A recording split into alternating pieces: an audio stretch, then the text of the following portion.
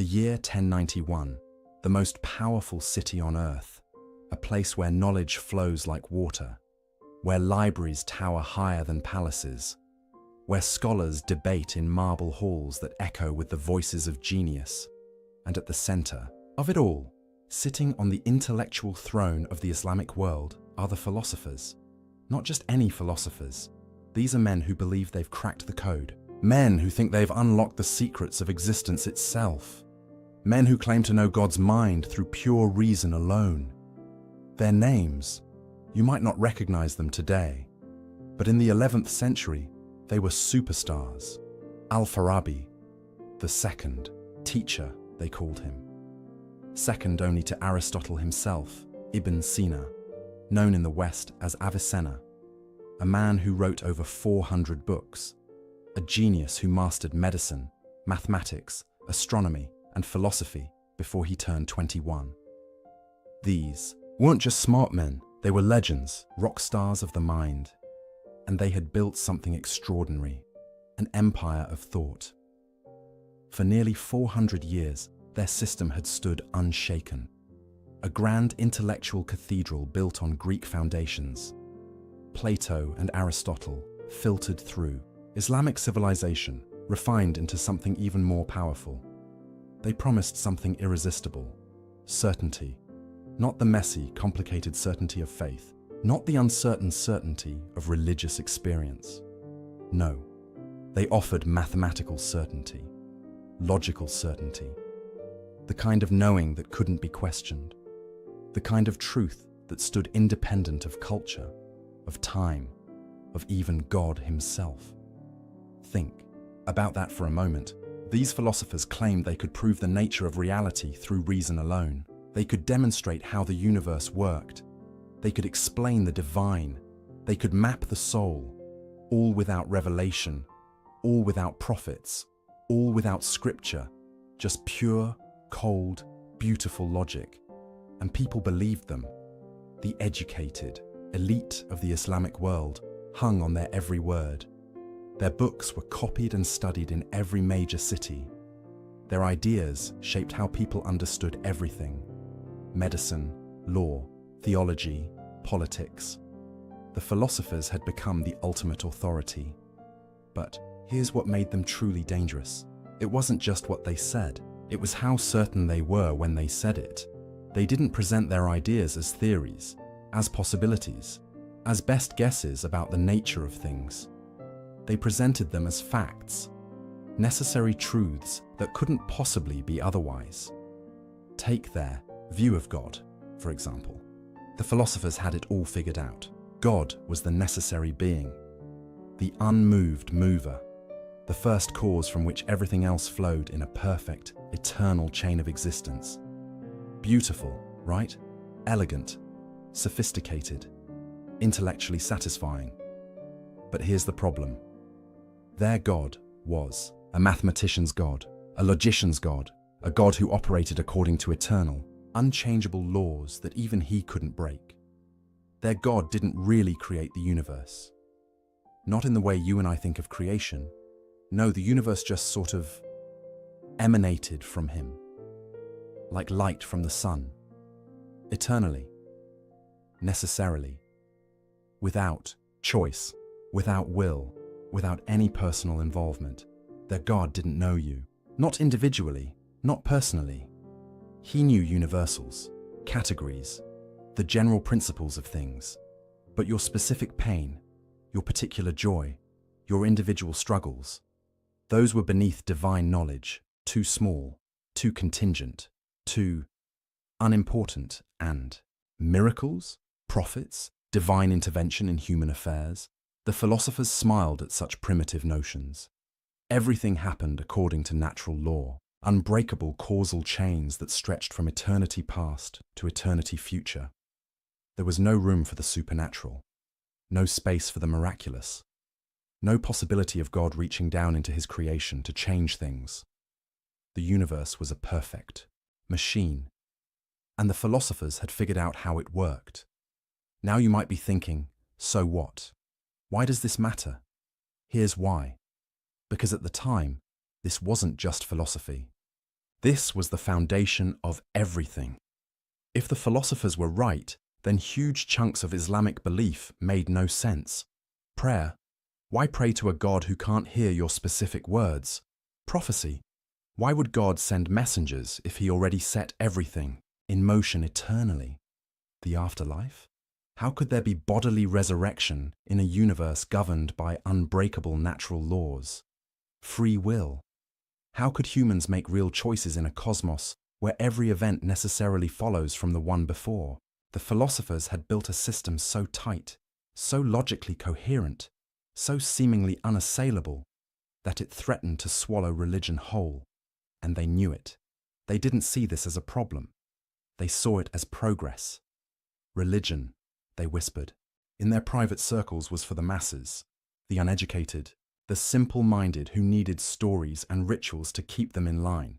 But for the intellectual elite, for the truly enlightened, philosophy was the real path to truth. Everything else was just useful fiction. Imagine living in that world. Imagine being a young scholar, training in the great institutions of Baghdad, learning from the best minds of your generation, and slowly realizing that the philosophy you're learning, the system everyone praises, the intellectual tradition everyone reveres, quietly undermines everything you believe in. That was the world of the 11th century.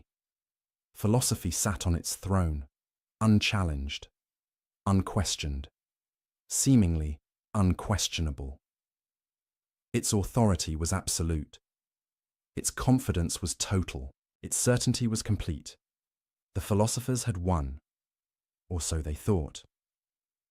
Because somewhere in that world, a man was beginning to ask dangerous questions. Questions that would shake the throne of knowledge to its foundations. Questions that would expose cracks in the seemingly perfect edifice. Questions that would launch the most devastating intellectual assault the philosophical tradition had ever faced. His name was Abu Hamid Muhammad ibn Muhammad al-Ghazali, and he was about to start a war, not with swords, not with armies, with something far more dangerous.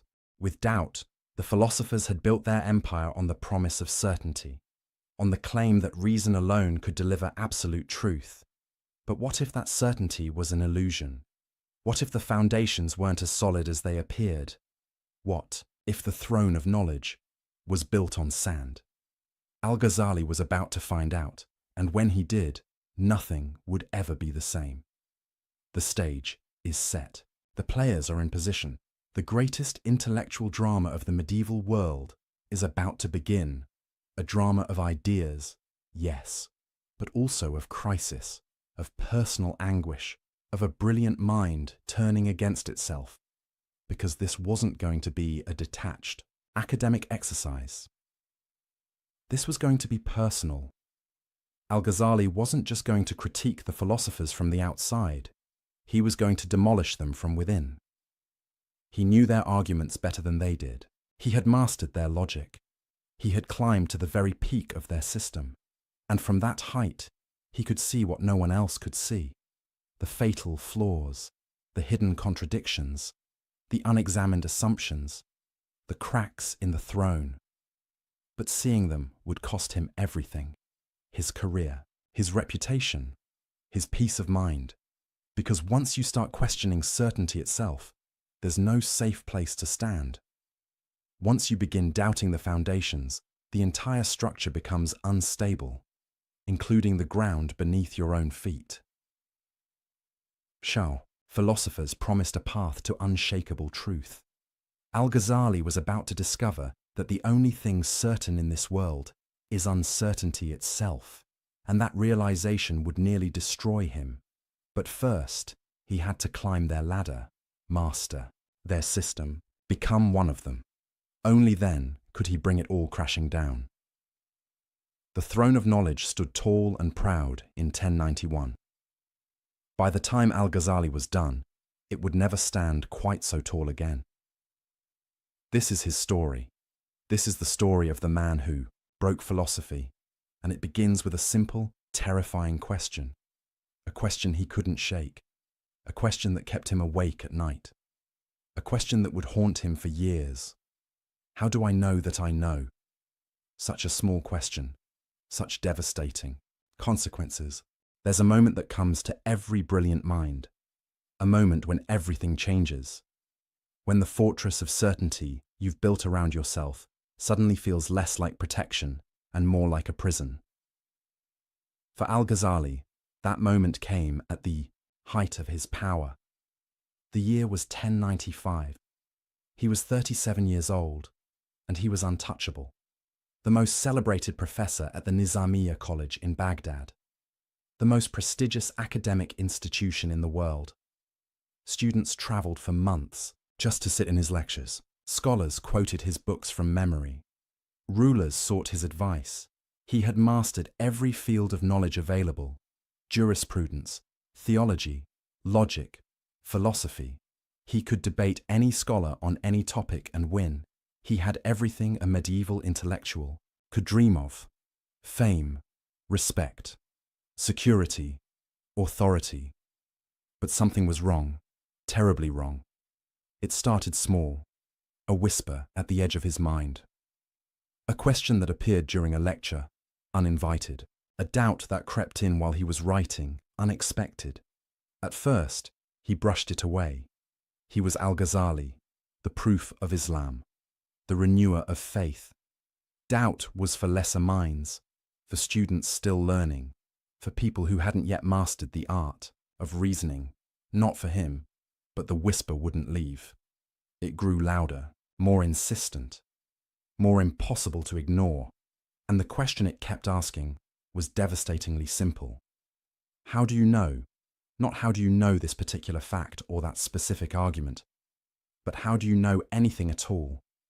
How do you know that your senses are telling you the truth? How do you know that your reasoning is valid? How do you know that what you call knowledge isn't just elaborate self-deception? These weren't new questions, of course.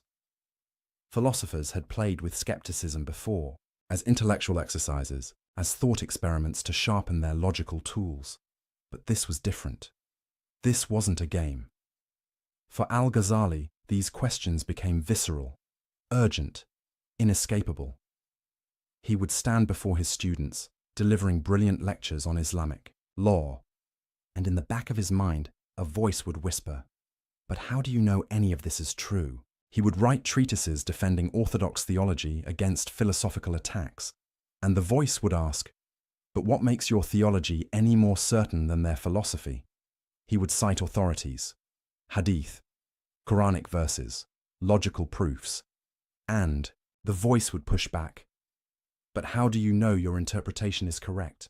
How do you know your logic isn't flawed? How do you know anything?"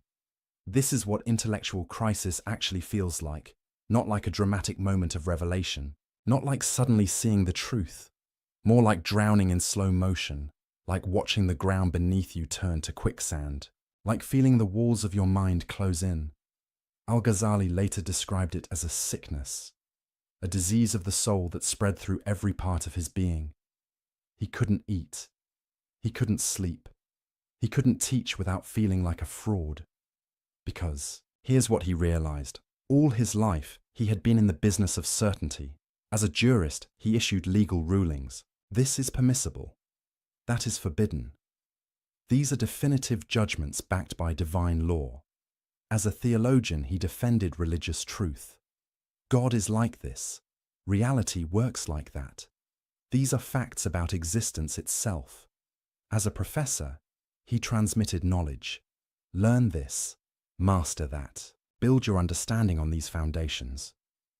His entire career was built on the assumption that certain knowledge was possible, that you could know things for sure, that truth was accessible, that the human mind could grasp reality. But now that assumption was crumbling, and it all started with sense perception, Al-Ghazali began asking himself, why do I trust my senses? Sure, they usually seem reliable.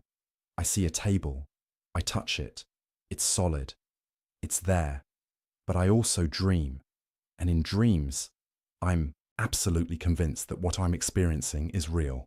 I see dream tables, I touch dream walls, I have dream conversations, and in the dream, it all feels completely certain.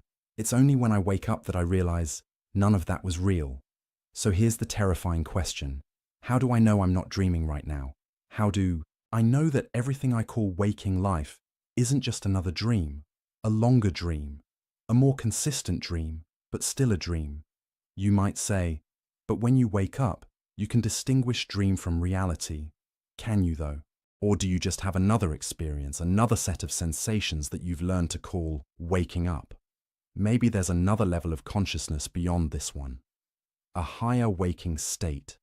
And when you reach it, you'll look back on everything you called real life the way you now look back on dreams, as illusions, as phantoms, as experiences that felt certain but weren't. Al-Ghazali sat with this possibility, and it shook him. But it got worse. Because even if you accept your senses as basically reliable, there's still reason. Logic. Rational thought, the tool philosophers swore by. The instrument that supposedly gave absolute certainty. Al-Ghazali had spent decades mastering logic. He knew every rule, every form of valid inference, every technique of reasoning. He was a master logician, and now he was asking, but why should I trust logic? Think about it. When you make a logical argument, you're relying on certain principles. The law of non-contradiction, the law of excluded middle. You assume that if A equals B and B equals C, then A equals C. But why? Because it's self-evident, philosophers would say. Because to deny it leads to absurdity. But who decides what's self-evident? Your mind does, and how do you know your mind is reliable? You can't use logic to prove logic works. That's circular reasoning. You can't use your mind to verify your mind is trustworthy. That's like asking a liar if he's lying. So what's left? Al-Ghazali realized he was trapped. Every foundation he tried to stand on turned out to rest on another assumption, and that assumption rested on another, and another. It was assumptions all the way down. No bedrock, no solid ground, no ultimate certainty. This wasn't just an intellectual problem. This was an existential crisis. Because Al-Ghazali had built his entire life on the belief that knowledge was possible, that truth was real, that you could be certain about important things. And now that belief was collapsing. He describes lying in bed for months, paralyzed by doubt, unable to work, unable to teach, unable to function. His colleagues were confused. His students were worried. His reputation was at stake. But he couldn't explain what was happening to him. How do you tell people, I'm not sure anything I've ever taught you is actually true? How do you say, I've lost faith in the very possibility of knowledge? You can't. So he suffered in silence. But here's where it gets really interesting. In the midst of this crisis, Al-Ghazali made a crucial observation. The same doubt that was destroying him was also destroying the philosophers' claims. Because the philosophers claimed certainty. Absolute, unshakable certainty about the nature of reality. They said, through pure reason, we know that the universe is eternal. But how do they know?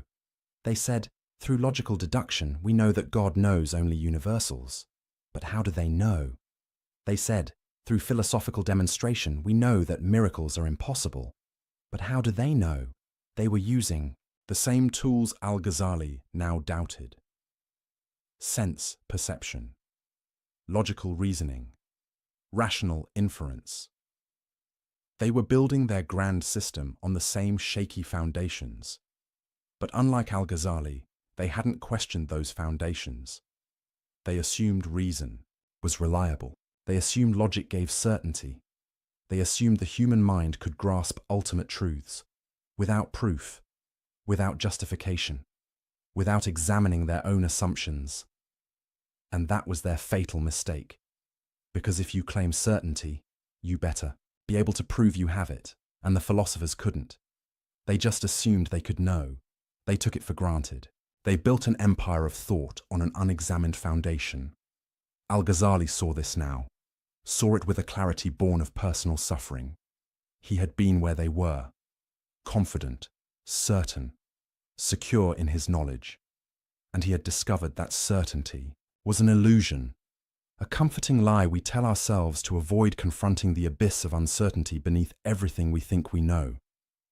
This realization changed everything. Al-Ghazali wasn't going to critique the philosophers from a position of rival certainty.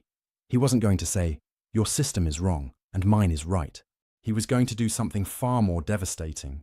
He was going to show that their certainty was unjustified, that their claims to knowledge were baseless, that their entire edifice of thought rested on assumptions they couldn't defend. He was going to use doubt as a weapon, not to destroy knowledge entirely, not to embrace complete skepticism, but to demolish the philosophers' arrogance, their certainty, their claim to have figured it all out, because he had learned something in his crisis, something the philosophers in their confidence had missed. Uncertainty isn't weakness, it's honesty. Doubt isn't the enemy of truth. It's the beginning of wisdom, and the willingness to question everything, even your own mind, is the only real path to understanding. The philosophers had never done that. They had never truly doubted, never really questioned their foundations, never honestly asked, "How do I know that I know?" They had been too busy building their systems to examine the ground beneath them. Al-Ghazali had looked down, and he had seen the abyss. And from that abyss, he was going to launch his attack, not as a rival philosopher offering a competing system of certainty, but as someone who had been to the edge and back, someone who knew what the philosophers didn't. That certainty itself is the problem, that the claim to absolute knowledge is the original sin of philosophy, that you can't build a tower to heaven when you're standing on quicksand. He began to write. Slowly, at first, testing his thoughts, working through his arguments. The title came to him clearly. Tahafut al-Falasifa, the incoherence of the philosophers. Not the errors of the philosophers, not against the philosophers. The incoherence, the internal contradictions, the logical breakdowns, the places where their system fell apart under its own weight.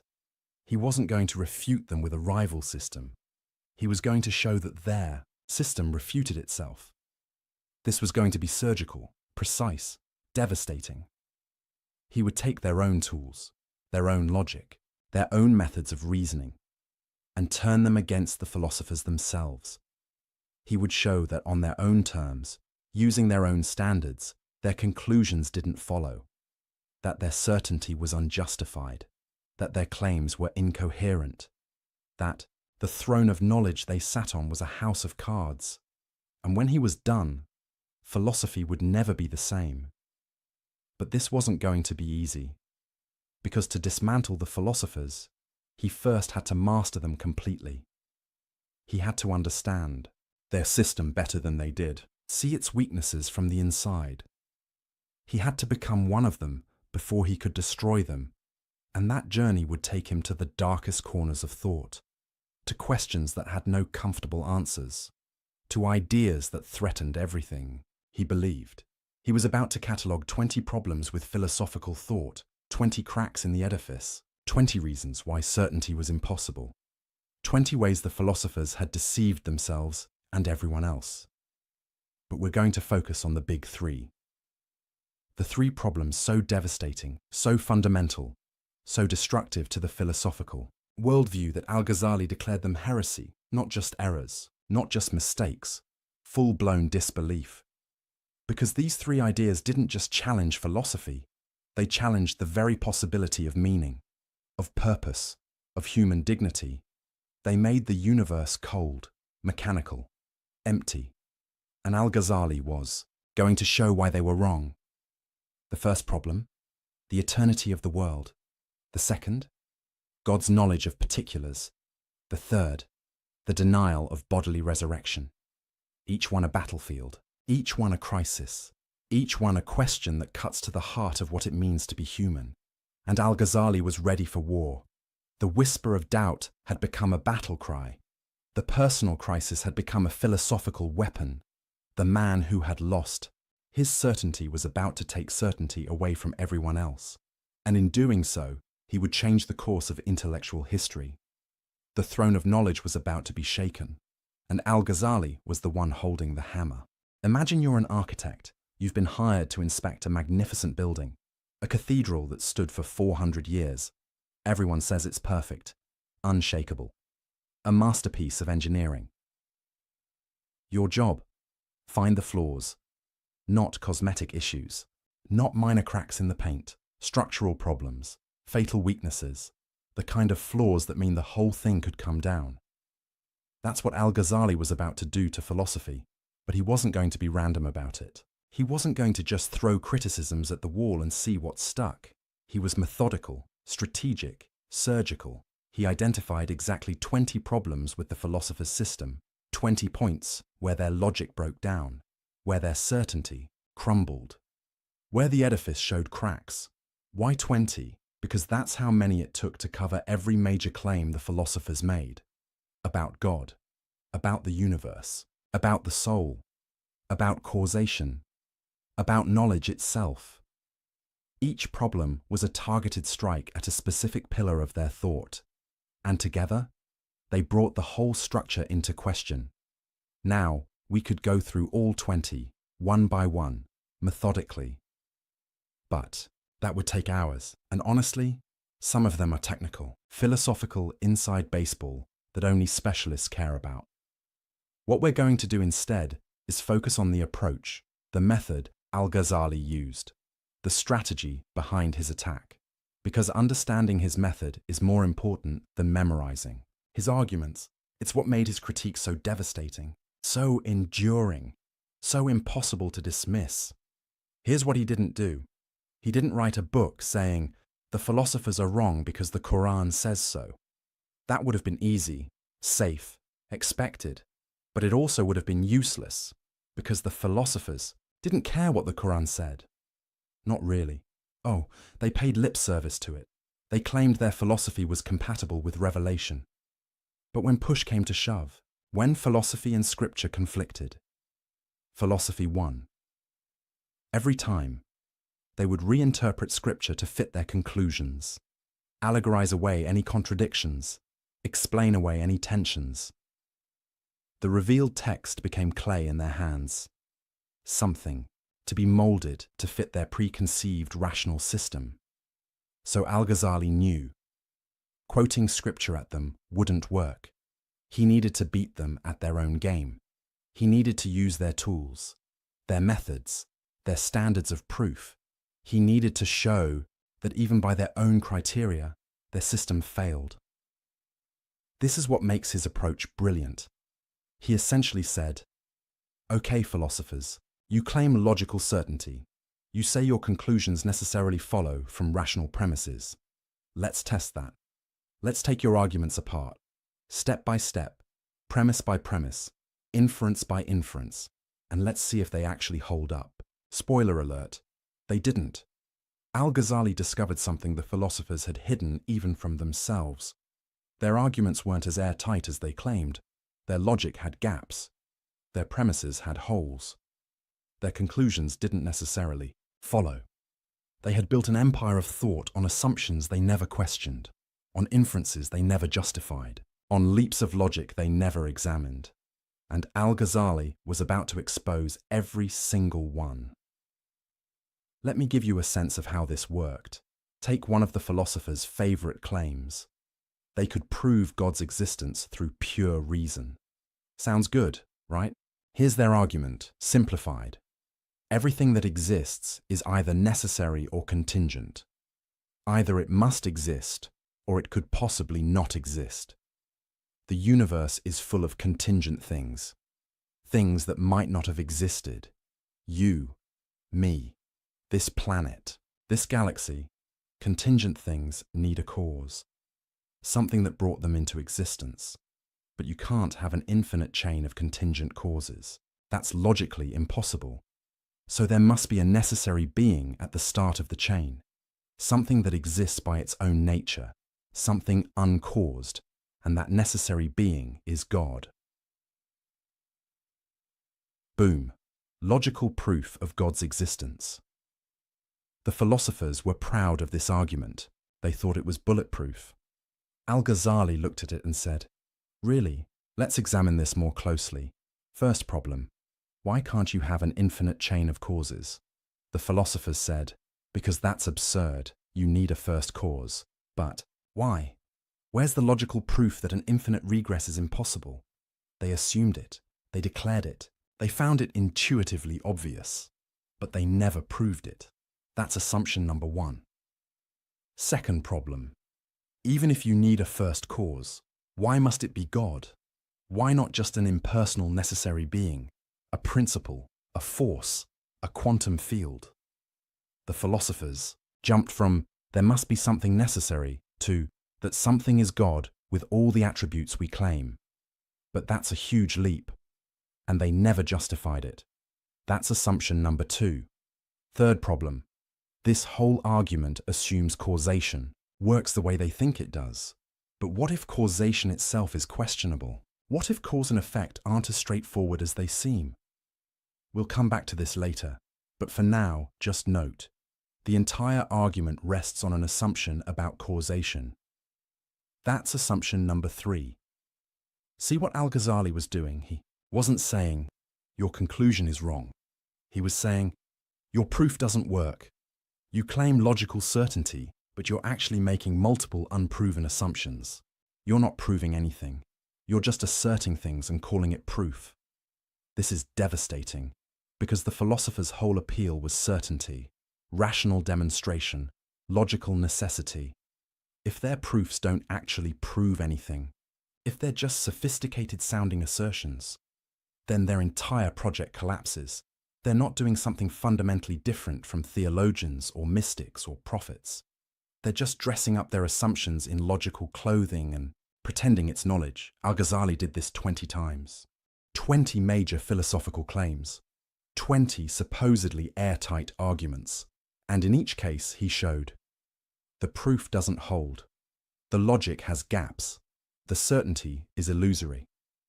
But here's where it gets really interesting. Al-Ghazali wasn't trying to prove the philosophers wrong about everything. That's not the point. The point was to show their certainty was unjustified. Maybe the universe is eternal. Maybe it's not. But you can't prove it through pure reason. Maybe God knows only universals. Maybe he knows particulars. But you can't demonstrate it logically. Maybe bodily resurrection is impossible. Maybe it's not. But you can't rule it out with philosophy. Al-Ghazali was attacking their epistemological arrogance, their claim to have certain knowledge about things that by their nature transcend human reason. He was saying, you don't know as much as you think you know. And more importantly, you can't know it the way you claim to know it. The tools you're using, sense perception, logical inference, rational demonstration, they're not capable of giving you certainty about ultimate questions. You've overestimated what reason can do. This is a profound insight, because Al-Ghazali wasn't anti-reason. He wasn't saying logic is useless. He was saying, reason has limits. Logic has boundaries. There are questions the human mind simply can't answer with certainty, and the philosopher's mistake was thinking they could transcend those limits. They thought they could stand outside the universe and see it objectively, like God would see it. They thought they could grasp eternal truths with temporal minds, infinite realities with finite understanding. They thought they could know the unknowable, and Al-Ghazali was calling them out, not from religious prejudice, not from anti-intellectual bias, but from a deeper understanding of what knowledge actually is and what it isn't. Now here's what made this approach so powerful. Al-Ghazali wasn't just being negative. He wasn't just tearing things down. He was making space for other ways of knowing, other sources of truth, other paths to understanding. If reason can't give you certainty about God, maybe revelation can. If logic can't prove the nature of ultimate reality, maybe direct experience can. If philosophy can't answer the deepest questions, maybe mysticism can. This is why his critique mattered so much. It wasn't just about winning a debate with the philosophers, it was about reopening questions they had closed. reintroducing possibilities they had ruled out, showing that the universe is bigger, stranger, more mysterious than any philosophical system can capture. The philosophers had tried to fit reality into their logical categories. Al-Ghazali was showing that reality wouldn't fit, that there are aspects of existence that slip through the nets of rational analysis. That mystery isn't just what we haven't figured out yet, it's fundamental to what we are and where we are. But Al-Ghazali wasn't done, because among his 20 problems, 3 stood out. 3 issues so serious, so fundamental, so destructive to religious belief, that he couldn't just say, the proof is questionable. He had to go further. He had to say, if you believe these 3 things, you've crossed a line. You're not just philosophically mistaken, you're religiously deviant. You've abandoned beliefs so central to Islamic faith that you can't claim to be Muslim while holding them. This was serious. In Islamic intellectual history, calling someone's position heretical wasn't something you did lightly. It had legal consequences, social consequences. It could destroy careers and reputations. But Al-Ghazali felt he had no choice, because these 3 philosophical positions didn't just contradict scripture. They made religion meaningless. They made worship pointless. They made revelation unnecessary. If the philosophers were right about these 3 things, then Islam, as practiced by millions of believers, was built on a lie. Prayer became talking to yourself. Prophecy became delusion. The afterlife became fantasy. Al-Ghazali couldn't allow that to stand, so he drew a line in the sand. 20 problems with philosophy. Yes, the philosophers were wrong about many things, but 3 problems were in a different category. 3 positions were not just philosophical errors, they were religious disasters. The first, the eternity of the world. The philosophers claimed the universe has always existed. It didn't have a beginning. It won't have an end. It eternally emanates from God, the way light eternally emanates from the sun. Why did Al-Ghazali consider this heretical? Because if the world is eternal, then God didn't create it. Not in any meaningful sense. He didn't choose to bring it into being. He didn't will it to exist. He didn't make something from nothing.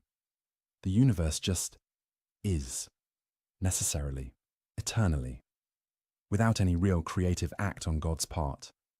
And if God didn't create, then what's his relationship to the universe? He becomes just another part of the cosmic machinery, not a creator, not a lord, not someone who acts, just the necessary being at the top of an eternal chain. This empties religion of meaning, because the whole point of worship is acknowledging that God made you, that you owe your existence to his choice, his will, his creative power. But if the universe is eternal, if God didn't really create, then what are you thanking him for? The second position, God's knowledge of particulars. The philosophers argued that God knows universals but not particulars. He knows humanity but not individual humans. He knows events but not specific events. He knows categories, principles, forms, but not you, not your choices, not your life. Why heretical? Because if God doesn't know particulars, then prayer is absurd. You're asking him for things he can't hear, confessing sins he can't perceive, seeking guidance he can't give.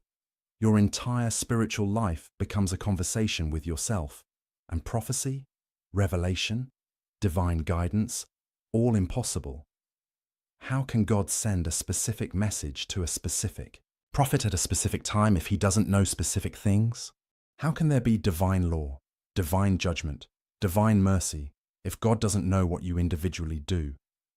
The philosopher's position made God distant, abstract, irrelevant to human life.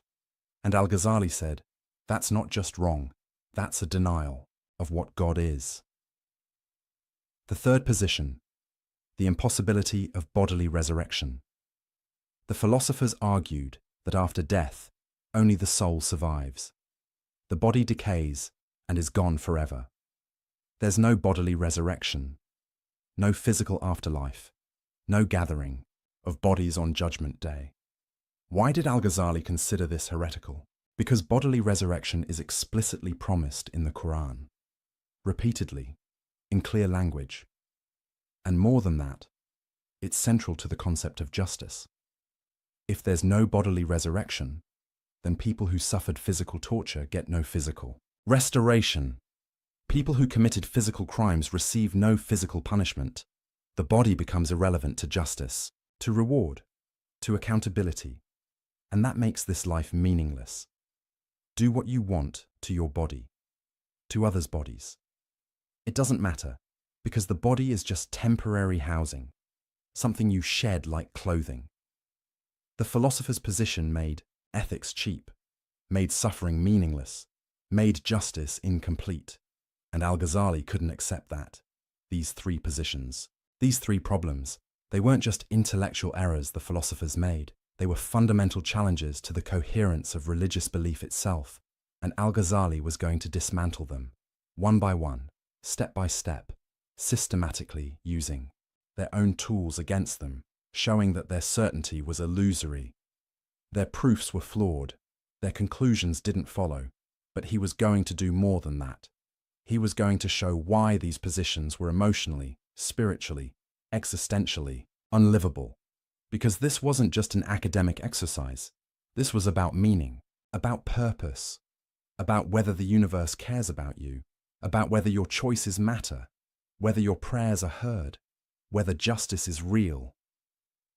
The philosophers, in their quest for logical purity, had created a cold universe, a universe where God is distant, where humans are insignificant, where nothing ultimately matters. Al-Ghazali was about to warm it back up, not through sentiment, not through wishful thinking, but through rigorous philosophical argument, showing that the philosophers' cold universe wasn't logically necessary, that their conclusions didn't follow from their premises, that you could be just as rational, just as logical, just as philosophically rigorous, while believing in a God who acts, who knows, who cares. The 20 problems were the artillery barrage, softening up the philosophical defenses, showing weaknesses everywhere. But the 3 heretical positions, those were the main assault, the focused attack on the heart of the philosopher's system, and Al-Ghazali was ready. He had the arguments, he had the method, he had the motivation. He knew what was at stake, not just winning a debate, not just defending orthodoxy, but preserving the possibility of meaning in a universe that philosophy was threatening to make meaningless. The throne of knowledge was trembling, the cracks were showing, and Al-Ghazali was about to strike at the foundations. 3 devastating blows, 3 knockout punches, 3 final arguments, starting with the most fundamental question of all. Did the universe have a beginning, or has it always existed? The philosophers said, always existed, obviously. Necessarily, Al-Ghazali said, prove it, and when they couldn't, he was going to show them why their position wasn't just unproven. It was incoherent. The battle was joined, and nothing would be the same after. Let me ask you a question. How long have you been alive? 20 years? 40? 60? However long it is, you can count it. It's a finite number. Now imagine someone asks you, how long has the universe existed? And you answer, forever. What does that even mean? This is where Al-Ghazali's first major battle with the philosophers began. Not with theology, not with scripture, but with a simple, devastating question about time itself. The philosophers were absolutely certain, unshakable in their conviction. The universe, they declared, is eternal. It has no beginning. It has no end. It has always existed and always will exist. This wasn't a guess. It wasn't speculation. It wasn't a working hypothesis. To them, it was a demonstrated truth, a logical necessity, something that couldn't possibly be otherwise. Their proof went something like this. God is eternal and unchanging, right? Everyone agrees on that. God is also perfect, complete, lacking nothing. So God's will is eternal and unchanging too. It doesn't fluctuate. It doesn't develop. It doesn't suddenly decide something new. Now here's the key move. If God eternally wills the universe to exist, then the universe must eternally exist. Because if the universe came into being at some point, in time, that would mean God's will changed. There was a moment when God wasn't creating, then suddenly he was creating. But that's impossible, because God doesn't change. Therefore, the universe must be eternal. It must have always been emanating from God's eternal will, like rays from the sun. The sun doesn't decide to shine. It shines eternally. And its light exists eternally as a result. Same with God and the universe. Elegant, right? Logical, seemingly airtight. The philosophers thought they'd solved one of the biggest questions in existence. Al-Ghazali read this argument and saw something they didn't. A catastrophe waiting to happen. Because if the universe is eternal, then God didn't create it. Not really. Oh sure, the philosophers would say, God is the cause of the universe, but that's not the same as creation. Creation means bringing something into existence that didn't exist before. Creation means choosing to make something, willing it to be, deciding that it should exist. But if the universe has always existed, if it's eternal, then there was never a moment of creation, never a choice, never a divine decision. The universe just is, has always been, will always be, and God's relationship to it becomes mechanical, automatic, impersonal, like the relationship between the sun and its light. The sun doesn't love its light, doesn't know its light, doesn't care about its light. The light just necessarily flows from the sun's nature. Is that really what we mean by God? A cosmic mechanism that necessarily produces a universe the way a fire necessarily produces heat? Al-Ghazali saw where this led. If God didn't choose to create, then he doesn't choose anything. If he doesn't choose, then he doesn't act.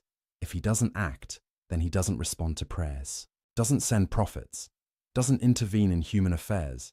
He becomes the philosopher's abstraction, the unmoved mover, the distant principle, not the God of Abraham, not the God of Moses, not the God of Muhammad, not a God worth praying to. This was unacceptable. So, Al-Ghazali set out to demolish the philosopher's argument, and he started by asking the question they'd never properly considered. What does it actually mean for something to be eternal? The philosophers threw the word around like they understood. Eternal, infinite, without beginning or end. But Al-Ghazali pressed. Do you really know what you're talking about? Can you actually conceive of an infinite past? Think about it carefully. If the universe has existed forever, then an infinite amount of time has already passed. An infinite number of years. An infinite number of days. An infinite number of moments. But here's the problem. You can't traverse an infinite distance, by definition. If something is infinite, you can never reach the end of it. So how did we get to today? If an infinite amount of time had to pass before we arrived at this moment, we should never have arrived at this moment. Because you can't finish traveling through infinity. It's like saying, I started counting from negative infinity and I just reached zero. That's nonsense. You could never start from negative infinity. There's no starting point. And even if you could, you'd never finish counting up to zero. Because infinity has no end. Same with time. If the past is infinite, then we could never have reached the present. But we did reach the present. We're in it right now. Therefore, the past can't be infinite. The universe must have had a beginning. This is what philosophers call the impossibility of traversing an actual infinite, and Al-Ghazali wielded it like a sword. The philosophers tried to respond. They said, but you're thinking about infinity wrong. Past infinity isn't like a distance you travel. It's just there, all at once. Al-Ghazali pushed back. Okay, let's try a different angle. Imagine the universe is eternal, like you say. That means the number of past days is infinite, right? But the number of past years is also infinite. Now here's my question. Are there more past days than past years? The philosophers hesitated. On one hand, obviously there are more days than years. 12 times more, roughly. On the other hand, both numbers are infinite, and infinity equals infinity. You can't have one infinity bigger than another infinity.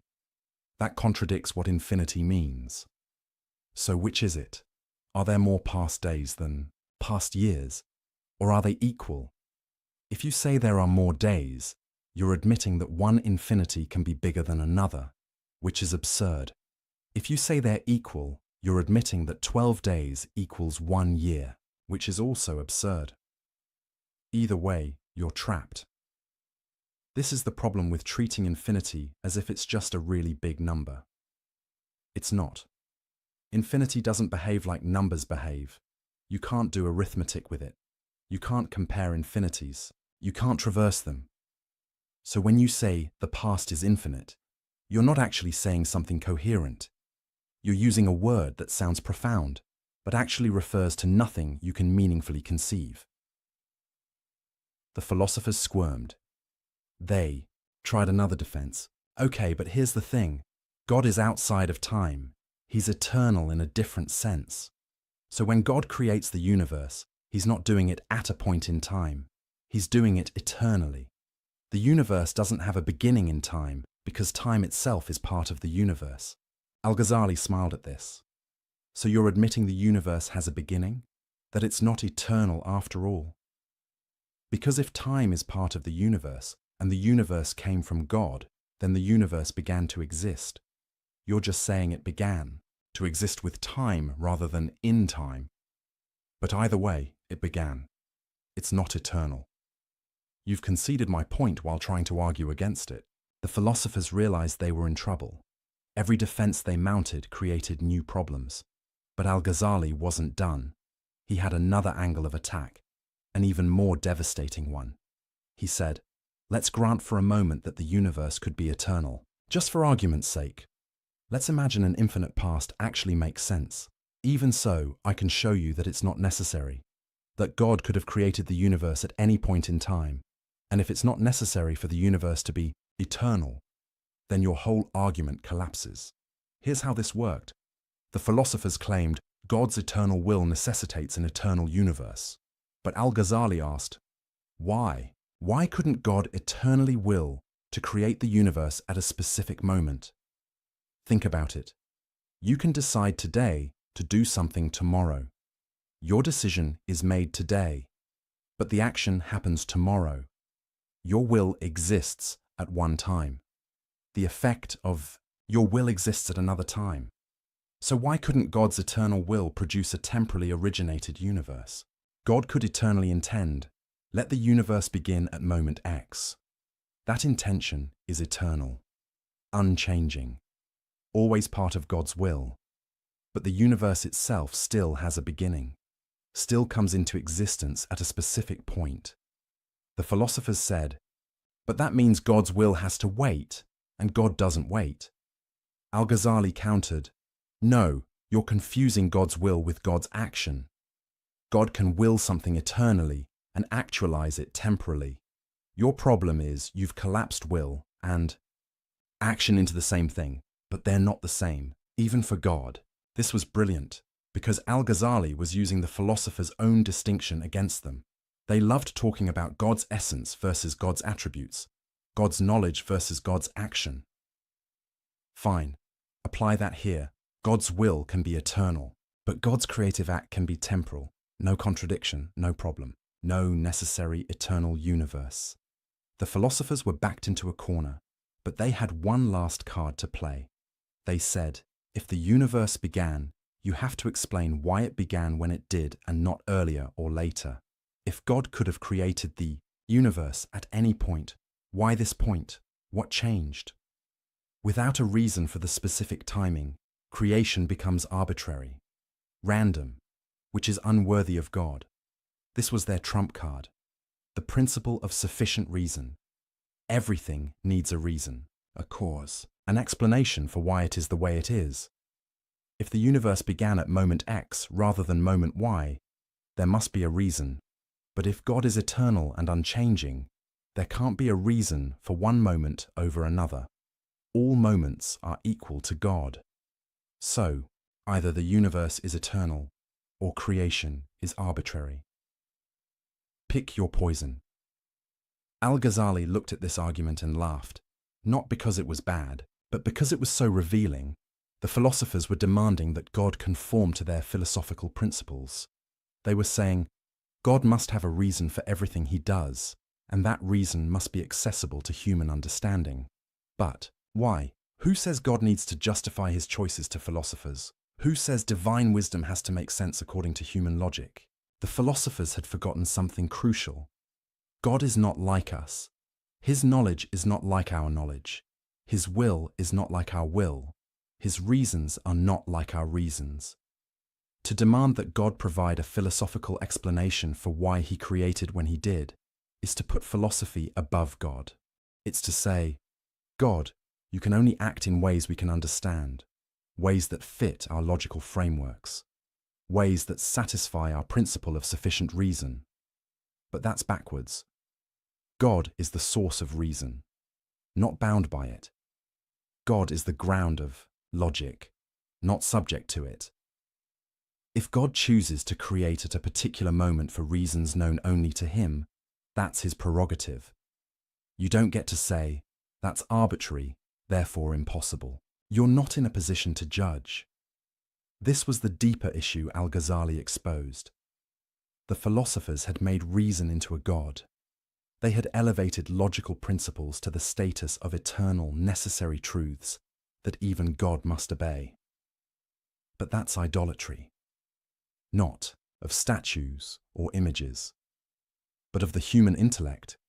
They had said, if we can't understand it, it can't be true. If our logic can't accommodate it, it can't be real.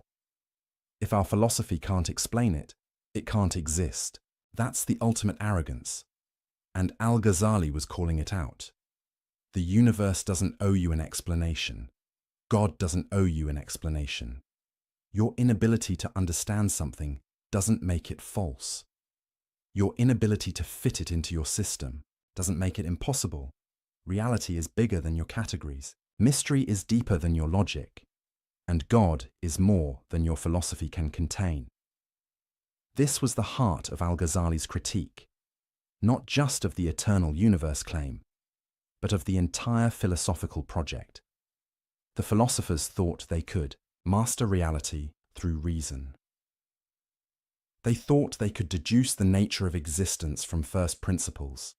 They thought they could figure out God's mind by clever arguments.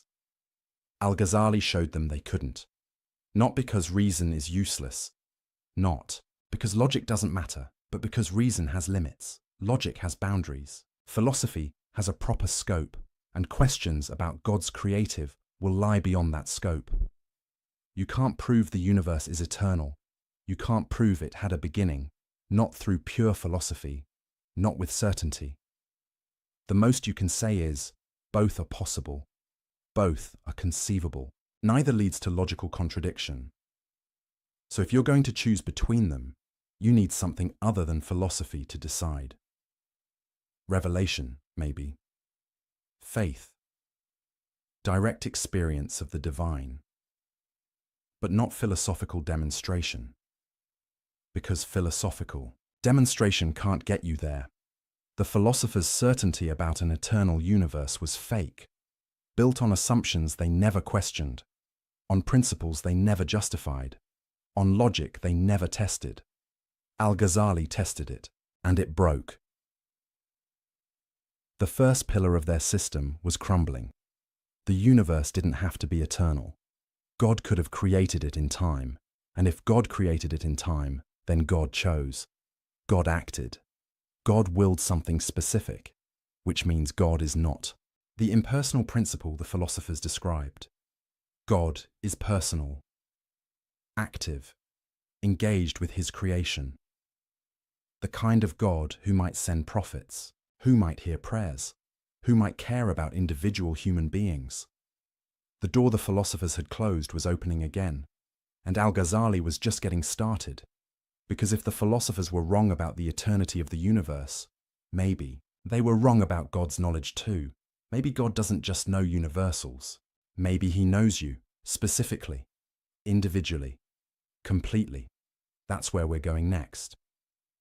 To the most personal question of all. Does God see you? The philosophers said no. Al-Ghazali was about to prove them wrong. And when he did, the entire cold, mechanical universe they'd built would start to feel warm again. Close your eyes for a moment. Think about the most painful experience of your life. Maybe it was losing someone you loved. Maybe it was a betrayal. Maybe it was a moment of crushing failure. Whatever it was, you felt it. You lived through it. It was real. Now imagine someone telling you, God doesn't know about that. Not because he doesn't care, not because he's ignoring you, but because he literally cannot know individual, specific events. He knows about suffering in general, but not your suffering. He knows about loss as a concept, but not your loss. He knows the universal category of human pain, but not the particular agony you felt on that specific day. How would that make you feel? This is what the philosophers were claiming. And it's the second major battleground where Al-Ghazali decided, this isn't just wrong. This is heresy. Let me explain how the philosophers got here. It started, like so many bad ideas, from something. That sounds reasonable. They said, God is perfect, right? Unchanging, eternal, beyond time. So God's knowledge must also be perfect, unchanging, and eternal. God can't learn new things, can't discover facts he didn't know before, can't be surprised by events. So far, most theologians would agree. But then, the philosophers made a fatal move. They said, if God's knowledge is unchanging, then God can only know unchanging things. Things that are eternally true, always the same, never in flux. And what are those things? Universals, essences, eternal forms. God knows humanity as an eternal essence, but not individual humans who are born and die. God knows motion as a principle, but not specific movements happening at specific times. God knows existence as a concept, but not particular existence that come and go. In philosophical jargon, they were saying, God knows universals but not particulars. Let that sink in for a moment. According to the philosophers, God doesn't know what you had for breakfast this morning, the specific words you spoke to your friend yesterday, the exact thought running through your mind right now, the particular choice you're about to make. Not because these things are hidden from him, but because they're beneath his type of knowledge. God's knowledge is too lofty, too eternal, too perfect to concern itself with the messy, changing, temporary details of individual existence. He knows the forms, the patterns, the eternal truths, but the specific instances, the individual cases, the particular moments, those are irrelevant to divine knowledge. The philosophers thought this made God more perfect, more transcendent, more sublime, more worthy of worship. They thought they were honoring God by elevating his knowledge above mundane particulars. Al-Ghazali saw it differently. He saw a God who was essentially blind, a God who couldn't see you, couldn't hear you, couldn't know you. A God who was, for all practical purposes, absent from your life. And he was horrified. Because if God doesn't know particulars, then everything falls apart. Everything that makes religion meaningful. Everything that makes worship possible. Everything that connects the divine to the human. Let's walk through the implications step by step. First, prayer becomes absurd. You bow down 5 times a day. You ask God for help. You confess your sins. You seek guidance. But according to the philosophers, God doesn't hear any of it, not because he's ignoring you, but because your specific prayer at that specific moment is a particular event. And God doesn't know particular events. He knows prayer as a universal concept, but not your prayer. He knows petitioning as a general phenomenon, but not your petition. So who are you talking to? Nobody. You're going through motions in a universe where the divine can't perceive your actions. Prayer becomes cosmic theater, a ritual you perform for yourself because the audience you think you're addressing isn't watching. Second, prophecy becomes impossible. How does God send a message to a specific prophet at a specific time if he doesn't know specific times or specific prophets? Muhammad receives revelation in a cave. Moses hears God at a burning bush. Jesus is born in Bethlehem. These are particular events, specific moments, individual occurrences. But if God doesn't know particulars, he can't initiate these events. He can't choose a particular person, can't speak at a particular moment, can't intervene in particular circumstances. The philosophers tried to get around this. They said, well, divine knowledge sort of overflows into the world, and prophets are people whose souls are aligned to receive this overflow. But that's not prophecy. That's cosmic coincidence. That's not God choosing to speak. That's just some humans being naturally tuned to pick up signals that are always broadcasting. It's like saying God didn't send the Quran to Muhammad. Muhammad just happened to receive it because he was in the right mental frequency. That's not revelation. That's reception. Third, divine justice becomes meaningless. If God doesn't know what you specifically did, how can he judge you? How can there be a day of reckoning if God doesn't know your particular actions? He knows sinning as a category, but not the sins you committed. He knows righteousness as an ideal, but not the righteous choices you made. How do you reward or punish people based on things you don't know they did? The philosophers had an answer for this too. They said, your soul carries the effects of your actions. God sees the state of your soul, but that's backwards. That means God doesn't judge your actions. He just observes their accumulated effect on your soul. It's like saying a teacher doesn't grade your test. She just looks at how smart you became after taking it. That's not justice. That's just observing outcomes.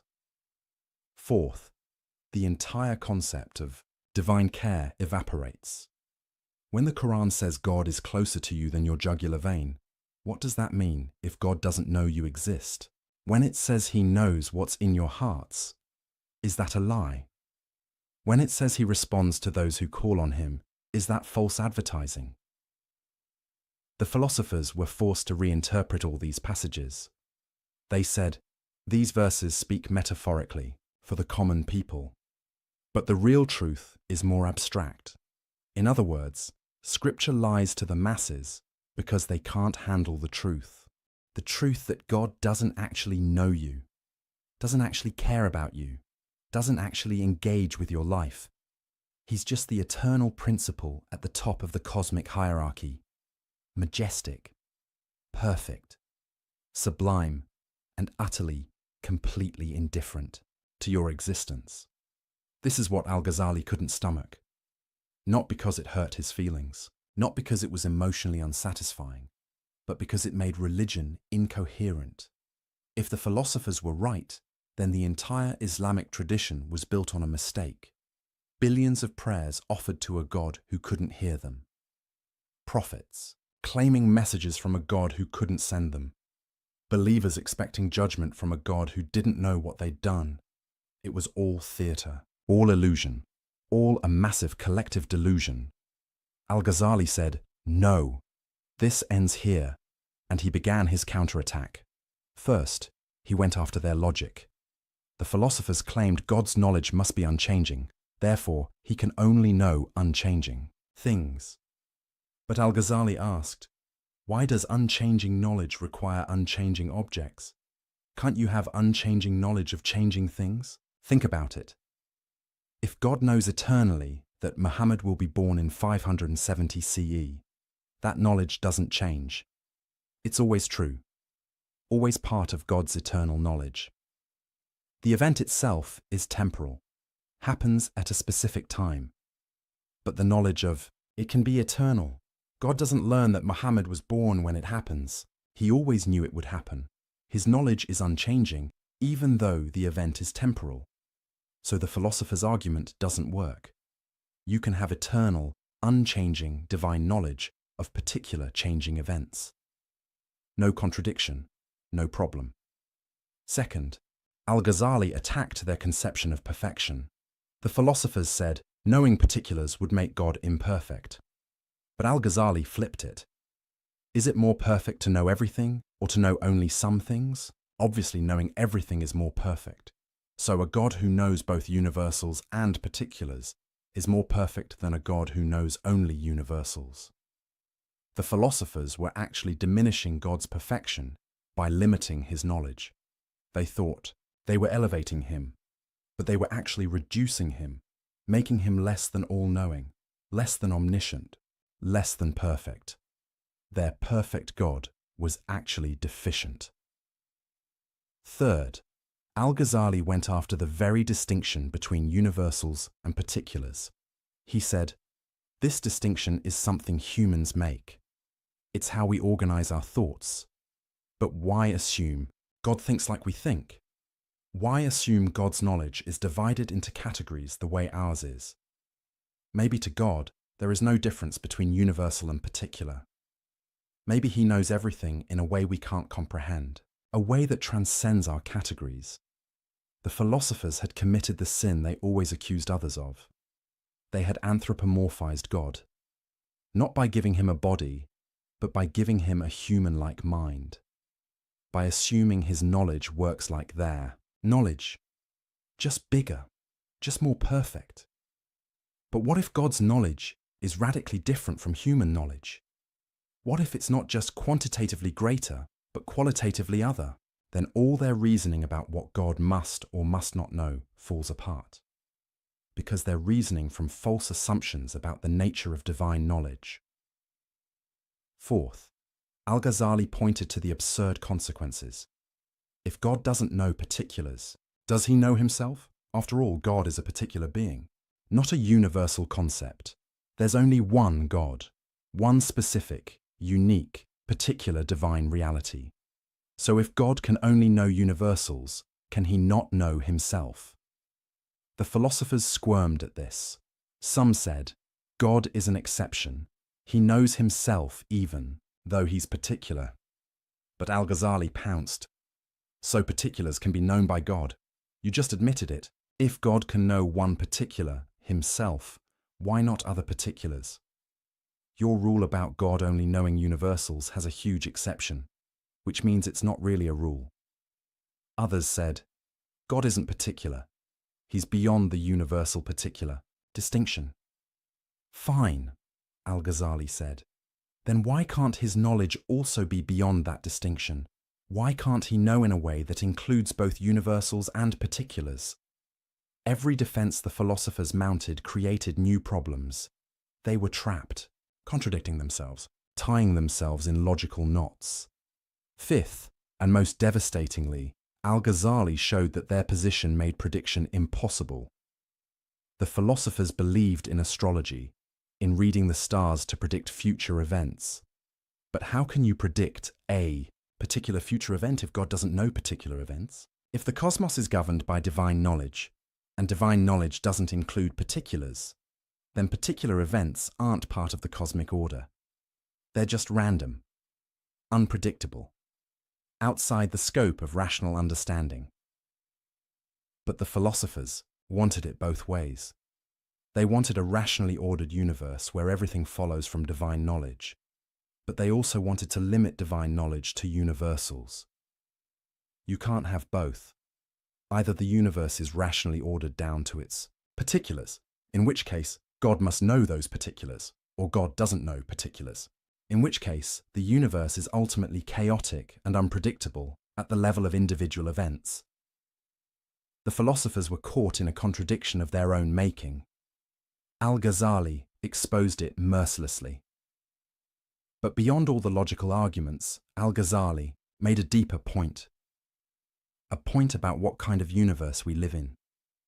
The philosopher's universe was cold, mechanical, indifferent, a universe where the divine principle churns out existence according to eternal laws, but doesn't see you, doesn't know you, doesn't care about you. You're just a particular instantiation of universal forms, a temporary configuration of matter, a fleeting pattern in the cosmic dance. You matter to yourself, maybe to other people, but not to God, because to God, you're not even visible. Al-Ghazali asked, is that the universe you want to live in? More importantly, is that the universe we actually live in? Because your experience suggests otherwise. You feel seen. You feel known. You feel like your choices matter to something beyond yourself. When you pray, you sense a response. When you seek guidance, you find it. When you suffer, you feel held. Maybe that's all illusion. Maybe it's wishful thinking. Or maybe the philosophers are wrong. Maybe God does know particulars, does see individuals, does care about specific people. Maybe the universe is warmer than the philosophers imagined. Maybe you matter more than their system allows. This was the choice Al-Ghazali presented, not as a logical proof, not as a philosophical demonstration, but as an existential question. Which universe do you actually live in? The cold universe of the philosophers, where God is distant and unknowing, or a universe where God sees you, where your prayers are heard, where your life matters? You can't prove it either way through philosophy, but you can look at your experience. You can examine your life. You can trust your intuition. And most people, when they're honest, know which universe feels real. The philosophers had built an impressive system, but they'd built it at the cost of making religion meaningless and human, life insignificant. Al-Ghazali tore it down, not with wishful thinking, not with sentimental appeals, but with rigorous philosophical argument that showed their position was logically flawed and existentially unlivable. God knows particulars. He must. He can. He does. Your prayers are heard. Your actions are seen. Your life is known, not because Scripture says so, though it does, but because any other conclusion makes a mockery of divine perfection and reduces God to less than all-knowing. The philosopher's God was too small, too limited, too bound by human categories. Al-Ghazali's God was bigger, greater, more truly divine. The second pillar of philosophy was crumbling. But Al-Ghazali wasn't done, because the philosophers had one more devastating claim to answer. The most personal one of all, the claim about what happens when you die. You strike a match, it lights. Why? You probably think, because striking creates friction. Friction creates heat. Heat ignites the chemicals on the match head. Cause and effect. Simple, obvious, undeniable. But what if I told you that's not what's actually happening? What if the match lighting has nothing to do with you striking it?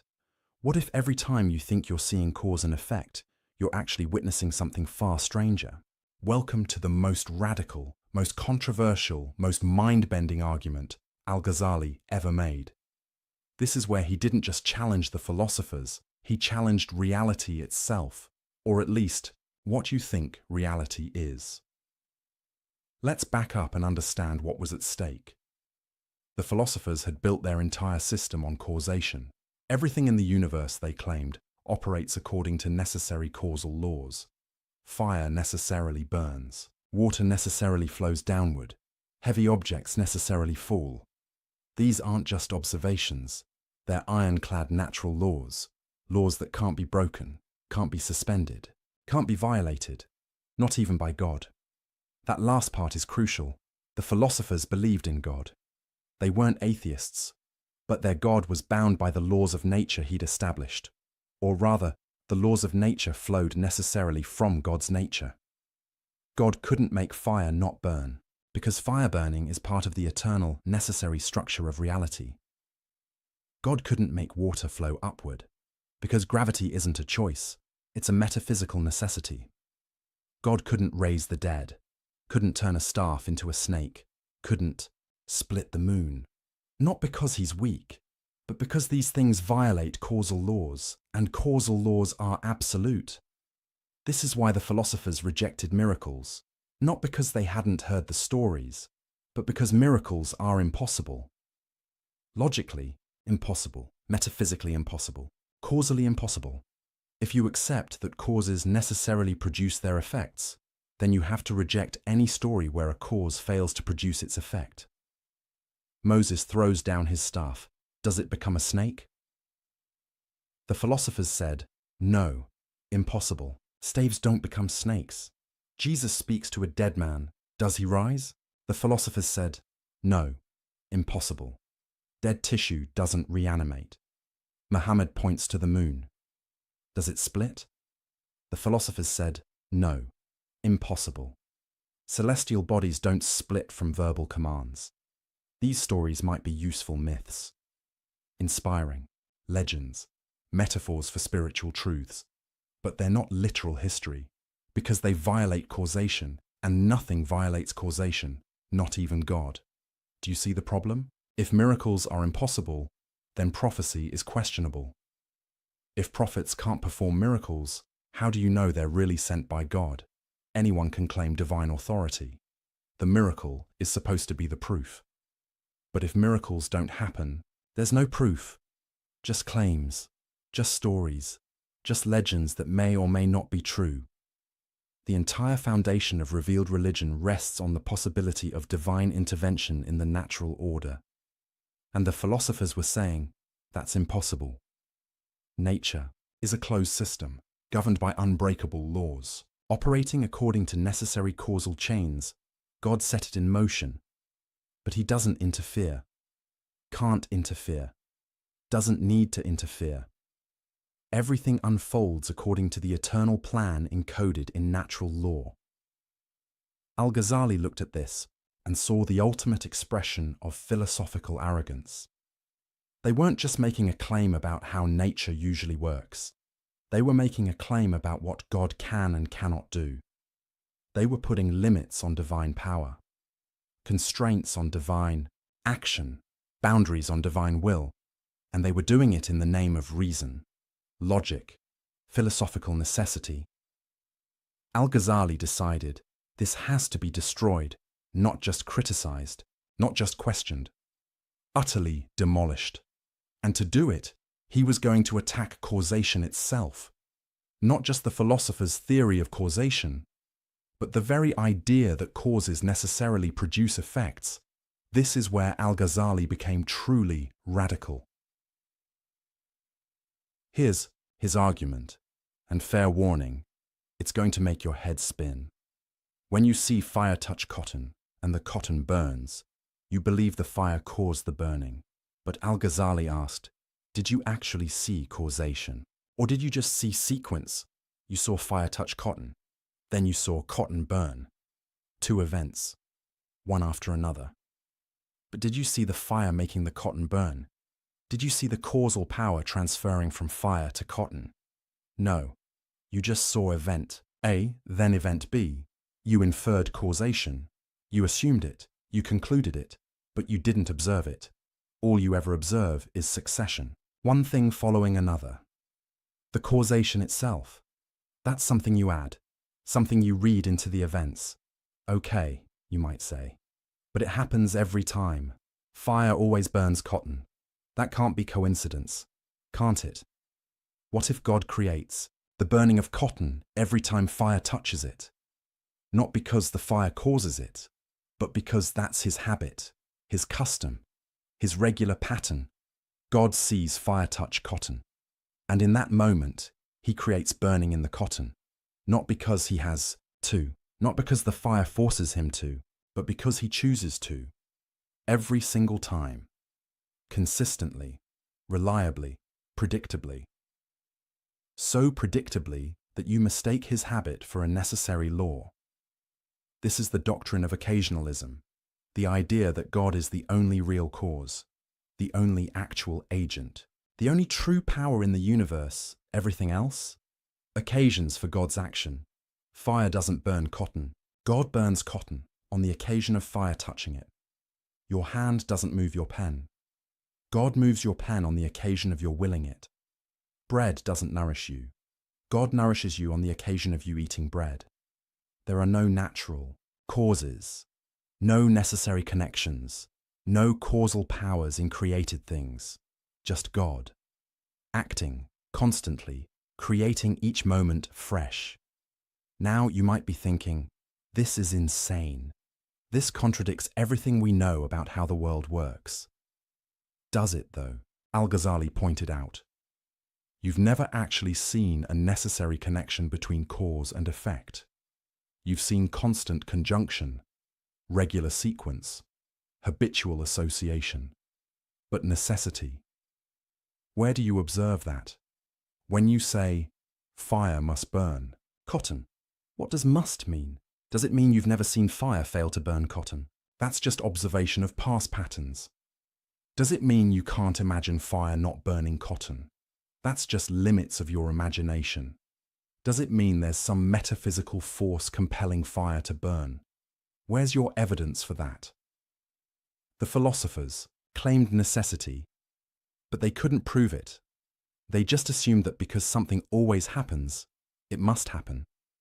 But always and must are different things. Maybe fire has always burned cotton, but that doesn't mean it has to burn cotton. Maybe God has always chosen to create burning when fire touches cotton, but that doesn't mean he couldn't choose otherwise. The difference matters enormously, because if causation is just God's habit, then God can change his habits. He can make fire not burn, water not wet, gravity not pull, not as violations of natural law, because there are no natural laws, only divine habits, and habits can be broken. This is how miracles become possible. Moses throws his staff. Normally God would keep it as wood, but this time he transforms it into a snake, not a violation of causation, because there is no causation to violate, just God doing something different than his usual habit. Jesus touches a dead man. Normally, God keeps dead tissue dead, but this time he restores life, not breaking natural law, because there is no natural law, only God's customary action. Muhammad points to the moon. Normally, God maintains the moon's unity, but this time he splits it. Same thing. God exercising his freedom to act differently than usual. No logical impossibility, no metaphysical violation, no problem. The philosophers hated this argument. They threw everything they had at it. First objection. If causation isn't real, then knowledge is impossible. Science is meaningless. You can't predict anything. Al-Ghazali's response. Why not? God acts consistently. His habits are reliable. You can study those habits, learn the patterns, make predictions based on God's customary behavior.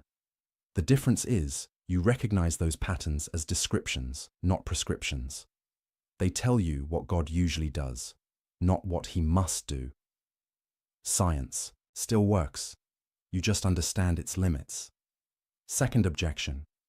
If God creates everything directly, then humans have no causal power.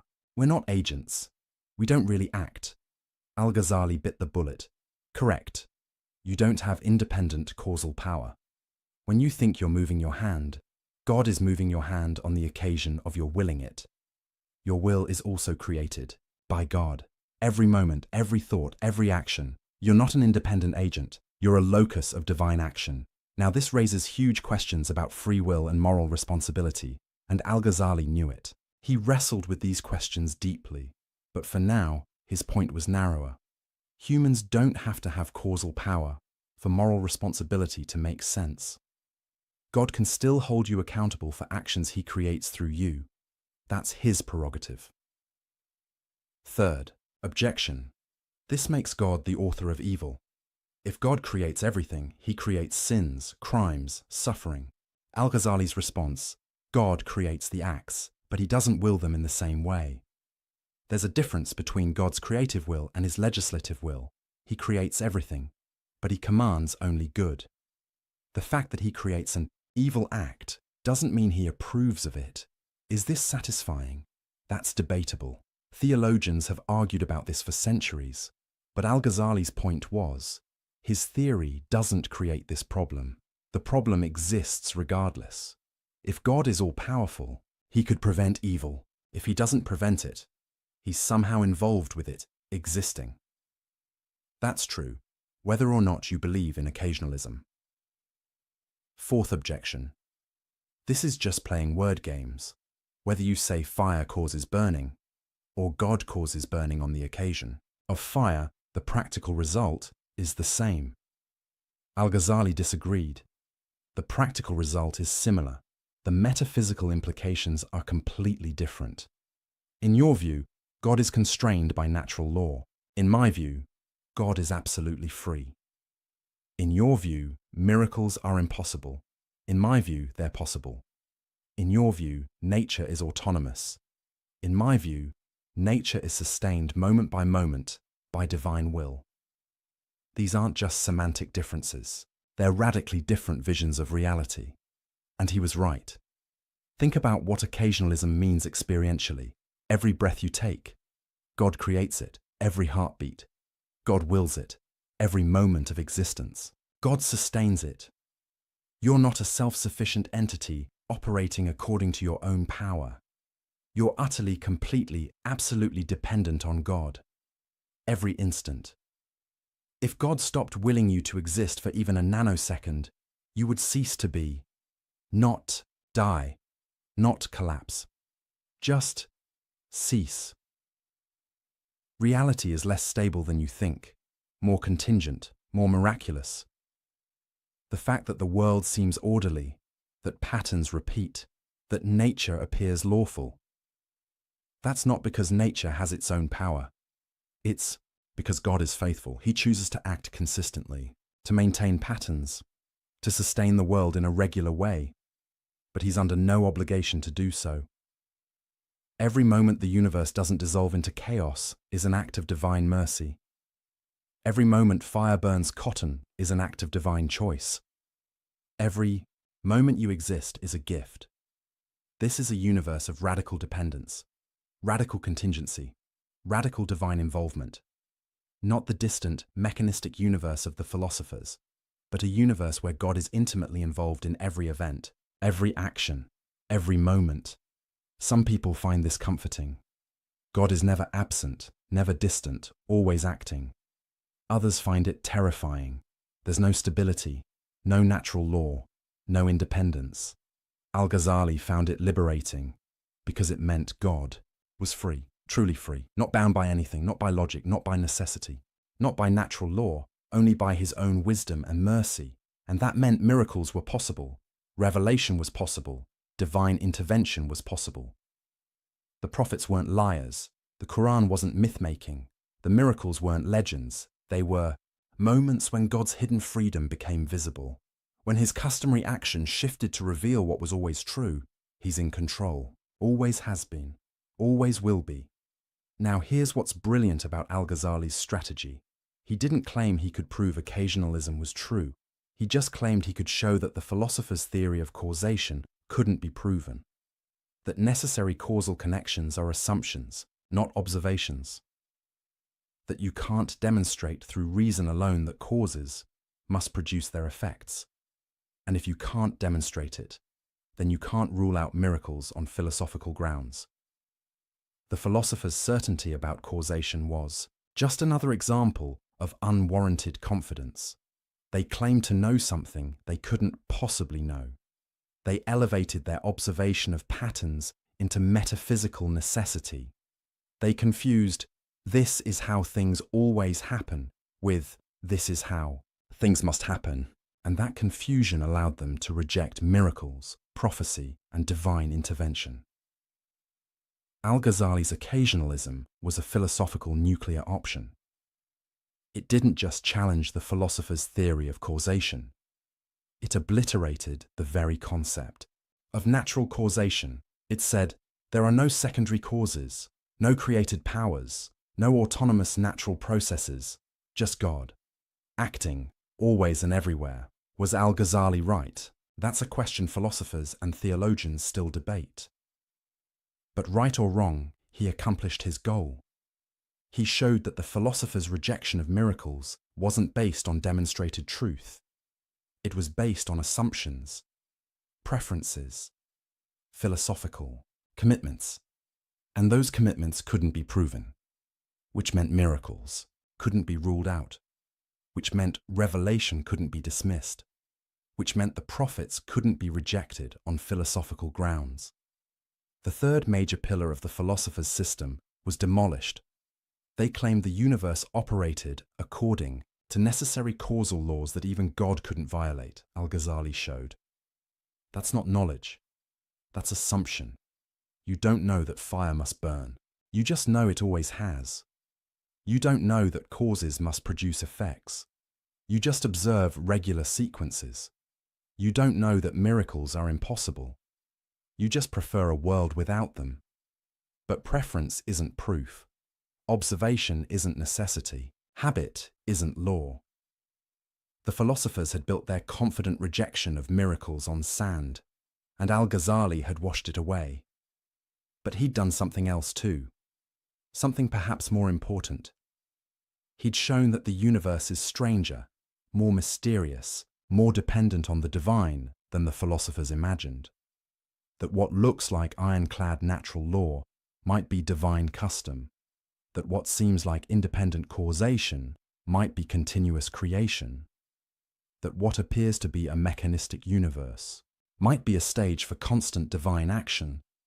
Whether you accept his occasionalism or not, he'd opened a door to wonder, to mystery, to possibilities beyond what reason can prove or disprove. The philosophers had closed that door. They'd said, "We know how reality works."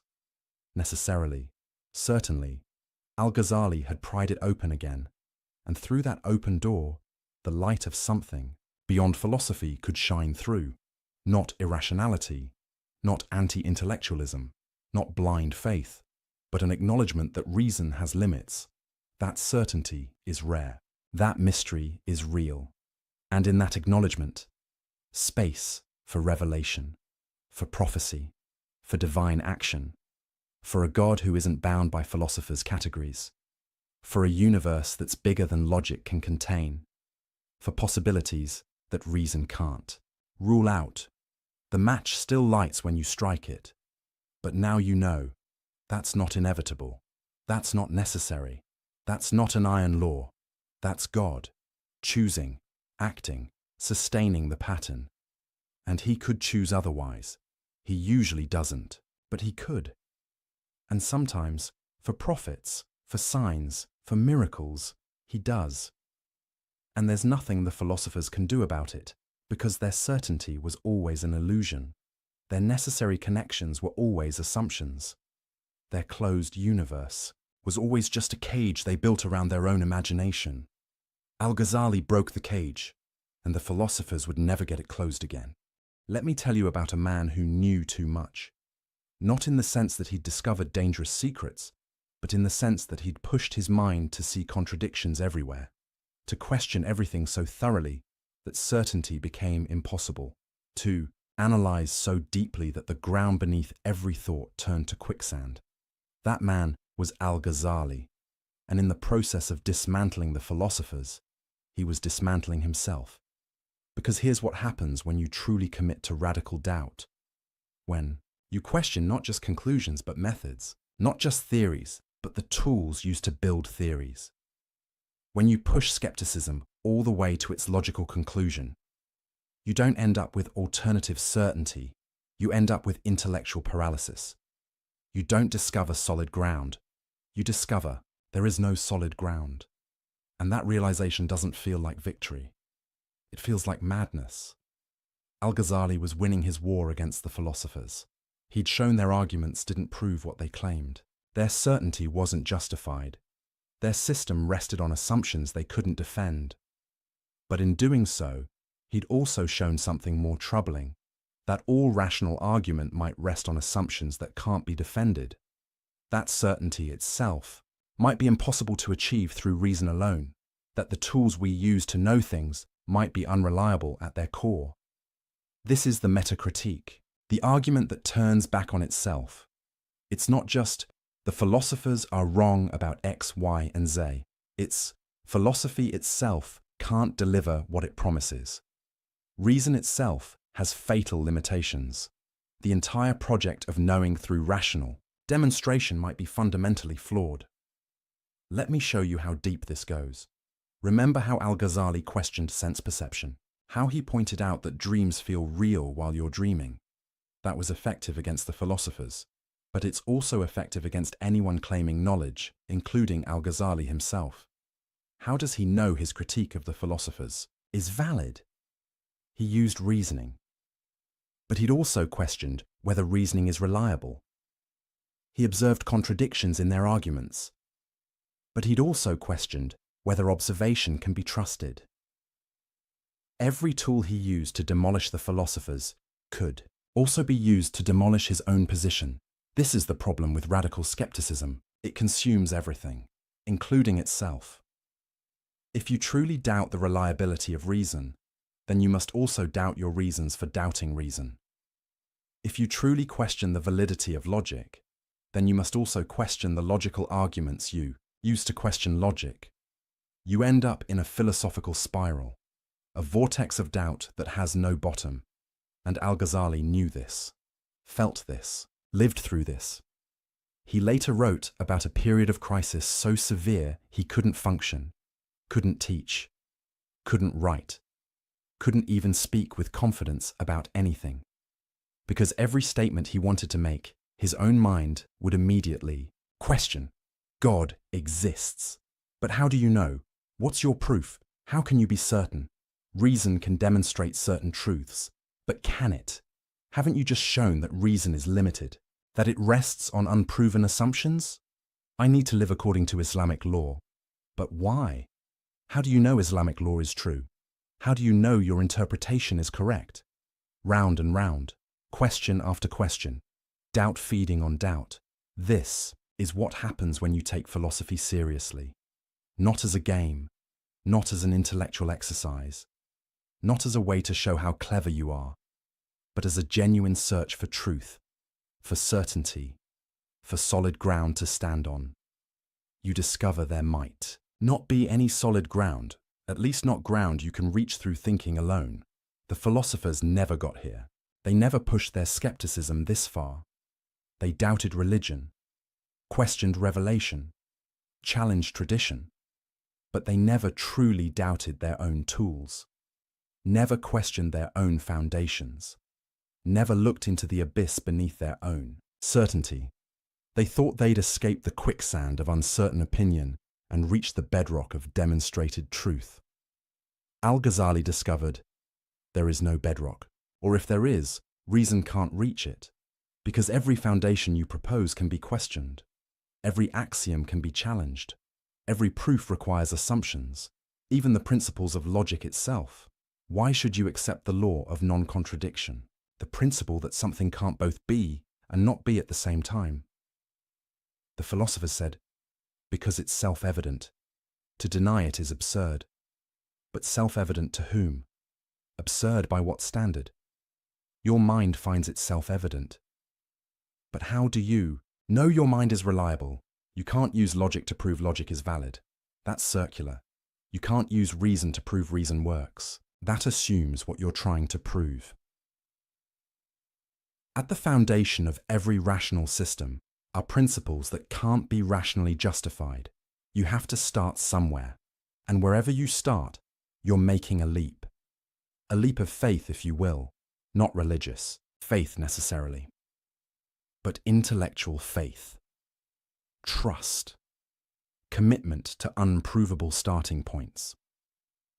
This is what the philosophers never admitted. They claimed to build their system on reason alone, on logical necessity, on demonstrated truth, but they were actually building on faith. Faith in reason, faith in logic, faith that their minds could access truth. They just didn't call it faith. They called it self-evident principles, or rational, intuition, or necessary truths. But change the labels all you want. It's still trust in something you can't prove. Al-Ghazali saw this with devastating clarity, and it broke him. Because if even the philosophers' vaunted reason requires faith at its foundation, then what makes it superior to religious faith? If you have to trust something without proof either way. Why not trust revelation instead of reason? Why not trust prophetic experience instead of philosophical deduction? Why not trust divine guidance instead of human intellect? The philosophers had claimed their path was certain while religion's path was blind faith. But Al-Ghazali had shown their path requires faith too, just faith in different things. Faith that sense perception is generally reliable. Faith that logical inference preserves truth. Faith that the human mind can grasp reality. All unprovable. All assumed. All taken on trust. This realization was both liberating and terrifying. Liberating because it meant the philosophers had no grounds to look down on religious belief. Their certainty was just as ungrounded as anyone else's. They just didn't realize it. Terrifying because it meant there might be no certain knowledge at all. No firm foundation. No absolute truth accessible to humans. No escape from doubt. Al-Ghazali was stuck in this place for months, unable to commit to anything, unable to claim knowledge about anything, unable to function as a scholar or teacher or human being, because his intellectual honesty wouldn't let him pretend.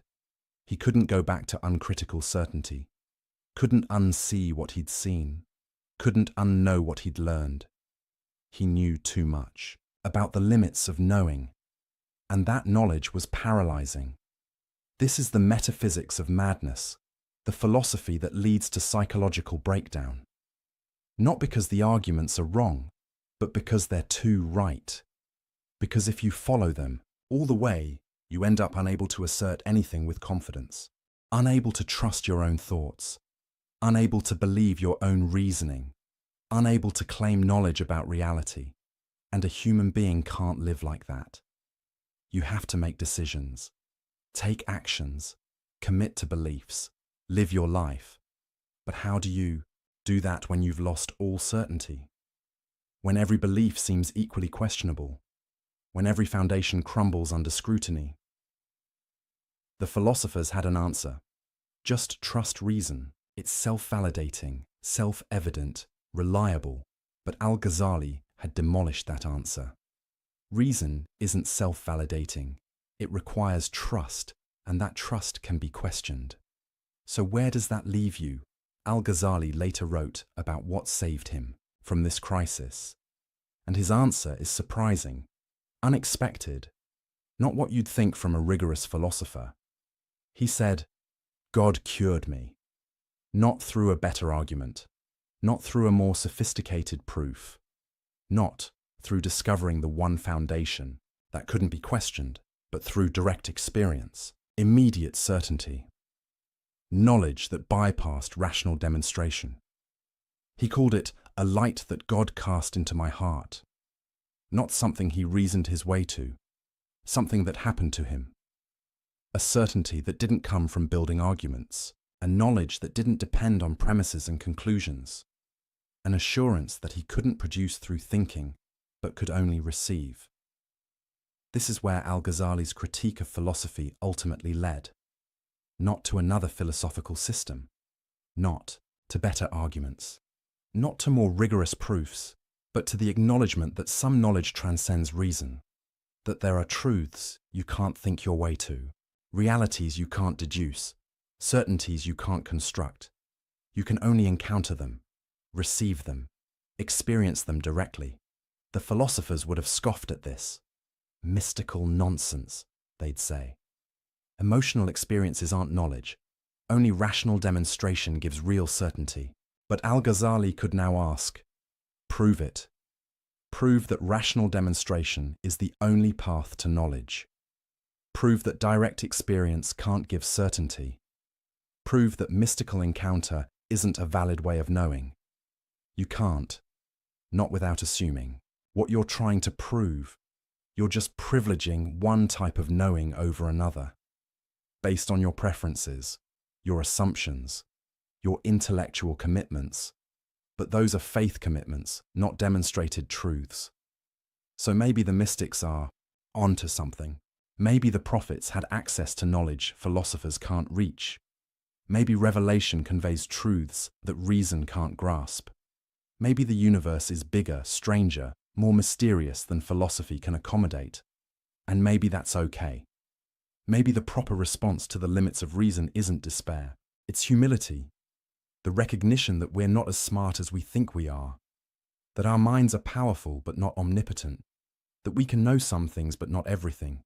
That certainty is rare. Mystery is common. And trust is unavoidable. You're going to trust something. The question is what? Will you trust reason, even though reason can't validate itself? Will you trust sense perception, even though perception can deceive? Will you trust revelation, even though revelation can't be proven to those who haven't experienced it? Will you trust mystical experience, even though experience is subjective and personal? There's no neutral standpoint, no view from nowhere, no way to escape making commitments you can't fully justify. The philosophers pretended they'd escaped this human condition. They claimed to stand on firm, rational ground that required no faith. Al-Ghazali showed them, you're standing on faith just like everyone else. You just won't admit it. And once you admit it, everything changes. Philosophy becomes humbler, less arrogant, less dismissive of other ways of knowing. It becomes a tool for clarifying thought and exposing bad arguments. Not a path to absolute certainty. It becomes useful for showing what can't be proven, not for building unchallengeable systems. It becomes a servant of wisdom, not wisdom itself. This is Al-Ghazali's ultimate lesson. Not that philosophy is worthless, but that philosophy is limited. Not that reason is useless, but that reason isn't everything. Not that logic doesn't matter, but that logic can't answer all questions. The philosophers had made philosophy into an idol, an object of worship, the highest human faculty. Al-Ghazali had smashed that idol, not by being anti-intellectual, not by rejecting reason, not by embracing irrationality, but by pushing reason to its limits, by showing with rigorous argument that reason can't justify itself, by demonstrating philosophically that philosophy can't deliver what it promises. He used philosophy to show philosophy's limits. He used reason to reveal reason's boundaries.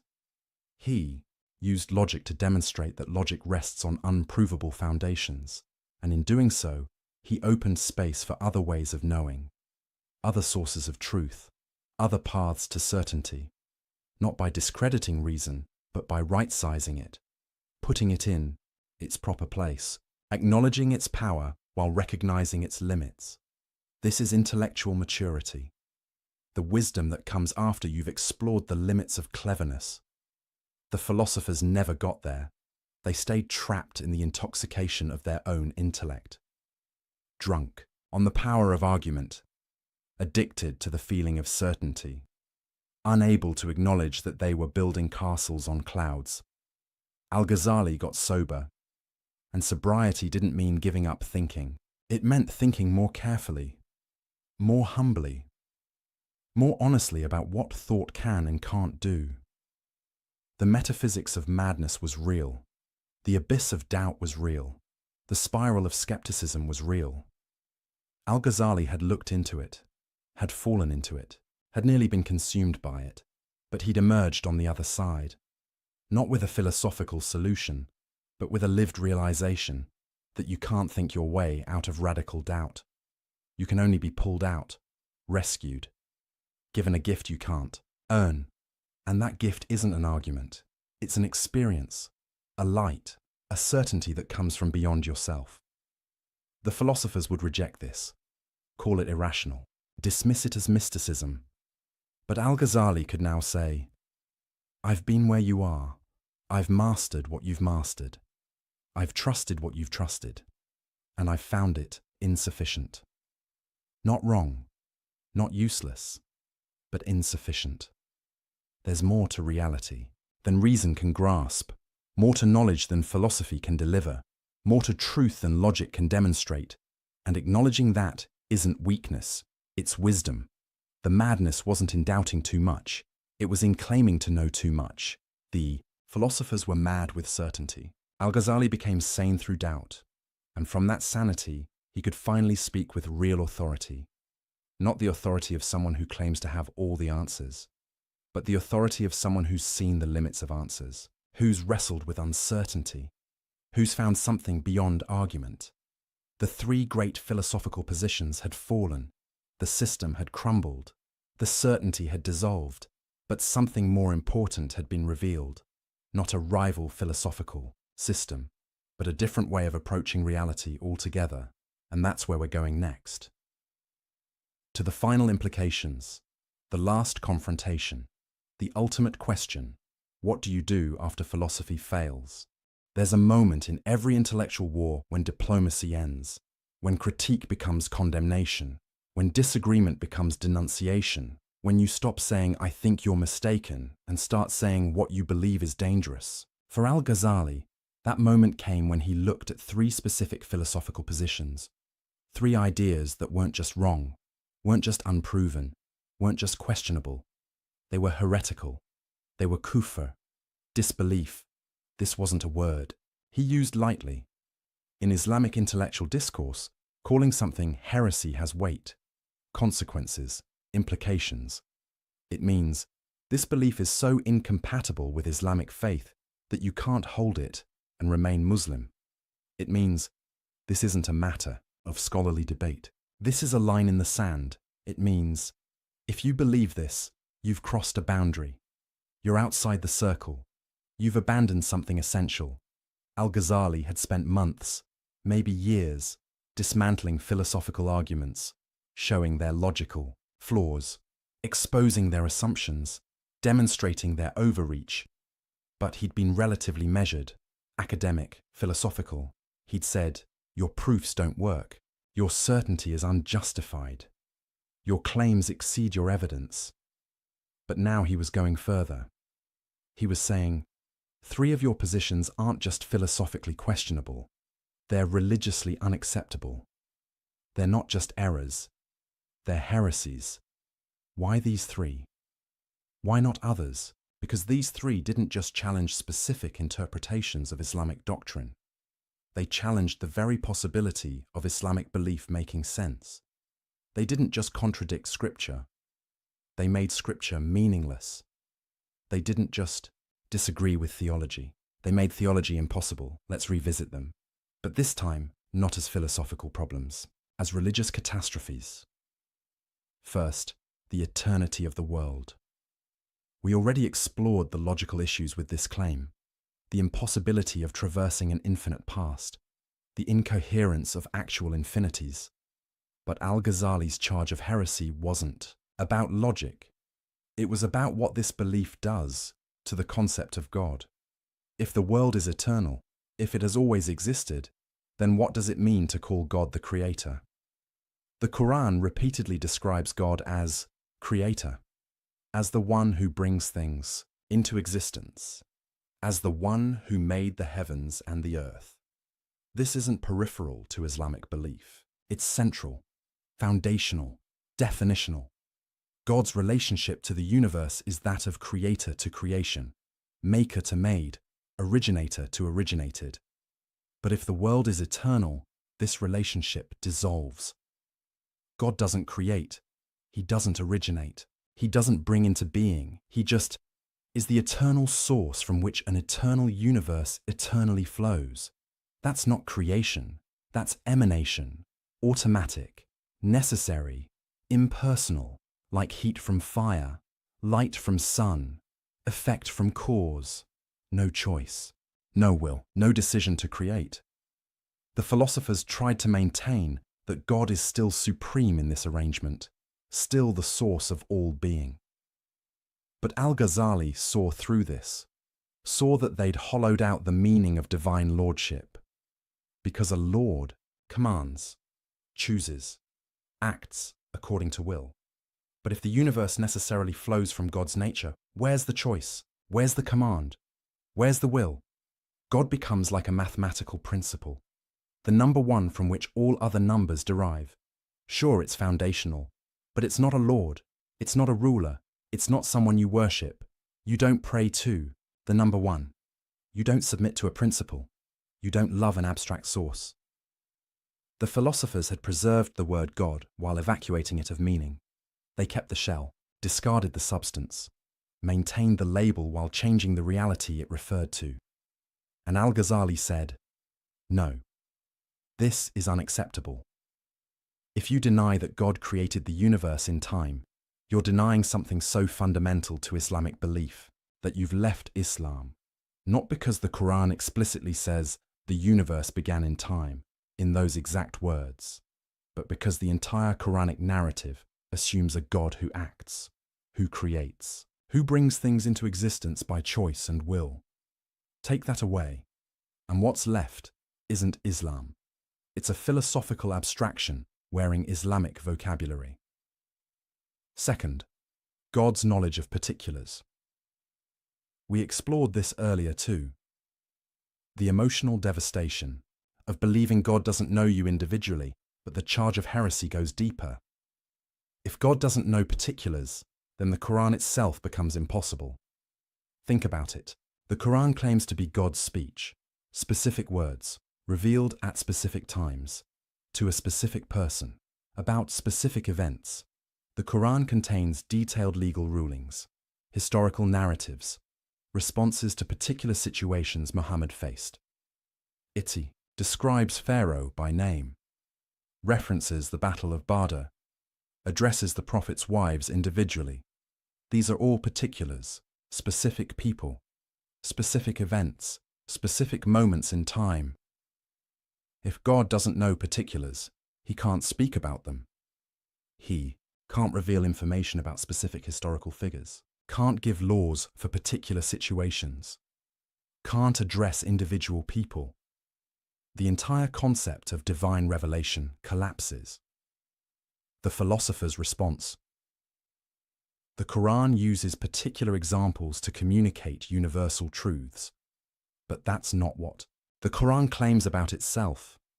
The Quran presents its particulars as real, as historical, as actual events God knows about and describes. It's not using Pharaoh as a metaphor. It's telling you what actually happened to Pharaoh. A specific person God dealt with. If God doesn't know Pharaoh as a particular individual, then this entire narrative is false, not just imprecise, not just metaphorical. False. Same with prophecy more broadly. A prophet is called at a particular time, given a particular message, sent to a particular people. Moses at the burning bush, Jesus in Nazareth, Muhammad in Mecca. If God doesn't know these particular people at these particular times, how does he call them? How does he send specific messages? How does he guide particular prophets through specific challenges? The philosophers had to reinterpret all of this.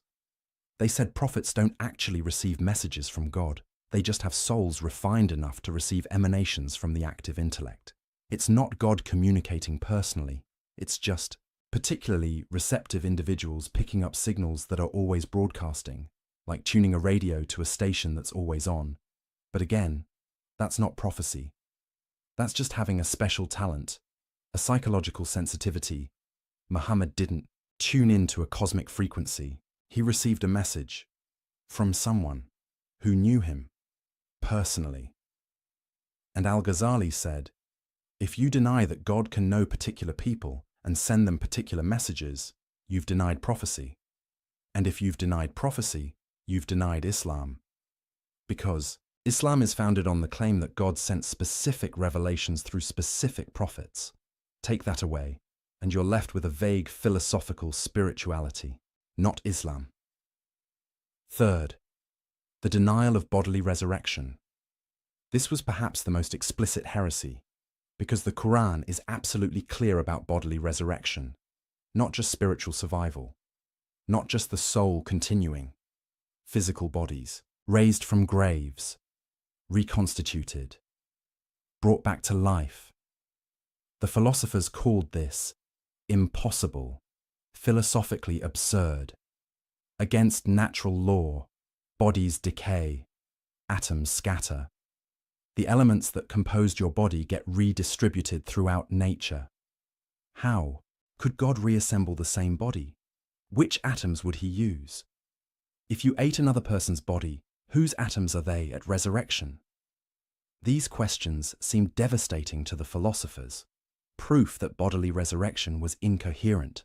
Al-Ghazali had answers to all of them, technical, philosophical answers. But the charge of heresy didn't depend on those answers. The charge was simpler. The Quran explicitly, repeatedly, emphatically teaches bodily resurrection. It describes it in vivid detail. It uses it as proof of God's power. It makes it central to divine justice. To deny it isn't to offer an alternative interpretation. It's to say the Quran is wrong. And if the Quran is wrong about something it states clearly and repeatedly, then it's not divine revelation. If it's not divine revelation, then Muhammad isn't a prophet. If Muhammad isn't a prophet, then Islam is false. The philosophers couldn't accept this conclusion, so they reinterpreted. They said bodily resurrection is symbolic, metaphorical, a way of communicating spiritual truths to the masses. The real resurrection is spiritual. The soul continues and receives reward or punishment according to its state. The body stuff? That's just imagery, not meant to be taken literally. But Al-Ghazali asked, who gave you the authority to decide what's literal and what's metaphorical? The Quran doesn't say, we're speaking metaphorically about resurrection. It presents it as fact. You're importing your philosophical commitments, using them to override the plain meaning of Scripture. You've decided bodily resurrection is impossible based on your theory of causation, your view of natural law, your philosophical assumptions. Then you're using those assumptions to reinterpret Scripture to fit your philosophy. But that's backwards. That's putting philosophy above revelation, human reason above divine speech. And if you do that, you're not a Muslim who happens to be a philosopher. You're a philosopher who's trying to stay nominally Muslim by gutting Islamic doctrine of its content. These three positions, these three denials, together they formed a comprehensive rejection of Islamic teaching. Deny creation, and you lose God as Lord. Deny divine knowledge of particulars, and you lose prophecy and revelation. Deny bodily resurrection, and you lose divine justice and scriptural authority. Take all three together, and what's left? A philosophical system wearing Islamic clothing, using Islamic vocabulary, claiming Islamic identity, but bearing no resemblance to what Islam actually teaches or what Muslims actually believe.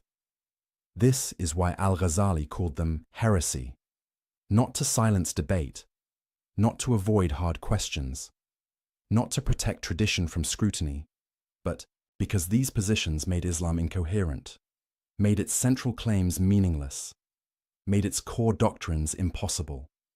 You can't deny that God creates, knows, and resurrects, and still claim to be Muslim.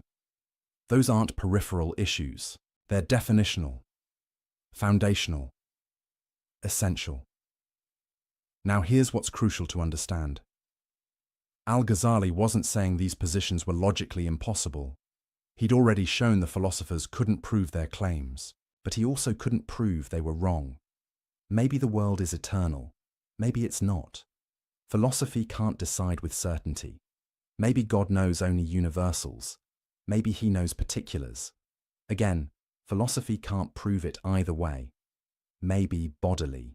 Resurrection is impossible according to natural law. Or maybe natural law isn't what the philosophers think it is. The point is, these questions can't be settled by philosophical demonstration. The philosophers claimed they could prove these positions. Al-Ghazali showed they couldn't. But that means the questions remain open, undecided by reason alone. So how do you decide? You turn to revelation, to scripture, to prophetic teaching. And when you do, the answer is clear. God creates. God knows. God resurrects. The philosophers tried to have it both ways. They tried to be Muslim while denying what Islam teaches. They tried to respect revelation while overriding it with philosophy. They tried to honor scripture while gutting it of meaning. Through reinterpretation, Al-Ghazali said, you can't do that. You have to choose. Either you're a philosopher who rejects Islamic teaching, be honest about it, or you're a Muslim who accepts revelation, then accept what it actually says. But you can't be a Muslim philosopher who claims Islamic identity while denying Islamic doctrine. That's not intellectual sophistication. That's intellectual dishonesty. The charge of heresy was controversial then, still is now. Some scholars thought Al-Ghazali went too far, that he was too harsh, too quick to exclude. Others thought he didn't go far enough. That philosophy itself was suspect. That reason itself was dangerous, but Al-Ghazali occupied a middle position. He wasn't anti-philosophy, he'd mastered philosophy, used it brilliantly, showed its value as a tool. But he was against philosophy claiming authority over revelation. He was against reason, pretending it could answer questions it couldn't answer. He was against philosophers remaking Islam in philosophy's image. The three charges of heresy were his line in the sand. These three positions specifically, not philosophy generally, not reason broadly, not intellectual inquiry as such, just these three claims that made Islamic faith incoherent, and he stood by those charges, never backed down, never softened them, because he believed something was at stake, something important, something worth defending, the integrity of Islamic teaching, the coherence of Islamic belief, the possibility of being Muslim meaning something specific. The philosophers had tried to make Islam compatible with their philosophy by changing what Islam meant. Al-Ghazali said, "No, if your philosophy contradicts Islam, that's a problem with your philosophy, not with Islam. You don't fix the problem by reinterpreting Islam until it says what you want it to say. You fix it by recognizing philosophy's limits, by acknowledging that some truths come through revelation, not reason, by accepting that some questions can't be answered by human intellect, by humbling yourself before divine teaching." This was the ultimate confrontation, not just between Al-Ghazali and the philosophers of his time, but between two ways of understanding the relationship between faith and reason, between revelation and philosophy, between divine teaching and human thought. The philosophers said, reason is supreme. When it conflicts with Scripture, reinterpret Scripture. Al-Ghazali said, reason is limited. When it can't prove something either way, defer to revelation. The philosophers said, we can figure out truth through pure thought.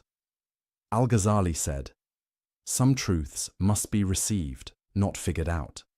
The philosophers said, philosophy is the highest human achievement. Everything else must conform to it. Al-Ghazali said, philosophy is a useful tool with clear limits. It serves wisdom, but isn't wisdom itself.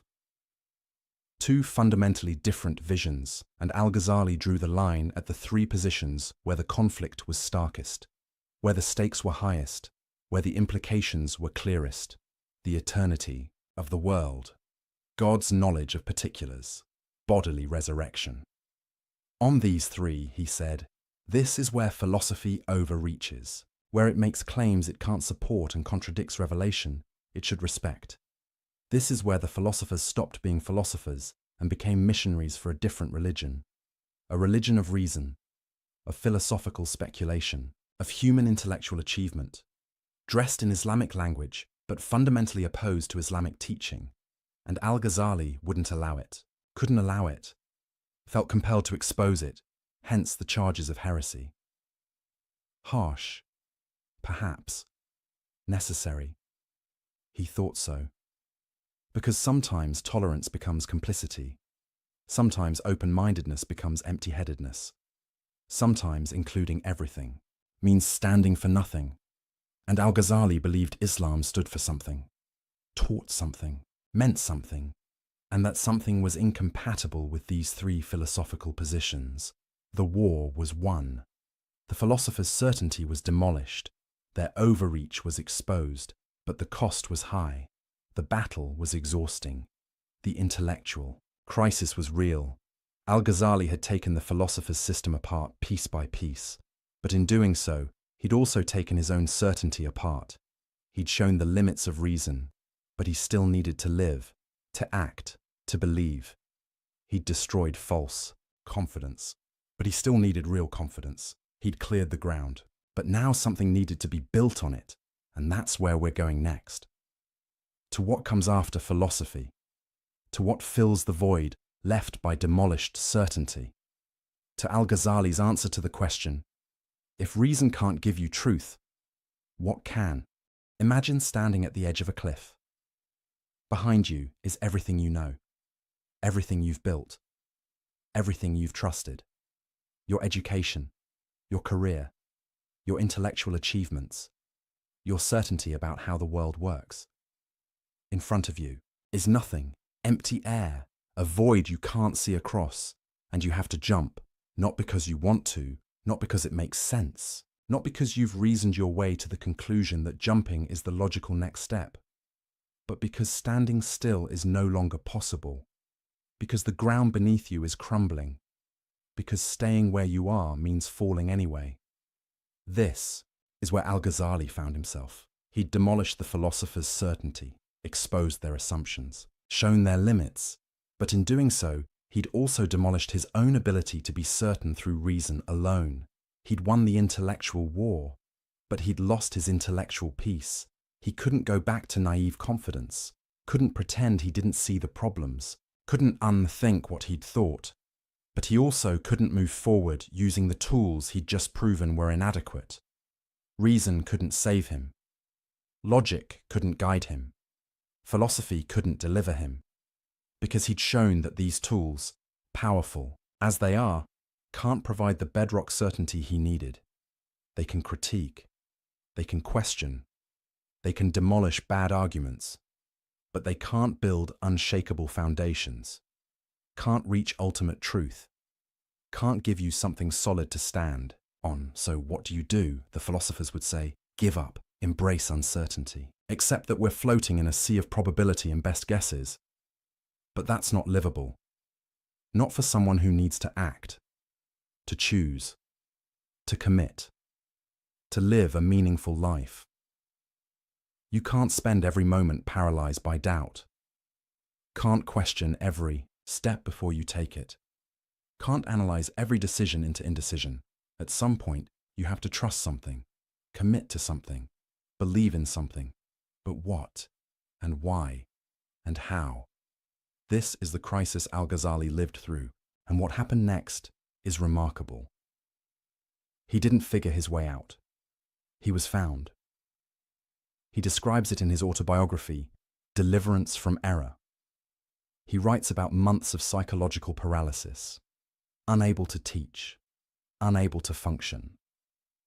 Physically, sick from intellectual crisis, his tongue wouldn't speak, his mind wouldn't settle, his heart wouldn't rest. And then, he says, something happened, not through reasoning, not through study, not through philosophical insight, but through direct intervention, divine action, a light cast into his heart. He couldn't produce it, couldn't earn it, couldn't think his way to it. It was given, received, experienced, and it gave him the certainty that reason couldn't provide. Now, the philosophers would immediately object. This is just emotion, subjectivity, personal experience that can't be verified or validated. How do you know this light was real? How do you know it wasn't self-deception? How do you distinguish divine experience from delusion? These are fair questions, important questions, and Al-Ghazali had an answer, but not the answer philosophers wanted. He said, you can't know from the outside, can't judge from a distance, can't verify through rational proof. You can only know by experiencing it yourself. It's like trying to explain color to someone blind from birth, or taste to someone without a tongue, or love to someone who's never felt it. You can describe it, analyze it, talk about it philosophically, but until they experience it directly, they don't really know what you're talking about. Mystical experience is like that. Direct knowledge of the divine is like that. Certainty through encounter is like that. It's not less real because it's experiential. It's not less valid because it's personal. It's not less true because it can't be proven to skeptics.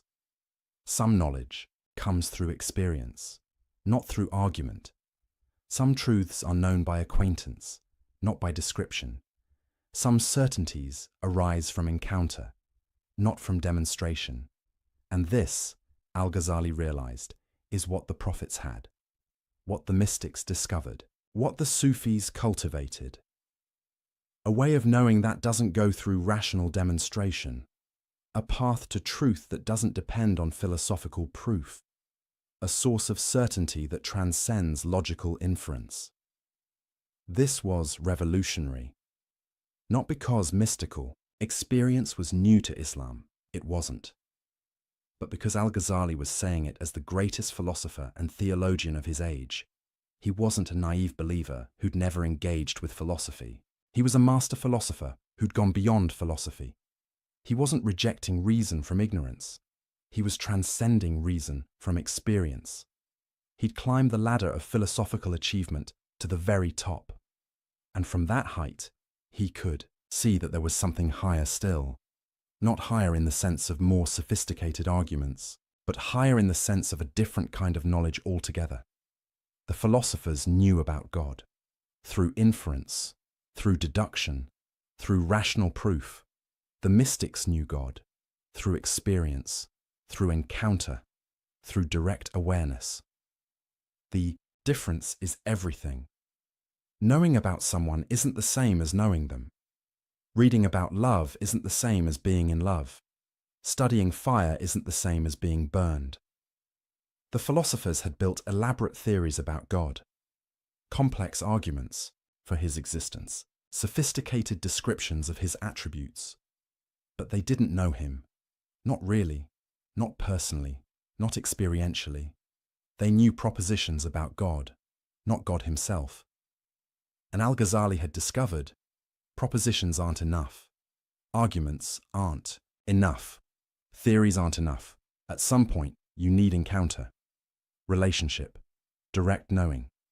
This is what pushed him towards Sufism, the mystical tradition within Islam, the path of those who seek direct experience of the divine, who cultivate spiritual states, who practice disciplines that open the heart to God's presence. The philosophers had dismissed these people as irrational, emotional, unsophisticated, people who couldn't handle the rigors of philosophical thought, who needed comforting experiences because they couldn't accept hard truths. Al-Ghazali now saw this was backwards. The Sufis weren't intellectually inferior to philosophers. They were epistemologically superior. They'd found a way to know that the philosophers hadn't found. They'd accessed truths the philosophers couldn't access. They'd achieved certainties the philosophers couldn't achieve, not because they were smarter, but because they'd gone beyond the mind. They'd discovered that some knowledge requires more than thinking. It requires preparation, purification, practice. It requires what the Sufis call the cleansing of the heart. Because the heart, in Islamic psychology, is the organ of spiritual perception, the faculty that can directly apprehend divine realities. But most people's hearts are clouded, covered, veiled by attachments, desires, distractions, like a mirror covered in dust. The mirror is still there, still has the capacity to reflect, but it can't reflect clearly until it's cleaned. The Sufi path is about cleaning that mirror, polishing the heart, removing the veils. Through specific practices, ethical disciplines, spiritual exercises, remembrance of God, detachment from worldly concerns, not as arbitrary rituals, but as a technology of transformation, a method for developing the capacity to perceive what's always there, but usually hidden. Al-Ghazali began walking this path, practicing these disciplines, engaging in these exercises, and he describes what happened, experiences of certainty that didn't come through reasoning, knowledge that arose without inference, truth that appeared without argument. The philosophers would call this delusion, self-hypnosis, wish fulfillment. But Al-Ghazali could now ask, how would you know? Have you practiced these disciplines? Have you purified your heart? Have you cultivated these capacities? If not, you're like someone who's never tasted honey declaring that honey isn't sweet. You're not making an informed judgment. You're just expressing your ignorance. The philosophers claimed rational proof was the only valid path to knowledge, but they couldn't prove that claim. It was an assumption, a philosophical prejudice, a limitation of imagination. Why should reason be the only faculty capable of grasping truth? Why couldn't there be other ways of knowing, other modes of perception, other paths to certainty? The philosophers assumed there weren't, but they never proved it. They just took it for granted. Al-Ghazali had broken free of that assumption. He'd discovered through experience that there are ways of knowing beyond rational demonstration, that direct experience can give certainty, that spiritual perception can grasp truths, that mystical encounter can provide knowledge. This didn't mean abandoning reason, or rejecting philosophy, or embracing irrationality. It meant recognizing that reason is one tool among many. Philosophy is one path among several. Rational demonstration is one way of knowing, not the only way. Reason is excellent for certain things. Analyzing arguments, exposing contradictions, clarifying concepts, showing what can't be proven. But reason can't give you everything you need, can't answer every question, can't provide every kind of knowledge. For some truths, you need revelation, the words of prophets who've received direct communication from God. For some truths, you need experience, the direct encounter with realities that can't be fully captured in propositions. For some truths, you need practice, the cultivation of faculties that most people leave undeveloped. This is Al-Ghazali's mature epistemology, his theory of knowledge after philosophy, not anti-intellectual, but trans-rational, beyond reason, not beneath it. Recognizing multiple sources of knowledge, multiple paths to truth, multiple ways of being certain, and understanding that different sources are appropriate for different kinds of questions. Want to know whether an argument is logically valid? Use reason. Want to know what God commands? Consult revelation. Want to know God himself?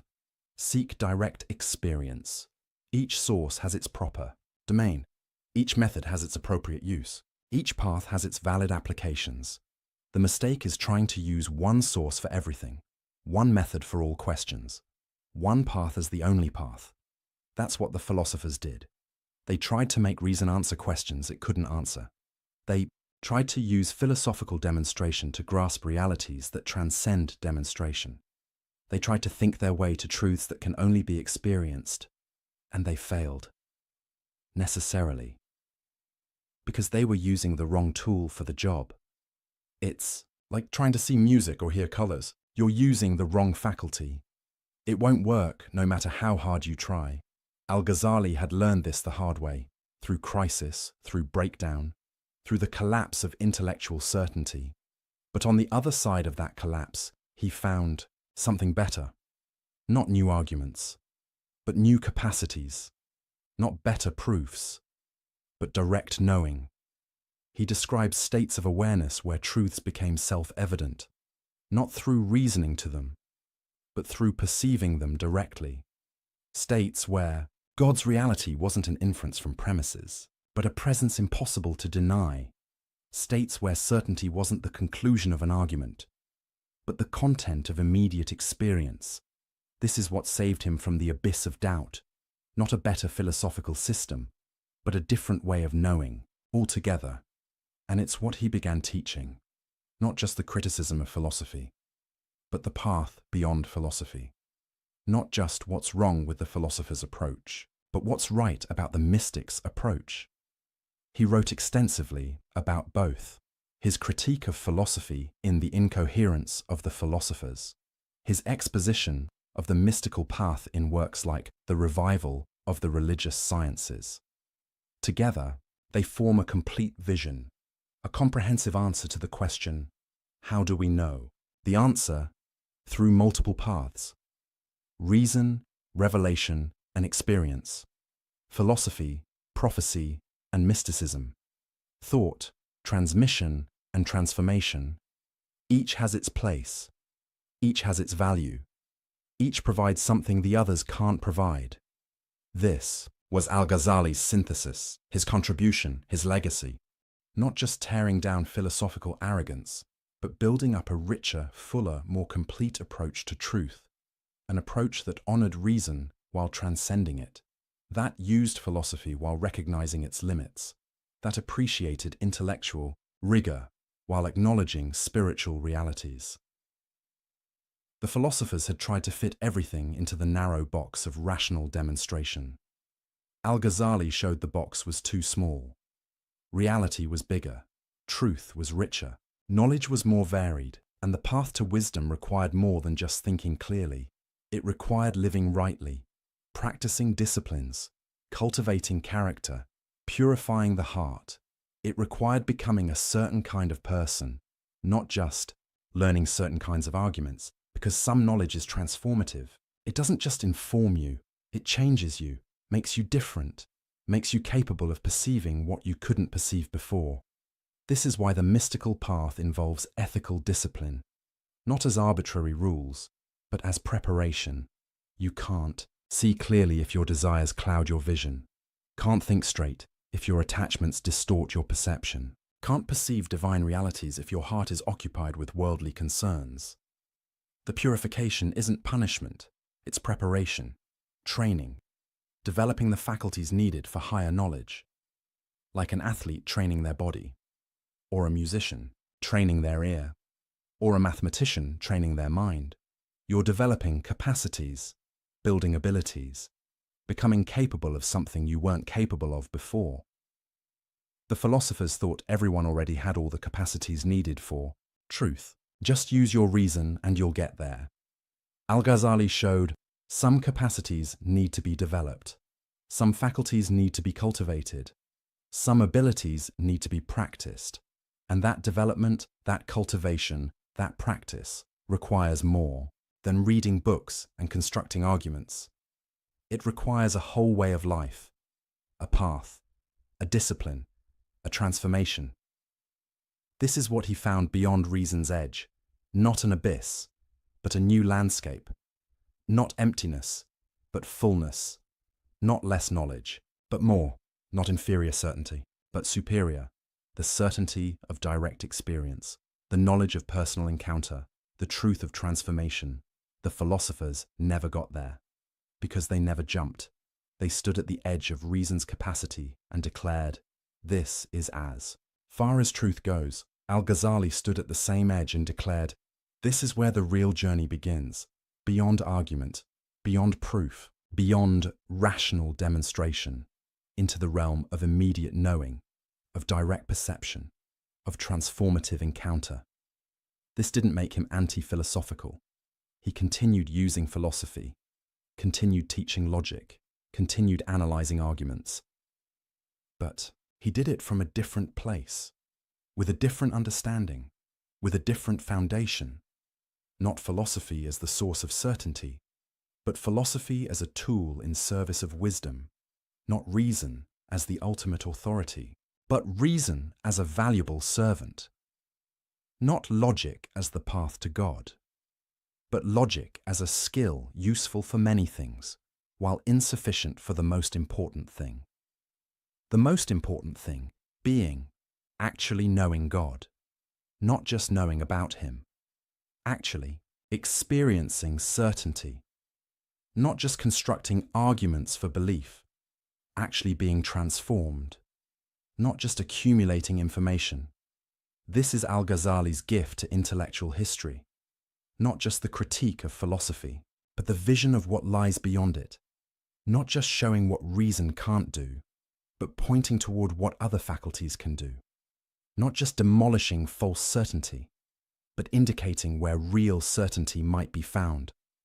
He jumped, and he found solid ground on the other side, not the ground of logical proof, but the ground of lived experience, not the foundation of philosophical demonstration, but the foundation of direct knowing, not the bedrock of rational argument, but the bedrock of spiritual encounter. And from that ground he could finally speak with real authority, not borrowed, not constructed, not argued into existence, but earned, experienced, known. The philosophers claimed authority they didn't have, certainty they couldn't justify, knowledge they couldn't possess. Al-Ghazali found authority they couldn't claim, certainty they couldn't understand, knowledge they couldn't access, because he'd gone where they refused to go, beyond reason's edge, into the territory of transformed consciousness and direct divine encounter. And that journey changed everything, for him and for everyone who came after. Every intellectual earthquake has aftershocks, tremors that continue long after the main event, ripples that spread across centuries, cracks that keep widening in unexpected directions. Al-Ghazali's critique of philosophy was that kind of earthquake, and we're still feeling the aftershocks today, nearly 1,000 years later. The question is, what kind of aftershocks? What did his critique actually accomplish? What world did it create? The answers depend on who you ask, and when you ask them. Because Al-Ghazali's legacy is complicated, contested, contradictory. Some see him as a hero, the man who saved Islamic faith from philosophical corruption, who exposed intellectual arrogance, who redirected Islamic civilization towards spiritual authenticity. Others see him as a villain, the man who killed Islamic philosophy, who ended the golden age of Islamic science, who closed the door on rational inquiry. Both narratives exist, both have evidence, both can't be entirely right. So let's look at what actually happened, starting with the immediate aftermath. Al-Ghazali's incoherence of the philosophers hit like a bomb. It couldn't be ignored. It was too sophisticated, too rigorous, too devastating in its arguments. The philosophers had to respond, and they tried. The most famous response came from Ibn Rushd, known in the West as Averroes. He was born in Muslim Spain, decades after Al-Ghazali's death, and he considered it his mission to defend philosophy against Al-Ghazali's assault. He wrote, "The Incoherence of the Incoherence," a point-by-point refutation of Al-Ghazali's critiques. The title itself was provocative, a declaration that Al-Ghazali's arguments were themselves incoherent. Ibn Rushd argued that Al-Ghazali had misunderstood the philosophers, misrepresented their positions, made straw-man arguments. He tried to show that philosophy and revelation were compatible, that reason and faith addressed different domains, that you didn't have to choose between them. He was brilliant, sophisticated, intellectually formidable, and he lost, not because his arguments were bad, they weren't, not because he wasn't smart enough, he was, but because the cultural moment had shifted. The appetite for bold philosophical speculation had waned. Al-Ghazali had planted doubt, made people suspicious of philosophers' claims, raised questions about whether reason could really deliver what it promised, and that doubt spread, took root, changed the conversation. In the Islamic world, philosophy never fully recovered the prestige it had before Al-Ghazali.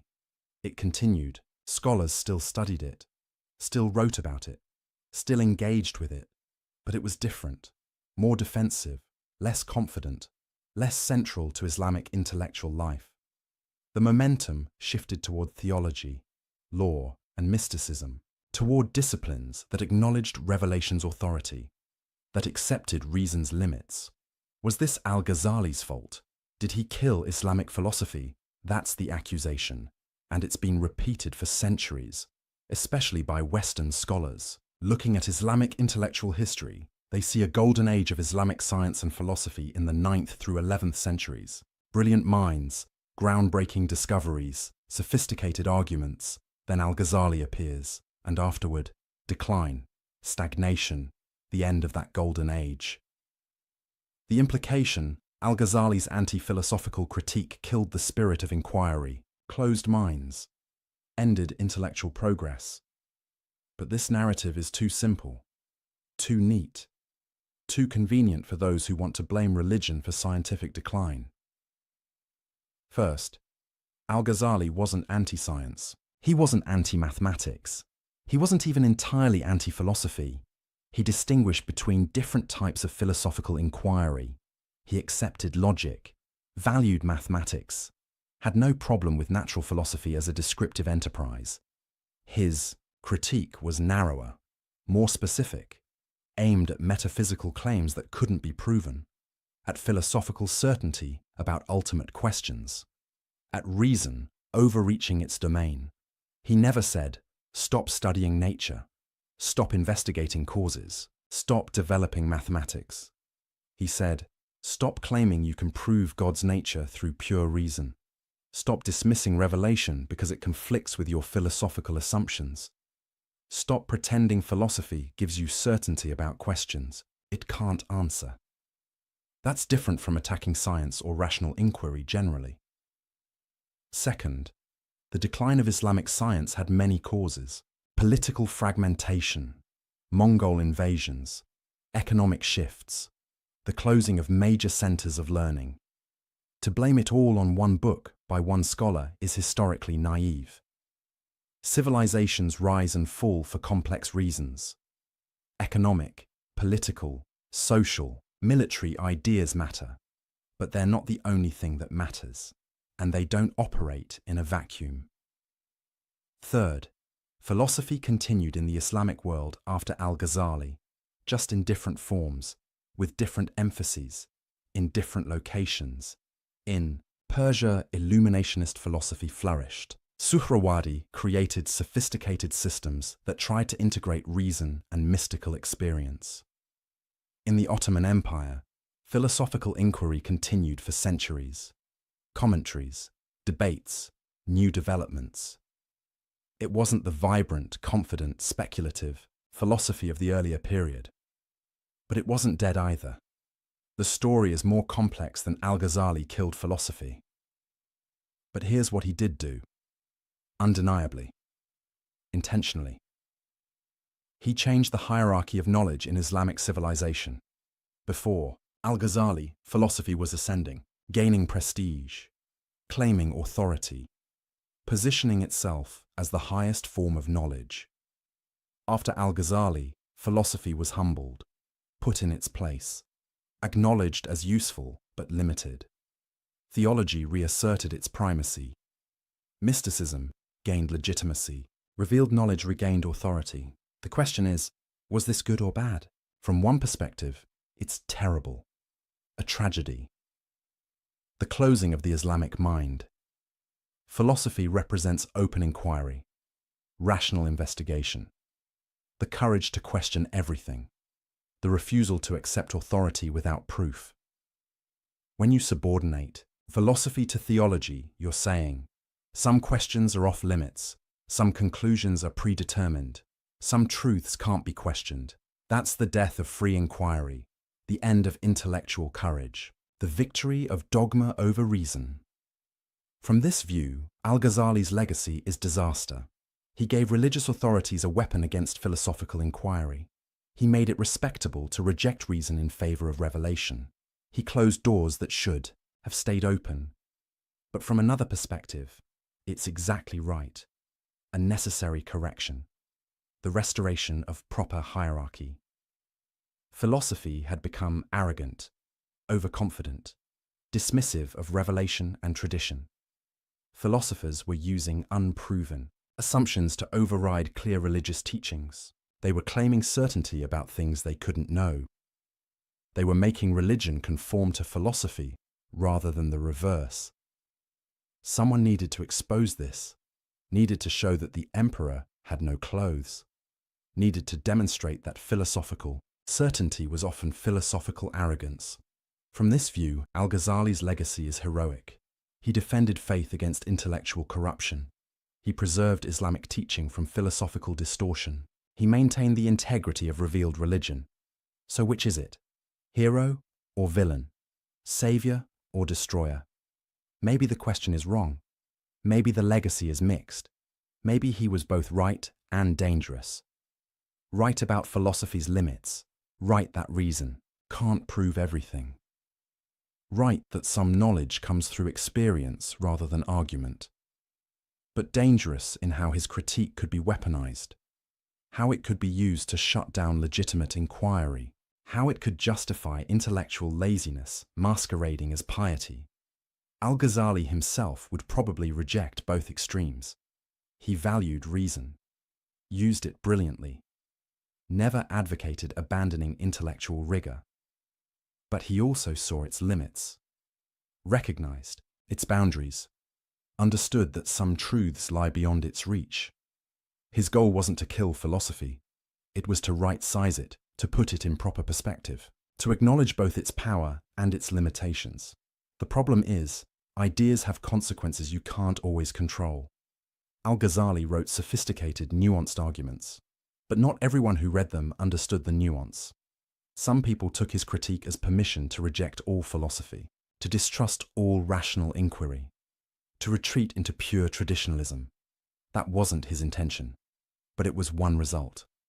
Similarly, his embrace of mysticism opened important doors, made space for experiential knowledge, legitimized spiritual practice as a path to truth. But it also created problems, because mystical experience is subjective, hard to verify, easy to fake, prone to excess and delusion. Al-Ghazali knew this, warned about it, tried to provide guidelines for distinguishing authentic spiritual experience from self-deception. But again, not everyone paid attention to the nuances. Some used mysticism as an excuse for anti-intellectualism, for rejecting any attempt at rational analysis. The legacy is messy, as legacies usually are. But here's what's undeniable. Al-Ghazali changed the conversation, permanently. After him, no serious Islamic thinker could ignore the questions he raised. Can philosophy prove what it claims to prove? What are reason's limits? How do you balance revelation and rational inquiry? What role should mystical experience play in religious knowledge?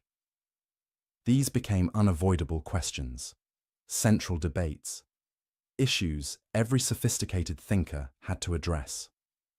In that sense, Al-Ghazali's critique was generative. It created new lines of inquiry, sparked new debates, forced new sophistication. Even Ibn Rushd's response, his attempt to refute Al-Ghazali, shows this. It's a more careful, more nuanced defense of philosophy than what came before. Because Ibn Rushd had to take Al-Ghazali's objections seriously, had to address them carefully, had to develop more sophisticated arguments. That's the paradox. Al-Ghazali's critique of philosophy made philosophy better, more rigorous, more aware of its assumptions, more careful about its claims. The lazy, overconfident philosophy that claimed to prove everything. That died. And maybe it needed to. But careful, humble, sophisticated philosophy, that could still flourish. And in some places, it did. Now, let's zoom out. Because Al-Ghazali's impact wasn't limited to Islamic civilization. His ideas reached medieval Europe through translations, influenced Christian scholastic theology, shaped how Europeans thought about the relationship between faith and reason. Thomas Aquinas, the great Catholic theologian, engaged with Al-Ghazali's arguments, sometimes agreeing, sometimes disagreeing, always taking them seriously. The questions Al-Ghazali raised about causation influenced later European philosophers. David Hume's skepticism about causation echoes Al-Ghazali's occasionalism, though Hume probably didn't read him directly.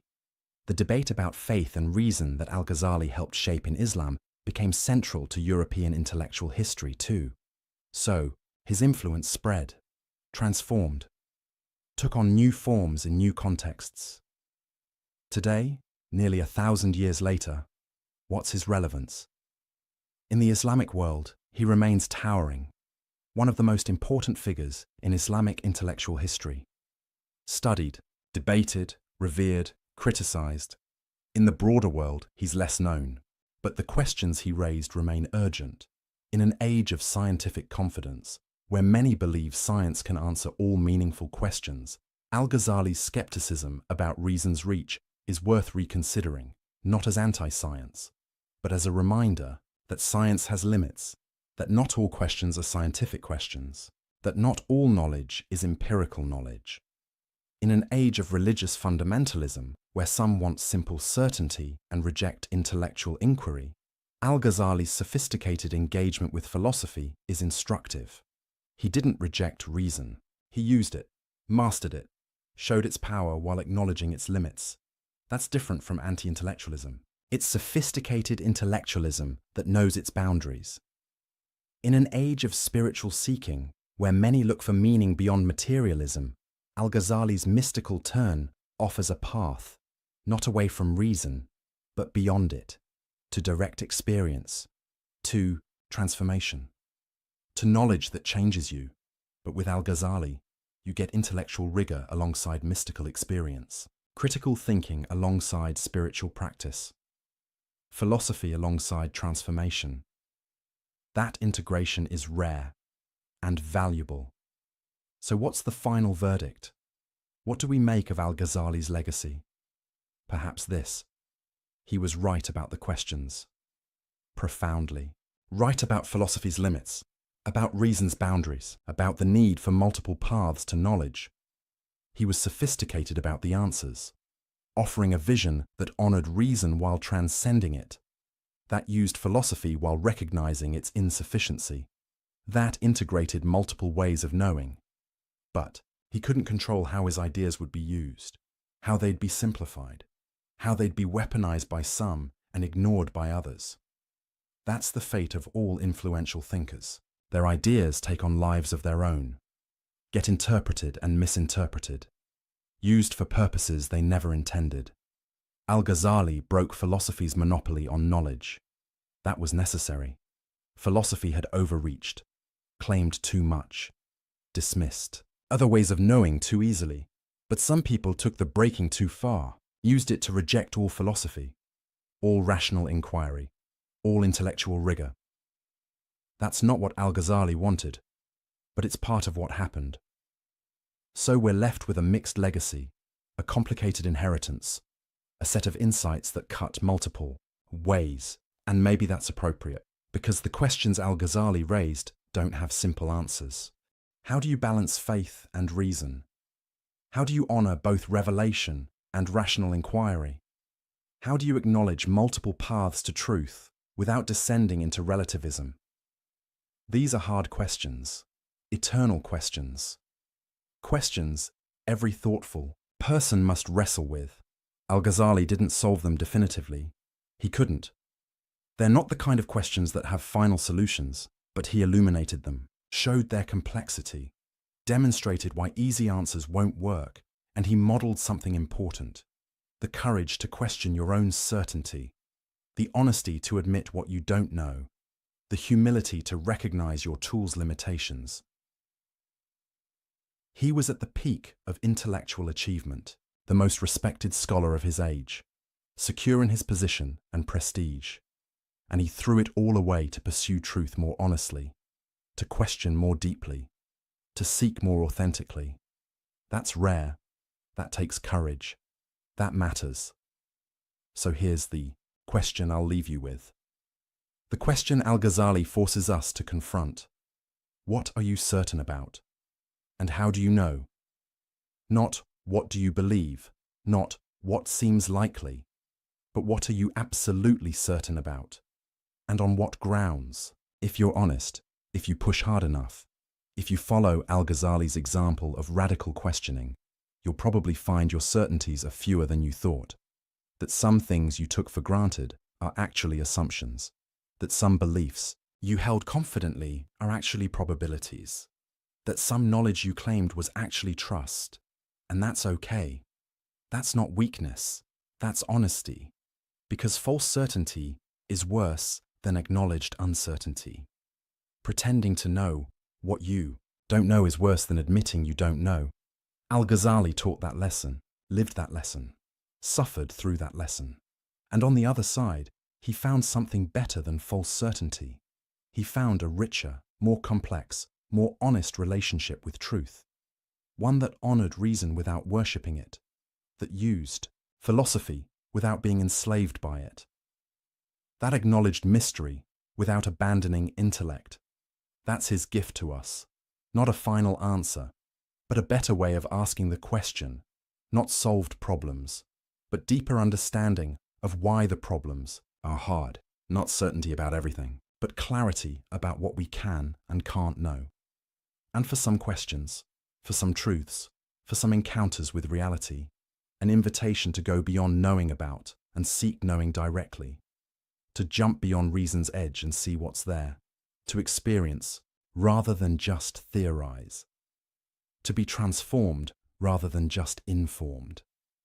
Nearly 1,000 years later, the invitation still stands, the questions still press, the challenge still beckons.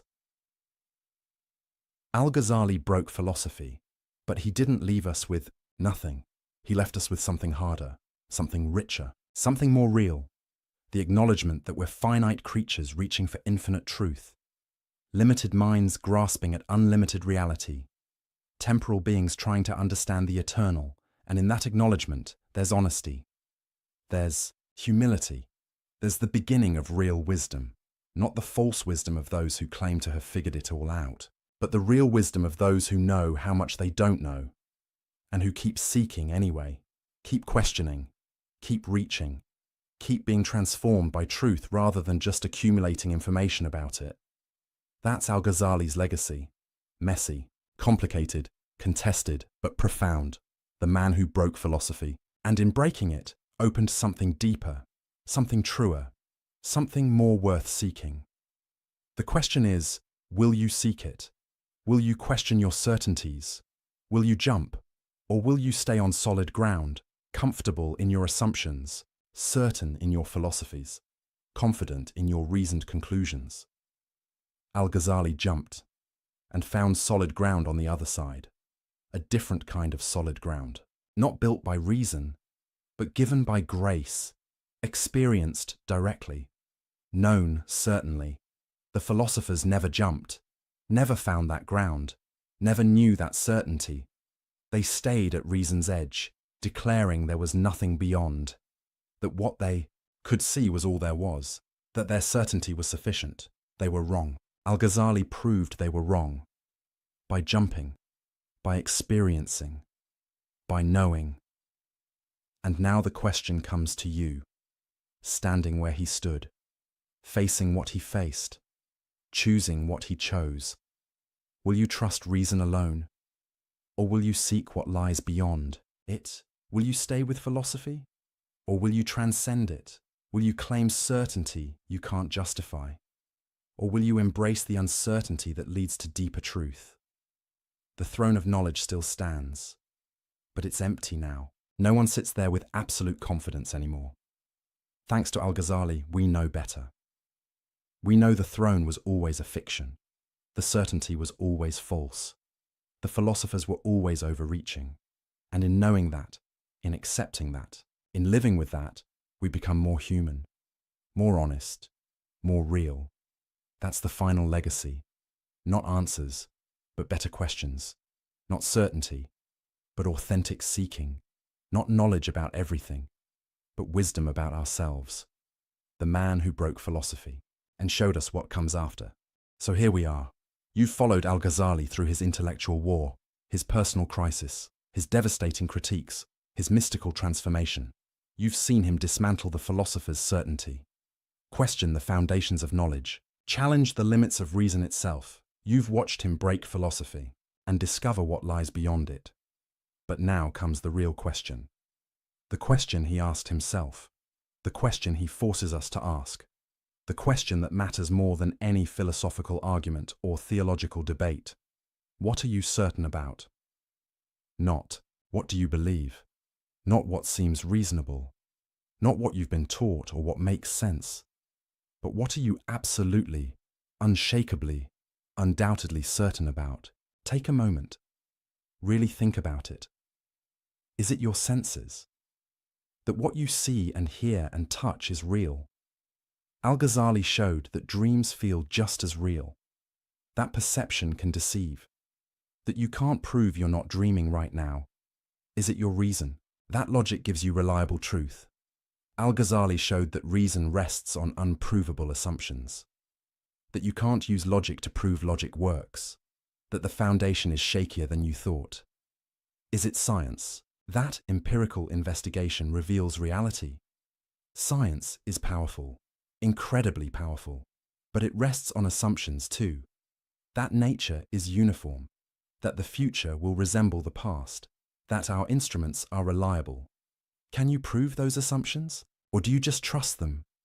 Is it your beliefs, your worldview, your understanding of how things are? How many of those beliefs did you reason your way to?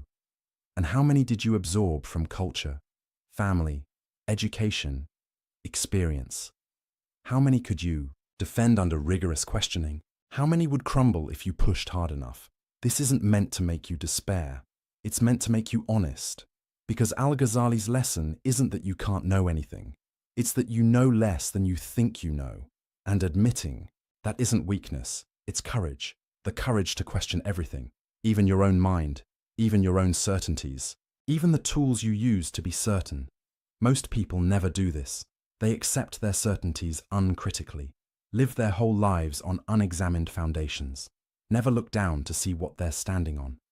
Al-Ghazali looked down and saw the abyss and nearly fell in. But he emerged with something more valuable than false certainty. He emerged with wisdom. The wisdom to know the difference between what you know and what you believe, between what you've proven and what you've assumed, between certainty and faith. Because here's what he discovered. Everyone has faith in something. The religious person has faith in revelation. The philosopher has faith in reason. The scientist has faith in empirical method. The question isn't whether you have faith, it's what you have faith in, and why, and whether you're honest enough to admit it's faith. The philosophers weren't. They called their faith rational demonstration, called their assumptions self-evident truths, called their beliefs necessary conclusions. But it was faith all along. They just didn't have the courage to admit it. Al-Ghazali had that courage. And that's what makes him worth studying nearly 1,000 years later. Not because he had all the answers. He didn't. Nobody does. But because he asked the right questions, questioned honestly, followed the truth wherever it led, even when it cost him everything. He was at the peak of success, the most respected scholar of his age, secure, comfortable, certain, and he threw it all away to pursue truth more honestly. He walked away from his position, his prestige, his intellectual certainty, because staying where he was meant living a lie, pretending to know what he didn't know, teaching with confidence he no longer felt and he couldn't do it. His integrity wouldn't let him. That's rare, that's admirable, that's worth emulating.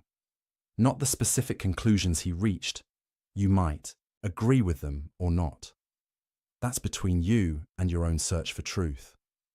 But the method, the honesty, the courage, the willingness to question everything and follow where the questions lead, that's what matters. That's what endures. That's what we need more of today, because we live in an age of false certainties on all sides, from all perspectives. People who claim to know things they can't possibly know, who speak with confidence about questions that should inspire humility, who dismiss other viewpoints without really understanding them. Al-Ghazali offers a different path, a harder path, but a more honest one. The path of rigorous questioning, of acknowledged uncertainty, of seeking truth rather than defending positions. He didn't destroy philosophy. That's the wrong way to understand his legacy. He showed us what philosophy can and cannot do. What it can do: clarify thinking, expose bad arguments, analyze concepts, show what can't be proven, demonstrate contradictions, sharpen the mind. What it cannot do: give absolute certainty, answer every question, reach ultimate truth through reason alone, replace experience with argument, substitute thinking for transformation. That's a profound insight, one that remains relevant today, because we still make philosophy's mistake. We still think we can reason our way to everything, still believe arguments are enough, still confuse intellectual understanding with real knowing. Al-Ghazali reminds us, some truths must be lived to be known. Some realities must be experienced to be understood. Some knowledge requires transformation, not just information. That's not anti-intellectual. It's recognizing that intellect is one tool among many. Powerful but limited. Valuable but insufficient. You need your mind. But you need more than your mind. You need experience, practice, transformation, encounter with realities that transcend conceptual understanding, whether that's mystical experience, as Al-Ghazali found, or some other path to direct knowing, or simply the wisdom that comes from living deeply and honestly. The point is, don't mistake the map for the territory. Don't confuse thinking about truth for encountering truth. Don't assume that because you can argue something, you therefore know it. This is Al-Ghazali's final gift, not a philosophical system, but a way of being in the world. Humble about what you know, honest about what you don't, courageous enough to question, open enough to experience, wise enough to integrate multiple ways of knowing, philosophy without arrogance, faith without dogmatism, experience without delusion, reason without worship of reason. That's the integration he achieved, the balance he modeled, the wisdom he embodied. And it's still possible today, still necessary today, still worth pursuing today. So what now? Where do you go from here? That's up to you. That's always up to you. But maybe start with the question, the haunting question, the honest question. What are you certain about, and how do you know? Sit with that question. Don't rush to answer it. Let it disturb you. Let it shake your assumptions. Let it reveal the foundations you've been standing on. And if you find those foundations shakier than you thought, good. That's the beginning of wisdom. If you discover you've been claiming certainty you don't have, good. That's the beginning of honesty. If you realize you need to question more, seek more, go deeper, good. That's the beginning of real knowing. Al-Ghazali's journey isn't over, because the questions he raised never go away. The challenges he faced are eternal human challenges. The need to balance faith and reason, to honor both intellect and experience, to seek truth honestly rather than defend positions comfortably. These are your challenges now, your questions, your journey. And maybe, like Al-Ghazali, you'll discover that the journey leads beyond where you expected. That truth is stranger and richer than your categories can contain. That reality resists being reduced to any single system. Maybe you'll find, as he did, that losing false certainty opens you to real knowing. That admitting you don't know is the first step to actually knowing. That jumping beyond reason's edge reveals solid ground you couldn't see from where you were standing. Or maybe you'll find something different, your own path, your own truths, your own way of integrating what can be thought and what must be experienced. That's fine. That's as it should be. Because Al-Ghazali's lesson isn't do exactly what I did. It's have the courage to seek honestly, question deeply, live authentically, know the difference between what you know and what you believe, and never, ever confuse confidence with certainty, or arguments with truth, or intellectual understanding with wisdom. The philosophers made that mistake.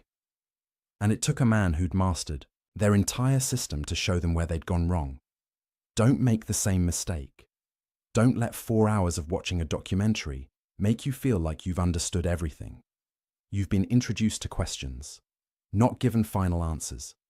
You've seen one man's journey, not been shown the only path. You've encountered ideas, not acquired certainty. What you do with those questions, that journey, those ideas, that's your work now. Your responsibility, your adventure. Al-Ghazali can't take that journey for you. I can't take it for you. No one. You have to walk it yourself, question it yourself, discover it yourself, live it yourself. But now you know the questions are worth asking. The journey is worth taking. The truth is worth seeking. Even when it costs you. Even when it disturbs you. even when it requires you to let go of certainties you cherished. Because false certainty is a prison, and Al-Ghazali offers the key, not a key to new certainties, but a key to honest uncertainty, to real seeking, to authentic knowing. Will you use it? Will you question? Will you seek? Will you jump? Or will you stay comfortable in your assumptions, safe in your beliefs, certain in your philosophies? The choice is yours. It always has been. It always will. Al-Ghazali made his choice. The philosophers made theirs. And the difference between them echoes across 1,000 years. Now it's your turn. Your choice. Your journey. Make it honestly. Make it courageously. Make it wisely. And maybe, just maybe, you'll discover what Al-Ghazali discovered, that beyond the edge of reason lies not emptiness, but fullness, not less truth, but more, not the end of knowing, but the beginning. The throne of knowledge is empty. The philosopher's certainty is gone. The old confident systems have crumbled. But that's not tragedy. That's opportunity. Opportunity to seek truth more honestly than they did, to know more authentically than they could, to integrate what they left separate. The opportunity is yours. The questions are waiting. The journey beckons. Will you begin? Welcome back, dear friends. Before we begin, let me know where in the world you are watching, and please don't forget to subscribe and like to support the channel. What if I told you that one of history's greatest minds spent his final night sleeping peacefully, knowing he would die the next morning, not tossing and turning, not bargaining with the gods, not overcome with terror or regret, just sleeping. Sleeping so soundly, in fact, that his closest friend couldn't bear to wake him. This isn't fiction. This isn't mythology. This happened in Athens in the year 399 BCE, in a cold prison cell, where a 70-year-old man named Socrates lay waiting for his execution. His friend Crito arrived before dawn. He'd bribed the guards, as friends of condemned men often did, hoping to steal a few final moments together. But when Crito entered that cell, he found something that stopped him cold. Socrates was asleep, not the fitful sleep of the anxious, not the restless half-consciousness of someone awaiting death, but deep, peaceful, undisturbed sleep. The kind of sleep you might have after a satisfying day, with nothing weighing on your conscience, no worries about tomorrow. Crito sat there in the darkness, watching his dearest friend breathe. He couldn't understand it. In just hours, the sun would rise. The prison officials would arrive. The hemlock poison would be prepared, and Socrates would drink it and die. How could anyone sleep through their last night on earth? Later, when Socrates finally woke, Crito would remark on this. He said he had always thought Socrates had a happy disposition, but seeing him sleep so well made him believe it even more. Here was a man bearing what most would call the worst misfortune imaginable, and yet he slept as sweetly as a child. But here's what makes this story truly remarkable. Socrates wasn't just accepting death. He wasn't simply resigned to fate. He was, in a way we'll come to understand, actually looking forward to it. You see, Socrates had spent his entire life thinking about death, not in a morbid way, but as a philosopher thinks about anything, with relentless curiosity and rigorous questioning. And through all that thinking, he'd arrived at a conclusion that most of us would find utterly bizarre. He believed that death might actually be a good thing, perhaps even the best thing that could happen to a person. Now, before you think this is the story of a depressed man embracing oblivion, let me be clear. Socrates loved life. He loved conversation and ideas and the electric thrill of a good argument. He loved the city of Athens with its bustling markets and complicated politics. He loved his students, his friends, even his allegedly difficult wife, Xanthippe. This was not a man who had given up on living. So what did he know that we don't?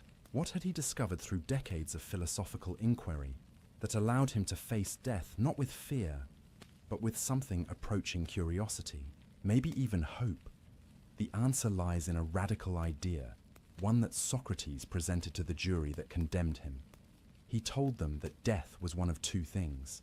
Either it was a complete absence of consciousness, like a dreamless sleep, or it was a journey to another place where all the dead reside together. Think about that for a moment. Really think about it. When was the last time you had a truly deep, dreamless sleep? The kind where you close your eyes, and then suddenly it's morning, and it feels like no time has passed at all? The kind of sleep where you wake up refreshed, with no memory of dreams or worries, or the long hours passing. Socrates said that if death was like that, an eternal, peaceful, dreamless sleep, then it would actually be wonderful. A relief even. And if death wasn't annihilation, if consciousness continued, well then, Socrates reasoned, he would find himself in the company of all the great minds who had died before him. Homer, the legendary poet, Hesiod, who wrote of the gods, Odysseus, that clever hero, all the philosophers and wise ones who had puzzled over the same questions he spent his life exploring. And in that place, he imagined, he could do what he loved most: ask questions, seek truth, engage in endless philosophical dialogue. Except now, without the interruptions of hunger or tiredness, or the constant demands of maintaining a physical body. Either way, he concluded, death was nothing to fear. At worst, it was the best sleep you've ever had. At best, it was the ultimate education. But there's something else, something deeper in Socrates' attitude toward death that we need to understand. It wasn't just about what death might be, it was about what life had been. Socrates believed that a life well lived prepared you for death, that if you spent your time cultivating your mind, questioning assumptions, pursuing wisdom rather than pleasure or power or wealth, then when death came, you would greet it as an old friend. He had a phrase for this. He said that philosophy itself was practicing for death. Not because philosophers were morbid or life-denying, but because philosophy taught you to separate yourself from your body's endless demands. It taught you that your true self, your mind, your soul, whatever you want to call the thing that thinks and wonders and knows itself, was distinct from flesh and bone. The body needs constant maintenance. It gets hungry every few hours. It needs sleep. It gets sick, feels pain, grows old and weak. It's demanding and needy and, if we're being honest, kind of a nuisance when you're trying to think deep thoughts. Socrates joked about this. He said that the body was always interrupting philosophy with its needs. You're in the middle of contemplating the nature of justice, and suddenly you're hungry. You're on the verge of a breakthrough about the meaning of courage, and you need to use the bathroom. So death, which separated the mind from the body's tyranny, was something a philosopher might actually welcome. Not because life was bad, but because death promised something potentially better. Either oblivion, which meant no more suffering, no more physical pain, no more needs, or continuation in a realm of pure thought, where you could finally focus on what truly mattered without biological interruptions. This is why Socrates could sleep that final night. He had lived the kind of life that prepared him for this moment. He had examined everything, his beliefs, his actions, his values. He had questioned relentlessly, even when it made him unpopular, especially when it made him unpopular. He had pursued truth over comfort, wisdom over wealth, virtue over victory. And now, as he lay in that prison cell with dawn approaching, he was at peace. Not because he was giving up, but because he was ready. He had done the work. He had lived the examined life, and death, whatever it turned out to be, held no terror for a man who had spent 7 decades preparing for it. When Crito finally woke him, Socrates greeted the day calmly. They would talk.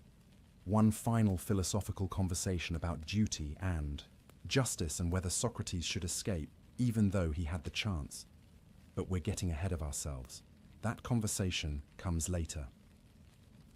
For now, I want you to hold on to this image, an old man, condemned to death, sleeping peacefully through his final night.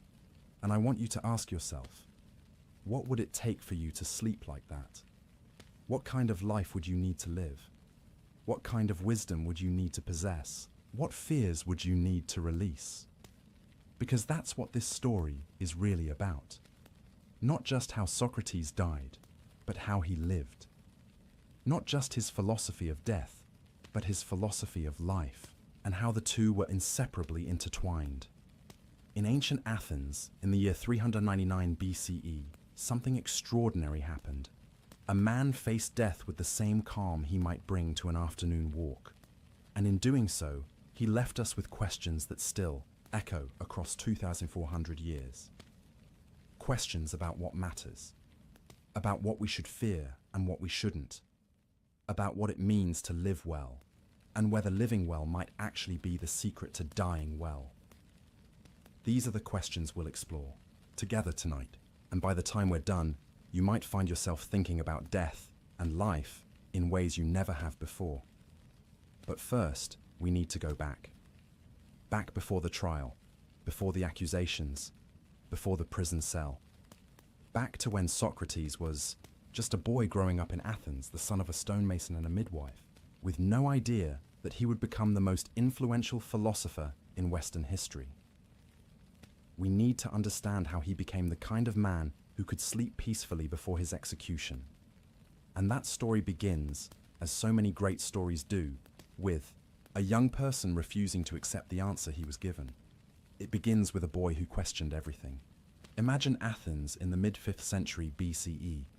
Not the ruins you might visit today, but a living, breathing city at the height of its power. The Parthenon is still being built, its marble gleaming white in the Mediterranean sun.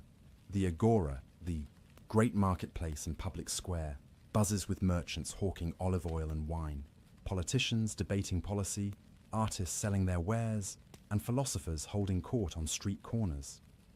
This is the world Socrates is born into, around 470 BCE. His father, Sophroniscus, is a stoneworker or sculptor. Sources differ, but we know he worked with his hands, shaping marble and limestone. His mother, Phaenarete, is a midwife. These are respectable professions, but not wealthy ones. Young Socrates grows up in a household that's comfortable enough, but far from the aristocratic circles that dominate Athenian politics and culture. And from what we can piece together, he was an odd child. Not odd in a way that worried his parents. At first, just curious, intense, always asking why, when other children accepted what they were told. While other boys played war games or practiced athletics, young Socrates seemed most content when he was thinking, or better yet, questioning. There's a story, and while we can't verify every detail, it captures something essential about who Socrates was even as a young person. His mother, Phaenarete, wanted him to have a better life than his parents had. She dreamed of him becoming a successful merchant. Maybe he could trade in olive oil or fine fabrics. Perhaps he could even own ships someday, importing goods from across the Mediterranean. It was a reasonable dream. Athens was a trading empire, and a clever young man could build a fortune if he applied himself. But Socrates showed no interest in commerce whatsoever. He was, to put it bluntly, terrible at the practical matters that would make him successful in business. He couldn't be bothered to think about profit margins or market trends. His mind was elsewhere, always elsewhere, grappling with questions that had no obvious practical value. One morning, according to the tale, his mother decided to teach him a lesson. She hired a teacher. Some accounts say it was a wise old man from the neighborhood to come and instruct young Socrates about the value of ambition and hard work. The teacher arrived and found the boy lounging in the courtyard, apparently lost in thought when he should have been studying or learning a trade. The teacher decided to use a parable, as teachers of that era often did. He told Socrates a simple story about two birds. One bird woke up early every morning and worked hard, catching the juiciest insects and feeding its young. The other bird slept in, and by the time it woke, all the good food was gone. It struggled to find anything to eat. The teacher finished his tale and looked at young Socrates expectantly. "Now, Socrates," he said, "what did you learn from this story?" The boy thought for a moment. and you can almost see the gears turning in his mind, even at that young age. Then he answered, "That the insects that wake up early get eaten by birds." The teacher blinked. Venerit sighed. Because there it was, the essence of Socratic thinking, even in childhood. He had taken the expected lesson, turned it sideways, and found a completely different conclusion. He had questioned the very framework of the parable. After all, from the insect's perspective, waking up early wasn't a virtue, it was a fatal mistake. Now we should be careful not to read too much into this story. It might be apocryphal, a legend that grew up around Socrates to illustrate his character. But true or not, it tells us something important. Even as a young person, Socrates had a mind that couldn't simply accept what it was told. He had to examine it from every angle. He had to question the assumptions behind the lesson. And this tendency only grew stronger as he matured. As a young man, Socrates did follow in his father's footsteps for a time, working as a stonecutter or sculptor. Some ancient sources claim he was quite good at it. There was supposedly a statue of the three Graces at the entrance to the Acropolis that Socrates carved, though this too is difficult to verify. What we do know is that he didn't stay in that profession. Something else was calling to him. He also served as a soldier, which surprises people who think of philosophers as weak or bookish. Athens was constantly at war during Socrates' lifetime, against Sparta, against Persia, against various allies who had become enemies. And Socrates fought in several campaigns. By all accounts, he was an excellent soldier, brave in battle, able to endure hardship, and notably tough. There's a famous story about him standing guard duty in the middle of winter, in freezing conditions, while other soldiers huddled together for warmth. Socrates stood there barefoot, apparently lost in thought, seemingly immune to the cold. But warfare, like stone-cutting, didn't hold his attention for long. The questions kept pulling at him. Questions about courage, about justice, about what made a life worth living. Questions that nobody seemed to have good answers to, even though everyone pretended they did. The turning point, the moment that changed everything, came when Socrates was in his 30s. One of his friends, a man named Chaerephon, made a pilgrimage to Delphi, to the famous oracle of Apollo. This was a common practice in ancient Greece. You would travel to Delphi, make an offering, and ask the oracle, a priestess who supposedly channeled the wisdom of the god Apollo, a question. Usually people asked about practical matters. Should I marry this person? Will my crops succeed? Should I start a new business venture?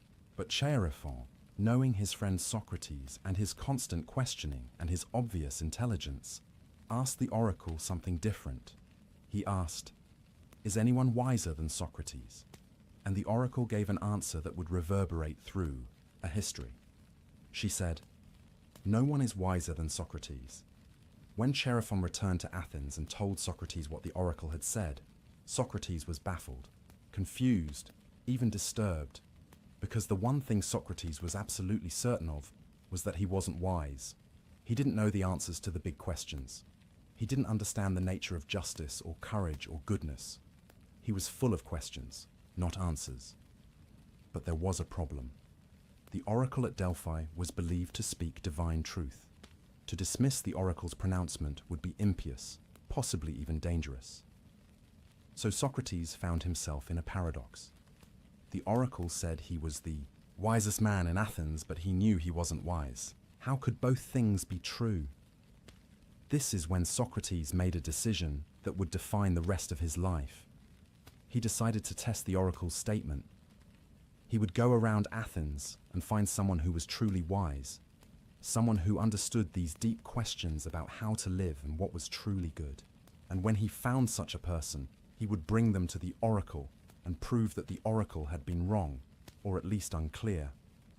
So he started visiting people who had reputations for wisdom.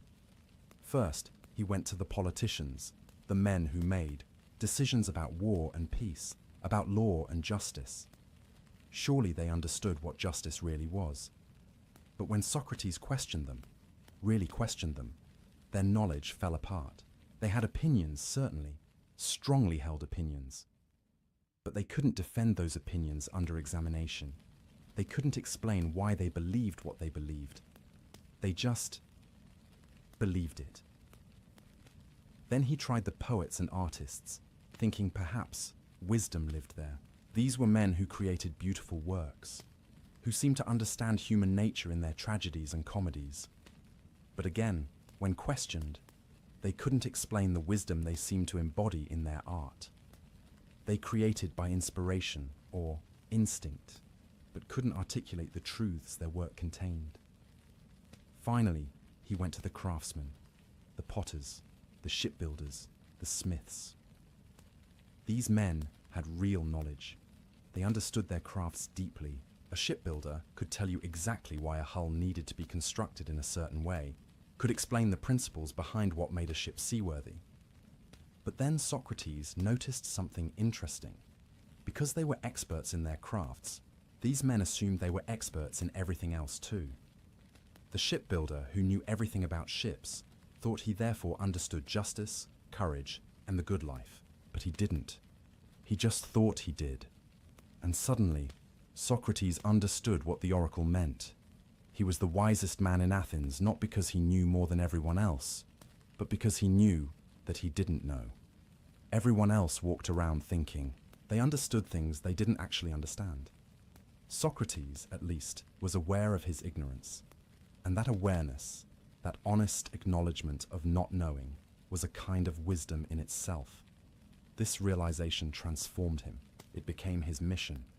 He would spend the rest of his life doing exactly what he'd been doing to test the oracle, going around Athens, questioning people who claimed to know things, helping them see that they didn't actually know what they thought. They knew. He saw himself as a kind of midwife, like his mother had been. But instead of helping women birth children, he helped people birth ideas. Or rather, he helped them realize when their ideas were malformed, when their certainties were built on sand. He developed a method, what we now call the Socratic method. He would approach someone, often someone with a reputation for wisdom or virtue, and ask them to define something. Define justice, he'd say, or courage, or piety.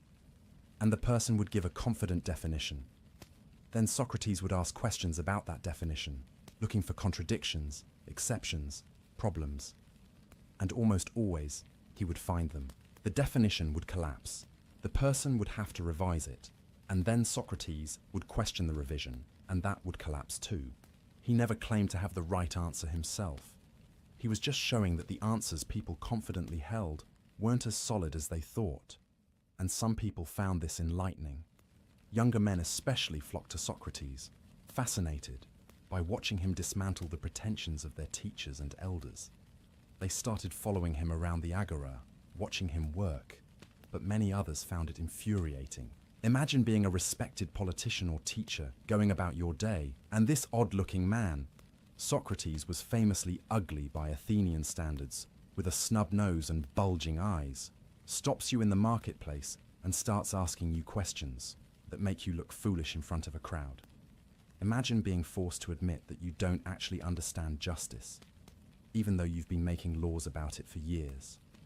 Socrates made enemies, powerful enemies, people who felt humiliated by his questioning, people who saw him as a threat to the social order, to respect for authority, to the very fabric of Athenian society. And these enemies would remember. They would wait for their opportunity. And years later, when Athens was vulnerable and frightened after losing a war, they would strike. But that comes later. For now, in his 30s and 40s, Socrates is in his element. He's found his calling. He spends his days in the agora, questioning anyone who will engage with him. He's not wealthy. Philosophy doesn't pay.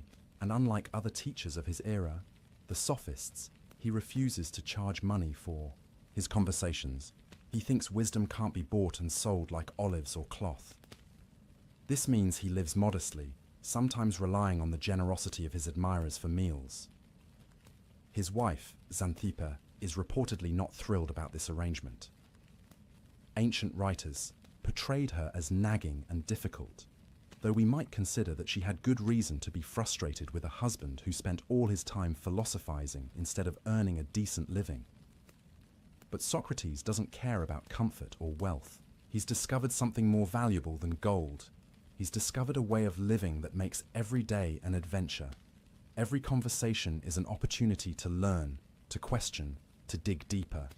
He's fascinated by how the human mind works, by how we form beliefs, by how we fool ourselves into thinking we understand things we don't. And he's beginning to form some convictions of his own. Not answers to the big questions. He still doesn't claim to have those. But convictions about how to live. He believes that virtue is the most important thing, that it's better to suffer injustice than to commit it, that the quality of your soul matters more than the condition of your body or the size of your bank account, that an examined life, a life where you constantly question yourself and your beliefs, is the only life worth living. These aren't just abstract philosophical positions for Socrates. He lives them. When he's offered bribes, he refuses them. When powerful people tell him to stop asking questions, he ignores them.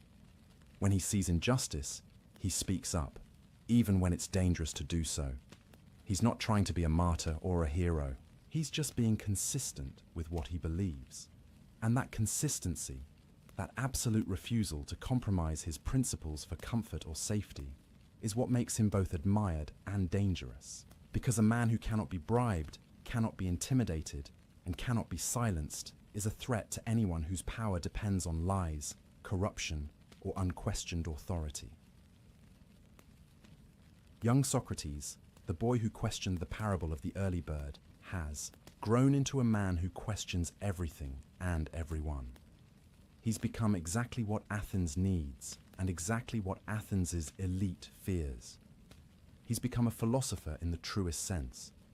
Not someone who knows all the answers, but someone who asks all the right questions. And in asking those questions, he's challenging his fellow citizens to examine their own lives, to question their own beliefs, to wake up from the comfortable sleep of unthinking habit. He doesn't know it yet, but this mission will cost him everything. The same sharp mind that won him devoted followers will eventually bring him powerful enemies. The same integrity that made young men admire him will make old men fear him. The same questions that illuminated truth will be twisted into charges of impiety and corruption. But again, we're getting ahead of ourselves. Right now, in the middle of his life, Socrates is at the peak of his powers. He's surrounded by brilliant, young minds who hang on his every word. He's engaged in the work he was born to do. He's living the examined life, and it feels right, feels true, feels like finally being the person he was always meant to be. And in living this way, he's developing a philosophy that will help him face his own death with courage and even joy. Because Socrates is learning something profound about what it means to be human, about what really matters, about how to separate the essential from the trivial. He's learning how to live. And in learning how to live, he's inadvertently learning how to die. But to understand that, we need to go deeper into his method, his madness, his peculiar genius. We need to walk with him through the agora, to hear him question and probe and dismantle the false certainties people cling to. We need to understand what it meant to be on the receiving end of Socratic examination. We need to experience the art of knowing nothing. Picture a typical morning in the agora of Athens. The sun hasn't yet reached its peak, so the marble colonnades still offer some shade from the Mediterranean heat. Vendors are setting up their stalls, pyramids of olives glistening with oil, fabric dyed in rich purples and reds, pottery both practical and decorative. The air smells of bread baking, of fish from the morning's catch, of incense from a nearby shrine. And there, near one of the columns, stands Socrates. He's in his 50s now, at the height of his powers. His appearance is distinctive, impossible to miss. While other philosophers of his era might dress in fine robes to signal their status, Socrates wears the same simple cloak year-round. His feet are bare. He's famous for going barefoot even in winter. His face, as we've mentioned, isn't conventionally handsome. Ancient sources describe him as looking somewhat like a satyr, those mythological creatures that were half man, half goat. But there's something magnetic about him anyway. When he speaks, people listen. A small crowd has already gathered around him. Some are his regular followers, young men from wealthy families who find traditional education boring, but find Socrates endlessly fascinating. Others are passers-by who've stopped out of curiosity. And approaching now is a man named Euthyphro, a religious expert who has a reputation for understanding the will of the gods. This is perfect for Socrates, because Euthyphro is on his way to the courthouse. He's prosecuting his own father for murder. It's a scandalous case that everyone in Athens is talking about. One of the father's workers killed a slave in a drunken rage, and the father bound the killer and threw him in a ditch while sending for religious guidance on what to do. The bound man died of exposure before the advice arrived. Now Euthyphro is charging his father with murder, claiming it's the pious thing to do. Socrates sees an opportunity. He approaches Euthyphro with what seems like genuine curiosity and respect. "Euthyphro, my friend," he says, "you must know a great deal about piety and impiety to be so confident in prosecuting your own father. Most men would worry about whether they were doing the right thing, but you clearly understand piety. Could you teach me? What exactly is piety?" You can imagine Euthyphro's reaction. He's flattered. Here's the famous Socrates, asking for his wisdom. Of course he can explain piety. He's an expert after all, so he offers his first definition. Piety is doing what I'm doing now, prosecuting wrongdoers, whether they're your father or anyone else. It seems like a reasonable answer, but watch what Socrates does next. He doesn't disagree. He doesn't argue. He just asks another question. "That's an interesting example," he says. "But I asked you what piety is in itself. You've given me an example of a pious act, but what makes an act pious? What is the essential nature of piety that all pious acts share?" Euthyphro pauses. He revises his definition. Piety is what is loved by the gods. Better, Socrates agrees. That's more like a real definition. But then, and here's where the method gets interesting, he asks, "But which gods? Don't the gods disagree with each other? Zeus approves of some things that Hera despises. Ares loves war while Athena prefers wisdom. So if the gods disagree, how can we say something is pious simply because a god loves it?" Euthyphro sees the problem. He refines the definition again. Piety is what all the gods love. Now we're getting somewhere, Socrates says. But here comes the crucial question, the one that cuts to the heart of everything. Is something pious because the gods love it? Or do the gods love it because it is pious?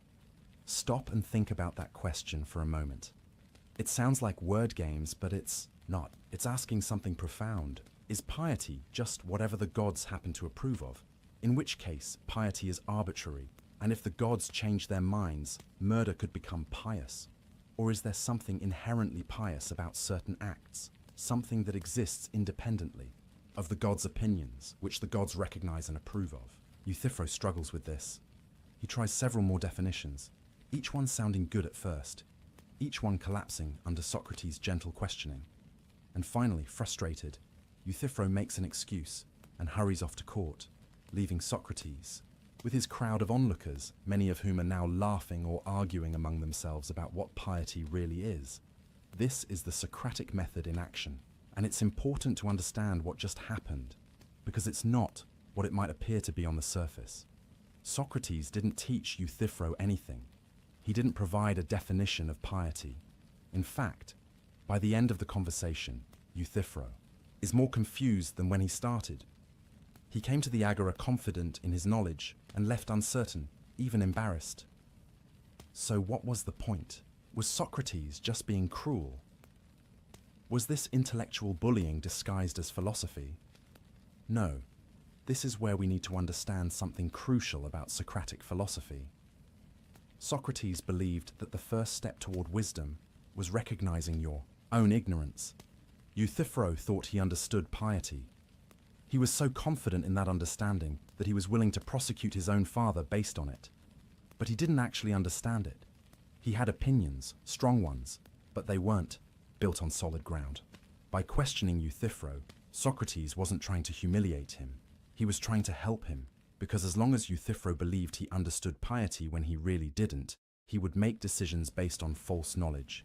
He might do terrible things, thinking they were pious. He would be dangerous to himself and others, precisely because of his unexamined certainty. But if Euthyphro could be brought to a state of aporia, that Greek word meaning at a loss, without a clear path forward, then something beautiful could happen. The certainty would crack open. Space would appear for real questioning, real learning. He would stop pretending to know and start genuinely seeking.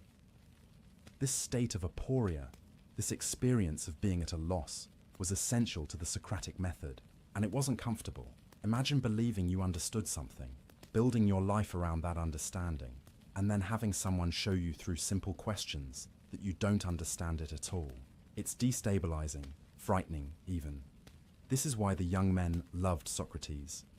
When you're young, you haven't yet built your entire life around certain beliefs. You're still flexible, still learning, still open to having your mind changed. Watching Socrates dismantle the certainties of your elders is thrilling. It's permission to question everything you've been told. It's liberation. But this is also why older men, established men, powerful men, hated him. They had reputations to protect. They had built careers on their supposed wisdom. They had made decisions, some of them life and death decisions, based on beliefs they now discovered were shaky at best. To admit uncertainty at that point in life felt like admitting their entire lives had been based on sand. Let me walk you through another example, because the pattern is so consistent, so revealing. One day, a famous general approaches Socrates. The man has won battles, led armies, received honors from the city. And Socrates asks him, "What is courage?" The general is confident. He knows courage. He's demonstrated it in battle. Courage, he says, is standing your ground in battle, not retreating even when the enemy advances. Socrates nods thoughtfully. That's interesting. But what about the Scythian warriors who use a different tactic? They retreat strategically, drawing the enemy into traps, and this leads to victory. Are they not courageous? The general sees the point. All right, courage is knowing when to stand and when to retreat in order to achieve victory. So courage is a kind of knowledge, Socrates asks. Knowledge of what's dangerous and what's safe. Yes, exactly, the general agrees. But then, Socrates continues, a doctor has knowledge of what's dangerous and safe for sick patients. Does that make the doctor courageous? Or a ship's captain knows what's dangerous at sea? Is he displaying courage simply by having that knowledge? The general pauses. No, that's different. Courage is specifically about dangers in war. But why only in war? Socrates presses. Can't someone be courageous in facing poverty, or in facing disease, or in facing temptation? Are there not many kinds of dangers that require courage? And so it goes. Every answer leads to more questions. Every definition reveals exceptions, contradictions, or problems. And the general, who began the conversation certain he understood courage, he who had demonstrated courage in battle, ends it uncertain, at a loss. Now here's what's fascinating. Socrates never claims to have the right definition himself. He never says, "You're wrong, here's what courage really is." He maintains throughout that he doesn't know. And this seems paradoxical, almost maddening. How can someone who doesn't know the answer still demonstrate that everyone else's answers are wrong? The answer lies in understanding the difference between knowing something and knowing about something. Socrates might not be able to define courage perfectly, but he knows enough about it to recognize when a definition fails. It's like how you might not be a chef, but you know when food tastes bad. You might not be able to compose a symphony, but you can tell when music is out of tune. Socrates had spent decades thinking about these concepts: justice, courage, piety, wisdom, goodness. He knew them intimately, even if he couldn't define them perfectly. He knew their contours, their complexities, their nuances. So when someone offered a simple, confident definition, he could immediately see its limitations. But there's something even deeper happening in the Socratic method. Socrates believed that the answers were already inside us, buried under layers of false certainty and unexamined assumptions. His questions weren't meant to fill an empty vessel with knowledge. They were meant to help you give birth to understanding. That was already there, waiting to be discovered. This is why he compared himself to a midwife, like his mother. A midwife doesn't create the baby. The baby already exists. The midwife just helps it come into the world. Similarly, Socrates believed that real knowledge was already in your soul, and his questions just helped you access it. There's a famous demonstration of this in one of Plato's dialogues.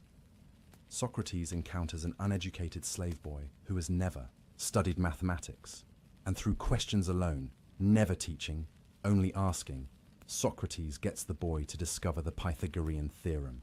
The boy figures out the geometric proof himself, guided only by Socrates' questions. This, Socrates argued, proved that the knowledge was already there. It just needed to be drawn out. Whether you believe in Socrates' theory about knowledge being innate is less important than understanding what the method was trying to do. It was trying to wake people up, to shake them out of the comfortable sleep of unexamined opinion, to make them think for themselves rather than simply accepting what they'd been told. And it worked. At least it worked on people who were genuinely interested in truth. Those who came to Socrates with real curiosity, with humility, with openness to being wrong. They often had transformative experiences. They would leave conversations, feeling uncertain about things they'd been certain of. Yes, but also feeling more alive, more engaged, more aware. One of his students described it beautifully. He said that talking with Socrates was like being stung by a stingray. You'd be swimming along, confident and comfortable, and suddenly, zap, you're paralyzed, unable to move forward with your old certainties. But that paralysis was the beginning of real thought. The problem, of course, was that not everyone appreciated being stung. Some people came to Socrates wanting to show off their knowledge, expecting deference to their expertise. When Socrates questioned them and revealed the limits of that expertise, they didn't feel enlightened. They felt humiliated. And here's where things get dangerous. In a democratic society like Athens, reputation was everything. Your political power, your social standing, your ability to influence decisions, all of it rested on people respecting your wisdom and judgment. So when Socrates publicly demonstrated that you didn't actually understand what you claimed to understand, he wasn't just winning an argument. He was threatening your position in society. Imagine being a wealthy aristocrat who served on juries, advised the assembly, perhaps even led military campaigns. Your neighbors respect you. Young men ask your advice. You're invited to important symposia where decisions are made. And then this strange, ugly, barefoot philosopher stops you in the marketplace and starts asking questions that make you look foolish in front of a crowd that includes your peers, your rivals, and young people who used to respect you. What do you do? Do you admit you don't know what you thought you knew? Do you embrace the aporia, the uncertainty, and start genuinely seeking wisdom? Some did. Those became Socrates' friends and followers. But others, perhaps most, did something else. They got angry. They dismissed Socrates as a sophist, a word twister, a corrupter of youth who taught young people to disrespect their elders. They began to see him not as a gadfly trying to wake Athens up, but as a threat to social order, to tradition, to everything that made Athens great. These men started gathering, started talking among themselves, started plotting. Because there's one thing powerful people hate more than being wrong. It's being publicly shown to be wrong. And Socrates had been publicly showing them to be wrong for decades. But Socrates didn't stop, couldn't stop. Because for him, the examined life was the only life worth living. To stop questioning, to accept easy answers, to let people walk around, confidently ignorant. That would be a betrayal of everything he'd learned from the oracle. He was the wisest man in Athens precisely because he kept asking questions, kept examining, kept pushing. He believed he was on a divine mission. The god. Apollo had essentially told him, through the oracle, that his wisdom lay in recognizing his ignorance. And from that, Socrates had derived a calling. He was meant to go around Athens helping others recognize their ignorance too. He was meant to wake people up, even when it made him unpopular, even when it made him poor. He could have charged for his teaching like the sophists did, but he refused, believing wisdom couldn't be bought, even when it started making him enemies in high places, even when those enemies started becoming dangerous. Because here's what Socrates understood that most of us forget. Comfort is the enemy of truth. If you want to believe comfortable lies, you'll never face uncomfortable truths. If you want to keep your assumptions intact, you can't examine them too closely. If you want peace and prosperity and respect, you probably shouldn't spend your days challenging people's most deeply held beliefs. But Socrates had chosen truth over comfort, wisdom over wealth, the examined life over the easy life. And that choice, that absolute commitment to questioning everything, was going to cost him everything. The powerful men he'd embarrassed were patient. They waited for the right moment, the right political climate, and it would come. Athens would suffer defeats, would become fearful and paranoid, would look for scapegoats, and when that moment came, they would strike. But we're not there yet. Right now, in the agora, Socrates is still free to question, still surrounded by devoted followers, still doing the work he was born to do. He's demonstrating day after day that wisdom begins with admitting you don't know. That the unexamined, life isn't worth living, that questions are more valuable than answers. He's teaching, though he would insist he's not teaching, only questioning, an entire generation about how to think. Not what to think, but how. How to examine your beliefs, how to question your assumptions, how to distinguish between opinion and knowledge, how to be intellectually honest, how to value truth over ego. And in doing this work, in living this examined life, he's preparing himself for something he doesn't yet know is coming. He's developing a kind of spiritual strength, a philosophical courage that will serve him when the worst happens. He's learning to care more about his soul than his body, more about virtue than reputation, more about truth than survival. He's becoming the kind of man who could sleep peacefully the night before his execution, the kind of man who could drink hemlock without fear, the kind of man who could face death as he faced everything else, with questions, with curiosity, with absolute integrity. But to understand how he got there, we need to go deeper still. We need to understand what Socrates believed about the soul, about virtue, about what makes life meaningful. We need to understand his philosophy of the examined life, not just as a method for questioning others, but as a way of being in the world. Because the Socratic method wasn't just a debating technique. It was a spiritual practice, a way of cultivating wisdom, a path toward becoming fully human. And that's where we're going next. There's a line that Socrates spoke at his trial that has echoed through 2,400 years of human history. It's probably the most famous thing he ever said, and it's become so familiar that we sometimes forget how radical it was, and still is. The full, unexamined life is not worth living, not difficult, not less fulfilling, not suboptimal, not worth living. That's an extreme statement. Socrates is saying that a human life lived without self-examination, without questioning, without constant reflection on how you're living and why, is essentially worthless. It would be better not to live at all than to live unthinkingly. That's a strong claim, strong enough that it's worth taking seriously. What did Socrates mean? And more importantly, what does it mean to examine your life? What does that actually look like in practice? Let's start with what Socrates didn't mean. He wasn't talking about neurotic self-analysis, endless navel-gazing, or paralyzing overthinking that prevents you from taking action. He wasn't suggesting you should spend every moment introspecting to the point of being unable to function in the world. Socrates lived a full life. He was a soldier, a citizen, a husband, a friend. He participated in Athenian society even as he questioned it. No, the examined life was something different. It was about intentionality, about consciousness. about refusing to live on autopilot, doing things simply because that's what everyone does, or because that's what you've always done, or because it's comfortable and familiar. The examined life meant constantly asking yourself, why am I doing this? Is this making me a better person? Does this align with what I believe is good and true? Am I living according to my values, or am I betraying them?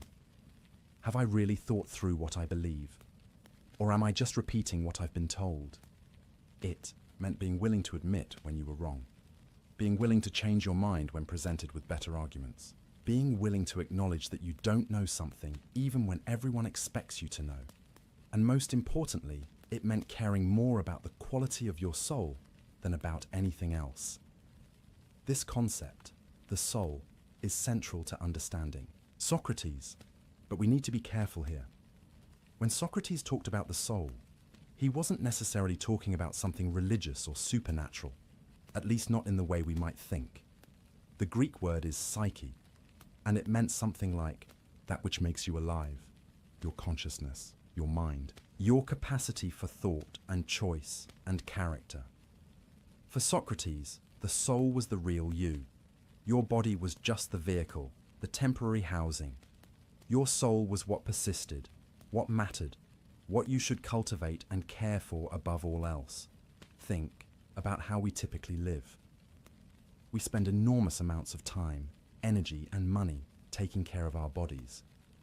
We feed them, exercise them, rest them, dress them, groom them. We worry constantly about their health, their appearance, their comfort, and that's not wrong. Bodies need maintenance. But Socrates noticed that we almost never give the same attention to our souls. We don't feed our minds with the same care we feed our bodies. We don't exercise our capacity for wisdom and virtue. We don't examine whether our characters are healthy or diseased. We just assume that however we are is fine, that our beliefs and values and habits don't need the same kind of deliberate cultivation that our bodies do. And this, Socrates thought, was completely backwards, because your body is temporary. It's going to age, decay, and die no matter how well you take care of it. But your soul, your character, your wisdom, your virtue, that's what defines who you really are. That's what lasts. Whether you believe in an afterlife or not, your soul is what you contribute to the world, what you leave behind, what you really are when everything else is stripped away.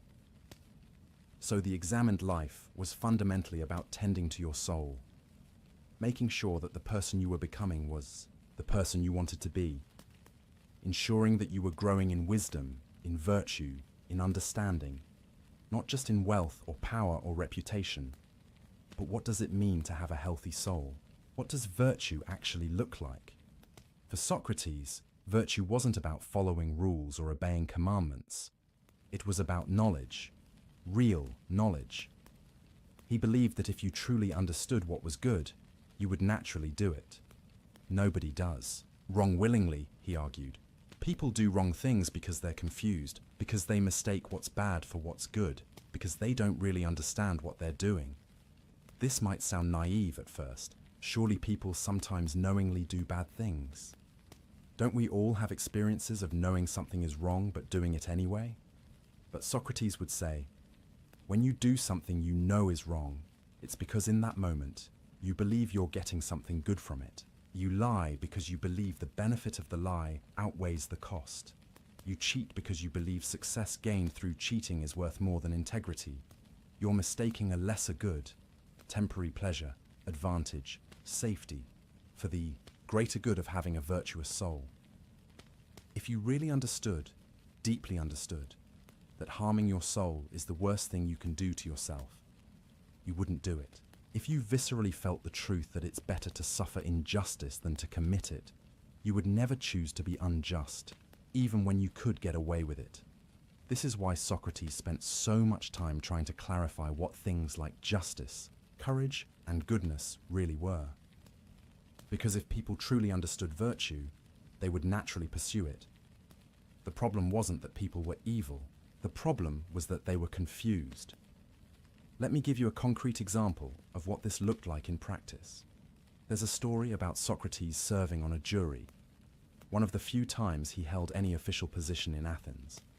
A group of generals had won a major naval battle, but a storm prevented them from recovering the bodies of fallen soldiers. This was considered a serious religious violation in ancient Athens. The bodies needed proper burial rites, or the souls would wander restlessly. The Field Assembly, in its anger and grief, wanted to try all 10 generals together and execute them all. This was illegal. Each man had the right to an individual trial. But the mob was furious. They wanted justice, or what they thought was justice. They wanted revenge. Socrates was the one member of the presiding committee who refused to allow the illegal vote. He stood alone against the entire angry assembly. People threatened him. They could have charged him with obstruction. They could have harmed him. But Socrates wouldn't budge, because he had examined what justice required, and he knew that violating the law in order to punish people for violating the law was incoherent. It was wrong, no matter how many people demanded it. This is the examined life in action. Socrates had thought deeply about justice. He had questioned his assumptions about it. He had refined his understanding through countless conversations. And because of that work, when the moment came, he knew what to do. His examination had prepared him for the test. Most people, most of the time, operate on unexamined principles. They believe things because their parents believe them, or their society believes them, or they've always believed them. And these unexamined beliefs work fine until they're tested, until you're asked to compromise them for safety or profit or acceptance. Then they crumble because they were never really yours. You never really thought about whether you believed them. You just inherited them. But Socrates had examined everything. He had tested his principles against every objection he could think of. He had refined them through dialogue and debate.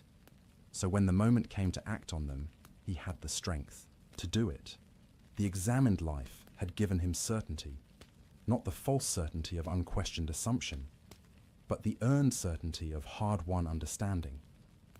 This is also why Socrates insisted that virtue was knowledge. If you really know what's right, if you've examined it and tested it and made it truly yours, you'll do it. You won't be swayed by threats or bribes or social pressure, because you'll understand in your bones that compromising your soul for any external reward is a terrible trade. Now you might be thinking, this sounds exhausting. Do I really need to question everything all the time? Can't I just live, make reasonable decisions, try to be a decent person? And the answer is, you can live that way. Most people do, but Socrates would ask you, is that really living? Or is that just existing on autopilot, letting circumstances and social pressure determine who you are? The examined life isn't about being perfect. It's not about never making mistakes. Socrates himself admitted constantly that he didn't have all the answers. The examined life is about being awake, being conscious, being intentional, making choices rather than just reacting to stimuli. It's about asking yourself regularly, am I living according to my values? What are my values? Why do I hold them? Am I becoming the person I want to become? If not, what needs to change? What am I assuming without questioning? Where am I lying to myself? Where am I choosing comfort over truth? These aren't comfortable questions. Examining your life means confronting things you'd rather not confront. It means admitting you've been wrong about things. It means changing behaviors you've grown comfortable with. It means acknowledging that you're not as good, as wise, as virtuous as you'd like to believe.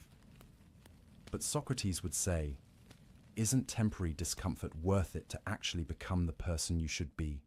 Isn't a moment of ego-bruising honesty better than a lifetime of self-deception? What's the point of being comfortable if you're comfortable with a lie? And here's where Socrates' philosophy connects directly to his view of death. Because if the quality of your soul is what really matters, if who you are is more important than what you have or how you appear, then death loses much of its power over you. Think about what we're usually afraid of when we fear death.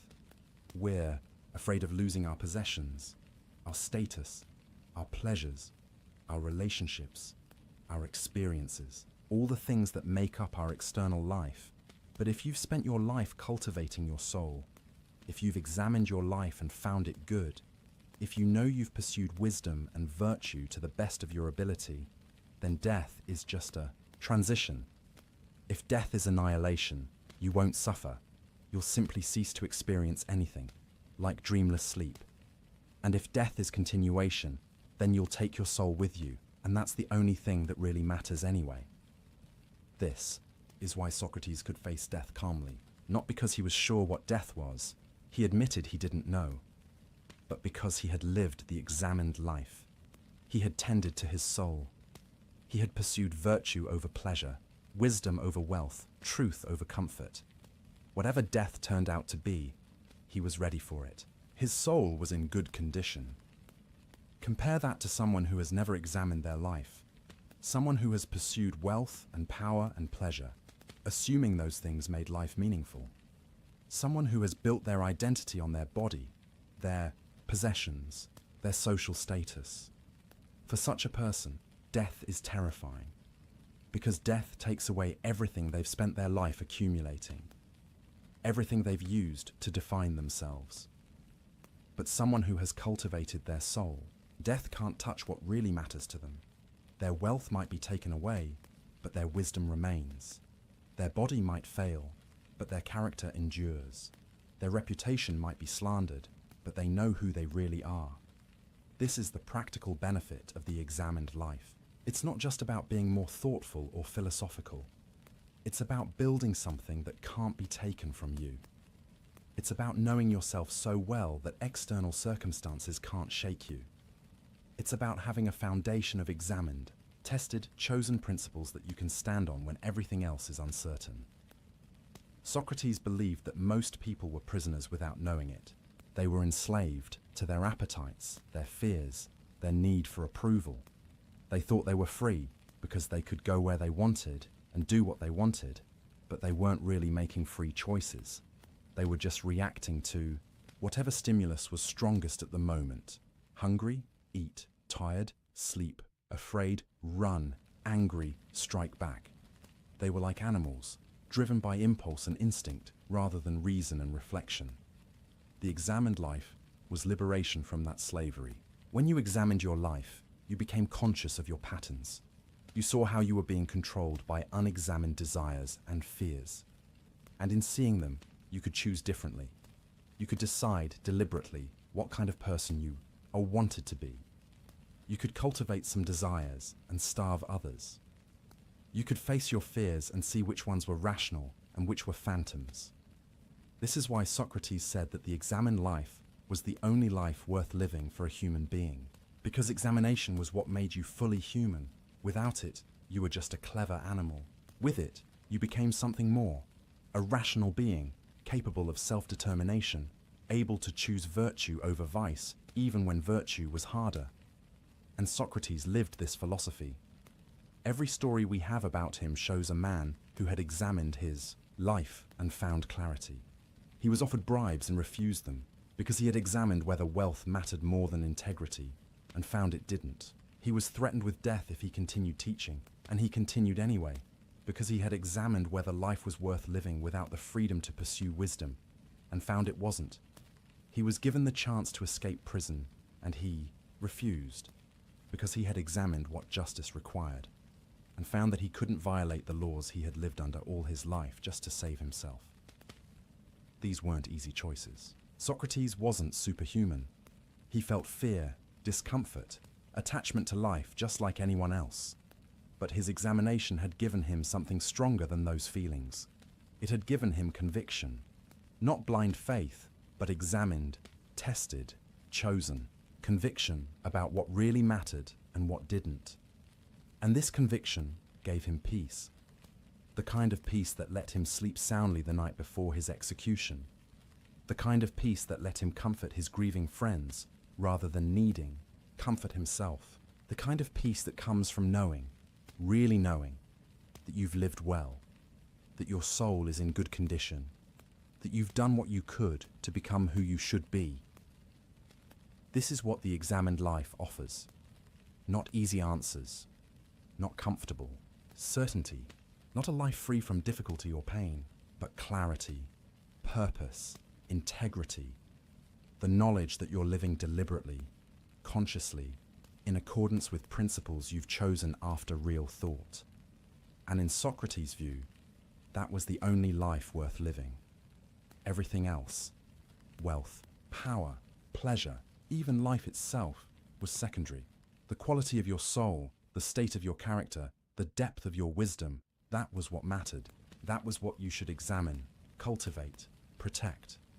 Because your soul is the only thing that's really yours. Everything else can be taken away. Your possessions can be stolen. Your reputation can be slandered. Your body can be imprisoned or killed. But your soul, who you really are, what you really believe, the wisdom you've gained, the virtue you've cultivated, that remains yours. That goes with you, wherever you go. That is you. And when you understand that, really understand it at a bone-deep level, then you're free in a way that most people never experience. Free from the fear of loss, because you can't lose what really matters. Free from the need for approval, because you know your own worth through examination, rather than through others' opinions. Free from the terror of death, because death can only take what was temporary anyway. This is what Socrates had achieved through his examined life.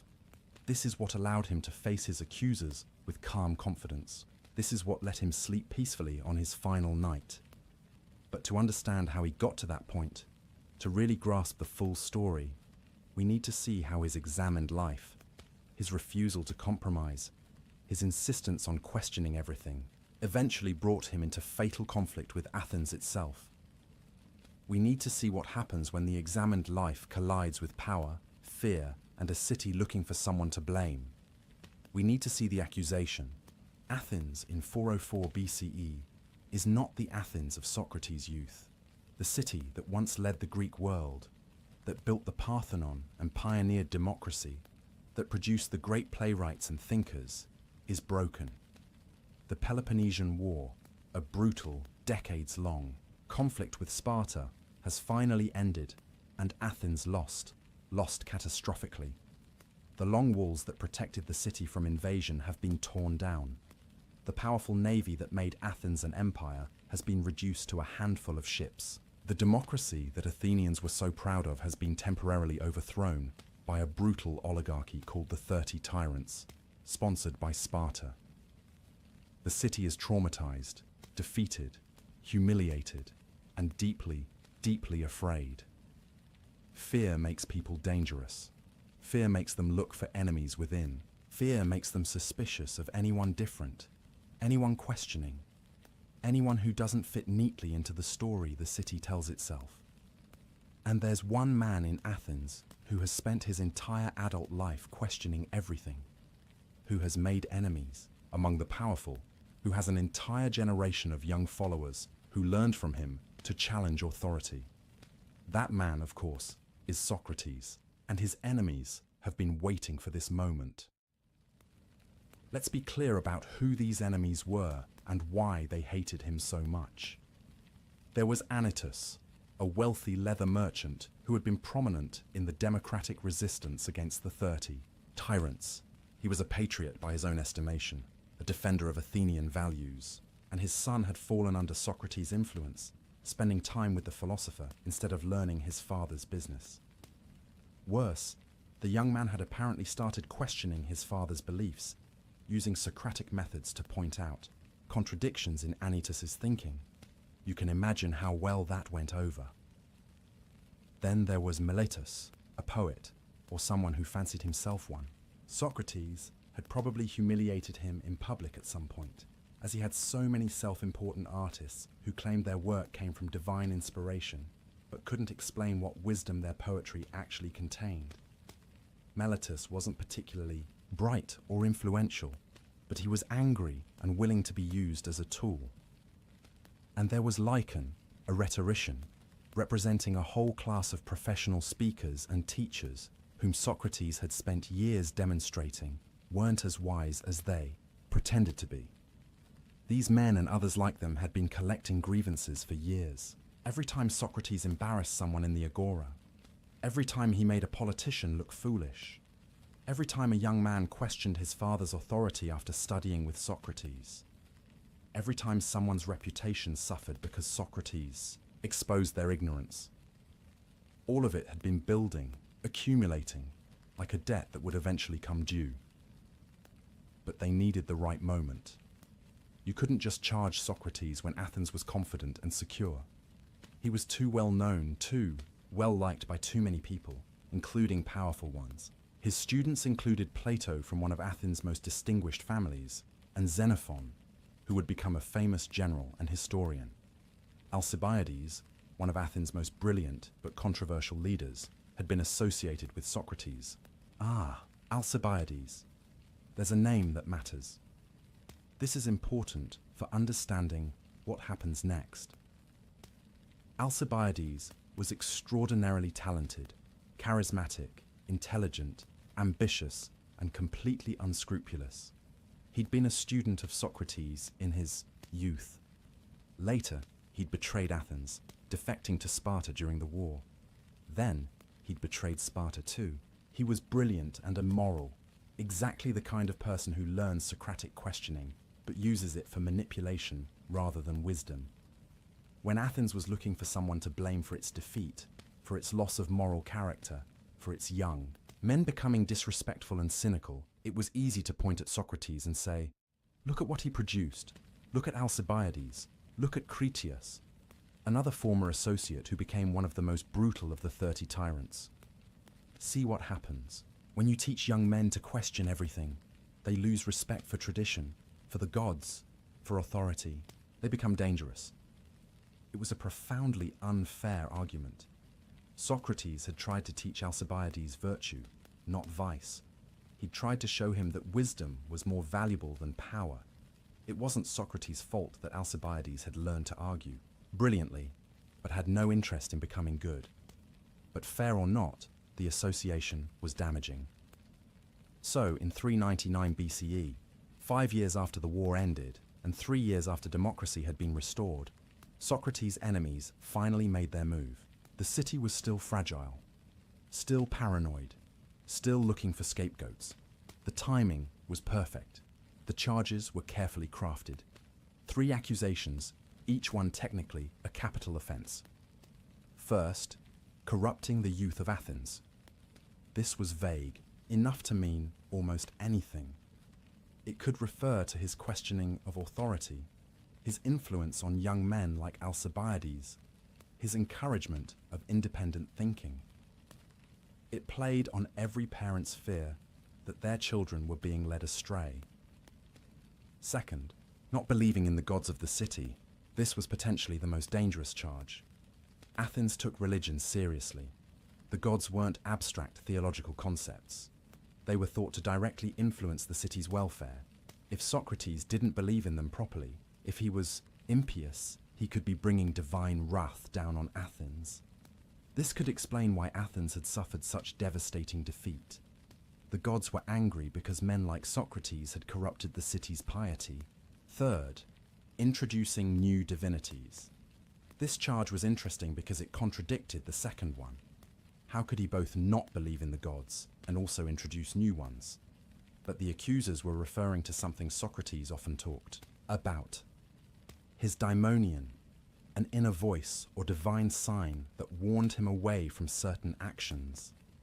To his enemies, this sounded like he was claiming to have a private connection to divinity that bypassed the official religious channels. It sounded arrogant, heretical, dangerous. The penalty proposed? Death. When Socrates received the summons to trial, he must have known how serious this was. At 70 years old, he'd lived through enough Athenian politics to recognize a politically motivated prosecution. He knew these men. He probably knew exactly which of his past humiliations they were avenging. But here's what's remarkable. He didn't run.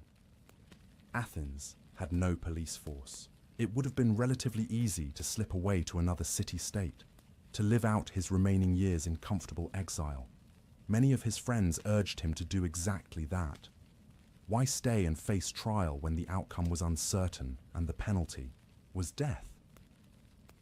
Socrates' answer was simple. He couldn't live a life inconsistent with his principles.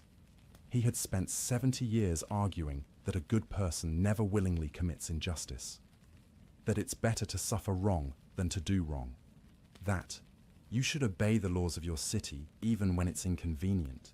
How could he flee now? How could he save his body by corrupting his soul? So he stayed, and when the day of the trial came, he walked into that courtroom prepared to defend not just himself, but his entire way of life. The trial took place in a large public court. 500 Athenian citizens served as jurors, a huge number by our standards, but typical for Athens. The accusers spoke first, presenting their case. Then Socrates would have his chance to defend himself. There were no lawyers. You represented yourself, made your own arguments. At the end, the jury would vote by dropping a pebble into one of two urns, one for guilty, one for innocent.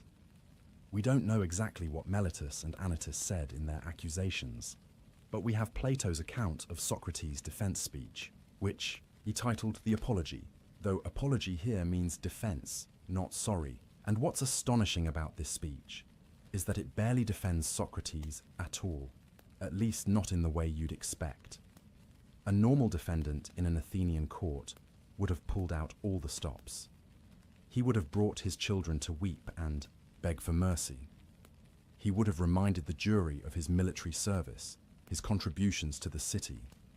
He would have flattered the jurors, appealed to their emotions, done everything possible to win sympathy. Socrates did almost none of this. Instead, he used the trial as an opportunity to explain, to justify his entire philosophical mission. In a way, he put Athens itself on trial.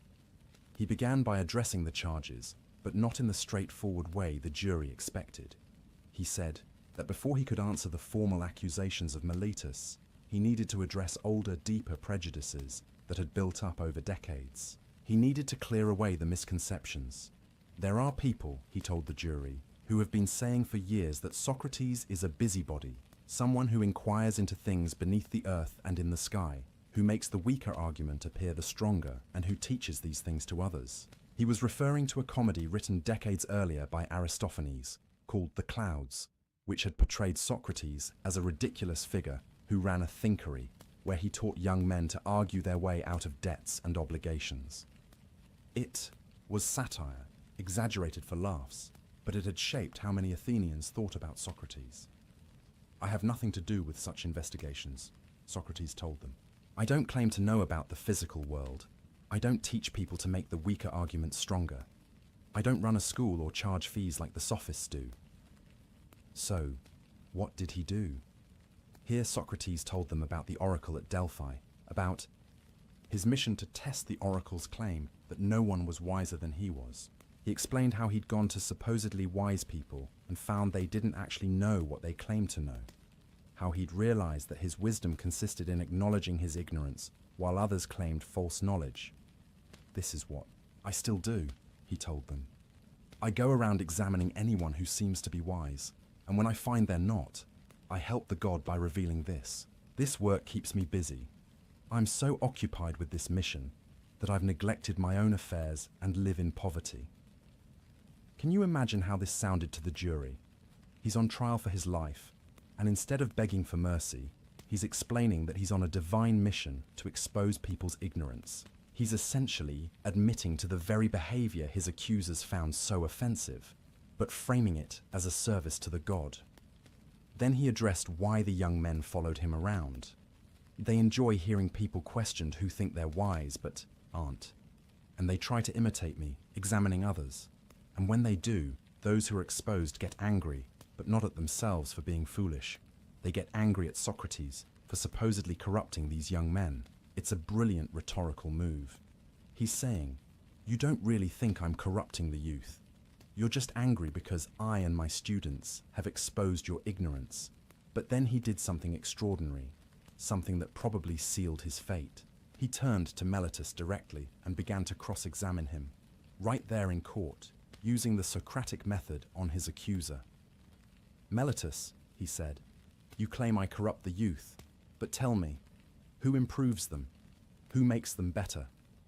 Meletus, probably not expecting this approach, fumbled a bit and said, the laws?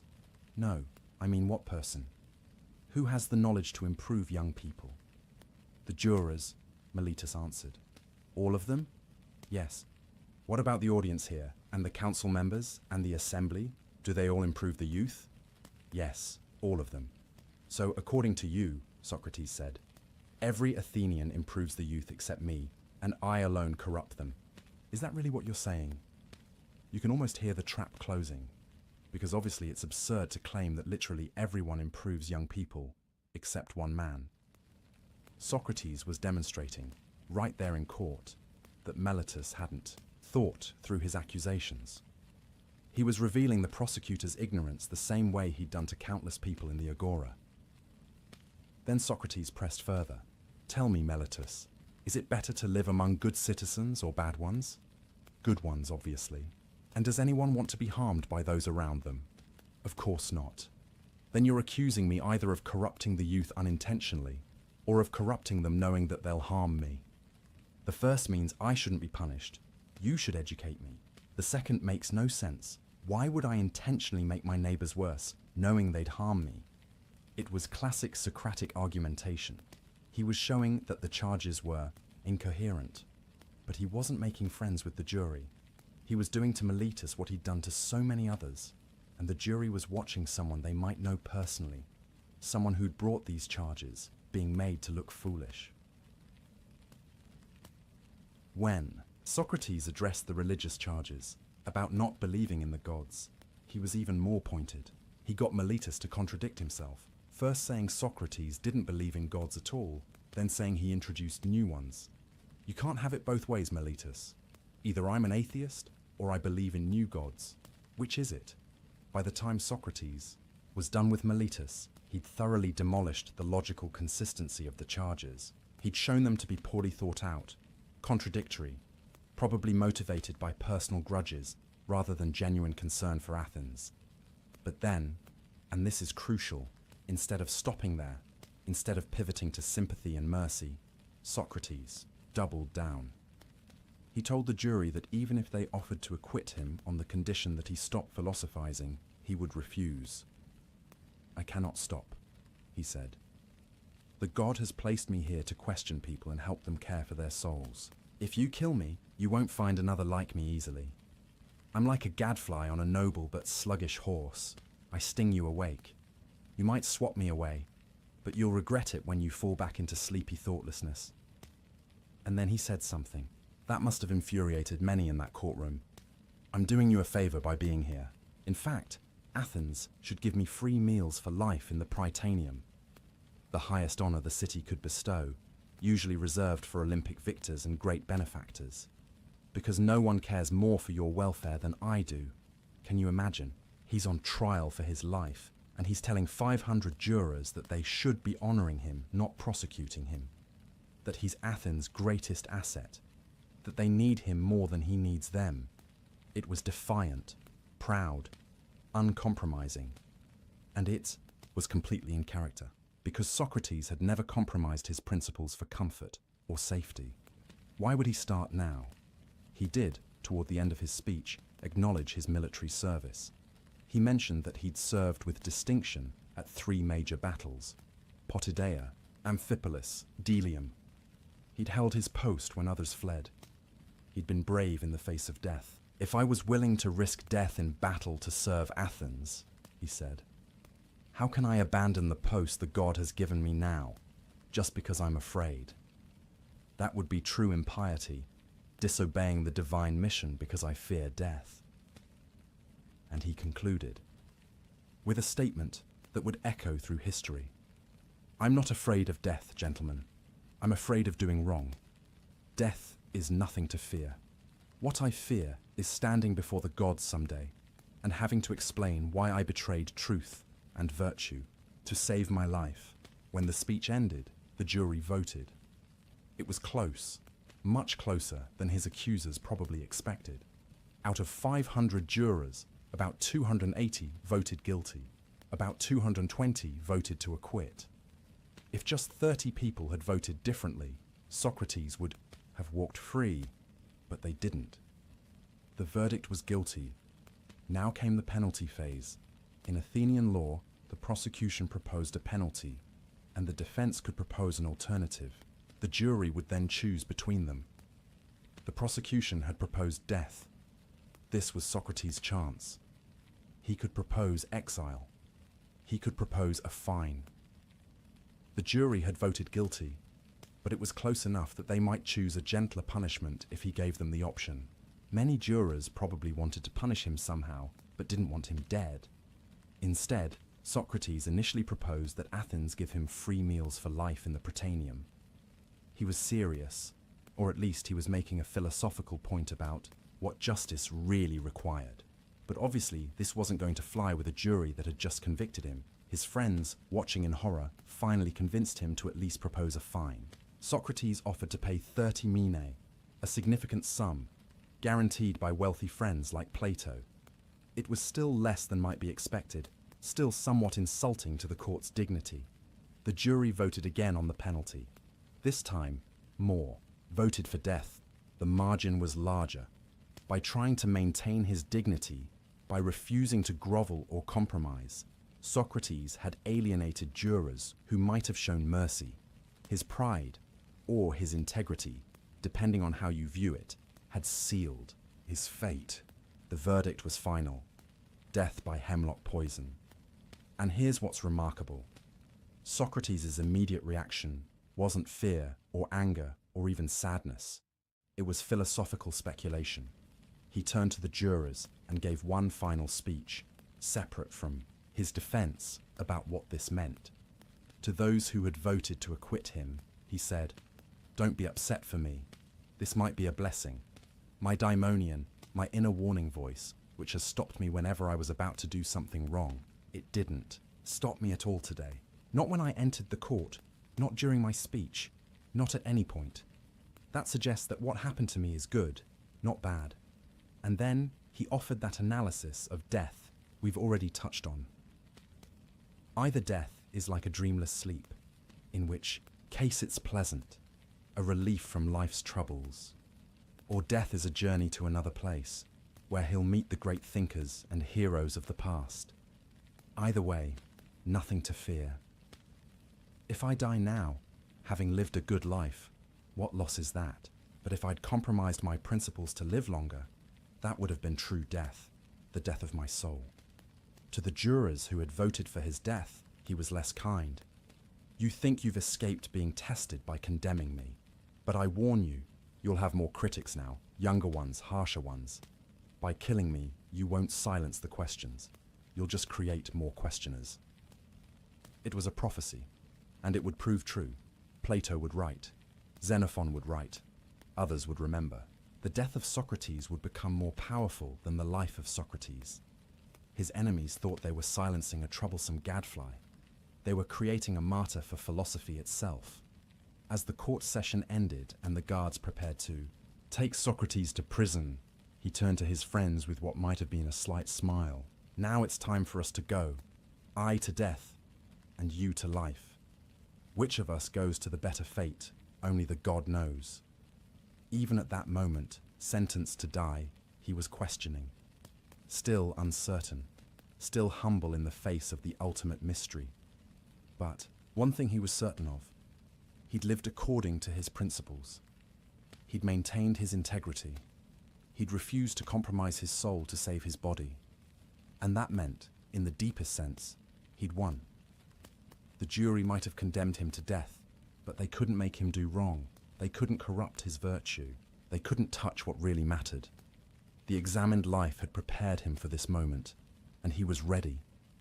But between the sentencing and the execution, there would be weeks of waiting, weeks in prison, time for friends to visit, to argue, to plead, to plan escapes. Time for Socrates to have conversations that would be remembered forever. Time for one particular dream, mysterious and symbolic, that would reveal something about what he was feeling beneath that philosophical calm. Time for temptation. Time for final tests. Time for goodbyes. and time, on that last night, for the deepest sleep a condemned man had ever slept. The prison is quiet now. It's early morning, that liminal time between night and dawn, when the world holds its breath. The stone walls are cold, the light still grey and uncertain. And in this silence, Socrates is asleep. His friend Crito sits, watching him, as we mentioned at the beginning of our story. But what we didn't tell you yet is what Socrates was dreaming. What vision came to him in that prison cell, in those weeks between his trial and his execution. Dreams fascinated the ancient Greeks in ways we might struggle to understand today. They weren't simply random firing of neurons, the brain processing daily events. Dreams were messages, prophecies, windows into a reality deeper than the waking world. The gods spoke through dreams. The dead visited in dreams. Your dreams could tell you the future, warn you of danger, reveal hidden truths. So when Socrates had a particular dream during his imprisonment, and when he chose to tell people about it, they paid attention. They tried to interpret it. And we should too, because this dream reveals something important about what Socrates was feeling beneath his philosophical composure. The dream was simple on the surface, but rich with symbolism. Socrates dreamed that a woman came to him. She was beautiful, dressed in white robes, and she spoke to him, quoting a line from Homer's Iliad. "On the third day, you will reach fertile Phthia." That's it. That's the whole dream. A beautiful woman, in white, a quote from Homer, a mention of Phthia and the third day. But let's unpack what this meant, because every element carries weight. First, the woman in white. White was associated with purity, with the divine, with death. White robes were what you wore for religious ceremonies, for funerals. So already, the imagery suggests something sacred, something connected to the boundary between life and death. Then there's the quote itself, from the Iliad. It's what Achilles says, or at least what Homer imagines Achilles thinking, when he's angry at Agamemnon and considering abandoning the Greek army at Troy. Achilles is furious because Agamemnon has dishonored him, taken his war prize, treated him unjustly. And Achilles thinks, why should I stay here and fight for these people? I could go home. I could reach Phthia, his homeland, in 3 days if I left now. Phthia, in the geography of Homer's world, was Achilles' home. It was where he came from, where he belonged. It represented safety, comfort, the place where he was loved and valued rather than dishonored and disrespected. And the third day in Socrates' dream, well, that had an obvious interpretation. Socrates told Crito about this dream, and he interpreted it himself. It meant he would die in 3 days. That was when the sacred ship would return from Delos, ending the religious period during which no executions could be carried out. The third day would bring his death. But here's what's interesting, what's revealing about what might have been happening in Socrates' psyche. Why did his dreaming mind choose this particular quote? Why Achilles and Phthia? Why this image of going home? Because Achilles' situation in that moment has parallels to Socrates' situation. Achilles has been dishonored by the very people he's been serving. He's been fighting for the Greek army, risking his life, demonstrating his excellence in battle. And how do they repay him? By treating him unjustly, by taking what's rightfully his, by disrespecting him in front of everyone. Sound familiar? Socrates had spent his life serving Athens, trying to make his fellow citizens better, stinging them awake to examine their lives. And how did Athens repay him? By putting him on trial, convicting him on false charges, sentencing him to death. In the Iliad, Achilles has a choice. He can stay and fight, achieving glory but dying young. Or he can go home to Phthia, living a long, comfortable life, but being forgotten by history. His mother, the goddess Thetis, has told him this explicitly. 2 fates await you. Choose. And Socrates, in his prison cell, faced a similar choice, didn't he? He could escape. His friends were offering him that option, and we'll hear more about that soon. He could flee to Thessaly, which was, coincidentally, the region where historical Phthia was located.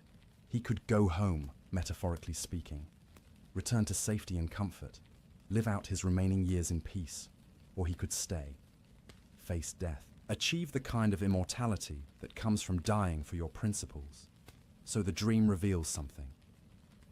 Beneath Socrates' philosophical calm, beneath his rational arguments about why death is nothing to fear, there was a human being who felt what had been done to him, who felt dishonored, like Achilles, who thought about escape, about going somewhere safe, about leaving this whole unjust situation behind. The woman in white, was she calling him home? Was she death itself, beautiful and pure, promising relief?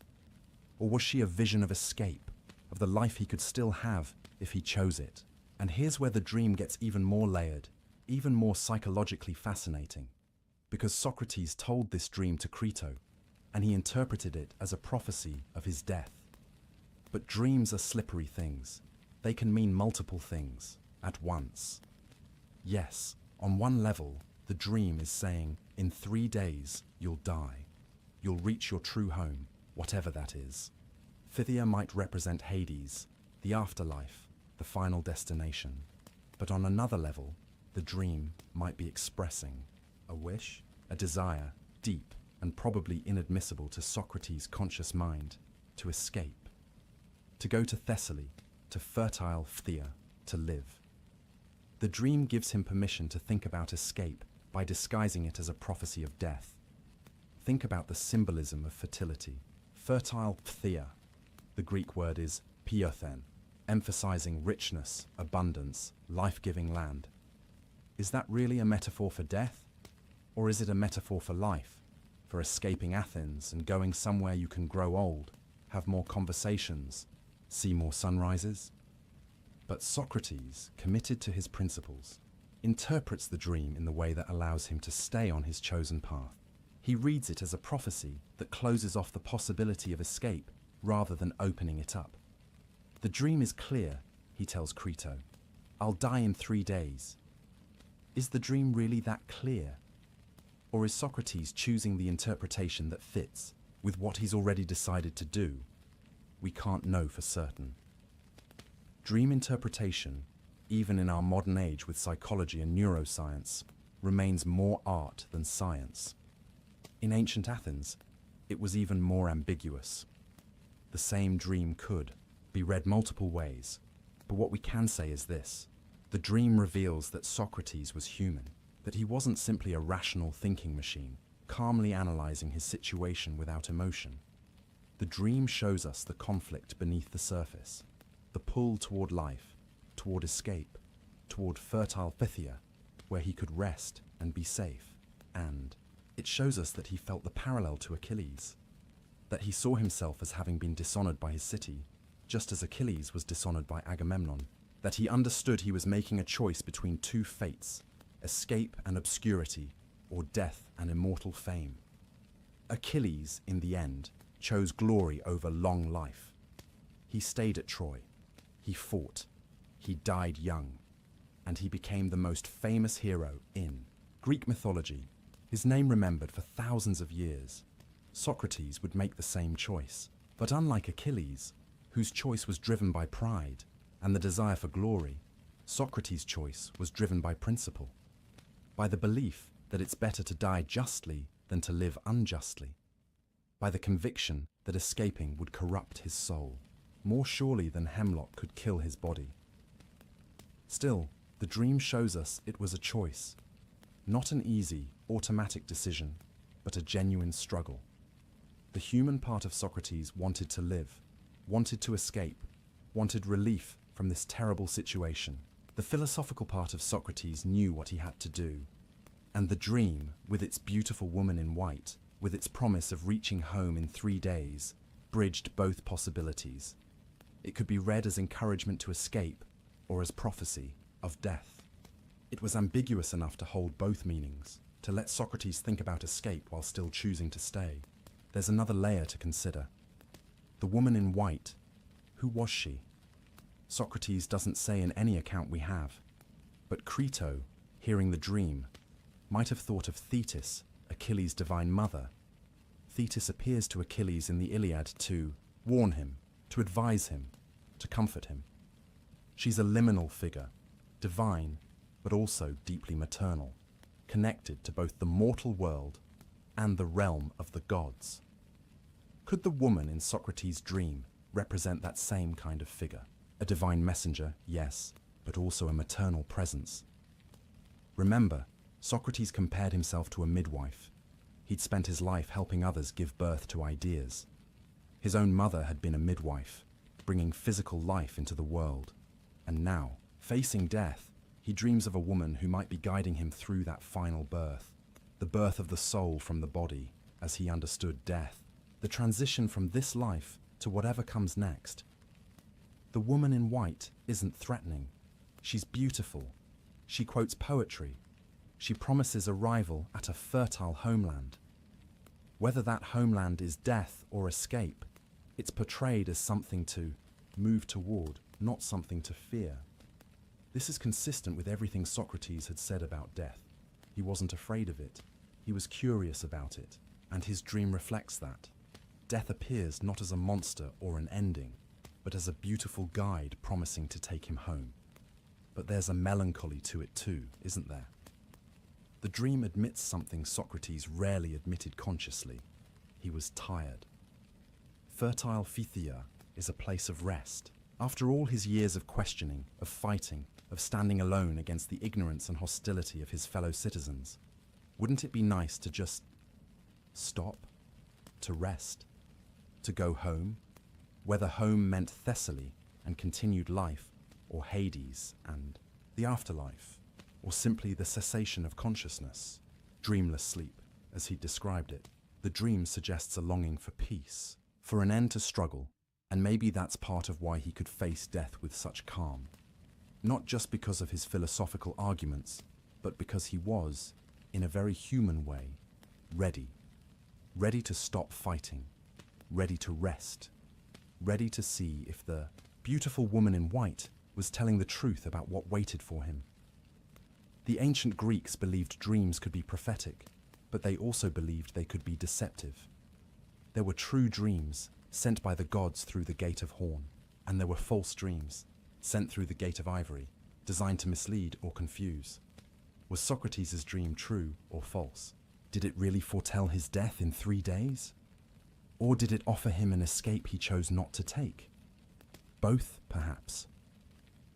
The dream was true in that Socrates did die 3 days later, just as he predicted. But it might have been false in suggesting that death was the only way to reach fertile Phthia. There was another Phthia available, the physical place in Thessaly where Crito wanted to take him.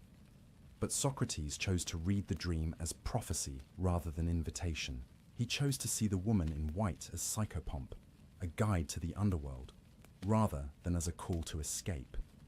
And in choosing that interpretation, he made it true.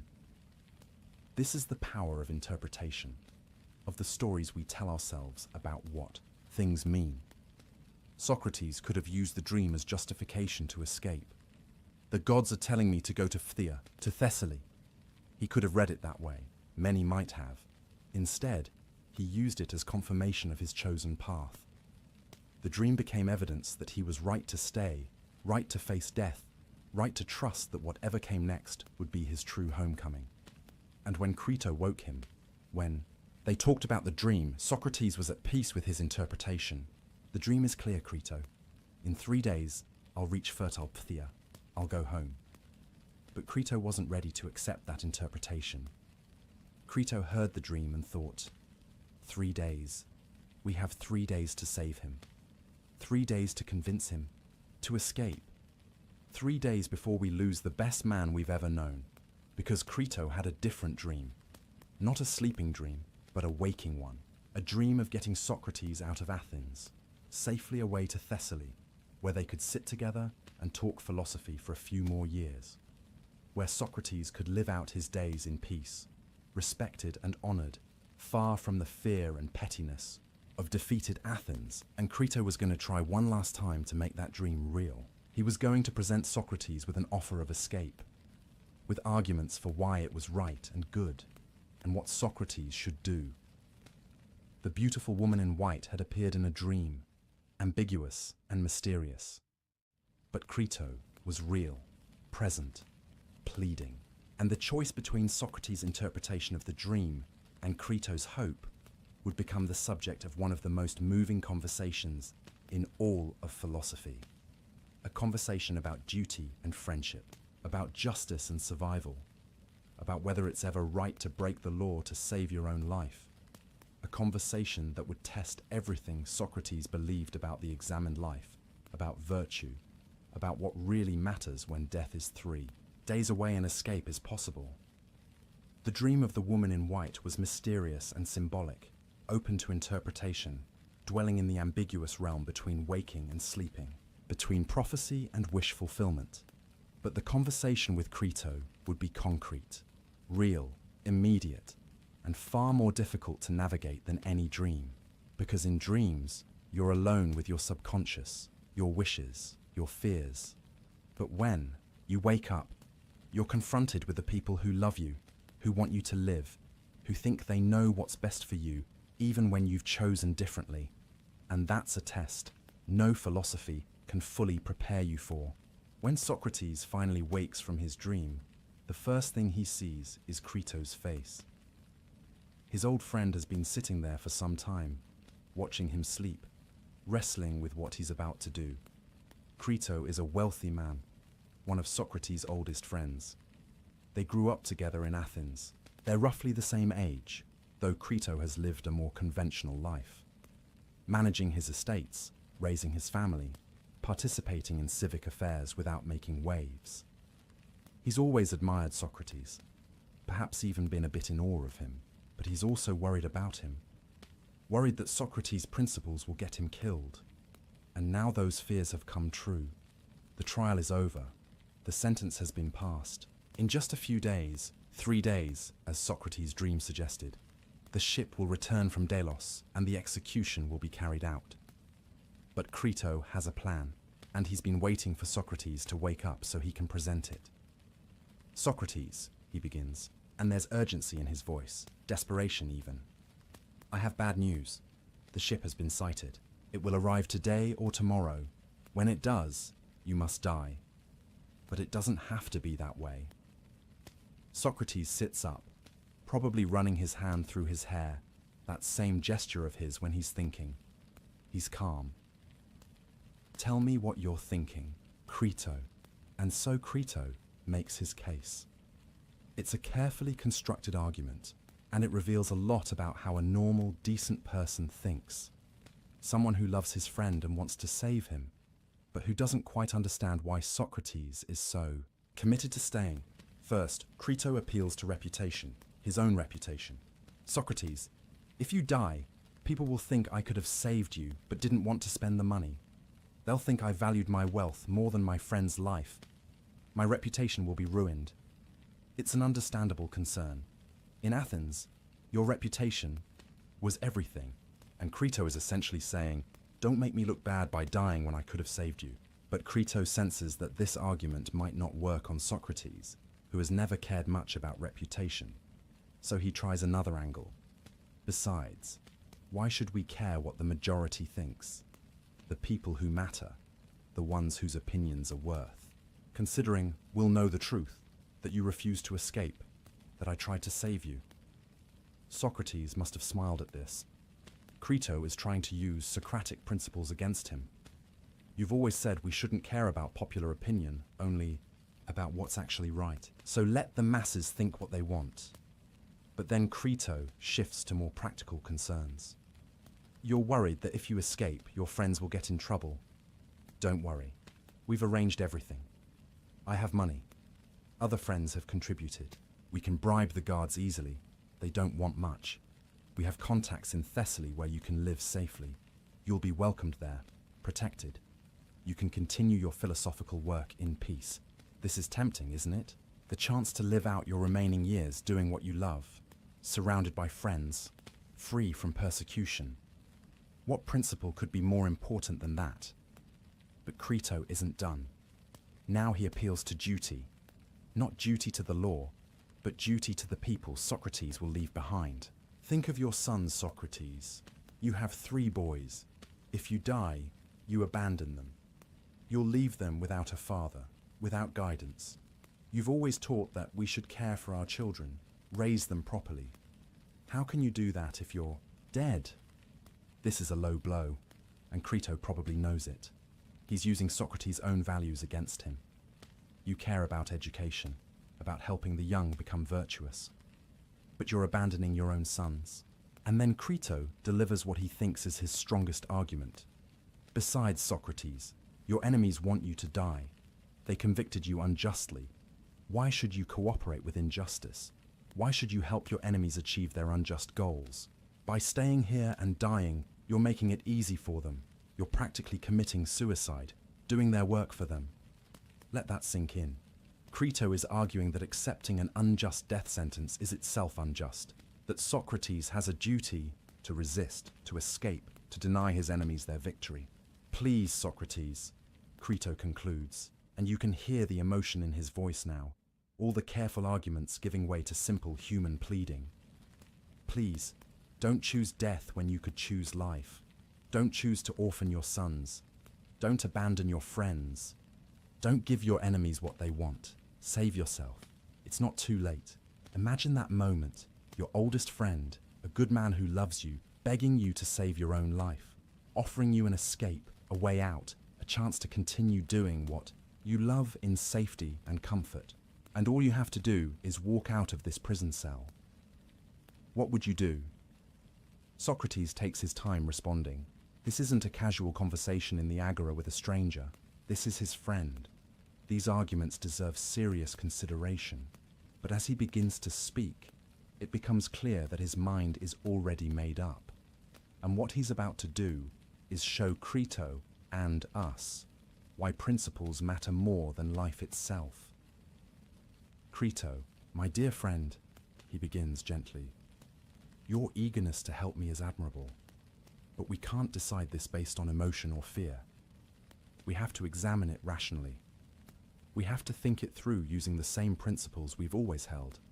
And then, Socrates does something remarkable. He examines the question of whether he should escape using the very method he's used his whole life. He questions, he probes, he looks for contradictions and principles. First, he says, you mentioned reputation. You're worried about what people, will think. But Crito, when have we ever cared about majority opinion? The majority can't make us wise or foolish. They can't make us good or bad. They can kill us, yes, but they can't touch what really matters, our souls. So why should their opinion influence this decision? Crito nods. He can't argue with this. It's what Socrates has always taught. So we should only care about the opinions of people who understand these matters, people who understand justice and right action. And what do those people say? They say we should never do wrong, never under any circumstances. Agreed? Agreed, Crito says. And we've always believed that doing wrong is bad for the person who does it, yes? That injustice harms the soul of the unjust person more than anything else. Yes, we've always said that.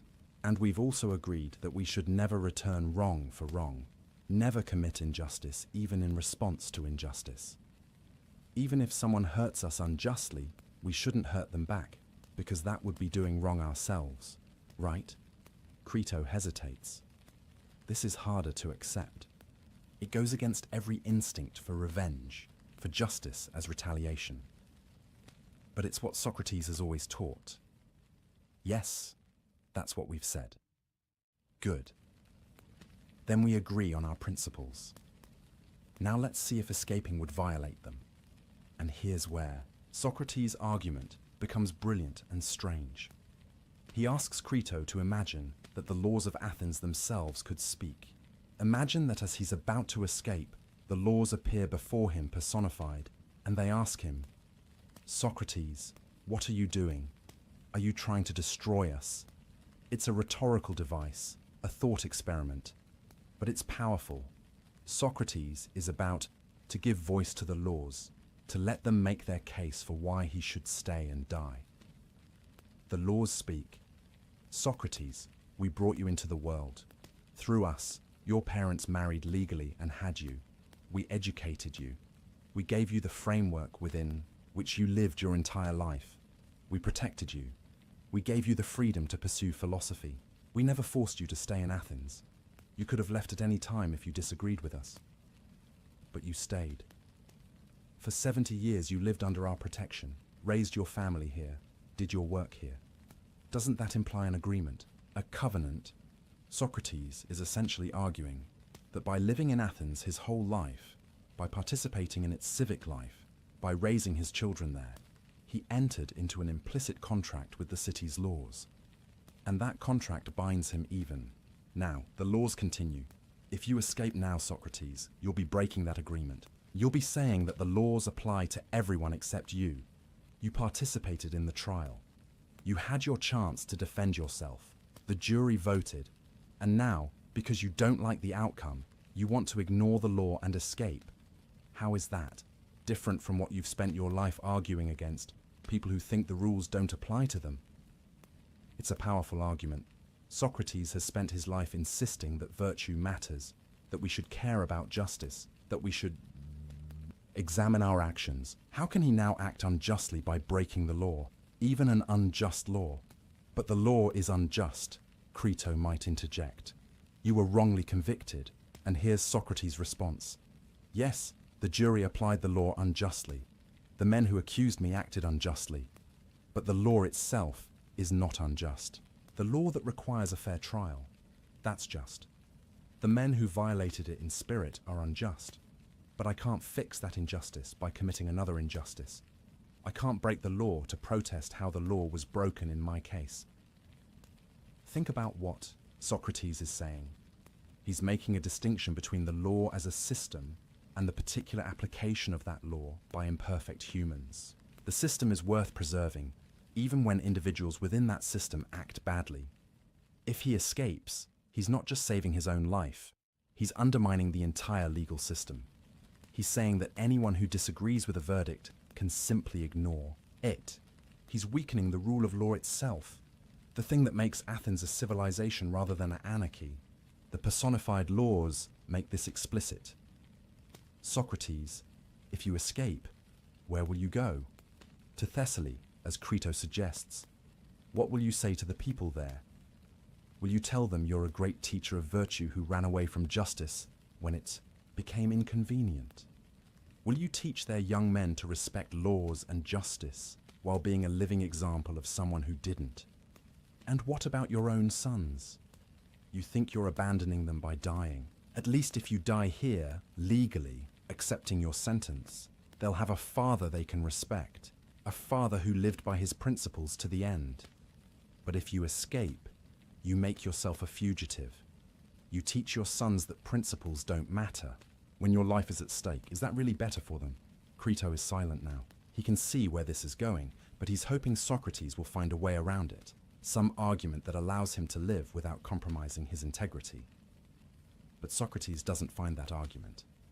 Instead, he reinforces the original point. Crito, we agreed that we should never do wrong, that injustice harms our souls, that we shouldn't return wrong for wrong. Escaping would be doing wrong, breaking my covenant with the laws, undermining the legal system, acting as if the rules don't apply to me. But you'll die, Crito says, and now there's anguish in his voice, pure human grief at the thought of losing his friend. Yes, Socrates says quietly, I'll die, but I'll die with my soul intact. I'll die having lived according to my principles. Crito, what would be the point of a few more years of life if I lived them as a hypocrite? If I taught virtue for 70 years and then abandoned it to save my skin? There's a long silence. Crito has no answer to this. Besides, Socrates adds, and maybe there's a slight smile, we've talked about death. It might be the best sleep I've ever had, or it might be a journey to meet all the great thinkers of the past. Either way, it's nothing to fear. But Crito isn't comforted. You're thinking of yourself, of your principles. What about us? What about the people who love you? Don't we get a say? Don't our feelings matter? It's a fair question. Isn't there something selfish about Socrates' choice? He gets to die with his integrity intact, sure, but his friends have to live with the grief, the loss, the knowledge that they could have saved him, but he refused. Socrates softens.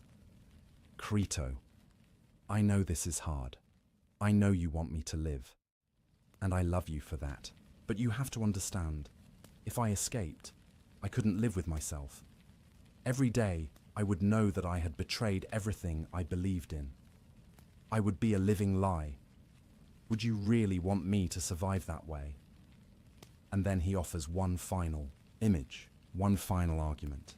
Crito, imagine we're about to escape, and the laws appear before us. They ask me, Socrates, after all we've done for you, after 70 years of protection and freedom, are you really going to betray us now? Are you going to destroy us by showing that anyone can ignore the law when it's inconvenient? What could I possibly say to justify that? How could I look at the laws and claim I'm acting virtuously? Crito has no response. He knows Socrates is right, at least according to Socrates' own principles. But that doesn't make it any easier to accept. The voice I hear, Socrates says finally, is like the sound of flutes in a religious ecstasy, drowning out all other arguments. I can't hear anything else, Crito. The laws are speaking to me, and I cannot disobey them. It's almost mystical, this language.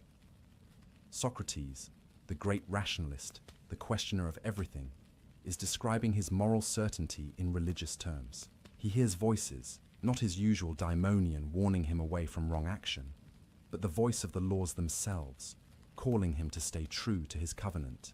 And Crito, faced with this absolute conviction, this unshakable commitment to principle, can only surrender. If you say so, Socrates, then I have nothing more to say, but it breaks my heart. I know, dear friend, I know. They sit together in silence for a while. The conversation is over. The decision is made. There will be no escape. Socrates will face his execution with the same integrity he's shown his entire life. But what this conversation reveals, what Crito's temptation exposed, is just how strong Socrates' principles really were. It's one thing to talk about virtue and justice in the abstract, in the agora, when you're not facing death. It's another thing entirely to choose death over life, because escaping would require you to act unjustly.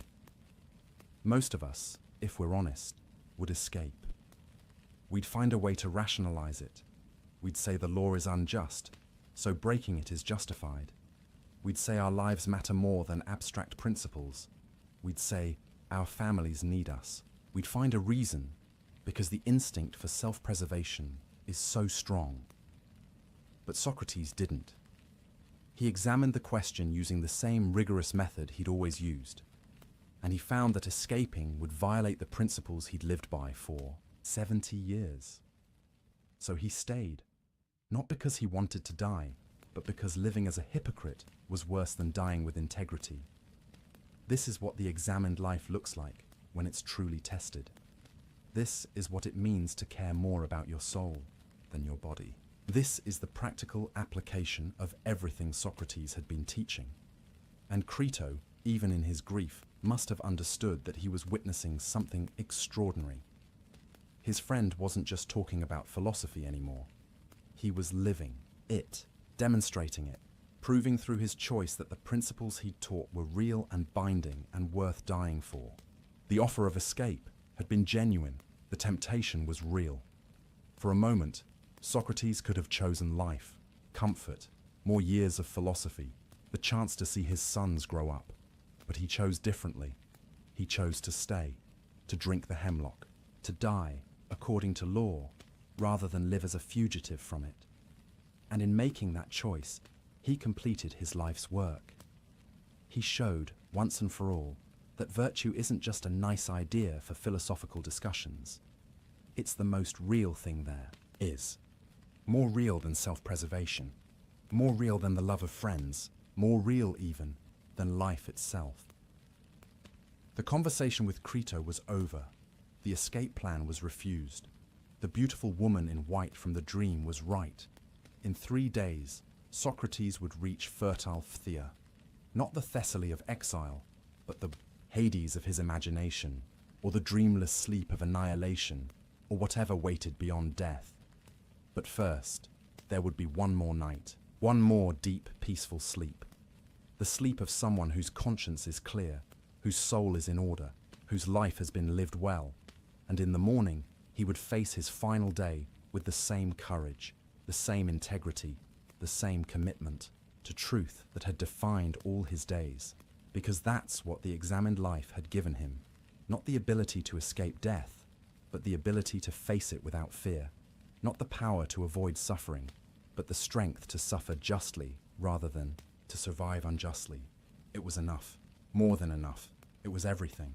After Crito leaves, after the conversation about escape has ended, after the decision has been made final, Socrates is alone in his cell. The stone walls are cold. The small window lets in the grey light of late afternoon. Tomorrow, the ship will arrive. Tomorrow he will die. What do you do with that knowledge? How do you spend your last night on earth when you know, with absolute certainty, that morning will bring your execution? Most of us can't really imagine it.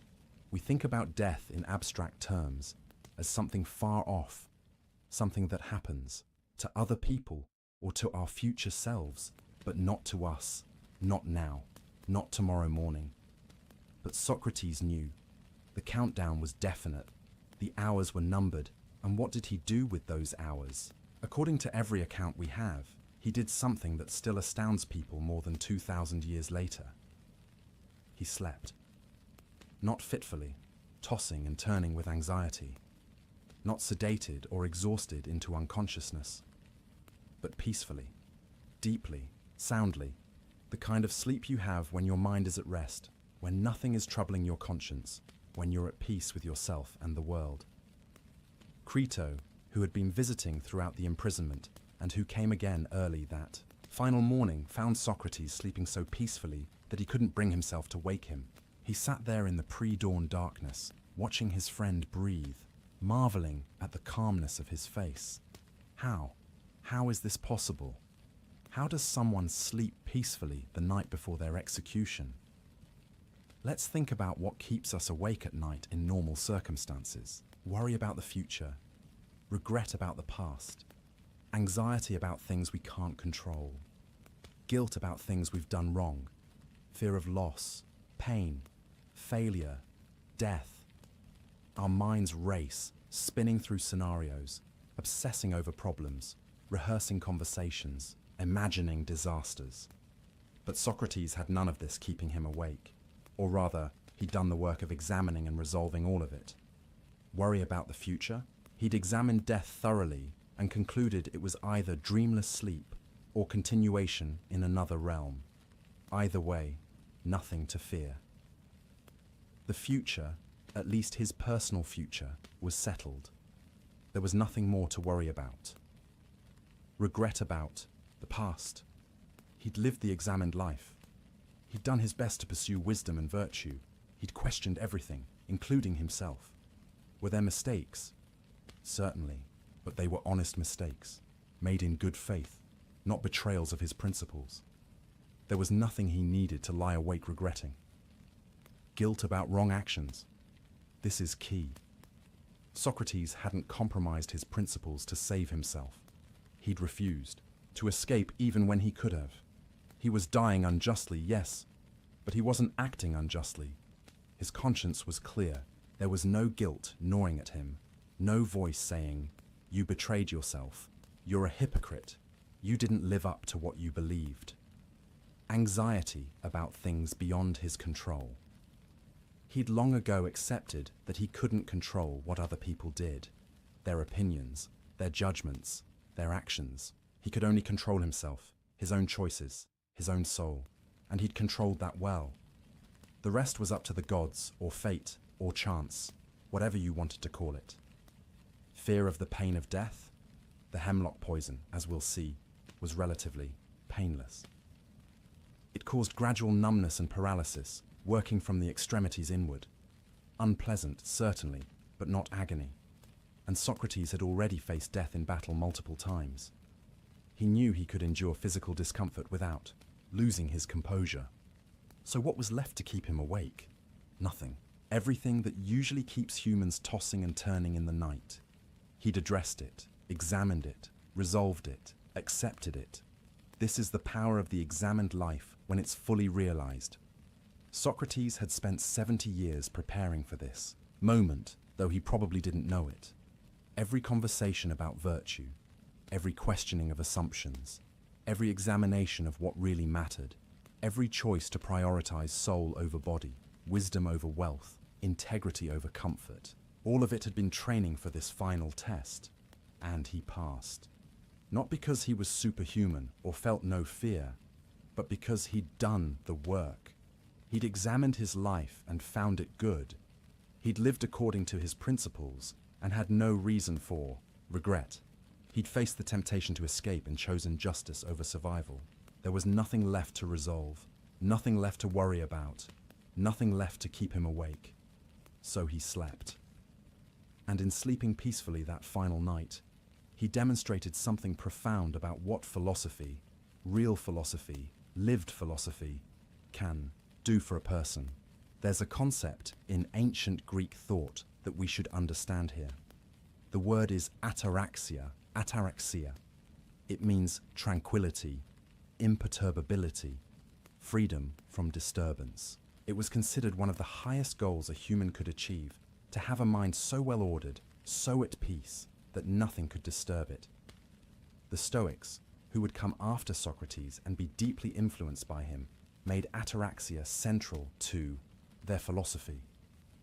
They believed that through rational examination of what's truly good and truly bad, through distinguishing between what you can control and what you can't, through accepting fate while maintaining virtue, you could achieve a state of profound inner peace. Not numbness or indifference, but genuine tranquility rooted in wisdom. And the Epicureans, another school that followed, also sought ataraxia, though they pursued it differently. They thought that by understanding the nature of the world, by recognizing that the gods don't intervene in human affairs, by accepting that death is simply the cessation of sensation, you could free yourself from the fears and superstitions that disturb most people's peace. Both schools, different as they were, agreed on this. The goal was peace of mind, and both looked back to Socrates as an example of someone who had achieved it, because there he was, sleeping peacefully in his cell, while his friends sat vigil with tear-stained faces. There he was, facing certain death in the morning, and resting as soundly as a child. This wasn't insensitivity or delusion. Socrates wasn't pretending the execution wasn't happening. He wasn't in denial. He'd examined the situation fully, rationally, from every angle, and having examined it, having made his choice, having done what he believed was right, he had achieved perfect peace. Think about how different this is from how most of us face much smaller challenges. We have a difficult conversation coming up, and we lie awake rehearsing what to say. We have a medical test scheduled, and we can't sleep for worrying about the results. We have a decision to make, and we toss and turn, weighing the options. But Socrates, facing the ultimate challenge, death itself, slept peacefully, because he'd already done the work. He'd already weighed the options, made the decision, aligned his actions with his principles.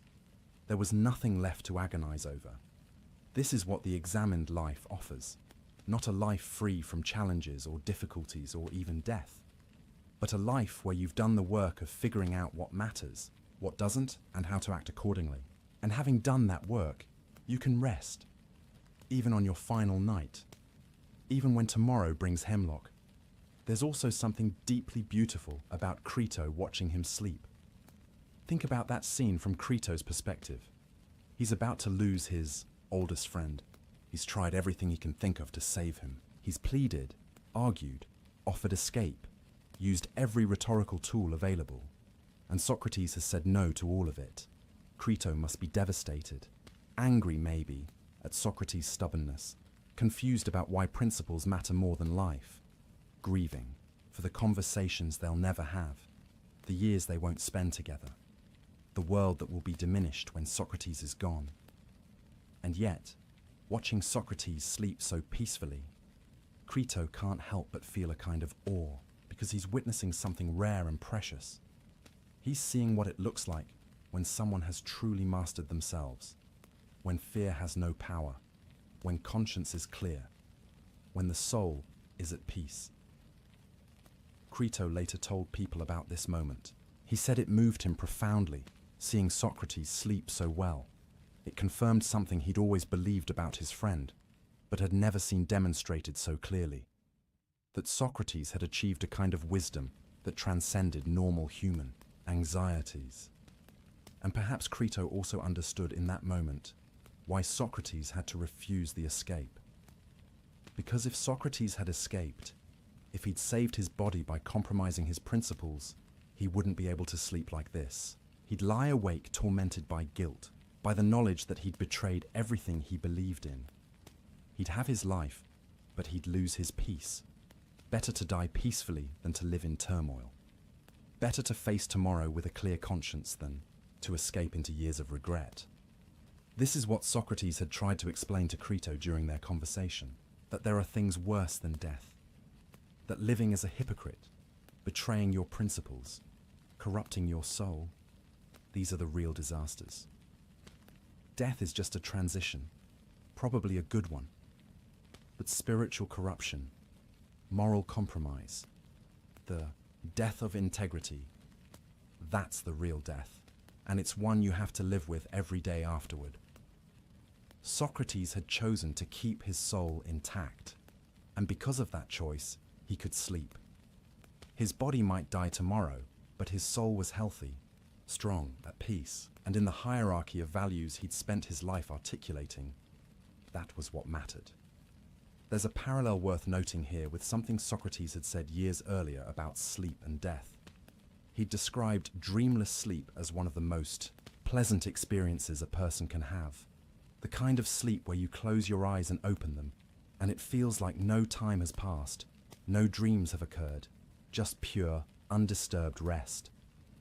He'd said that if death was like that, eternal, dreamless sleep, it would be wonderful. Think about your best night of sleep ever. Deep, restorative, peaceful, no nightmares, no waking, just perfect rest. If death is that, infinitely extended, how is that frightening? And now, on his final night, Socrates was experiencing exactly that kind of sleep. Deep, dreamless, peaceful. Was this a preview, a taste of what death might be like?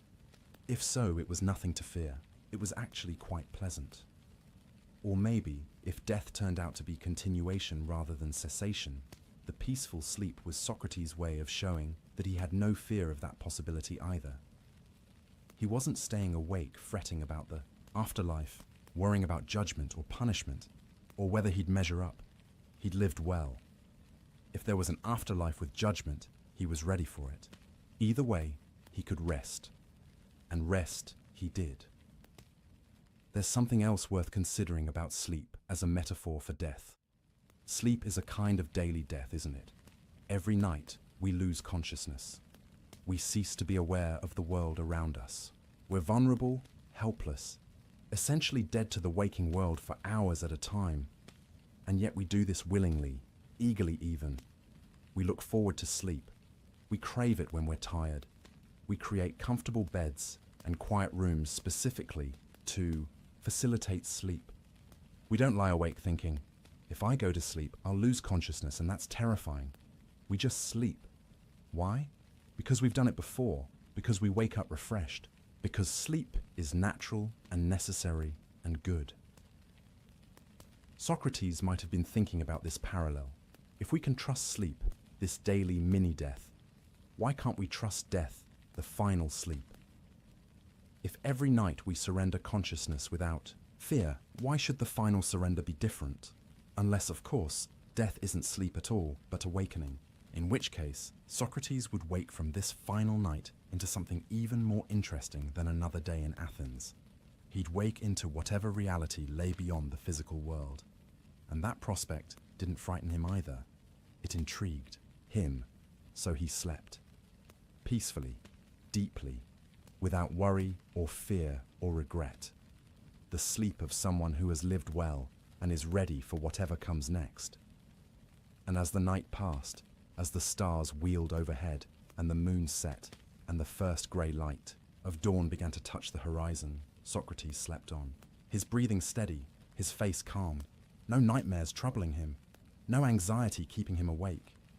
Crito sat watching, perhaps dozing himself occasionally, then waking with a start to check if Socrates was still there, still breathing, still with him for a few more hours.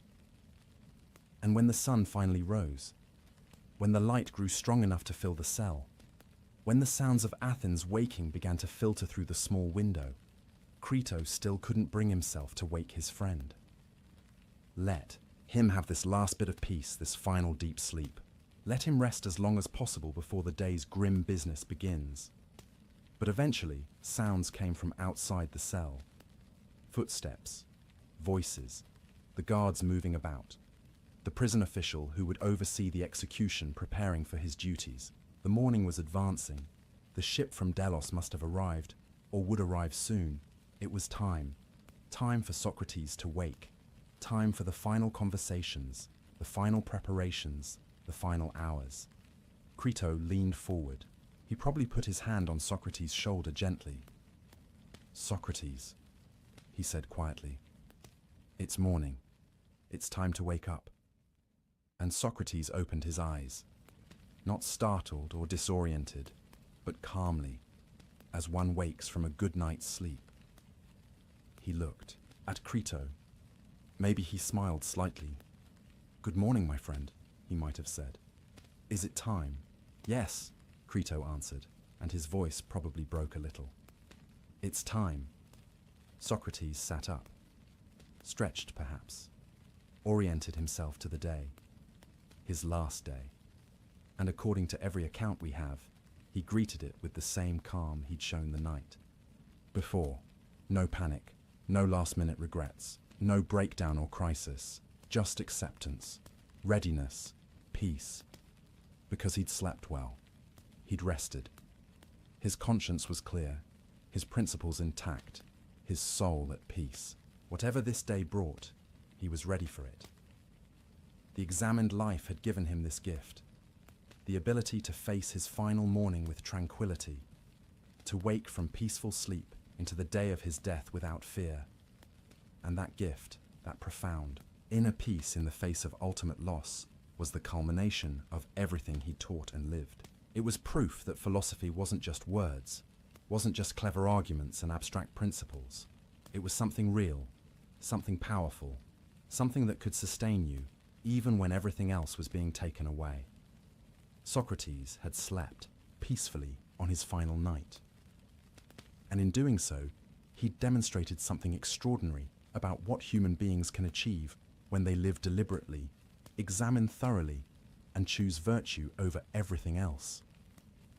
He'd shown that death, the thing we fear most, can be faced without terror. That life, even when it's about to end, can still be lived with grace. That the soul, properly tended, can remain at peace even when the body faces destruction. He'd shown, in the simplest and most profound way possible, what the examined life makes possible. And now, as morning light filled his cell and his final day began, he would show one more thing: how to die well, how to face the end with dignity, with courage, with philosophical grace. But before we get to that final scene, we need to understand what Socrates believed about death itself. We need to explore his two possibilities in depth: the dreamless sleep or the journey to another realm. We need to understand why neither option frightened him, and what that tells us about how to think about our own mortality. Because Socrates' peaceful sleep was rooted in his philosophical understanding of death. And that understanding, radical in its time and still challenging today, is the key to everything that follows. Now that Socrates is awake, now that his final day has begun, we need to step back and really understand what he believed about death. Because his calm in the face of execution wasn't just personal courage or stoic resignation. It was rooted in a carefully thought-out philosophy of death that challenged everything most people believed and still challenges us today. Let's return to the argument Socrates made to the jury after they'd sentenced him to death. This wasn't his defense speech trying to avoid conviction. That was over. The verdict was in. Death was certain. And with nothing left to lose, Socrates could speak with complete honesty about what he really thought. He told them that death was one of two things. Just two possibilities, that's all. And either way, there was nothing to fear. Let's explore both possibilities deeply, because understanding them is crucial to understanding how Socrates could face his execution with such tranquility. The first possibility, death is complete annihilation, total cessation of consciousness. The end of perception, thought, feeling, awareness. When you die, you simply stop existing. There is no you anymore to experience anything. No pain, no boredom, no loneliness, nothing. Just nothing. For most people, this is the terrifying option. We think non-existence, the end of me, never experiencing anything again, never seeing, hearing, feeling, thinking. That's horrible. But Socrates asked, is it? Really? He compared death to dreamless sleep. Think about the times you've slept so deeply that you had no dreams, no awareness of time passing. You close your eyes at night, and then, instantly, from your subjective experience, it's morning. Hours have passed, but you experienced none of them. There was no you during that time to experience anything. Was that terrible? Was it frightening? Or was it actually quite pleasant? Don't we often wake from deep, dreamless sleep, feeling refreshed, restored, peaceful? Socrates asked the jury to think about the best sleep they'd ever had. That night when you were perfectly comfortable, perfectly safe, perfectly tired from a good day's work. You lay down and simply stopped. And when you woke, it felt like mere moments had passed, and you felt wonderful. Now, he said, compare that single night of perfect sleep to all the other days and nights of your life. Days filled with worry, pain, frustration, disappointment. Nights of anxiety, bad dreams, restless tossing. Even your best days, aren't they filled with needs and wants and efforts and struggles? If you had to choose between one more night of perfect, dreamless sleep and one more day of ordinary life with all its troubles, which would you choose? When you frame it that way, Socrates suggested, death as annihilation starts to look less like a tragedy and more like a gift. It's eternal rest, perfect peace, freedom from all suffering, all anxiety, all the exhausting business of being alive and conscious. You won't be bored because you won't exist to be bored. You won't miss anything because you won't exist to miss it. You won't regret the loss of consciousness because you won't be conscious to feel regret. It's not like being trapped in a dark room aware of your confinement. It's just not being. And not being has no experience of itself. Think about this carefully, because it's a radical reframing of death. We fear death as a loss, the loss of everything we are, everything we have, everything we might experience. But loss is something that happens to someone. You can only lose something if you exist to experience that loss. If death is annihilation, there's no you left to experience the loss. The loss happens to your loved ones, certainly. They lose you, but you don't lose anything because you're not there anymore to have or to lose. Socrates was essentially arguing that fearing death as annihilation is philosophically incoherent. You're fearing a state in which you won't exist to experience fear or anything else. You're worried about a condition in which you won't be present to be worried. It's like being afraid of the time before you were born. Were you suffering during the millions of years before you existed? Were you anxious about not being alive yet? Of course not. You weren't there to suffer or be anxious. Death as annihilation is just returning to that state. And that state wasn't bad. It wasn't anything at all. The Roman philosopher Lucretius, who was influenced by Greek thought, put it beautifully a few centuries after Socrates. He said, "Why should we fear death? When we exist, death is not present. And when death is present, we do not exist. Death is nothing to us. Socrates anticipated this argument. If death is nothing, if it's just the cessation of being, then it's not something to fear. At worst, it's neutral. At best, it's the most perfect rest you could ever have. But Socrates didn't stop there, because there was a second possibility. What if death isn't annihilation? What if consciousness continues? What if the soul, the psyche, the essential you, survives the death of the body and goes somewhere else? For many people, this might seem like the comforting option. At least you still exist. At least there's something rather than nothing. But it could also be terrifying. What if you go to a place of punishment? What if you're judged and found wanting? What if the afterlife is worse than this life? Socrates addressed these concerns head-on, and his answer reveals something beautiful about how he understood justice, virtue, and the nature of reality itself. He said, "If there is an afterlife, if consciousness continues after death, then I'm going to Hades, the Greek underworld, where all the dead were believed to go. And what's in Hades? According to the traditional stories, the place is ruled by just judges: Minos, Rhadamanthus, Aeacus.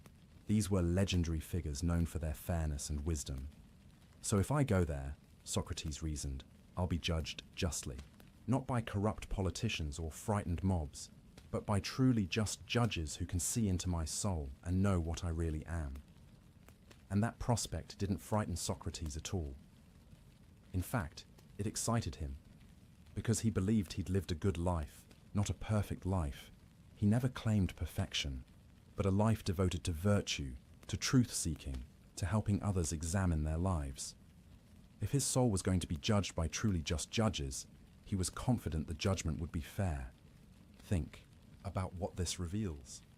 Socrates wasn't afraid of divine judgment because he had examined his own life thoroughly. He knew himself. He'd spent 70 years questioning his own motives, examining his own actions, checking whether he was living according to his principles. He wasn't perfect, but he was honest, and he believed that genuine, examined honesty was what mattered. If you've spent your life lying to yourself, pretending to be virtuous while acting viciously, then yes, you should fear judgment, because judgment will reveal the truth you've been hiding from. But if you've lived the examined life, if you've been honest with yourself about your flaws and worked to improve, if you've tried genuinely to be good rather than merely to appear good, then judgment is nothing to fear. It's just truth-telling, and truth is what philosophers seek. So that was Socrates' first reason not to fear an afterlife with judgment. He'd lived well enough that he had nothing to hide from just judges. But there was more. There was something that excited him about the possibility of an afterlife, something that made him almost eager for death if this was what awaited him. All the dead are in Hades. All of them. Every person who ever lived and died before you, which means, and this is what made Socrates' eyes light up when he talked about it, he would get to meet all the great thinkers and heroes of the past. Homer, the legendary poet whose works defined Greek culture. Hesiod, who wrote about the origin of the gods. Odysseus, that clever hero who spent 10 years trying to get home from Troy. Agamemnon, who led the Greek army. Ajax, the great warrior. All the wise men and women who had puzzled over the same questions Socrates spent his life asking. Imagine being Socrates and thinking about this. You've spent your entire life seeking wisdom, asking questions, trying to understand virtue and justice and the good life. You've talked with thousands of people, but most of them didn't really understand what you were trying to do. They got defensive or confused or angry when you questioned them. But in Hades, you'd be surrounded by the greatest minds in history, and you'd have eternity to talk with them. No interruptions for meals or sleep or bodily needs, because you wouldn't have a body anymore. Just pure conversation, pure thought, pure philosophical inquiry, forever. For Socrates, this sounded like paradise. This was his idea of heaven, not harps and clouds, but endless philosophical dialogue with the most interesting people who ever lived. And here's the best part. According to Socrates, they don't execute you in Hades for asking annoying questions. He'd be free to do what got him killed in Athens. Question everyone, examine every claim, pursue truth relentlessly, without any risk of being silenced. He could ask Odysseus whether he really was as wise as Homer claimed. He could question the famous lawmakers about whether they truly understood justice. He could spend centuries just exploring the meaning of courage with Achilles and Ajax. The work he'd started in Athens could continue forever, but without all the inconvenient limitations of having a body. Can you hear the genuine excitement in this? Socrates wasn't just making the best of a bad situation, wasn't just rationalizing away his fear. He was genuinely intrigued by the possibility of death as continuation. If that's what death was, it might actually be better than life. And he pointed out something else interesting. In Athens, his questioning had made him enemies. It had gotten him condemned to death. But in Hades, the only authority figures were just judges. And they wouldn't condemn him for pursuing truth. They would understand. They would appreciate. They might even join in. So if death was continuation, Socrates win-win. He'd either be with just judges who would recognize his virtue, or he'd be free to do what he loved most without fear of persecution. Either way, it was good. Do you see what Socrates did here? He took the two basic possibilities that most people fear, either non-existence or judgment, and reframed both of them as potentially positive. Non-existence, that's perfect rest, dreamless sleep, freedom from all suffering. Judgment, that's finally being evaluated fairly by those who truly understand justice, plus the opportunity to pursue wisdom forever. Neither option is frightening, both could be good. Therefore, death itself is nothing to fear. But there's something even deeper in Socrates' argument that we need to understand. His lack of fear wasn't just based on abstract logical possibilities. It was rooted in something more fundamental, his understanding of what really matters. Remember what Socrates believed was most important, the quality of your soul. Not your body, not your possessions, not your reputation, your soul, your character, your virtue, your wisdom. That was what really mattered, what really defined who you were. And here's the crucial point. Death can't touch that. If death is annihilation, then yes, your soul ceases to exist along with everything else. But in that case, there's no you left to regret it or suffer from it. And before you cease to exist, your soul was good. You lived well. The quality of your existence while it lasted was high. That's what mattered. If death is continuation, then your soul is literally all you take with you. Your body gets left behind. Your possessions stay in Athens. Your reputation is in the hands of whoever wants to gossip about you. But your soul, your character, your wisdom, everything you've cultivated through examination and effort that goes with you, that's yours forever. So either way, having invested in your soul rather than in external things, you're prepared. You've put your energy into the one thing that either doesn't matter if you cease to exist, or is all that matters if you continue to exist. This is why Socrates could say that a good person has nothing to fear from death. Not because good people get special treatment or divine protection, but because if you've cultivated your soul, if you've lived virtuously, if you've examined your life and found it good, then you've prepared for either possibility. The person who has spent their life accumulating wealth, death takes that away. The person who has invested everything in their body, their beauty, their strength, their physical pleasures, death destroys that. The person whose entire identity is wrapped up in their social status or their career or other people's opinions of them, death strips all of that away. But the person who has cultivated virtue, who has gained wisdom, who has developed their character, death can't touch any of that. It either preserves it eternally or ends everything, including the capacity to suffer, loss. This is the genius of Socrates' philosophy of death. It's not wishful thinking or blind faith. It's a careful analysis of possibilities, combined with a clear understanding of what's valuable. If you value things that death can take away, you'll fear death. If you value the one thing death either preserves or makes irrelevant, you won't fear death. It's almost that simple. Of course, Socrates acknowledged that he didn't know which possibility was true. He couldn't know. No one who was alive could know for certain what happened after death. That was one of the few things he was absolutely certain of, his own ignorance about death's true nature. But that's the point. He didn't need to know. He'd examined both possibilities, thought them through carefully, and found that neither was frightening. So death itself, whatever it turned out to be, held no terror. This is the examined life applied to the ultimate question.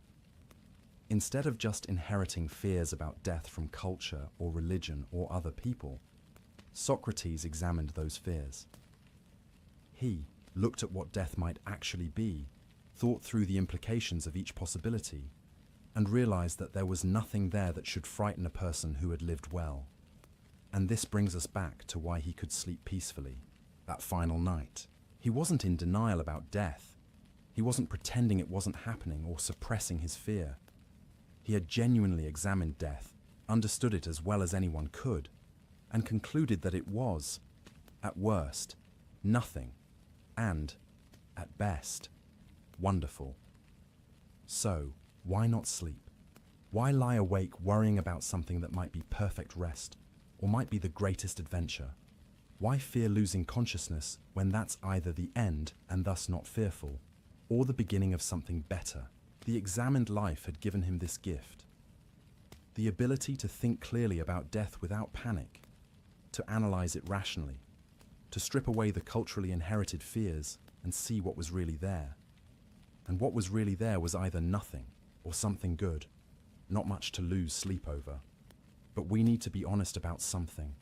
This works if, and only if, you've lived well. Socrates' calm in the face of death was rooted in his confidence that he'd cultivated his soul, that he'd lived virtuously, that he had nothing to be ashamed of before just judges. What if you haven't? What if you've spent your life pursuing wealth and power and pleasure? What if you've betrayed your principles for comfort? What if you've harmed others for personal gain?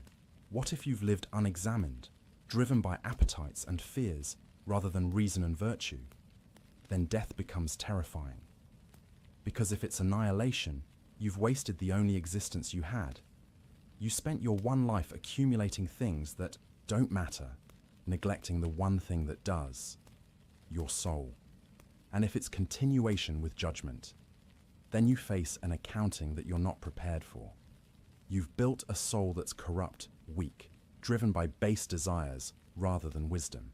And that's what you take with you into eternity. Socrates' philosophy of death is comforting, but it's not cheap comfort.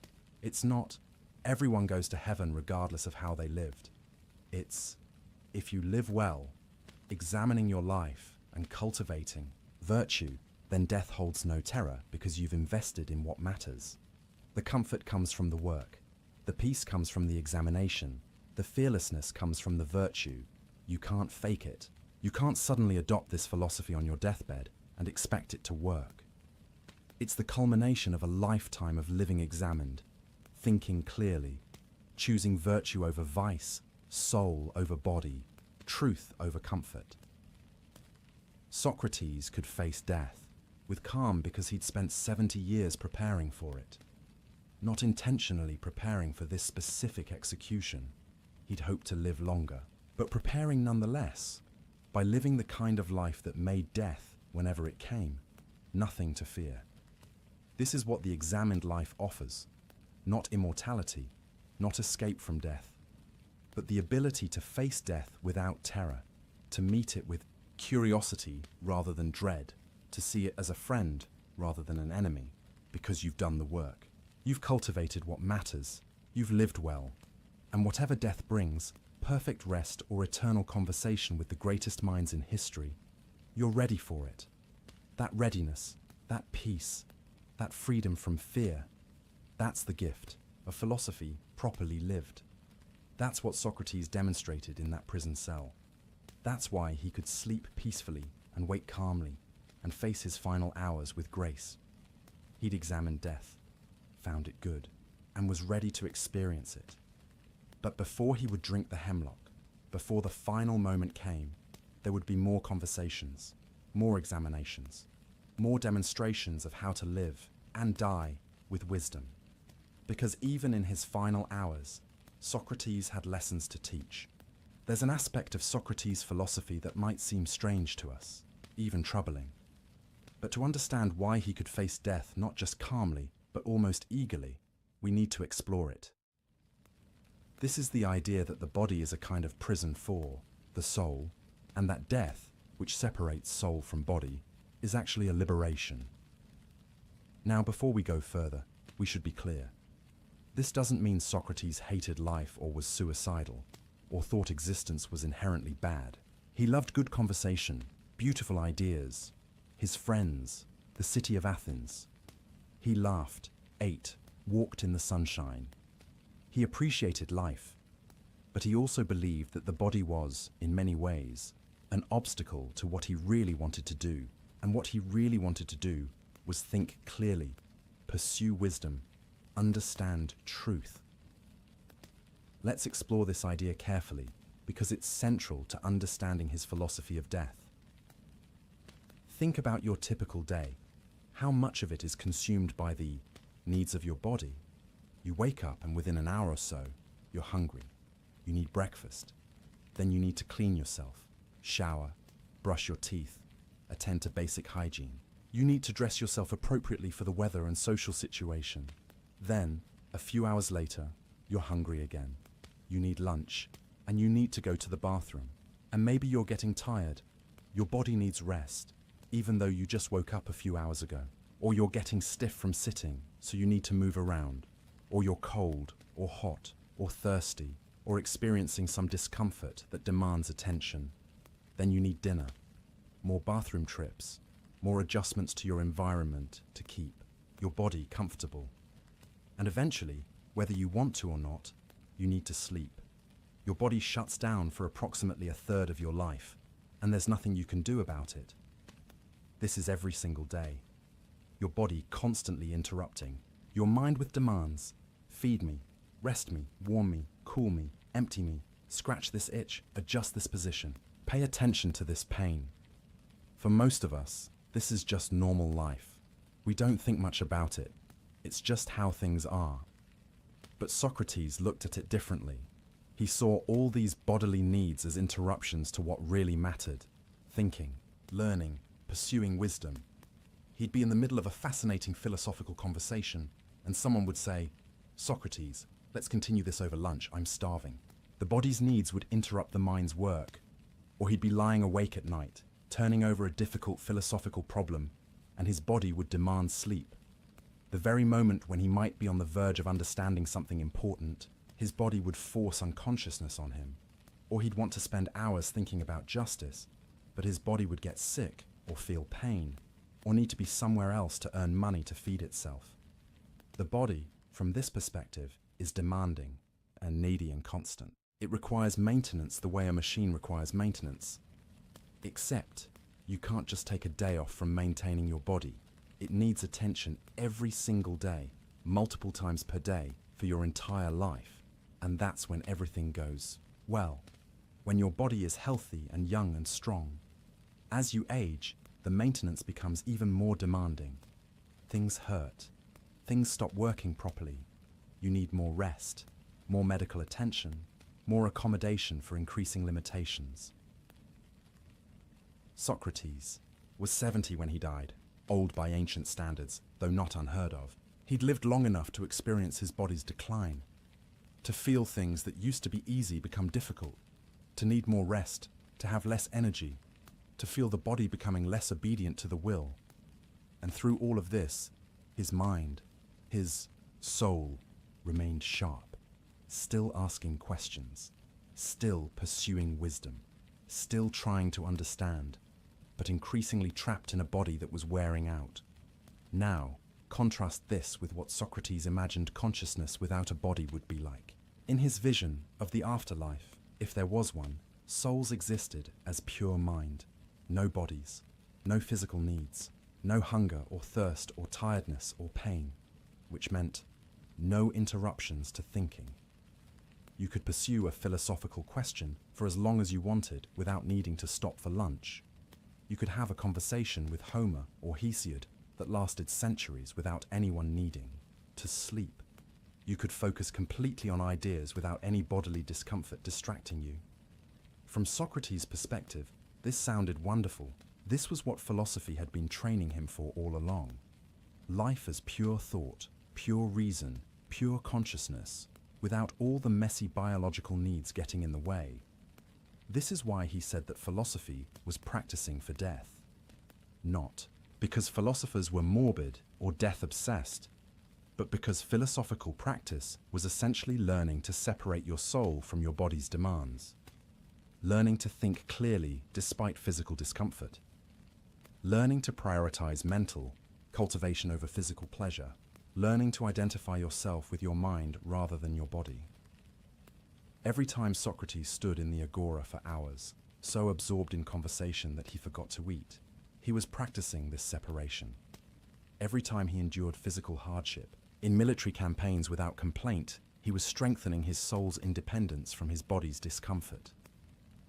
Every time he chose to live in poverty rather than abandon philosophy, he was demonstrating that his soul's health mattered more than his body's comfort.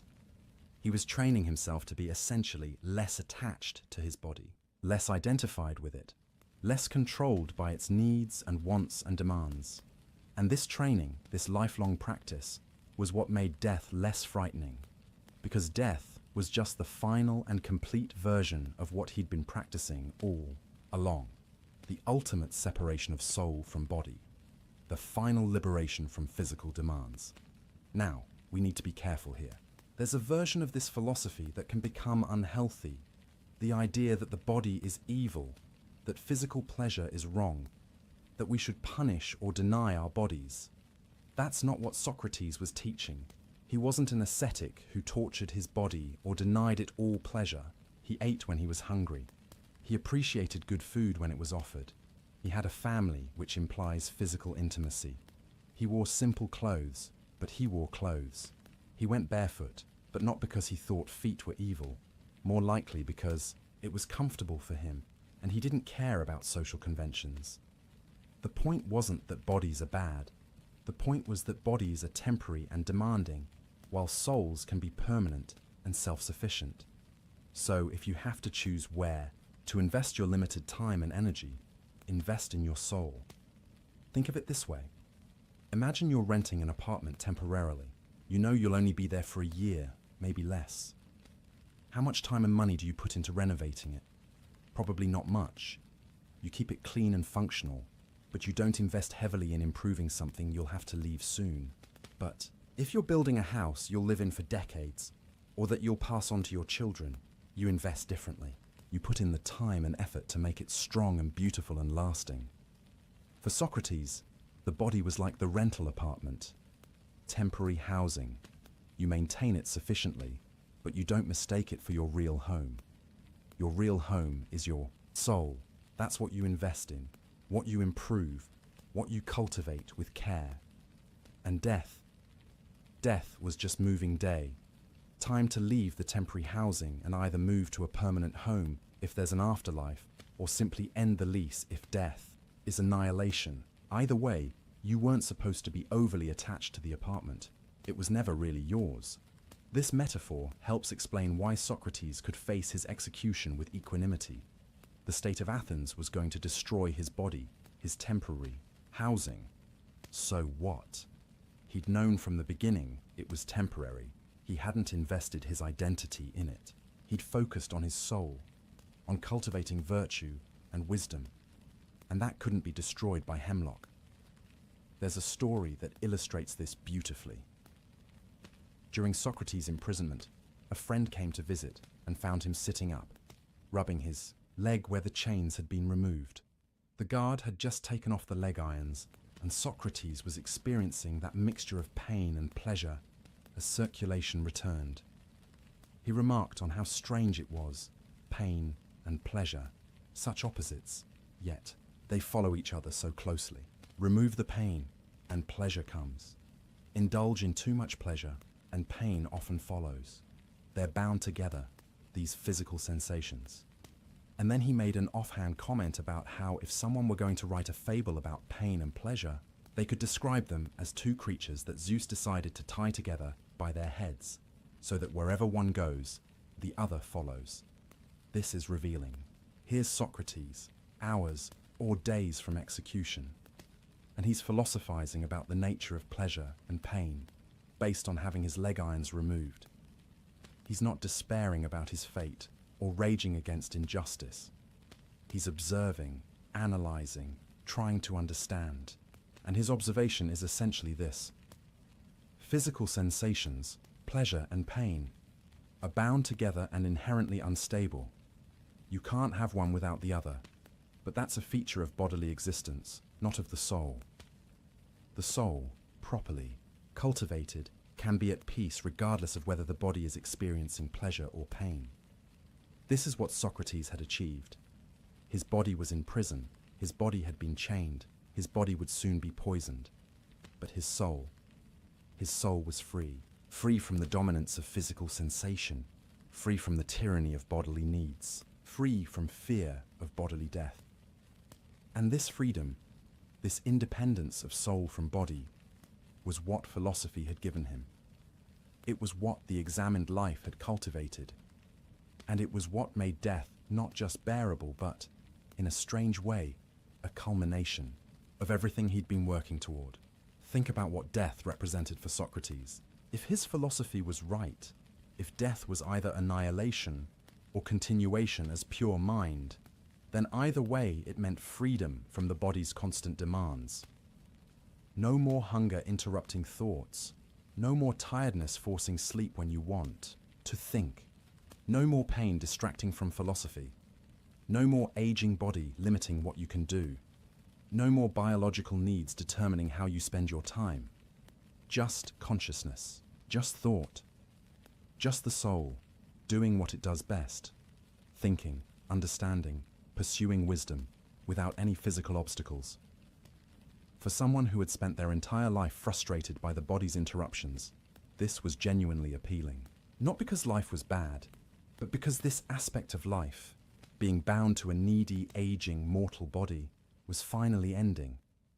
It's like being a painter who loves to paint, but whose hands are arthritic and painful. Every brushstroke costs something. The thing you love most is impeded by your physical condition. And then imagine someone offers you a way to paint without hands, to create directly from imagination without physical limitations. Wouldn't that be appealing? Not because you hate painting or hate life, but because you could finally do what you love without the physical impediments. That's how Socrates thought about death. He loved wisdom, loved philosophy, loved thinking and understanding, and his body increasingly got in the way. Death promised either perfect rest, fine, he was tired anyway, or pure consciousness, even better, philosophy without physical limitations. This is radically different from how most of us think about death. We fear losing our bodies because we identify with them. We are our bodies, in our understanding, our experiences, our pleasures, our connections to the world, all mediated through our bodies. To lose the body is to lose everything. But Socrates had spent his life cultivating a different identity. He identified with his soul, his mind, his consciousness. His body was something he had, not something he was. And when you have that perspective, death becomes much less frightening. There's a deeper philosophical point here about suffering and happiness. Socrates believed that most human misery comes from being too attached to the body and its pleasures. We suffer when our bodies are in pain. We suffer when we can't have the physical pleasures we crave. We suffer when our bodies age and decline. We suffer when we compare our bodies to others and find them lacking. All of this suffering comes from over-identifying with the body, from thinking that bodily condition determines happiness. But what if it doesn't? What if happiness comes from the soul's condition, from wisdom, virtue, integrity, self-knowledge?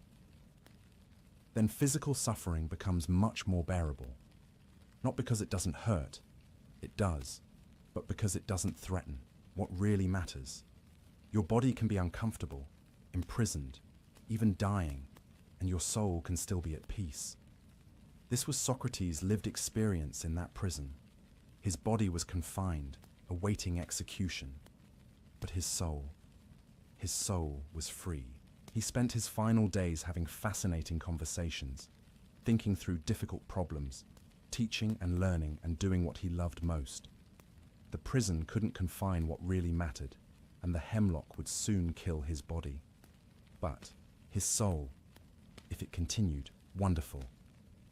If it didn't, he wouldn't be there to regret it. Either way, the hemlock was powerless against what truly mattered. This is the ultimate freedom that Socrates' philosophy offered. Freedom from the fear of bodily death, because you've learned to distinguish yourself from your body. Freedom from dependence on physical circumstances for happiness, because you've cultivated something interior that circumstances can't touch. It's not easy to achieve. It takes a lifetime of practice, of examination, of choosing soul over body, again and again.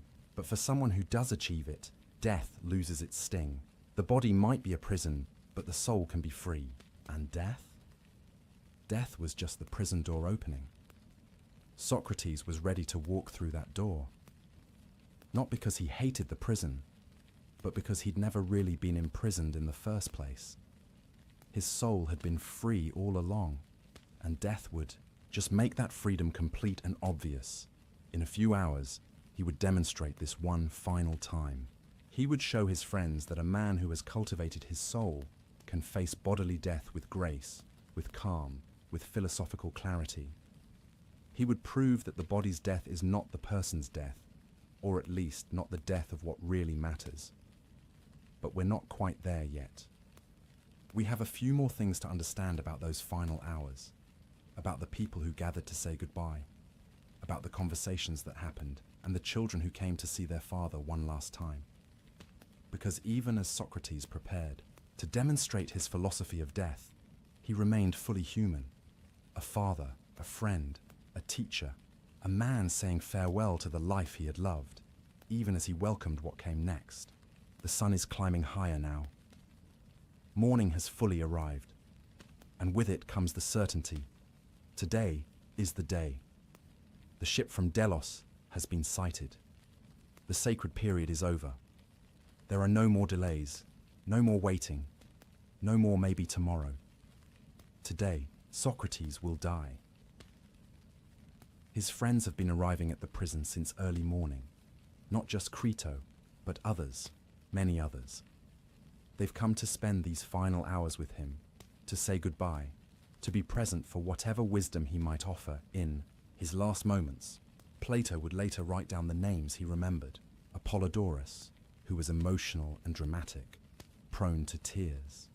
Critobulus and his father Crito, of course.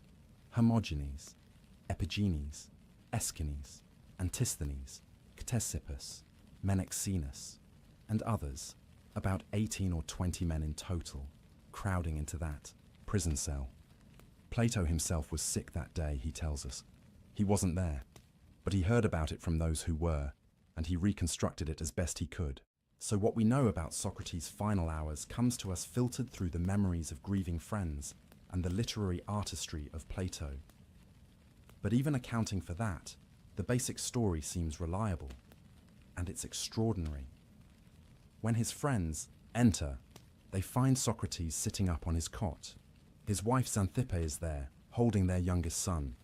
She's been allowed to visit, but when she sees all the friends arriving, when she realizes this is it, this is the final day, she breaks down. "Socrates," she cries out, "this is the last time your friends will speak to you, and you to them." It's a raw, human moment of grief. Whatever their relationship had been over the years, ancient sources suggest it was complicated. She's losing her husband today. Her sons are losing their father, and she can't contain the anguish of that. Socrates looks at Crito and gently asks him to have someone take Xanthippe home. Not because he doesn't care, not because he's cold, but probably because he can see this is too much for her.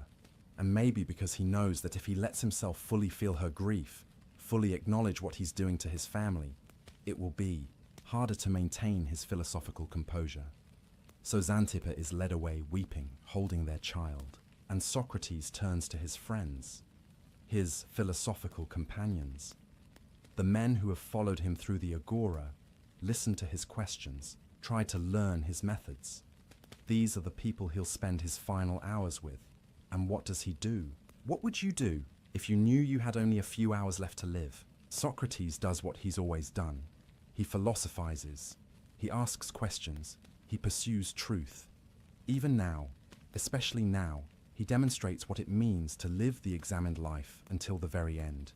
They talk about the soul, about whether it's immortal, about what happens after death. The conversation goes deep. Plato reconstructed it later as the dialogue called Phaedo, and it's one of the most beautiful and philosophically rich texts we have. Socrates presents arguments for why the soul might be immortal. Not with certainty, he never claims certainty about what he doesn't know, but with reasonable arguments that give hope and comfort to his friends. He talks about how the soul might be like a harmony, or perhaps not like a harmony. He considers whether opposites come from opposites, whether life comes from death as death comes from life. He discusses the theory of recollection, the idea that learning is really remembering what the soul knew before birth. His friends raise objections. They question his arguments. And Socrates welcomes this, encourages it. Even in his final hours, he wants genuine philosophical inquiry, not just comfort or agreement. He wants to pursue truth, or at least pursue it as far as they can go. At one point, the conversation gets particularly intense. A friend named Cebes raises a powerful objection to Socrates' arguments about immortality, and the whole room goes quiet, uncertain. Has Cebes found a flaw in Socrates' reasoning? Does the soul's immortality rest on shaky ground after all? Socrates responds with one of the most beautiful passages in all of philosophy.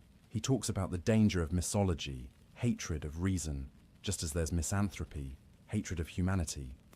He says that misology happens when you trust reasoning too much without examining it carefully, and then when that reasoning fails, you lose faith in reason itself. We must not allow into our souls the conviction that there is no soundness in reasoning, he tells them. Rather, we should believe that it is we who are not yet sound, and we must take courage and be eager to become sound. Even here, facing death, he's teaching them not to give up on reason and philosophy, even when it's difficult, even when the arguments are hard, even when the stakes are this high. They continue talking. The sun moves across the sky. Hours pass. And then, late in the afternoon, the prison servant enters. This is the man whose job it is to prepare the hemlock, to administer it, to oversee the execution. He's done this many times before. It's his duty, but he stops when he sees Socrates, and he starts to cry. "Socrates," he says, struggling to maintain his composure, "I know you won't be angry with me. You know I'm not responsible for this. Others are to blame. You've been the noblest, gentlest, best man who has ever come to this place. I know you won't rage at me, but at those who are responsible." And then he breaks down completely. "Farewell," he manages to say through his tears. "Try to bear what must be borne as easily as you can." This moment is heartbreaking. This prison servant who has seen countless executions, who has learned to be professional and detached, cannot maintain that detachment with Socrates. He's moved by something he's witnessed in these final weeks. The grace, the calm, the kindness of this condemned man. Socrates responds with characteristic gentleness. "Farewell to you too," he says. "I'll do as you say." Then he turns to his friends. What a gracious man. Throughout my time here, he's visited me and talked with me, and now see how generously he weeps for me. Come, let's obey him. Let someone bring the poison if it's ready. If not, let the servant prepare it. Crito, still hoping for delay, suggests, waiting. The sun is still on the mountains, Socrates. It hasn't set yet. Others have delayed, feasting and drinking, spending time with their loved ones. There's no rush, but Socrates is firm. Those men you mention have their reasons for doing that. They think they gain something by it, but I have my reasons for not doing it. I think I'd gain nothing by drinking the poison a little later, except to become ridiculous in my own eyes, clutching at life when there's nothing more to gain. Go on, he tells Crito. Do as I say. So Crito nods to the servant, who leaves to prepare the hemlock. While he's gone, there's a heavy silence in the room. Everyone knows what's coming. Some of the men are weeping openly now. The philosophical discussion seems impossible to continue. But then Socrates breaks the silence with something almost mundane. He asks if he should bathe before drinking the poison. It's a practical question. The custom was to wash the body before death, to save the women the trouble of washing a corpse. They tell him yes, that would be appropriate. So Socrates goes off to bathe, accompanied by Crito. The other friends wait, talking among themselves in low voices, thinking about what's about to happen, thinking about the loss they're about to suffer. When Socrates returns, clean and prepared, his 3 sons are brought to him, 2 older boys and the youngest, just a child. Xanthippe returns with them for a brief time. We don't know what Socrates said to his sons. Plato doesn't record it. Maybe it was too private, too painful. Maybe Plato wasn't told. But we can imagine. Instructions on how to live, encouragement to pursue virtue, apologies perhaps for leaving them, love expressed in whatever way Socrates expressed love, probably through teaching, through trying to make them understand why he had to do what he was doing. Then Xanthippe and the children are taken away again. Socrates returns to his friends, and the servant enters carrying a cup. The hemlock is ready. Socrates takes the cup without any hesitation, without any trembling. His friends later remarked on this. How steady his hand was, how calm his face. He asked the servant, with apparent genuine curiosity, "What do I need to do? Can I pour a libation from this to some god, or not?" The servant explains that they've prepared only enough for the required dose, no extra for religious ritual. But, he adds, after you drink it, you should walk around until your legs feel heavy, then lie down. The poison will do its work. Socrates nods. Then he says something that reveals his true feelings beneath the philosophical calm. But surely, it's permitted to pray to the gods that my journey from this world to the next will be fortunate. That's my prayer. May it be so. And he raises the cup and drinks it. Drinks it, according to Plato's account, cheerfully and easily, without tremor or change of color or expression. This is the moment his friends have been dreading. Up until now, it's been theoretical, impending, soon, but not yet. Now it's happening. Socrates has drunk the poison. There's no reversing it. In minutes, he'll be dead. Most of them have been holding back tears, trying to be strong for Socrates' sake. But now they can't hold back anymore. The weeping starts. Apollodorus, who's been on the verge all day, begins to wail.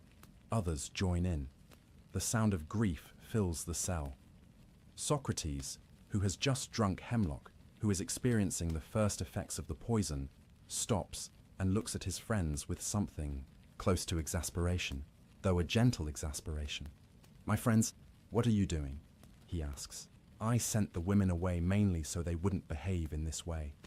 I've heard that one should die in silence. Be still and control yourselves." It's a rebuke, but a loving one.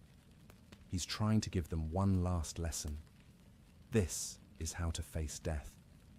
With calm, with dignity, with philosophical grace, not with wailing and grief, but with acceptance and peace. Ashamed, The men try to control their tears. The room grows quieter, though you can hear stifled sobs, see wet faces.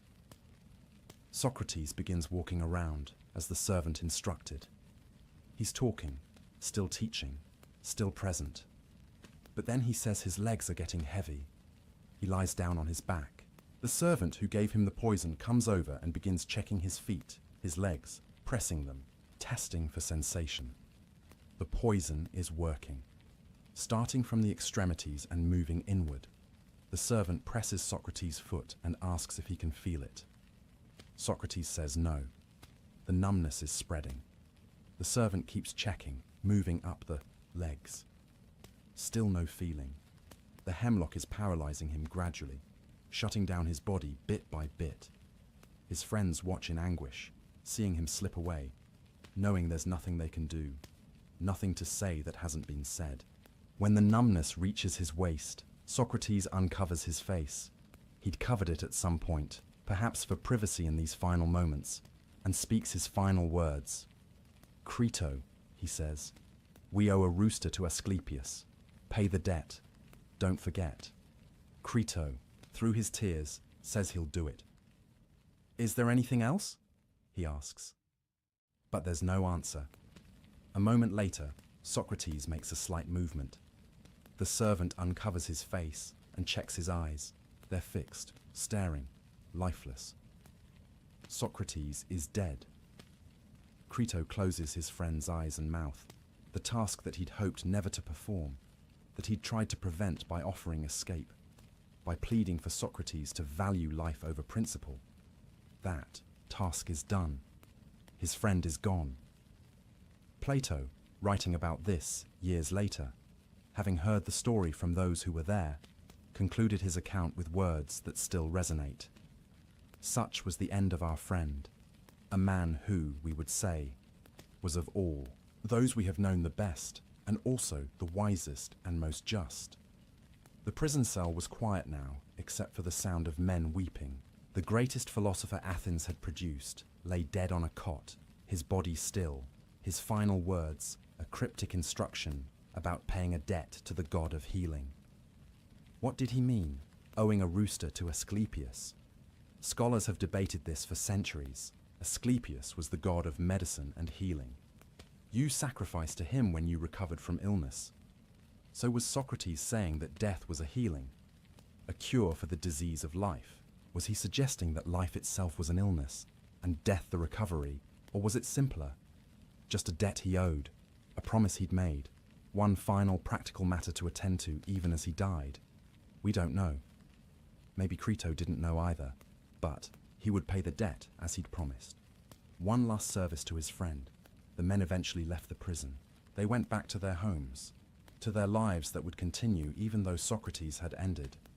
They carried with them the memory of what they'd witnessed, a death that was unlike any other death. A man who had faced execution with calmness, with grace, with philosophical integrity maintained to the very end. Some of them, like Plato, would spend the rest of their lives thinking about what they'd learned from Socrates, writing about him, teaching his methods, trying to live up to his example. The death of Socrates would become more influential than the life of almost anyone else in history. But that comes later. Right now, in this prison cell on this afternoon in Athens in 399 BCE, there's just the quiet after death, the body of an old man who drank poison rather than betray his principles, the grief of friends who loved him and couldn't save him, the end of a life that had been devoted to examining life itself, and the question that would haunt everyone who heard the story. Could I do that?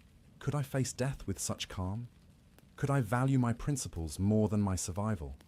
Could I drink the hemlock without trembling? For most of us, the honest answer is probably no. We couldn't. We aren't Socrates. We haven't spent 70 years preparing for this moment. We haven't examined our lives so thoroughly, cultivated our souls so completely, achieved such clarity about what matters and what doesn't. But maybe that's the point. Maybe the death of Socrates isn't meant to make us feel guilty about our fear of death. Maybe it's meant to show us what's possible, what a human being can achieve through examination, through philosophy, through living deliberately and consciously. Maybe it's meant to inspire us to start our own examination, to ask our own questions, to cultivate our own souls. Not so we can face death without fear, though that would be nice, but so we can live our lives more fully, more consciously, more truly. Because Socrates didn't spend 70 years preparing to die well. He spent 70 years living well. The peaceful death was just the natural conclusion of a well-lived life. The final demonstration that all the philosophy, all the questioning, all the examination actually worked, that it actually delivered what it promised: freedom from fear, peace of mind, a life worth living, and a death worth dying. The body lay still on the cot. But the ideas, the questions, the methods, the philosophy that Socrates had lived and died for, those were just beginning their journey through history. And that journey continues today, more than 2,000 years later, as we tell the story again, examine it again, try to understand what this strange, ugly, brilliant man discovered about how to live and how to die. The hemlock did its work. The body ceased functioning. The breath stopped. The heart stopped. The brain stopped. But what about the soul? Did it cease too, returning to the dreamless sleep Socrates had described? Or did it continue, making its way to Hades to meet all those ancient heroes and thinkers he'd been eager to question? We don't know. We can't know. Just as Socrates didn't know. But he'd examined both possibilities and found neither frightening, and he'd lived in a way that made him ready for either one. That was his final lesson. That was his gift to everyone who would hear his story. Not certainty about death, but preparedness for it. Not knowledge of what comes next, but peace about whatever does come next. And that peace, that readiness, that freedom from fear, it came from living the examined life. The sun was setting now on Athens. The light that had filled the prison cell was fading. Soon it would be dark. But something was just beginning to dawn. The news of Socrates' death spread through Athens quickly. By evening, everyone knew. The strange old philosopher who questioned everyone, who had been convicted of corrupting the youth and disrespecting the gods, had drunk the hemlock. He was dead. For his enemies, it must have been a relief. The gadfly was finally silenced. The questioner who had made them look foolish, who had exposed their ignorance, who had turned young men against traditional values. He was gone. Athens could return to normal now. But they were wrong, profoundly wrong, because Socrates' death didn't end his influence. In many ways, it was just the beginning. Think about what would have happened if Socrates had escaped, if he'd fled to Thessaly, as Crito had begged him to do. He would have lived a few more years, perhaps. He could have continued teaching in exile. Some students might have followed him, but he would have been diminished. A man who talked about principles, but abandoned them when they became inconvenient. A philosopher who preached virtue, but chose survival over integrity. His enemies in Athens would have said, "See?" All his fine talk about the examined life, and when it mattered, he ran away like a coward. His teachings would have lost their power. His example would have been compromised. He might have lived longer, but his philosophy would have died. Instead, by refusing to escape, by drinking the hemlock with calm dignity, by dying exactly as his philosophy said a wise person should die, Socrates did something extraordinary. He proved that everything he'd taught was real, not just clever words or abstract theory, but a genuine way of living and dying that actually worked. His death became the ultimate validation of his philosophy. It said, this isn't just talk, this is real. A person who lives the examined life, who cultivates their soul, who values virtue over survival, really can face death without fear. I'm showing you. I'm proving it. Watch. And people did watch. People are still watching. More than 2,000 years later. Plato was 28 when Socrates died. He'd been studying with him for 8 years or so. He was devastated by the death. So devastated that he left Athens for a while, traveling, processing his grief, trying to make sense of what had happened. But then he came back, and he began to write. Not abstract philosophical treatises, but dialogues, conversations, dramatized recreations of Socrates in action, questioning, examining, pursuing wisdom. He wrote about the trial, about the prison conversations, about the death scene. He wrote dialogue after dialogue, always with Socrates as the central character, the questioner, the searcher for truth. Through Plato's writings, Socrates became immortal. Not just remembered, but present. Anyone who read Plato's dialogues could meet Socrates, hear his voice, see him at work. The man was dead, but the method lived on, and Plato wasn't the only one. Xenophon wrote about Socrates too. Other students wrote, taught, founded schools based on what they'd learned from him. Within a generation, Socrates was famous not just in Athens, but throughout the Greek world. And the philosophers who came after, the Stoics, the Cynics, the Skeptics, various schools with different interpretations, almost all of them looked back to Socrates as the founder, the exemplar, the one who showed what philosophy really was. He became, in death, what he'd never quite been in life, the father of Western philosophy, not because he wrote anything, he didn't. Not because he founded a school, he didn't do that either. But because he lived and died in a way that proved philosophy wasn't just intellectual games. It was a way of life that could transform how you thought, how you lived, and how you faced death. The Stoics in particular were profoundly influenced by Socrates' death. They built an entire philosophy around the idea that virtue is the only true good, that external things like health and wealth and even life itself are indifferent, neither good nor bad in themselves. What matters is how you respond to them, what choices you make, how you maintain your character regardless of circumstances. And when they wanted to illustrate this philosophy, when they needed an example of someone who had truly achieved Stoic virtue, they pointed to Socrates. Look at how he died, they said. That's what we mean. That's what it looks like to value virtue over everything else. Epictetus, a Stoic philosopher who lived centuries after Socrates, used him as an example again and again. When Epictetus wanted to explain that you can't be harmed by external things, only by your own vice, he pointed to Socrates. Did Athens have the power to harm Socrates? No, it could kill him, but it couldn't harm him. The harm would have come only if he'd betrayed himself by escaping. The Cynics, who rejected conventional society and lived with radical simplicity, also looked to Socrates. They saw in him someone who cared nothing for wealth or status or comfort, who lived according to reason and virtue alone. Even the Epicureans, who disagreed with much of Socratic philosophy, respected his death. Their whole philosophy was about achieving tranquility by understanding that death is nothing to fear.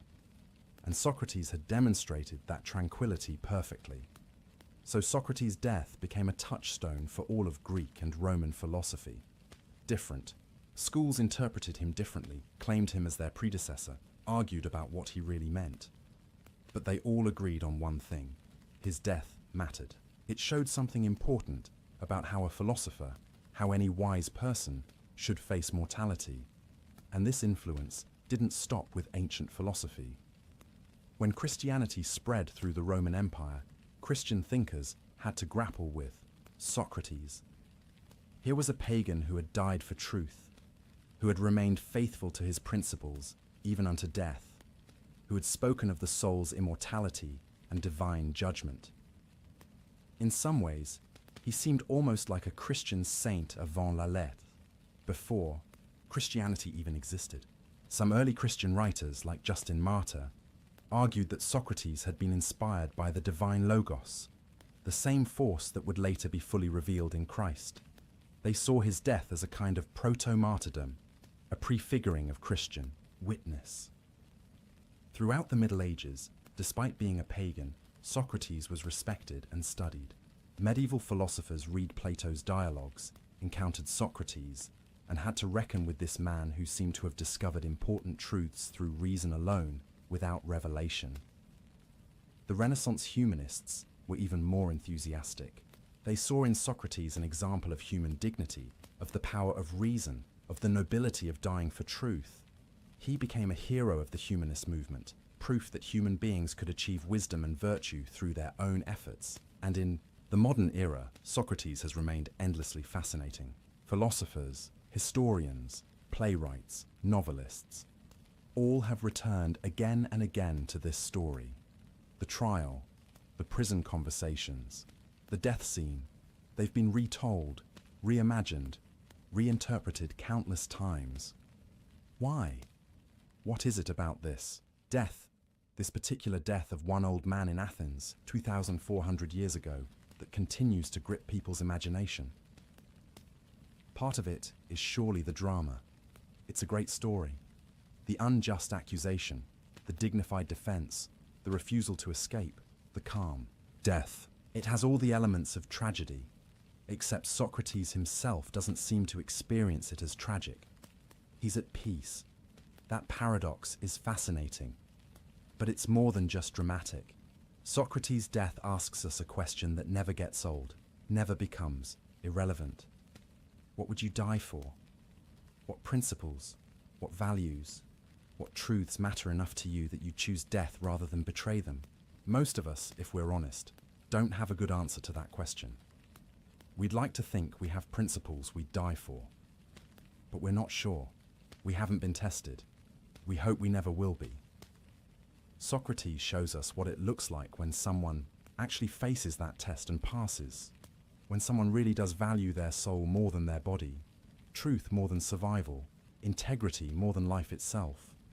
And in showing us that, he forces us to examine our own lives. Would we drink the hemlock? Could we? What would it take for us to develop the kind of wisdom, the kind of courage, the kind of clarity that Socrates had? This is why the death of Socrates is still taught in philosophy classes, still referenced in ethical discussions, still appearing in books and films and plays, because it represents something we aspire to, even if we doubt we could achieve it. It represents the examined life taken to its logical conclusion. It shows us what philosophy looks like when it's not just academic or theoretical, but actually lived, when it actually transforms how you face the ultimate test. But there's something else important about Socrates' legacy that we need to understand. His death didn't just validate his philosophy, it also changed what philosophy was, what philosophers did, how they understood their mission. Before Socrates, Greek philosophy was mostly about understanding the natural world. What is everything made of? How did the cosmos come into being? What are the fundamental elements? These were important questions, but they were external. They were about the world out there. Socrates changed the focus. He made philosophy about the self, about how to live, about virtue and the soul. He made it personal and practical. Philosophy wasn't just about understanding nature. It was about improving yourself, examining your life, becoming a better person. And he showed that this kind of philosophy had real stakes. It wasn't just interesting, intellectual work. It was a way of life that could get you killed, because it challenged power, exposed hypocrisy, questioned authority. But it was also a way of life that could give you a kind of peace and freedom that nothing else could. After Socrates, that's what philosophy became. Not just natural science or logic puzzles, but a guide to living. A way of achieving wisdom and tranquility. A path to the good life. The Stoics made this explicit. They divided philosophy into three parts: logic, physics, and ethics. But they said ethics was the most important, and the others only mattered insofar as they helped you live well. Philosophy was about how to live and how to die. This Socratic understanding of philosophy dominated for centuries. Whether you were Stoic or Epicurean or Cynic or skeptic, you agreed that philosophy was supposed to transform your life, not just fill your head with theories. It's only in the modern era that philosophy has become primarily academic, primarily theoretical, primarily separated from life. And even now, there's a counter-movement. People trying to recover philosophy as a way of life, trying to make it practical again, trying to return to the Socratic ideal. And when they do, when they ask what that ideal looks like, they look back to Socrates, to his method of questioning, to his focus on ethics, to his calm in the face of death. The death itself becomes a teaching. It says, this is what matters. This is what philosophy is for. Not publishing papers or winning arguments, but developing the kind of wisdom and courage that lets you face anything, even death, with tranquility. There's a famous painting of the death of Socrates by Jacques-Louis David, painted in 1787, more than 2,000 years after the event. It shows Socrates, upright in bed, one hand reaching for the cup of hemlock, the other hand raised as if still teaching, still making a point. Around him are his grieving students. His body is idealized, heroic, like a classical statue. It's not historically accurate. Socrates was 70 and probably didn't look that noble. But it captures something true about how his death has been remembered, as noble, as heroic, as a moment of supreme moral courage. That painting influenced how generations of people thought about death, about principle, about courage. It became an icon of the Enlightenment, of the power of reason, of the dignity of dying for truth. And it's just one of hundreds of artistic representations of Socrates' death. Sculptures, paintings, plays, operas, films. Artists keep returning to this moment, trying to capture it, to understand it, to show what it means, because it does mean something, not just historically, not just philosophically, but personally. It asks each person who encounters it, how will you face death? What will you have lived for? When everything is stripped away, what will remain? Socrates had an answer. He'd examined his life thoroughly. He'd cultivated his soul carefully. He'd lived according to his principles consistently. And when death came, he was ready. He'd done the work. His soul was in order. There was nothing to fear. Most of us haven't done that work, haven't examined that thoroughly, haven't lived that consistently. And so death remains frightening, because we know we're not ready. We know there are things unexamined, things unresolved, things we've been putting off. But Socrates' death tells us it's not too late. Start now.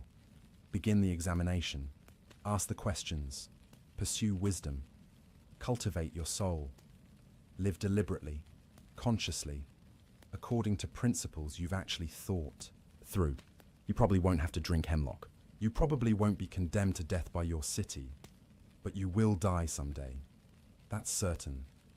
And when that day comes, wouldn't it be better to face it as Socrates did? With calmness, with clarity, with a well-examined life behind you. That's the gift his death gave us. Not a formula for avoiding death. We can't. Not even certain knowledge about what happens after death. We still don't have that.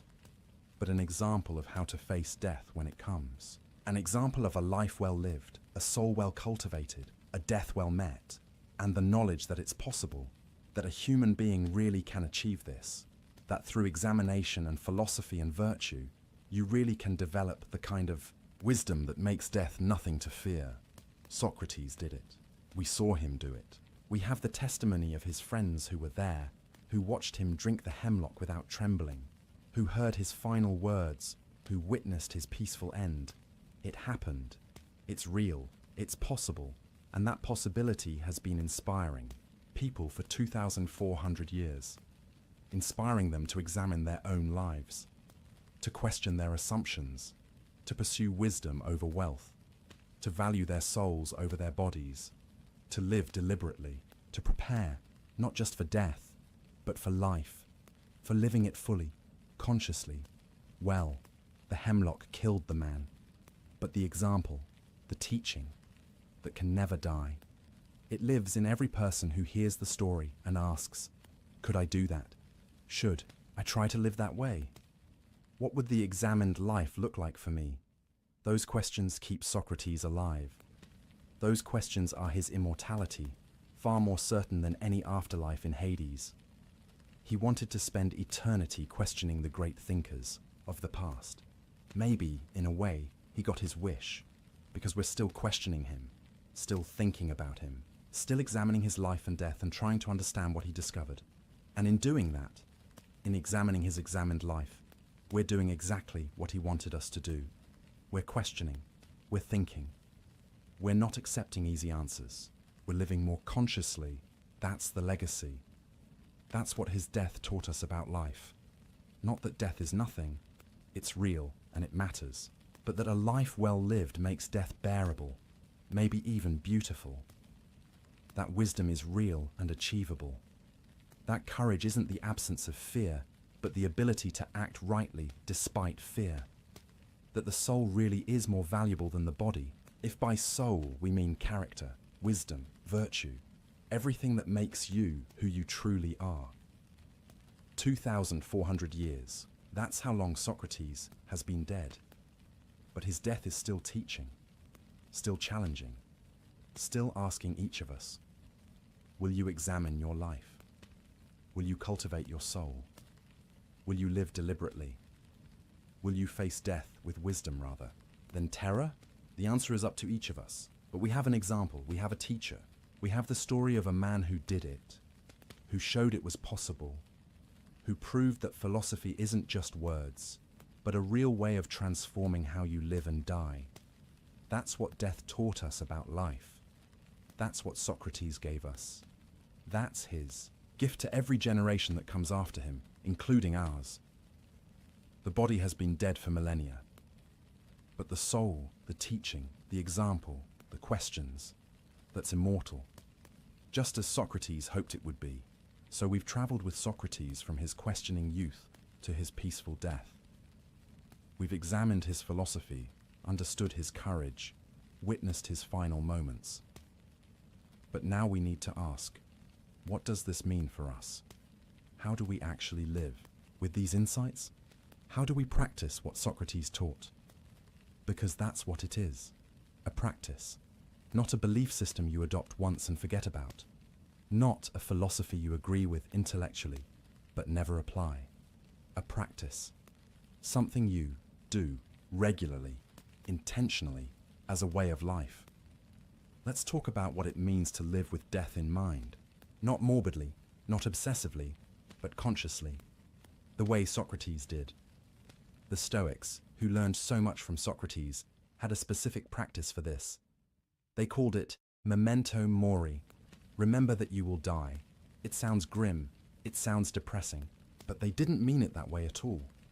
The point of remembering death isn't to make you sad or fearful.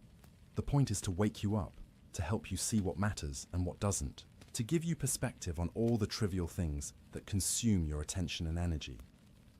Think about how we normally live. We act as if we have infinite time. We put off important conversations until later. We waste years in jobs we hate, planning, to do what we really want someday.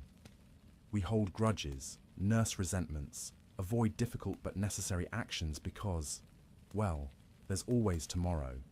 Except there isn't always tomorrow, not infinitely. We know this intellectually, but we don't live like we know it. We live like we're immortal. But what if you really internalize the truth that you will die? Not just believed it abstractly, but felt it, knew it, lived with that awareness present. You'd probably waste less time on trivial things. That argument about nothing important, maybe not worth having, that grudge you've been holding. Maybe time to let it go. That thing you keep putting off that you know you should do. Maybe you should do it now. This is what memento mori does. It doesn't make you depressed. It makes you focused, clear, intentional. It helps you distinguish between what matters and what doesn't. Socrates lived this way naturally. He'd spent so much time thinking about death, examining it, understanding it, that he was always aware of mortality. Not in a way that paralyzed him, but in a way that freed him. He knew his time was limited, so he used it well. He pursued wisdom, cultivated relationships, lived according to his principles.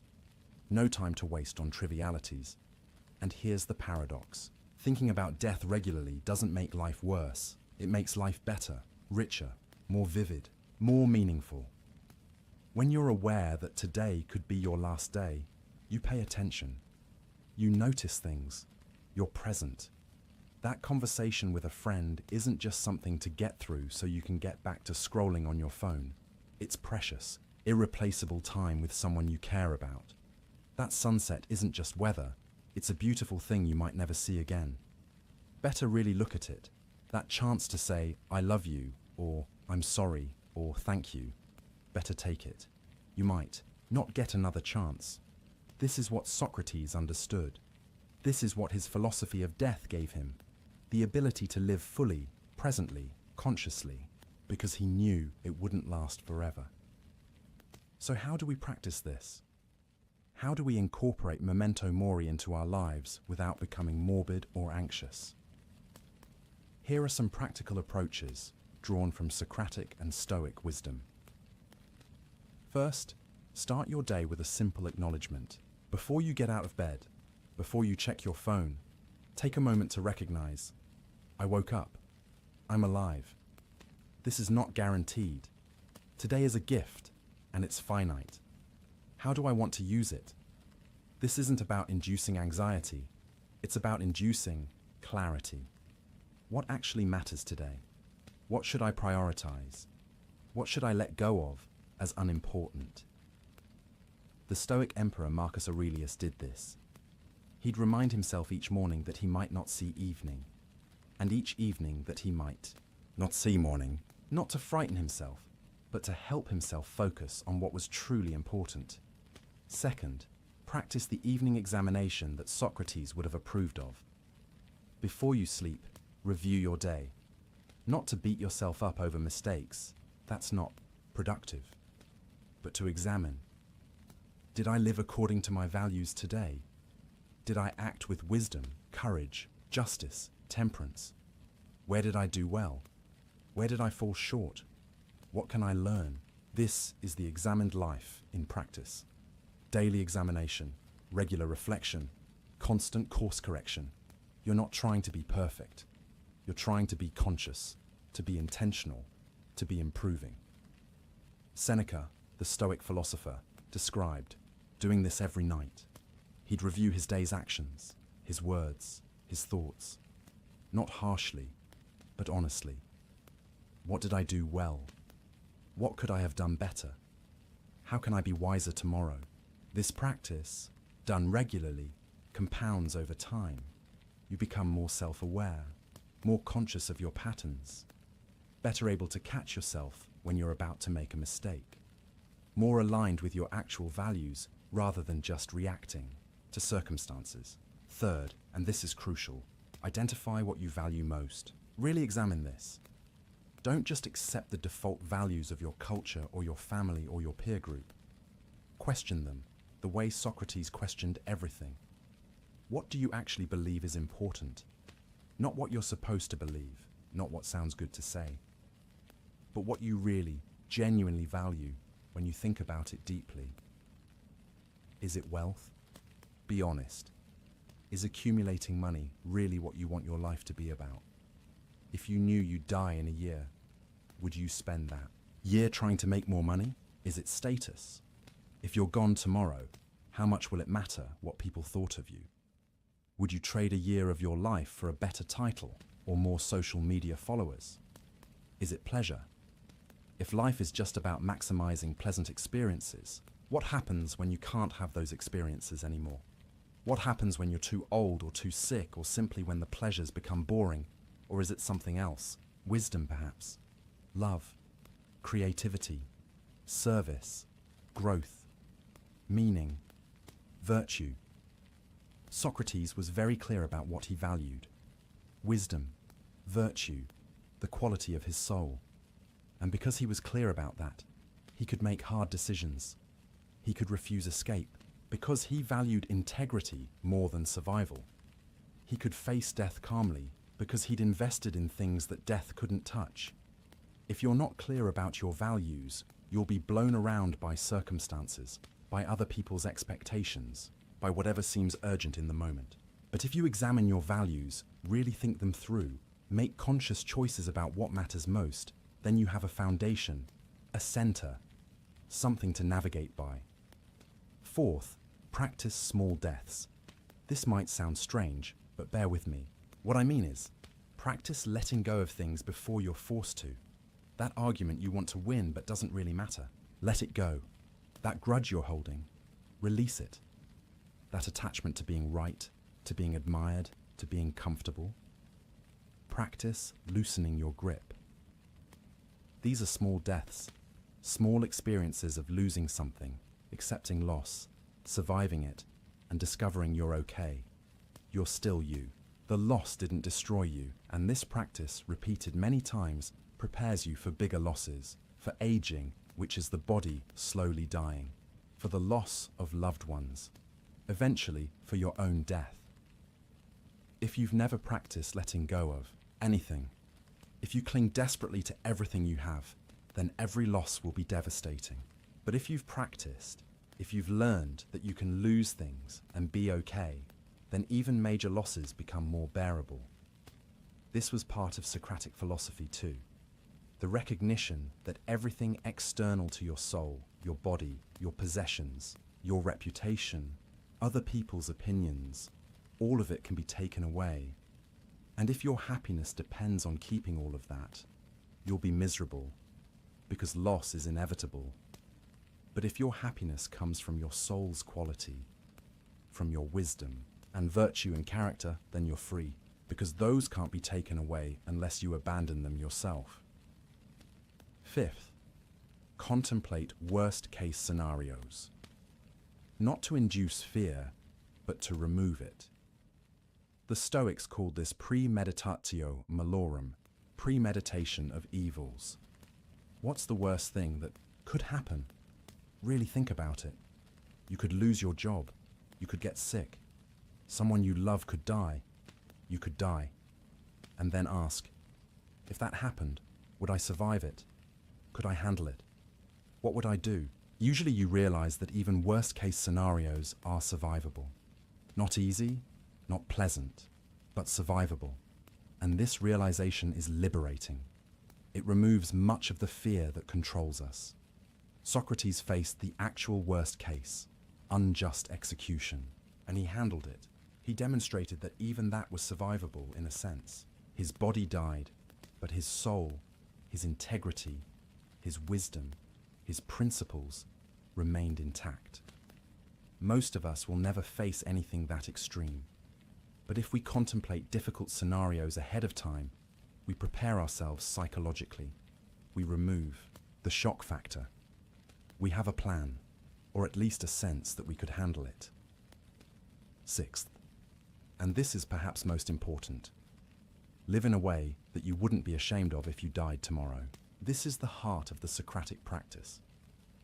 Ask yourself regularly, if I died tonight, would I be satisfied with how I spent today? With how I treated people? With what I prioritized? With who I was? This isn't about being perfect. It's about being honest, about living authentically, according to your actual values, rather than on autopilot. Socrates could face death calmly because he'd been asking himself these questions for 70 years. He'd lived examined.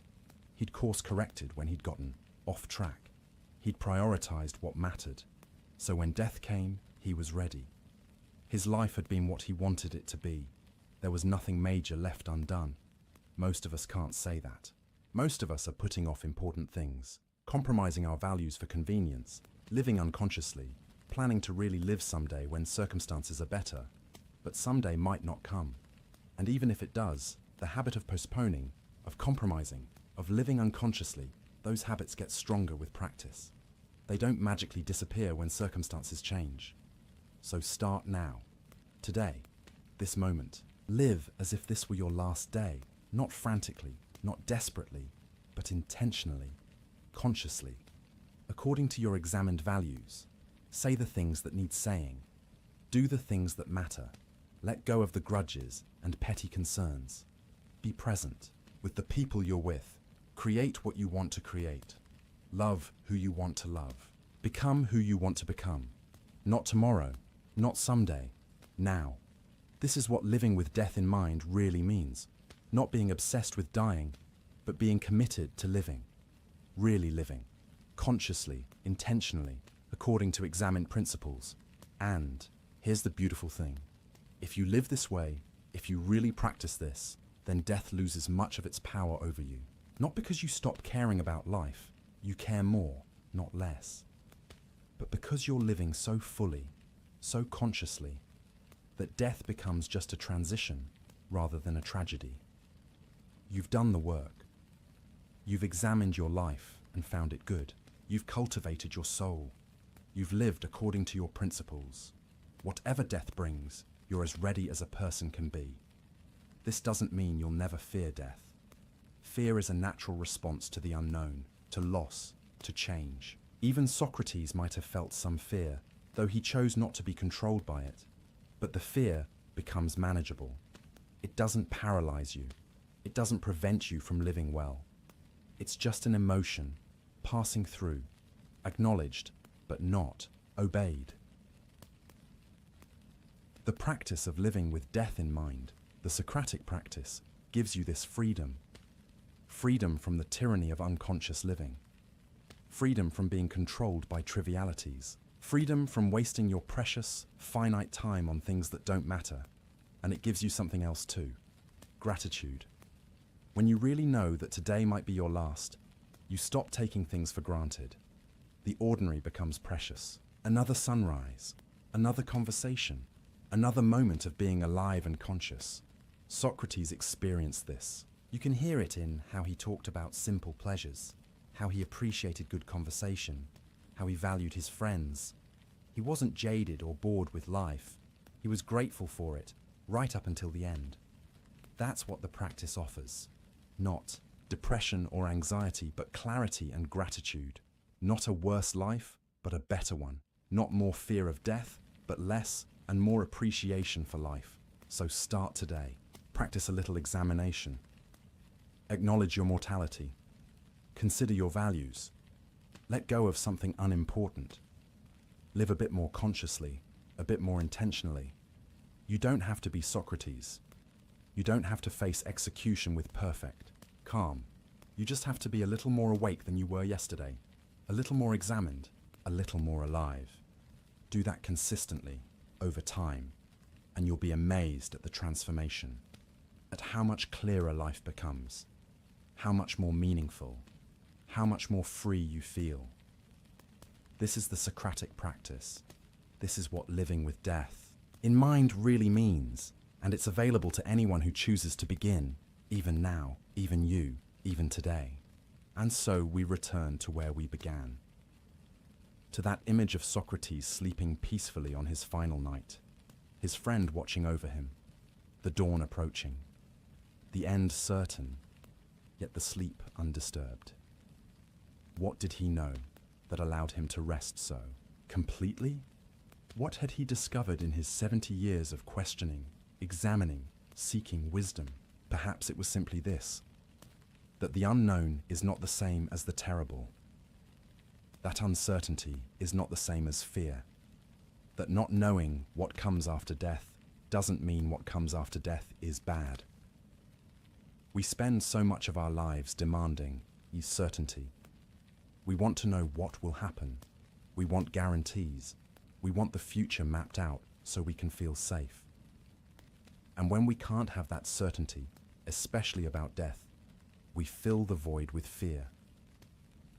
But Socrates took a different approach. He examined the unknown.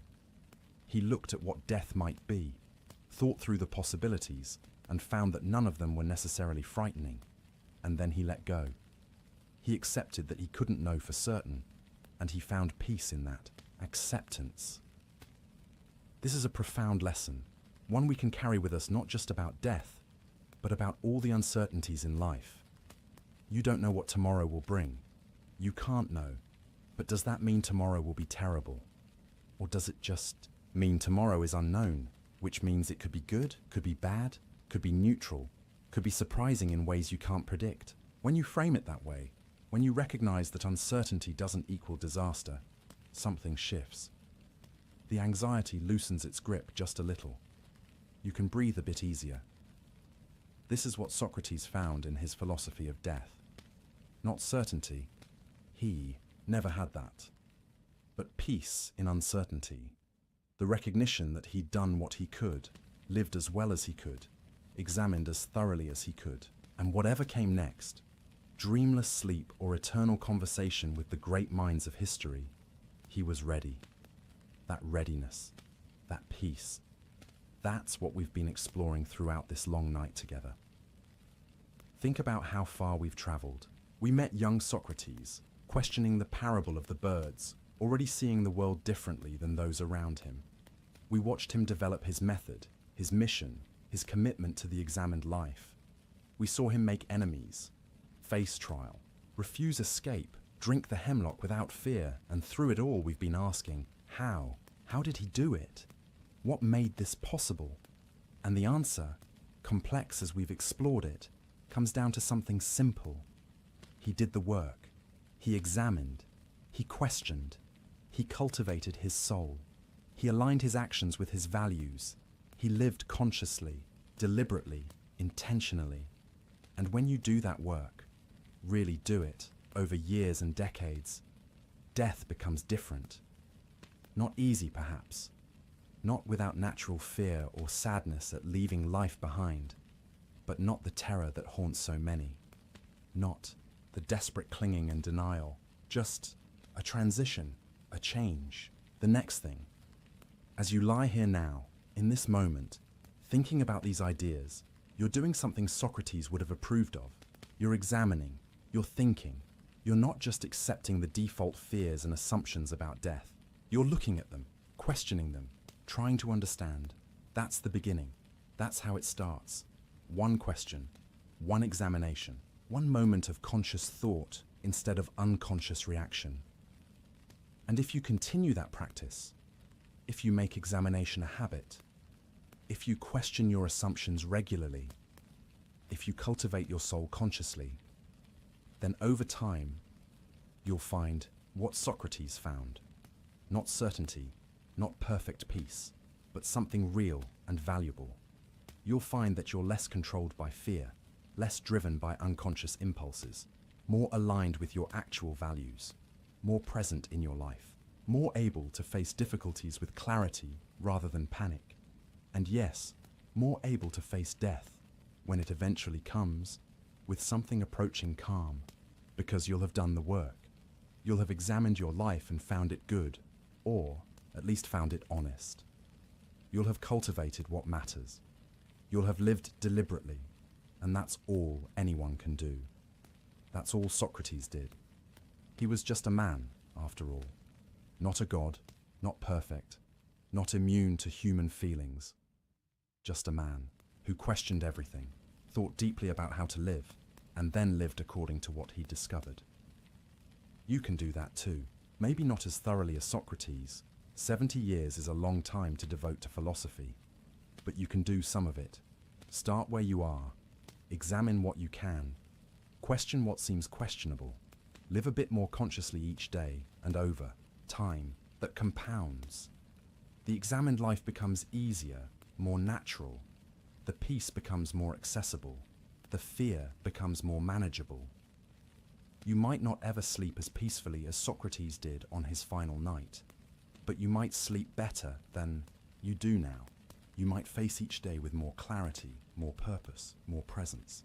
And when death does come, whether soon or far in the future, you might be able to greet it not with joy perhaps, but without terror, with acceptance, with readiness, with the knowledge that you lived well, that you did what you could, that your soul is in order. That's what Socrates gave us.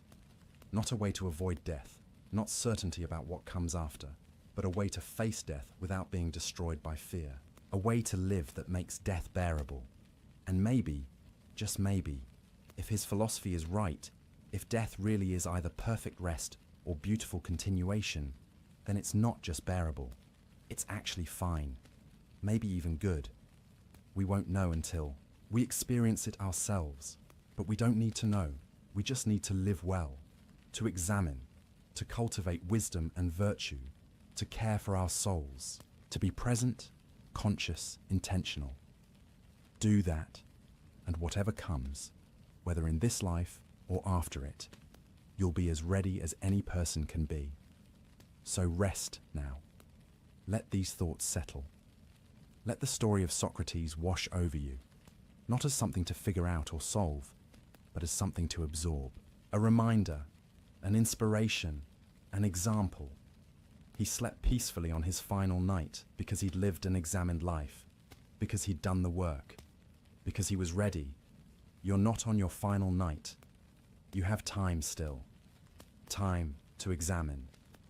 Time to question. Time to grow. Time to cultivate your soul and live deliberately. What a gift that is. Not the gift of certainty or immortality or perfect peace, but the gift of time, the gift of consciousness, the gift of choice. You can choose, as Socrates did, to examine your life, to question your assumptions, to live according to your actual values rather than unconscious habits. You can choose to prioritize your soul, your character, your wisdom, your growth, over the temporary pleasures and pains of the body. You can choose to practice small deaths, letting go of attachments, learning to accept loss. You can choose to live with death in mind, not morbidly, but as a clarifying force that helps you see what matters. These choices are available to you. They were available to Socrates 2,400 years ago. They're available to you now. They'll be available tomorrow and the next day and every day you have left. That's the beauty of philosophy as a practice. It's never too late to start. Never too late to begin examining. Never too late to live a bit more consciously, a bit more deliberately. And who knows, maybe decades from now, when your own final night comes, you'll find yourself able to rest peacefully, not because you've achieved perfection, no one does, but because you've done the work. You've examined your life. You've lived according to your principles. You've cultivated your soul. And if death is dreamless sleep, then you'll rest well. The best rest imaginable. Perfect, undisturbed, eternal peace. And if death is continuation, if consciousness goes on, if there's something after, well, then you'll have taken the best of yourself with you. Your wisdom, your character, your virtue. The things that really matter. The things that really are you. Either way, you'll be ready. As ready as Socrates was. As ready as any examined life makes possible. That's the promise. That's what this philosophy offers. Not certainty, but readiness. Not the elimination of death, but the ability to face it without terror. Not a perfect life, but a conscious one. An examined one. A meaningful one. So sleep now. Rest. Let your mind settle. Let your body relax. Tomorrow you'll wake and you'll have another day to examine, to question, to grow. But tonight, for these remaining hours, just rest. Rest as Socrates rested. Not because everything is certain, but because you've done what you could today. Because you're working on examining your life. Because you're cultivating your soul, even if imperfectly. That's enough. More than enough. The unknown still lies ahead. Death still waits in the future for all of us. But the unknown is not the terrible. Death is not the enemy. Fear is the enemy. Unconsciousness is the enemy. Living unexamined, unintentionally, on autopilot, that's the enemy. And you're here now, thinking, examining, questioning. You're not that enemy. You're something else. Something better. Something wiser. You're someone who's willing to look at death, to think about mortality, to examine the ultimate question. That takes courage. That takes wisdom. And if you can do that, if you can face these questions now, then you're already practicing what Socrates practiced, already walking the path he walked. Maybe you won't walk it as far as he did. Maybe you'll take a different path eventually. That's fine. That's good even. Socrates would want you to question him too, to examine. his philosophy to make your own choices. But for now, for tonight, you've walked with him. You've heard his story. You've understood his method. You've glimpsed what the examined life makes possible. That glimpse is valuable. Hold on to it. Let it inform how you live. Let it help you examine a bit more, question a bit more, live a bit more consciously, and rest. Rest peacefully, as Socrates did. Not because you've solved the mystery of death, but because you don't need to solve it tonight. Because you've done enough for today. Because you're on the path, even if you've only taken the first steps. The woman in white from Socrates' dreams said he would reach fertile Phthia in 3 days. For him, that meant death. But for you, it might mean something else. A place of rest, a place of peace, a place where the examined life bears fruit. You'll get there, not in 3 days perhaps, but eventually, if you keep examining, keep questioning, keep living consciously. And when you arrive, whether in this life or after it, you'll find what Socrates found. Not all the answers, but peace with not having them. Not certainty, but readiness for whatever comes. That's enough.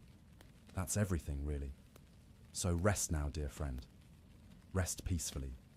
Tomorrow brings another chance to examine, to question, to grow. But tonight, just sleep. Sleep as deeply as Socrates slept on his final night.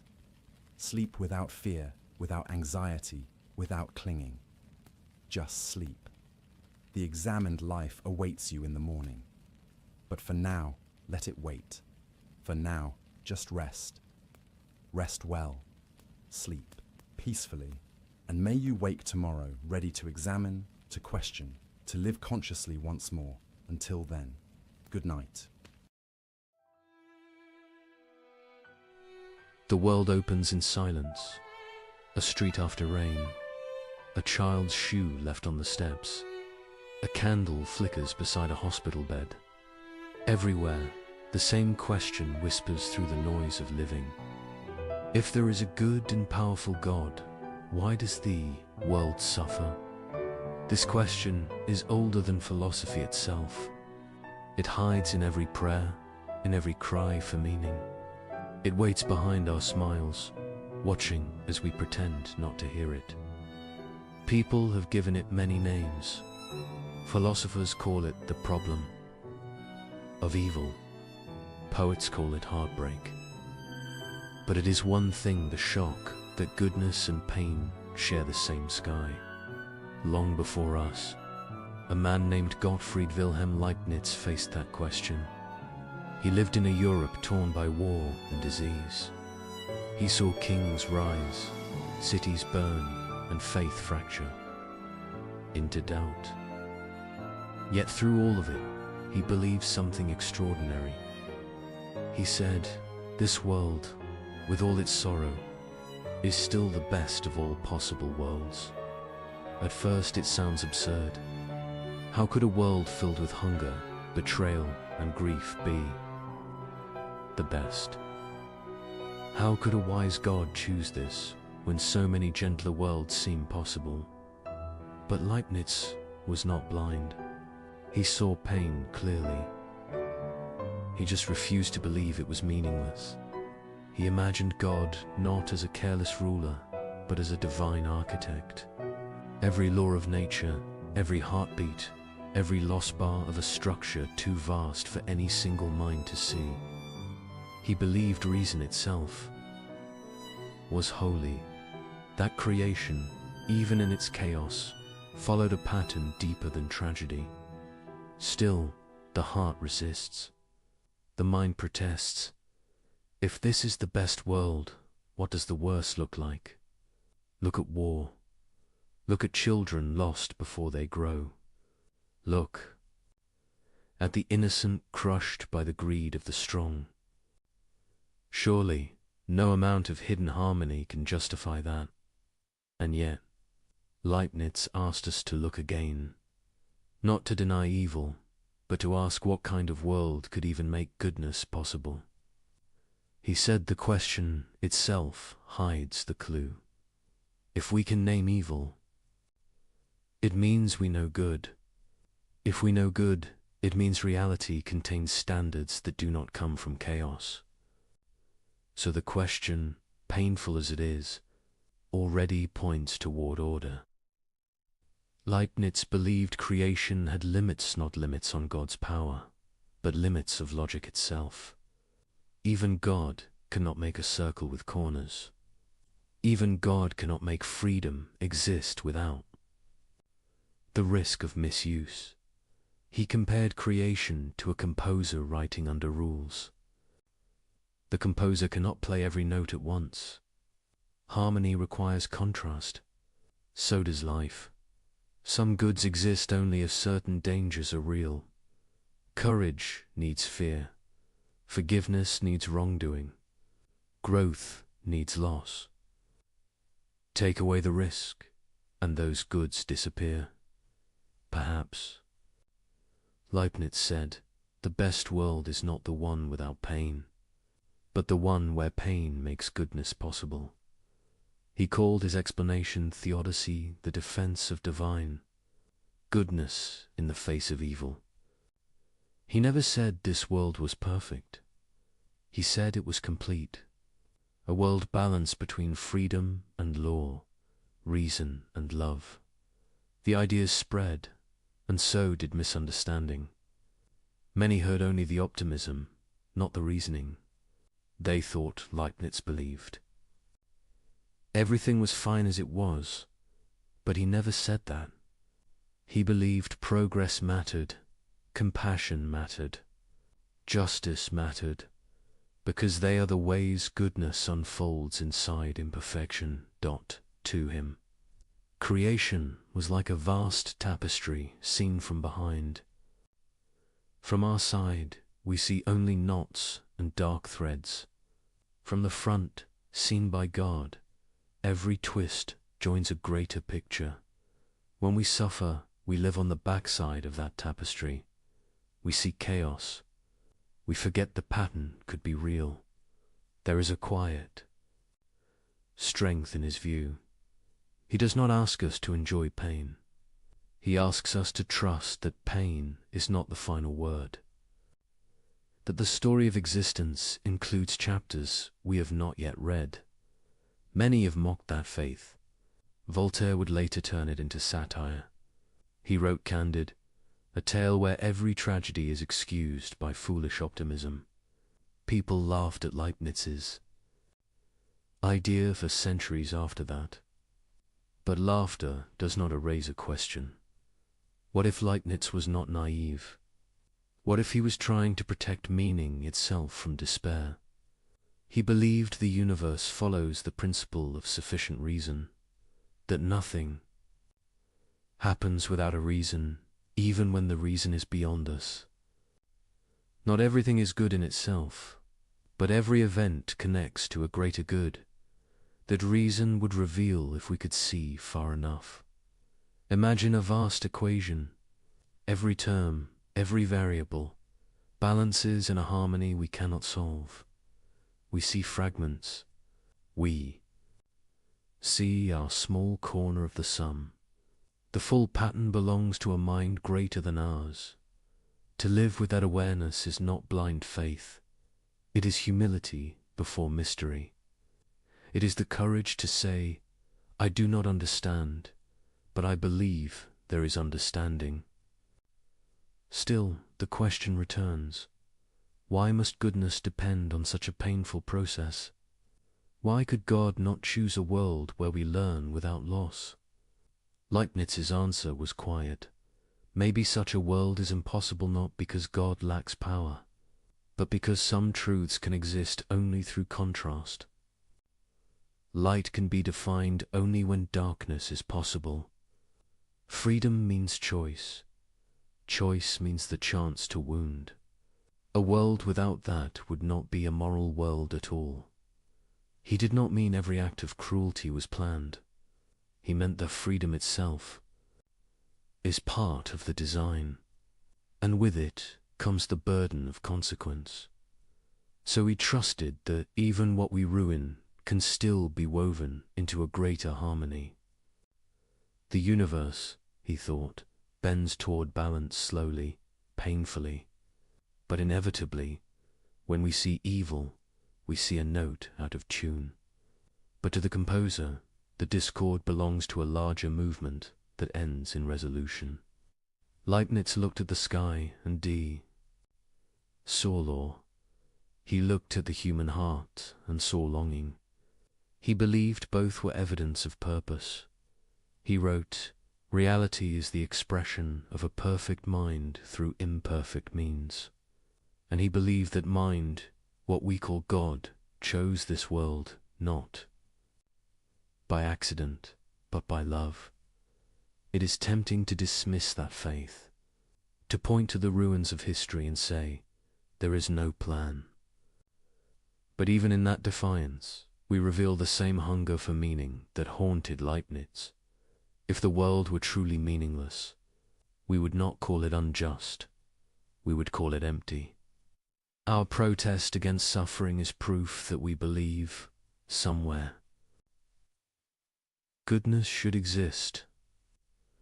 Leibniz saw that protest as a clue, not a contradiction. Perhaps the best world is not comfortable, but fertile, capable of growing souls that can love, reason, forgive, and rebuild. He once wrote that every human mind is a mirror of the universe. If that is true, then our grief and our wonder both reflect the same divine logic. Every tear, every act of kindness, every discovery all threads in one living design. We do not have to understand it to belong to it. We only have to keep asking. The question, because asking, is part of what makes us human. The world will keep suffering, but so long as we keep searching for meaning, the light remains. And maybe that is what it means when we say, this is the best possible world. Not that it is painless, but that within it goodness refuses to die.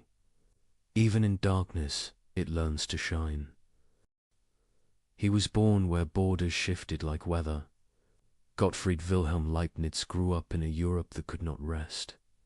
Religious battles, scarred cities, plague thinned the brave and the afraid alike. Kings argued with scholars. Scholars argued with nature. Every map looked temporary. He walked into that world with a book under each arm. His father died when he was young.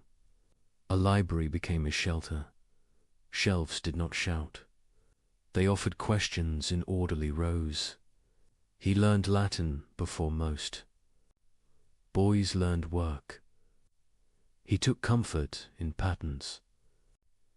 Patterns promised that chaos could be read. He studied law. He studied theology. He studied mathematics because numbers did not take sides. He studied history because people always did.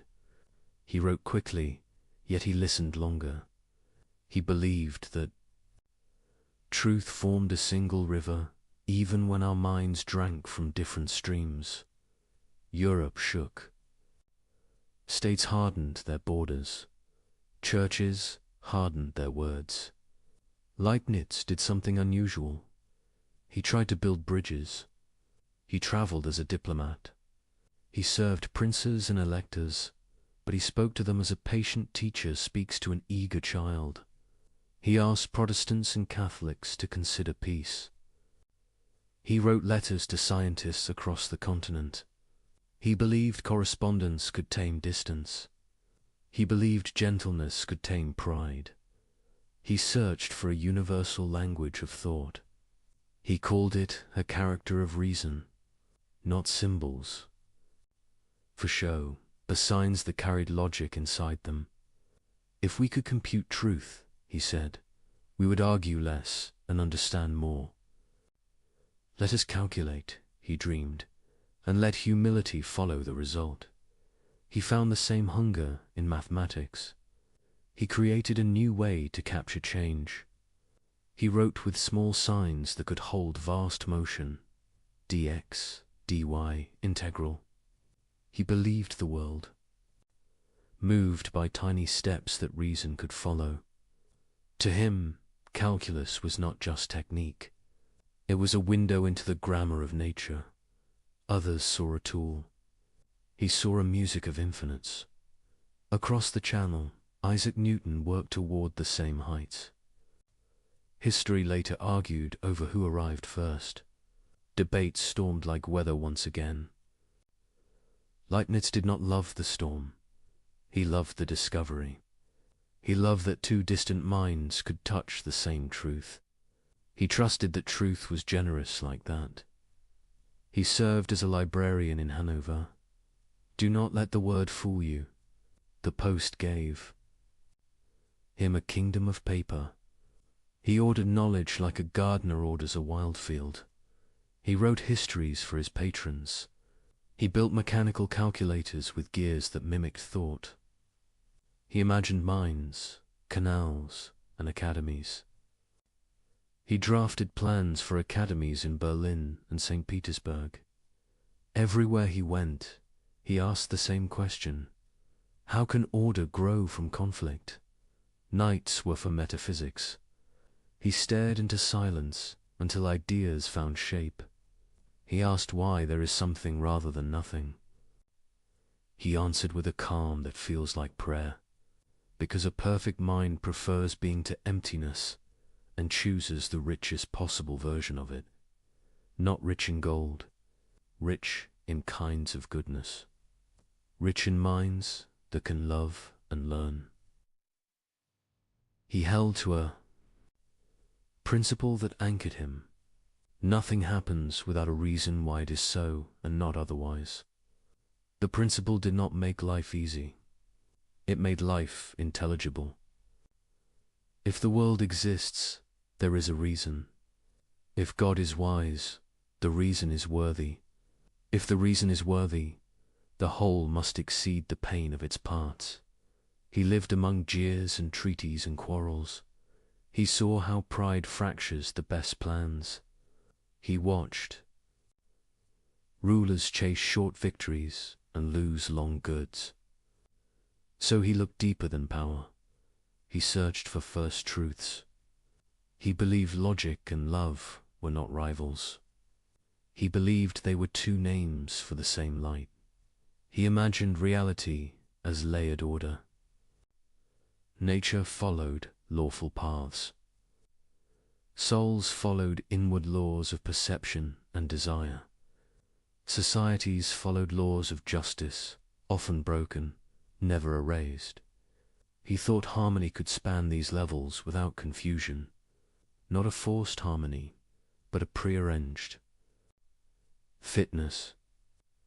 Like different instruments playing one score they never see, yet each part completes the others. He did not build this view to escape history. He built it because history crushed people he loved. He wrote to comfort without lying. He wrote to steady without dulling pain. His letters show a careful warmth. He was a mind, yes, but also a man who knew what grief does to a room. He trusted that freedom mattered.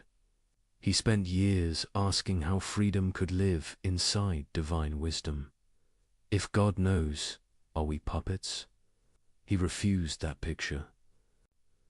He pictured God as choosing a world story where our choices are truly ours, yet foreseen within a wisdom that wastes nothing. A difficult view, but he preferred difficulty to despair.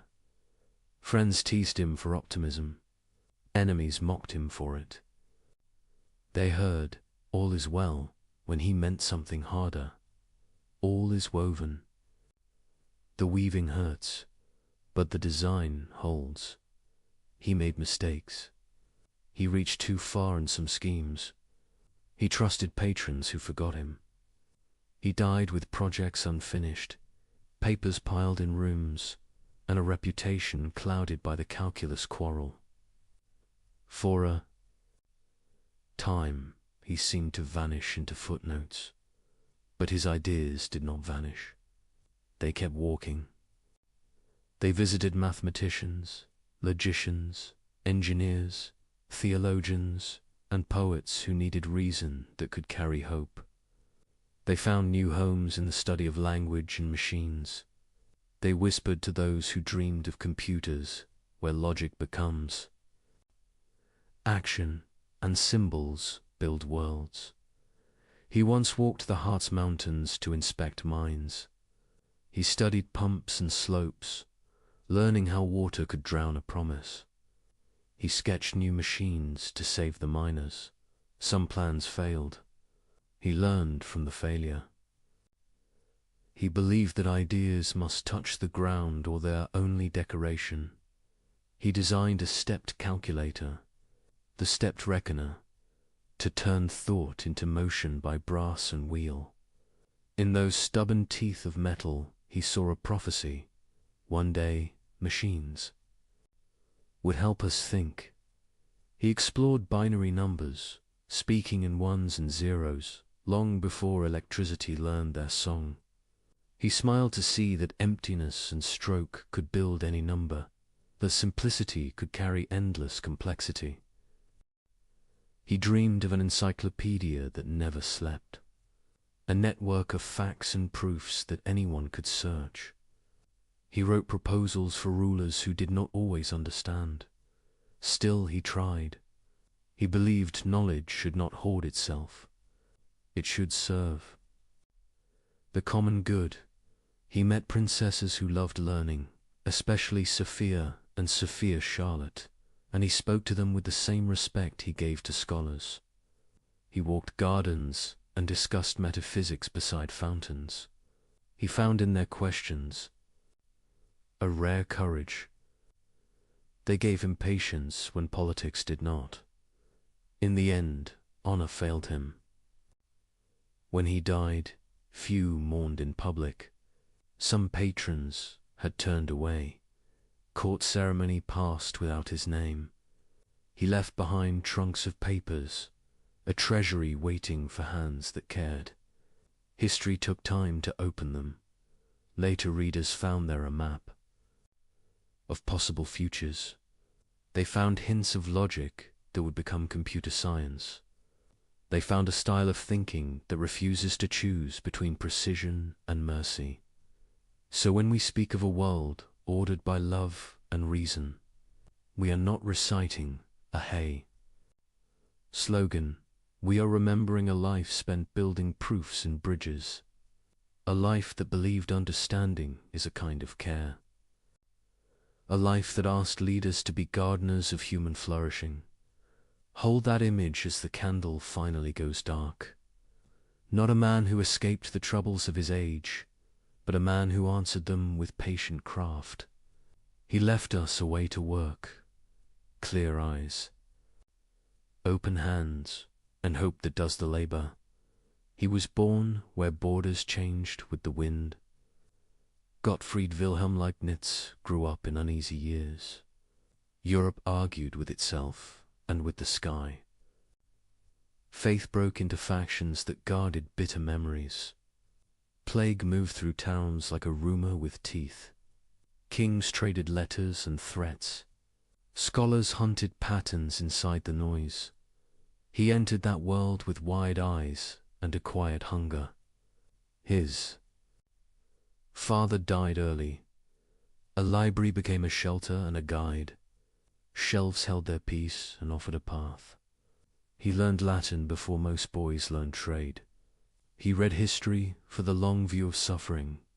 He studied law to see how minds bind conflict. He studied mathematics to feel the calm of order. He studied theology to ask whether order loved us back. He learned to think in layers. He sensed that events had roots in secret joints. He felt that reason could turn chaos into structure, not by force, by patient care. He walked into universities like a pilgrim enters a cathedral, not to posture, to listen. He copied the cadence of old Latin prose. He gathered small claims and made them speak. He trained a habit that would anchor his life. Nothing without a reason. no claim without warrant. The continent shook itself awake after war. Princes needed counselors who could argue without rage. Leibniz learnt the art. He became a diplomat with a scholar's heart. He wrote letters that crossed empires. He promised calm when tempers tore. He asked Protestants and Catholics to breathe. He searched for grounds they held in common. He believed understanding could outrun pride. He wanted a language that could tame confusion. He dreamed of a character of reason, a calculus of thought that would settle disputes. Not with swords, with symbols anyone could follow. Let us calculate, he said. Let the answer teach us to bow. He built machines that could lend a hand to the mind. He shaped brass and wheel into a stepped reckoner. He loved the stubborn truth of metal. He loved that a gear holds its argument.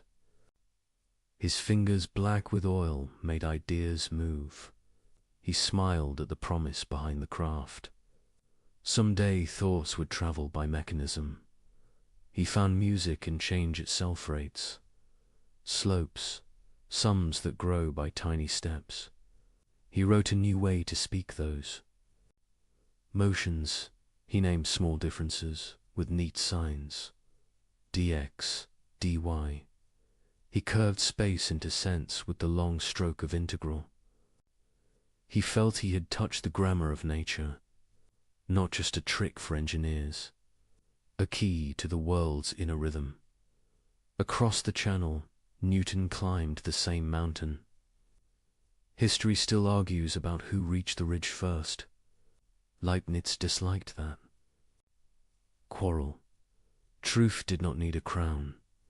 Two minds could touch the same light from different paths. The light would not mind Doc life, pulled him into Hanover. The word librarian hides the scale of the task. He took custody of a kingdom of paper. He tamed chaos with catalogues and summaries. He drafted histories that made patrons feel ancient and secure. He designed waterways and mines. He drew plans for academies that would train a gentler power. Berlin listened. So did St. Petersburg. Sometimes rulers kept their promises. Often they did not. He met Sophia and Sophia Schala. They loved ideas and asked hard questions with a steady gaze. He answered with patience and warmth. He did not flatter. He invited them into the work. Gardens became classrooms. Walks became seminars on being and justice. He found courage in their curiosity. His letters crossed mountains. He corresponded with scientists and ministers and monks. He asked for reports on tides and minerals and words. He sent designs for pumps and tax codes and libraries. He tried to bind Europe with paper bridges. He thought courtesies could rescue truth from vanity. Night made room for first principles. He faced the oldest question with steady breath. Why is there something rather than nothing? Because a perfect mind prefers being to emptiness, he wrote, and chooses a world rich in possibilities of good, not a world of soft comforts, a world fertile in meaning. He held to a rule that became his compass.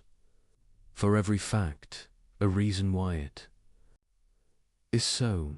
If the world exists, it exists for a reason. If God is wise, the reason is worthy. If the reason is worthy, the whole must exceed the pain of its parts. He did not claim to see the whole. He claimed the whole was there. He felt the pull of freedom. He knew we'd choose and also belonged to patterns. He would not trade freedom for neat equations. He imagined God choosing a story in which our choices are real, foreknown but not forced, seen but not scripted. a hard thought, yet kinder than a world of puppets. He spoke often of harmony, not a soft word, a strict art. Different lines can meet without collision. Different goods can coexist without theft. He imagined creation as lines of melody written to fit, no instrument. Here's the whole score, yet the music holds. He drew comfort from the lawfulness of nature. He saw law as a gift, not a prison. Law gives promise. Promise gives science its courage. What happens here and now can teach us there and then.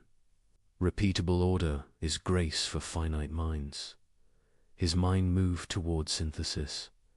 He hated false fights where both sides were partly right. He believed dispute. Hide a third view that honors what is best in both. So he looked for bridges between atom and soul, between number and mercy, between church and church, between chord and conscience. He also failed. He chased grand projects beyond the patience of patrons. He sent proposals too wide for narrow budgets. He trusted promises from men who counted only today. He watched doors close without ceremony. He kept writing anyway. He thought time nurses good seeds. He suffered neglect at the end. His name dimmed in halls, he once advised. He died without honors fit for his labor. Trunks of papers waited like sealed gardens. Readers came late and found the gates. What they saw changed their own plans. They found notes on a number system, built of yes and no. 1 and 0 could build any count. Simplicity could host infinity. He had seen the bones of future machines. They found a plan for a living encyclopedia, a book that never ended, a place where knowledge could answer to search. Many dismissed it as dreamful. Then centuries worked to make it ordinary. They found a spirit behind the papers, a man who believed thought is a form of care. He wrote as, if clarity could bless. He wanted rulers to govern like gardeners. He wanted scholars to heal. He wanted citizens to reason without scorn. He knew that optimism is easy when you are blind. He was not blind. He saw cities die and children buried. He still believed the universe kept faith with order. He still believed the mind could be trained to hope with discipline. He did not confuse order with quiet. He knew reform makes noise. He praised argument when it sought the common good. He rejected cruelty dressed as zeal. He asked opponents to imagine they might be wrong. He asked allies to imagine they might be harsh. He loved thought experiments. That humbled pride. What if our vantage is too small, he asked. What if the part we hate becomes a cause for good elsewhere? What if the whole uses our losses to grow new strengths we cannot yet name? Not to excuse evil, to resist despair. He prized gentleness. He wrote to a friend that patience extends the reach of truth. Harshness shortens it. He told himself to prefer precise mercy over loud wit. He did not always succeed. He tried again. He believed in progress, but not in arrogance. He did not think history guaranteed wisdom. He thought wisdom must be chosen, must be practiced, must be taught by example and law. He wanted a Europe less drunk on triumph. He wanted victory measured in fewer widows. He wanted schools that trained, heart as well as hands. He wanted power to kneel before reason and charity. He took long walks after rain, streets where lamps made small circles of trust. He listened to the city and heard a low request. Make us livable, not merely strong. Make us decent, not merely clever.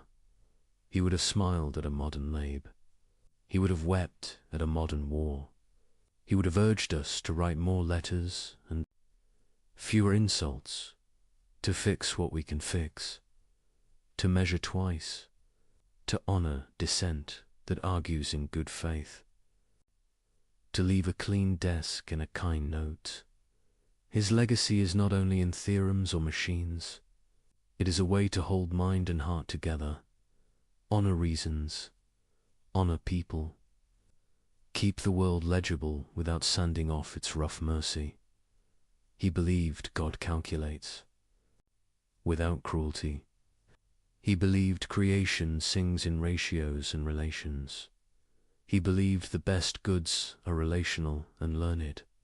He believed freedom is costly and sacred. He never stopped seeking a reconciled vision, a view in which faith, science, and politics exchange gifts, a view that calls rulers to wisdom and citizens to patience, a view that lets grief speak and still claims meaning. He teaches a style rather than a slogan. Move carefully, argue cleanly, repair what pride has broken, plan for the long future, hope without lying, think without sneer, love without panic. If you look for a single thread in his life, find this one. Order is not the enemy of mercy. Order is mercy extended across time. The task is to see it and join it. He left rooms full of paper and a world still learning his language. We owe him debts we pay by using them well. Every time a symbol does the work of a shout, we remember him. Every time a design makes life kinder, we remember him. Every time patience saves a marriage or a border, we remember him. He walked among engines and archives as if both were altars. He offered his days like a craftsman offers a tool to a neighbor. Use this, build with this, fix with this. Do not boast, do not despair. He believed reason could be devotion. He believed love could be precise.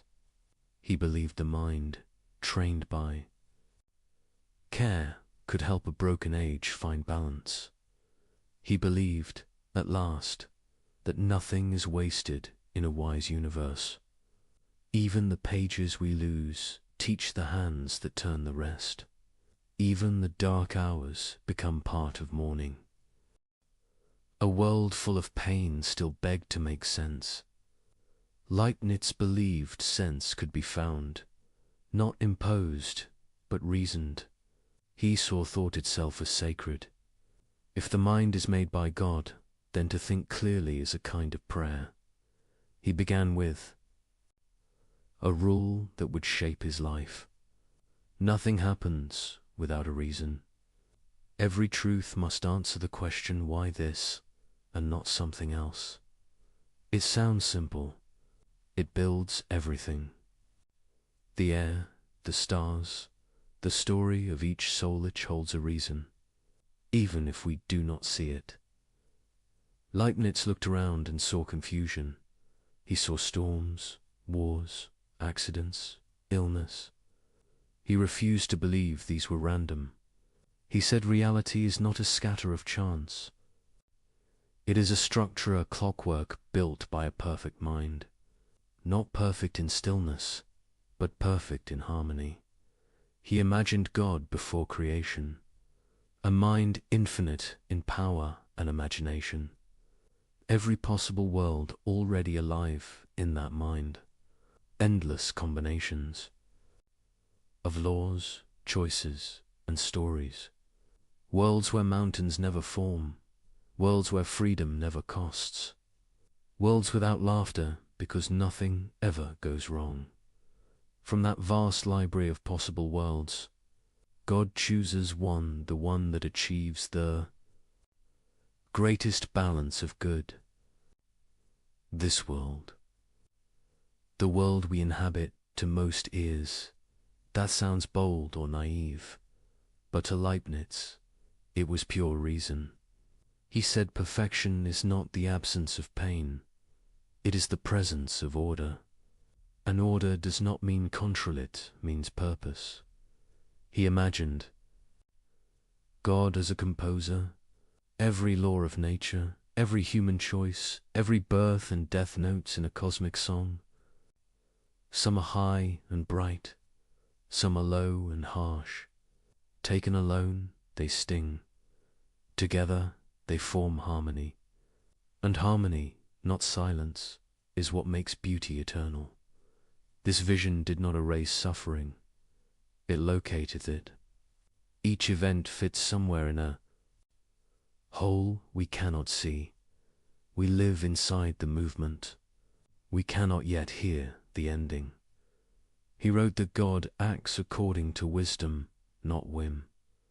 A perfect being cannot do things without cause. Power without reason would be chaos. Goodness without reason would be blind. Wisdom binds both together.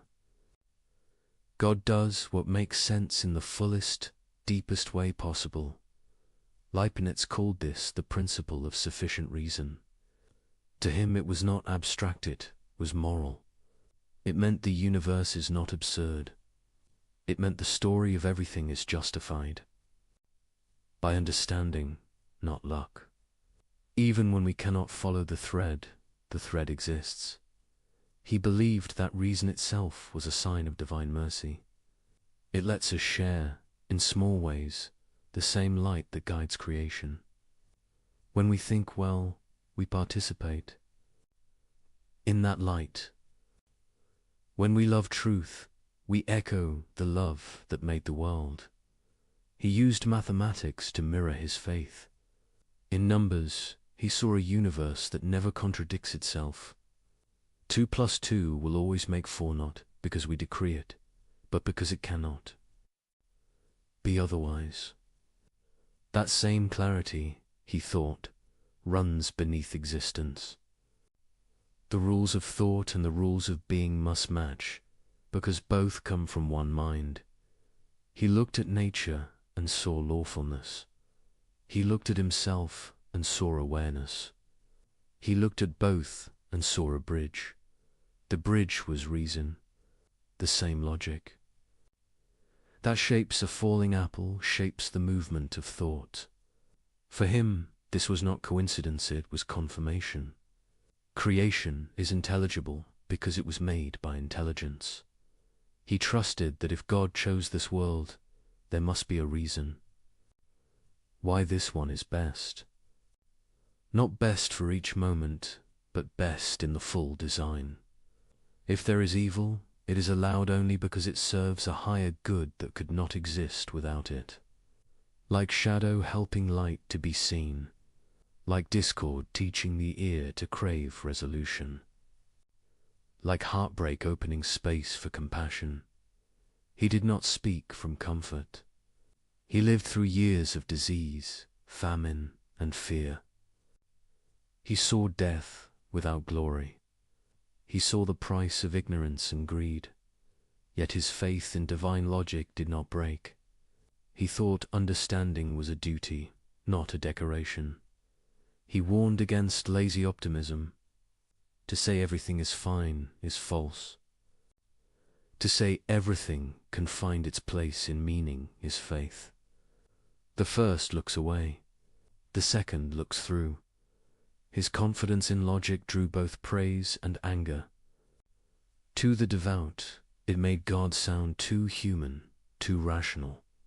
To the skeptics, it made faith sound too clever, too tidy. Leibniz stood between them, refusing to abandon either side.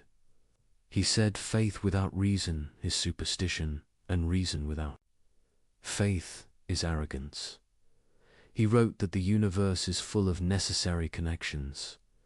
The sun rises not because God commands it each morning, but because his command is written into nature itself. Law is love expressed in permanence. A steady God makes a steady world. That steadiness is grace for creatures who must learn slowly.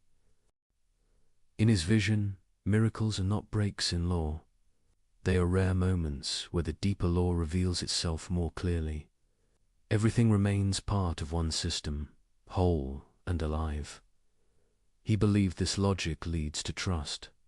If reality is built on reason, despair becomes premature. We may hurt, but we are not abandoned.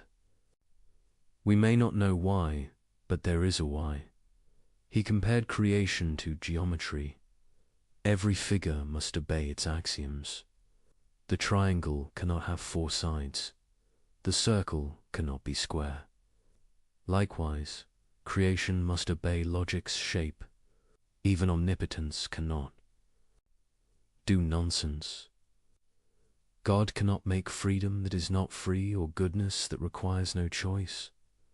So he made a world where freedom and law coexist in Horus, beautiful, alive. For Leibniz, this made sense of moral life. Our duty is not to escape the system, but to work within it wisely. We are parts that can act with grace toward the whole. When we do good, we harmonize with divine intention. When we choose evil, we introduce dissonance. But even that dissonance can be resolved in time. He trusted that time itself is part of the plan. Events unfold in sequence for beings like us who must learn by motion. God sees all at once. We see in line. We live in chapters. God holds the book. This idea gave him calm. He saw suffering as real, but not final. He saw evil as tragic, but not victorious. He saw knowledge as slow, but sure. The logic of creation became his comfort and his challenge. It demanded humility. No mind smaller than infinity can judge the total work. But it also gave dignity. Even our questions, when honest, participate. In truth, he pictured reality as a great chain of being, each link necessary. Each link contributing to the strength of the whole. From dust to angels, from numbers to hearts, every piece reflects the wisdom that chose it. The structure holds even when we tremble. He ended many letters with a simple phrase, everything is linked. For him, it was not a slogan. It was the quiet joy of someone who found reason deep enough to believe in. To understand Leibniz is to feel his gratitude. The world is not perfect, but it is intelligible. It is not painless, but it is purposeful. In every storm, he imagined a pattern, still intact. And in every moment of clarity, he heard a distant echo of the mind that made it. That echo is the dream of divine logic, a belief that reason is not cold machinery, but the language through which love builds a world. There is a silence that follows disaster. It is not peace. It is the stunned quiet of people asking why Leibniz never turned from that silence. He called it the hardest sound in the world. He said the question of suffering is the question that will not die. If this world is the best possible world, then how can it hold so much pain? Why earthquakes? Why disease? Why cruelty? If a perfect mind built the universe, why are its children broken? He faced these questions without flinching. He did not hide behind words. He looked straight at the horror that others ignored. He saw war. He saw famine. He saw sickness take people before they could finish a sentence. He felt the grief of nations and of single hearts. He said, we cannot talk about goodness until we have faced evil. He wrote that to justify the world is not to deny its pain. It is to understand how pain fits into a larger law. He called that searched the Adusia defense of divine justice. But the word cannot carry the weight of what he meant. He was not defending power. He was defending meaning. He believed the world was designed to be the fullest expression of possible good. But fullness includes freedom. Freedom allows choice. Choice allows error. Error opens the door to suffering. Remove the door and you also remove love, courage, and forgiveness. He saw this not as excuse, but as necessity. He said even God cannot create creatures who are free and yet incapable of harm. To do so would be to make nonsense real, and nonsense cannot exist, even by miracle. Leibniz divided the problem of evil into three parts. First, metaphysical evil, the fact that everything finite is limited. We are not infinite, so we lack.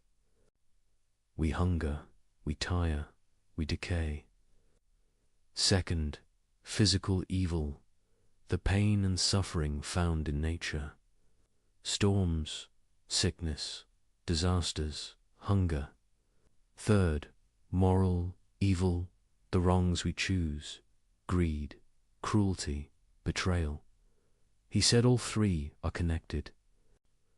Physical evil keeps the natural order alive. Metaphysical evil comes from being finite. Moral evil comes from freedom misused. Together, they form the shadow that makes the light visible. This idea angered many. It still does. To some, it sounds cruel. To others, too neat. But Leibniz did not use it to comfort himself. He used it to face the worst. He wanted a reason that could hold when everything else failed. He once wrote that even sin can be a part of the divine plan. Not because sin is good, but because it allows a greater good to exist. Forgiveness, redemption, renewal. He did not mean that murder or cruelty were acceptable. He meant that nothing can ruin the possibility of restoration. Even ruin can be rewritten. He said that in the long reach of time, justice is never absent, only delayed. Every wrong will meet its correction. Even if beyond our sight, that faith gave him peace.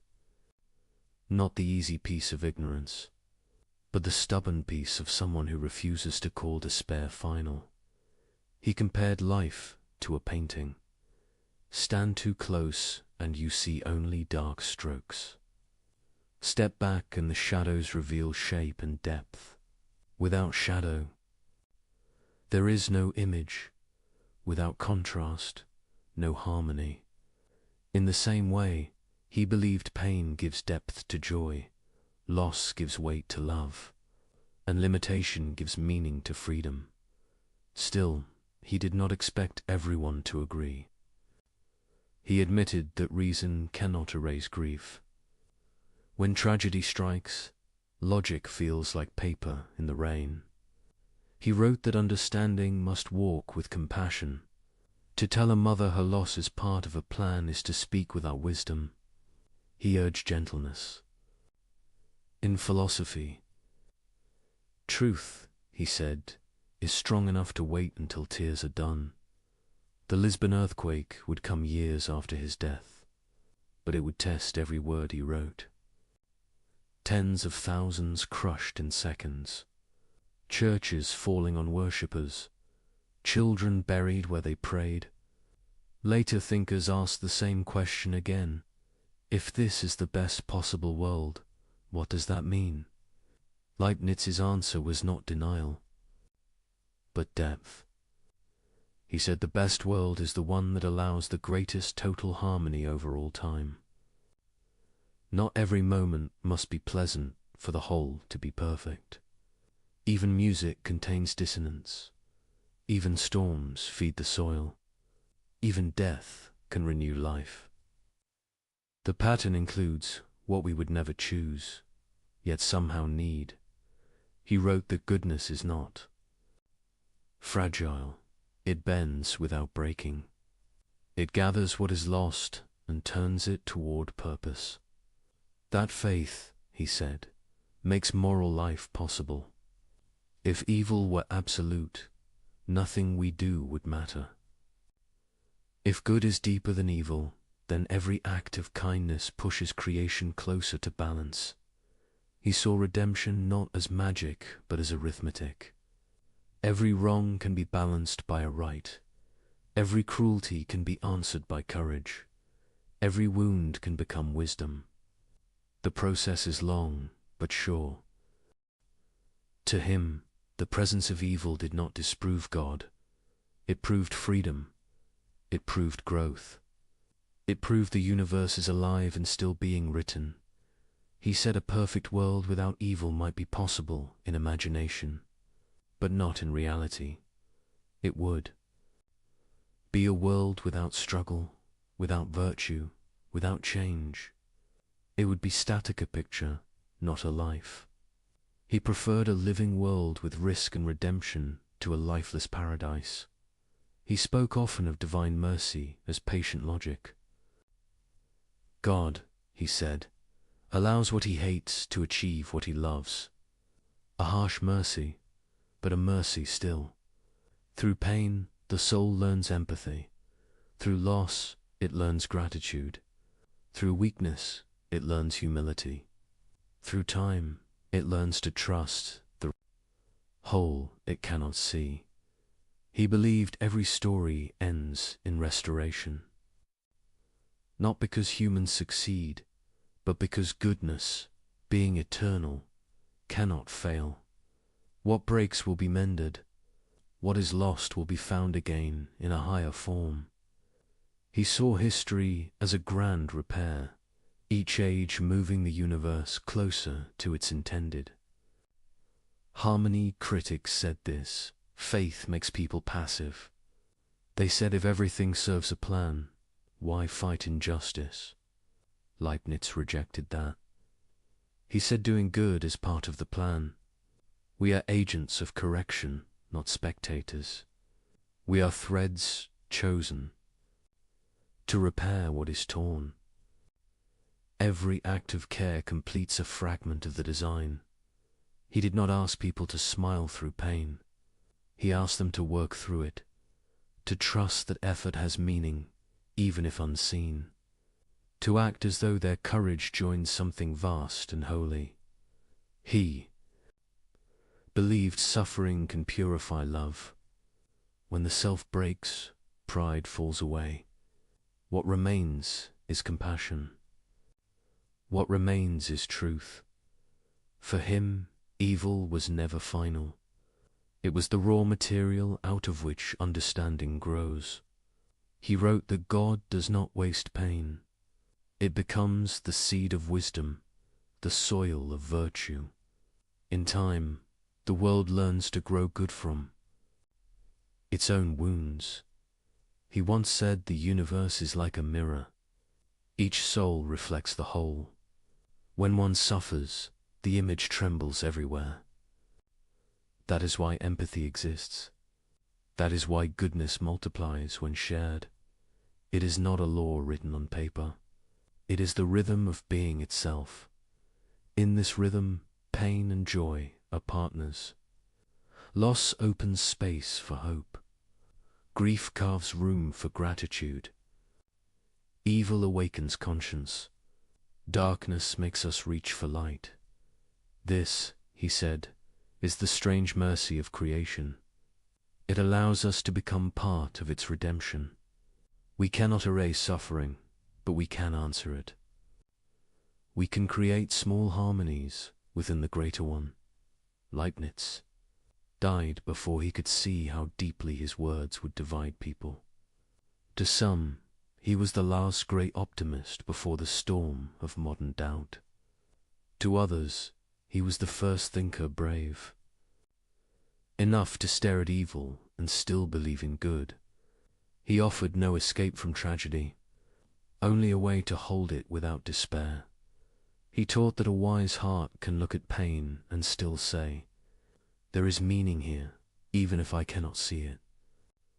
There is purpose here, even if it waits beyond my reach. He trusted that one day the universe will reveal itself whole, and that every tear will have its place in that revelation. Until then, we live in the shadow. We struggle, question, grieve, and keep going. And in that persistence, in that refusal to surrender meaning, we already begin to prove him right. The age loved wit more than patience. Salons filled with bright talk and bright candles. People wanted answers that sparkled. They wanted laughter sharper than a knife. Into that room walked Voltaire. He lived through exile, censorship, and danger. He hated cruelty and hated stupidity more. He wrote to wake the conscience with shock. He believed the pen should make tyrants tremble. He loved speed. He loved clarity. He loved the clean cut of satire. He heard the claim that this world is the best possible world. He heard it not as careful reasoning, but as comfort for the comfortable. To him, such optimism looked like a rich man's coat, warm, expansive, and blind to the cold outside. He sharpened his reply until it glittered. He created a teacher who spoke in polished certainties. The teacher said that all is for the best. Disaster followed disaster. The teacher smiled through each one. The students suffered. The world burned around them. The smile did not move. Readers laughed, then winced, then laughed again, because the mask looked familiar. This was the power of satire. It compressed the debate into a single gesture, a serene face amid wreckage. Optimism turned into a costume. Faith turned into a habit of denial. The joke spread faster than any book of metaphysics could. Rooms repeated it until it became a proverb. To call someone a defender of the best possible world became a way to call them naive. Voltaire had reasons for his anger.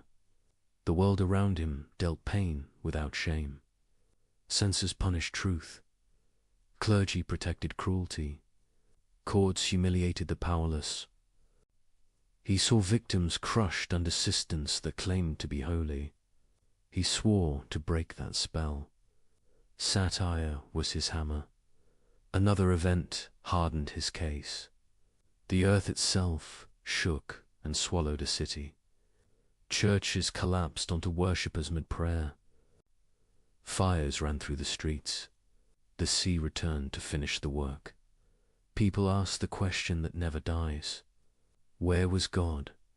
Where was meaning? Where was the best possible world? Voltaire wrote with the speed of grief. He made the pain visible and near. He refused to let philosophy stand at a safe distance. He demanded an answer that could look at rubble and not blink. The attack landed. Leibniz was gone by then, but his idea stood in the line of fire.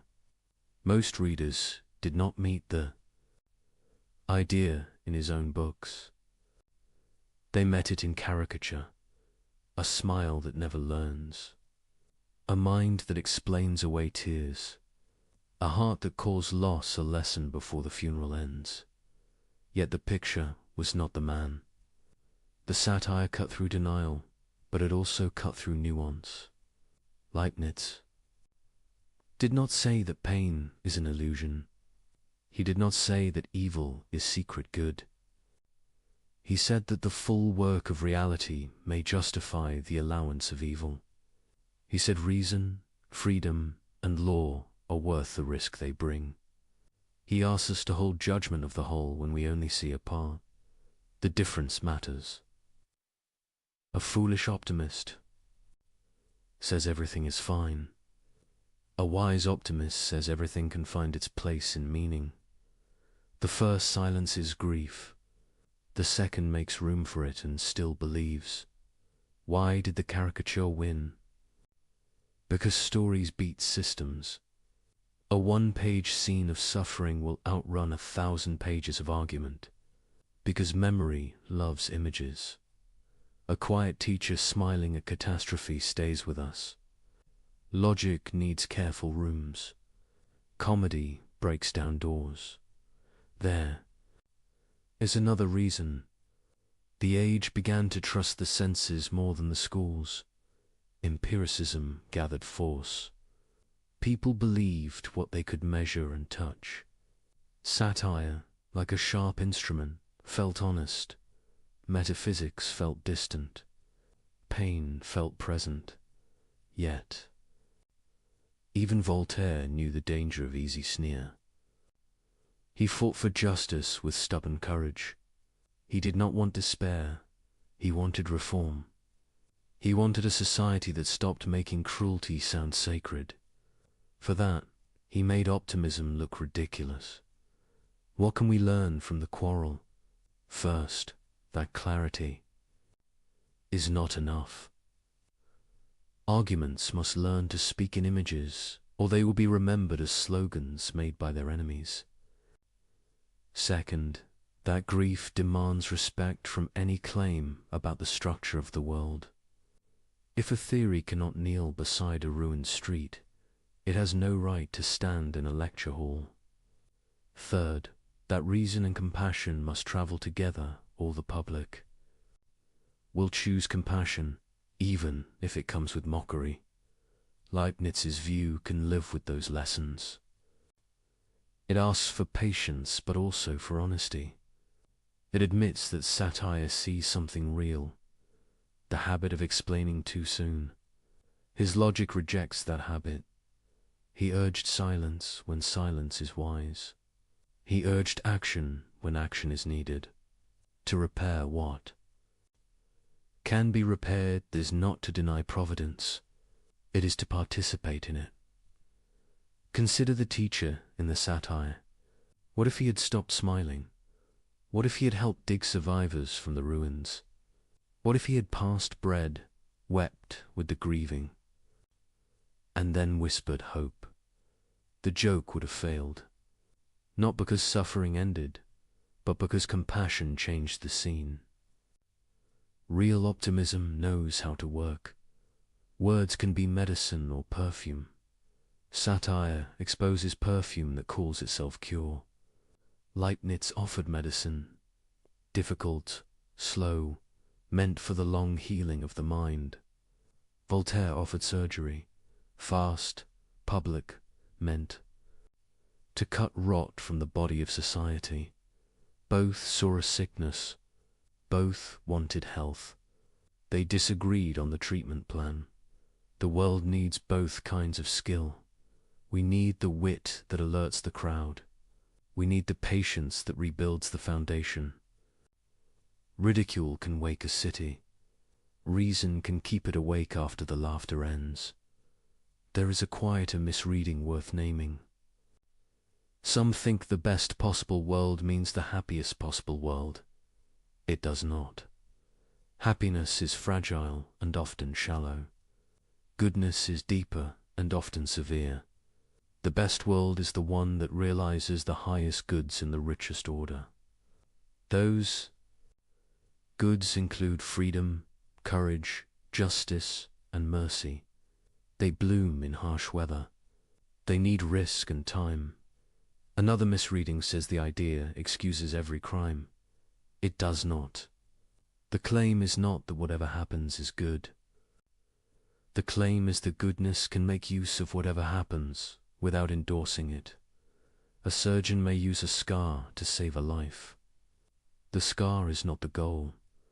The life is. A third misreading treats the view as a call to passivity. If the world is best, why change anything? Because the world includes us as agents. Because the best world is the one in which free creatures wrestle with evil and learn to love. If we fail to act, we withhold part of the world's design. The plan trusts our courage. Satire will always return. It should. Complacency needs a critic. But after the laugh, the work remains. We still need to think clearly and live kindly. We still need to build cities that protect the weak. We still need to teach children that hope is not denial. It is discipline. Voltaire asked for justice now. Leibniz asked for trust across time. These are not enemies. They are different horizons of the same moral life. One fights the day's cruelty. The other defends the reason for fighting at all. There is a scene that binds them.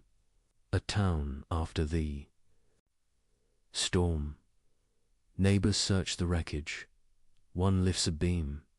One holds a child's hand. One speaks words that steady, shaking breaths. The critic and the metaphysician are both there. One says, "We must never allow this neglect again." The other says, "Do not give your heart to despair. Goodness still has roads to walk. The town needs both. The future needs both." The story of the idea did not end with a joke. New thinkers rose who tried to carry what was true in both voices.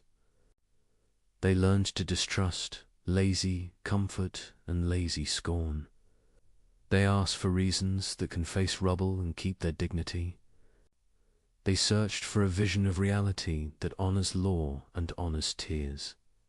From this struggle, a better understanding of optimism can grow.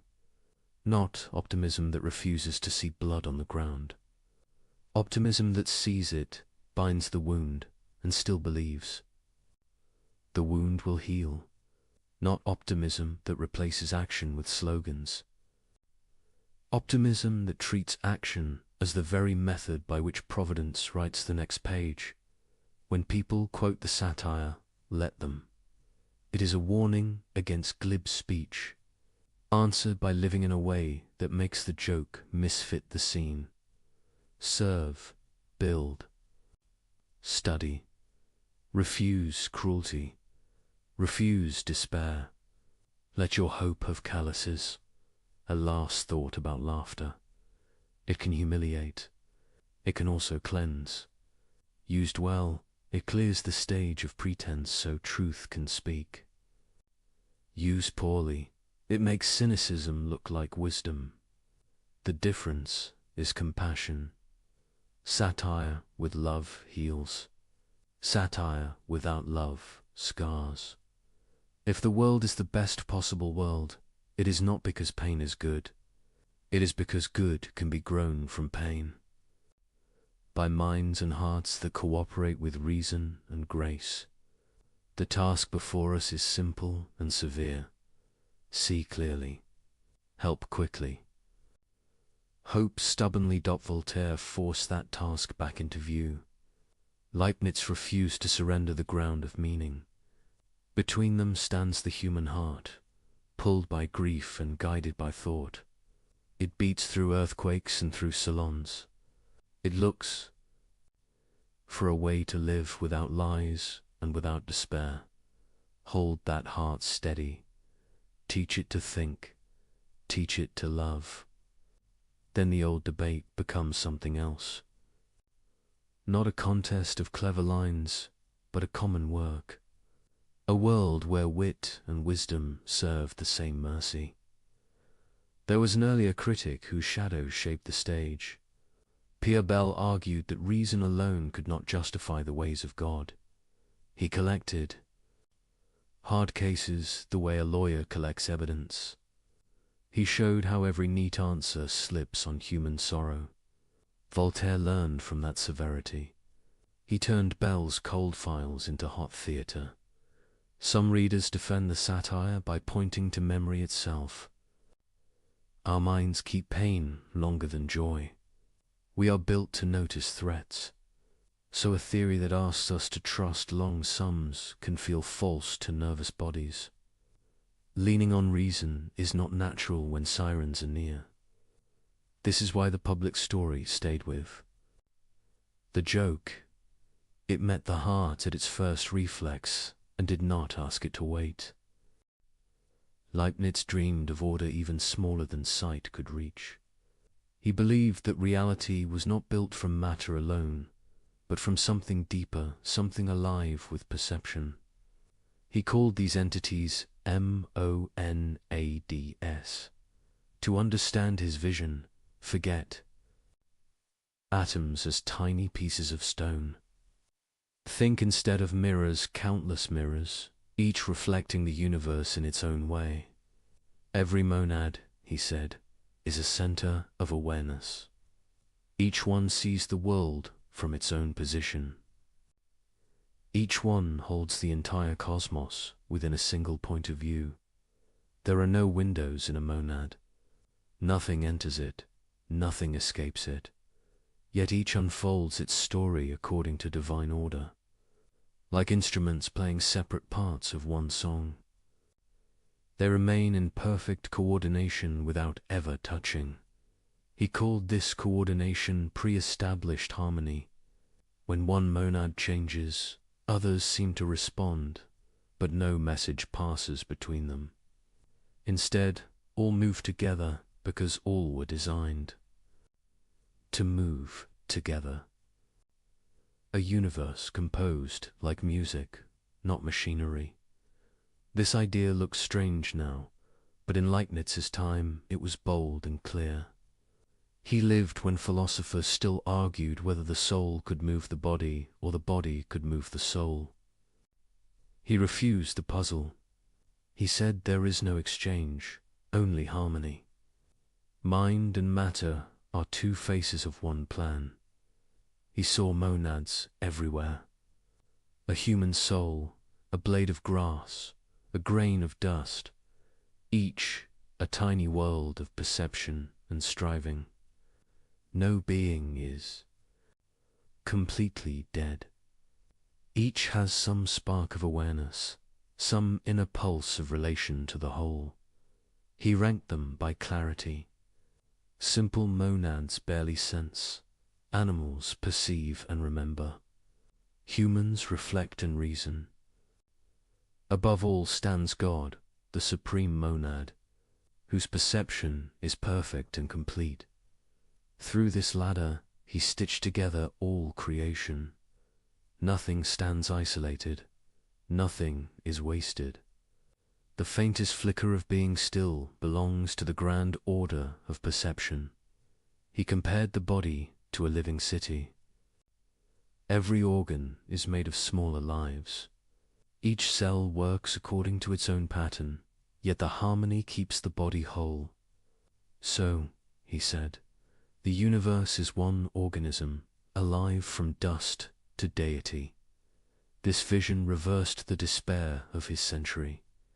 Where others saw decay, he saw coordination. Where others saw matter collapsing into noise, he saw a quiet intelligence running through everything. The universe is not a battlefield of parts. It is a community of perspectives. If each monad mirrors the whole, then meaning is never lost. When something dies, the mirror darkens but does not vanish. Its reflection lives in others. Every end becomes a translation, not a void.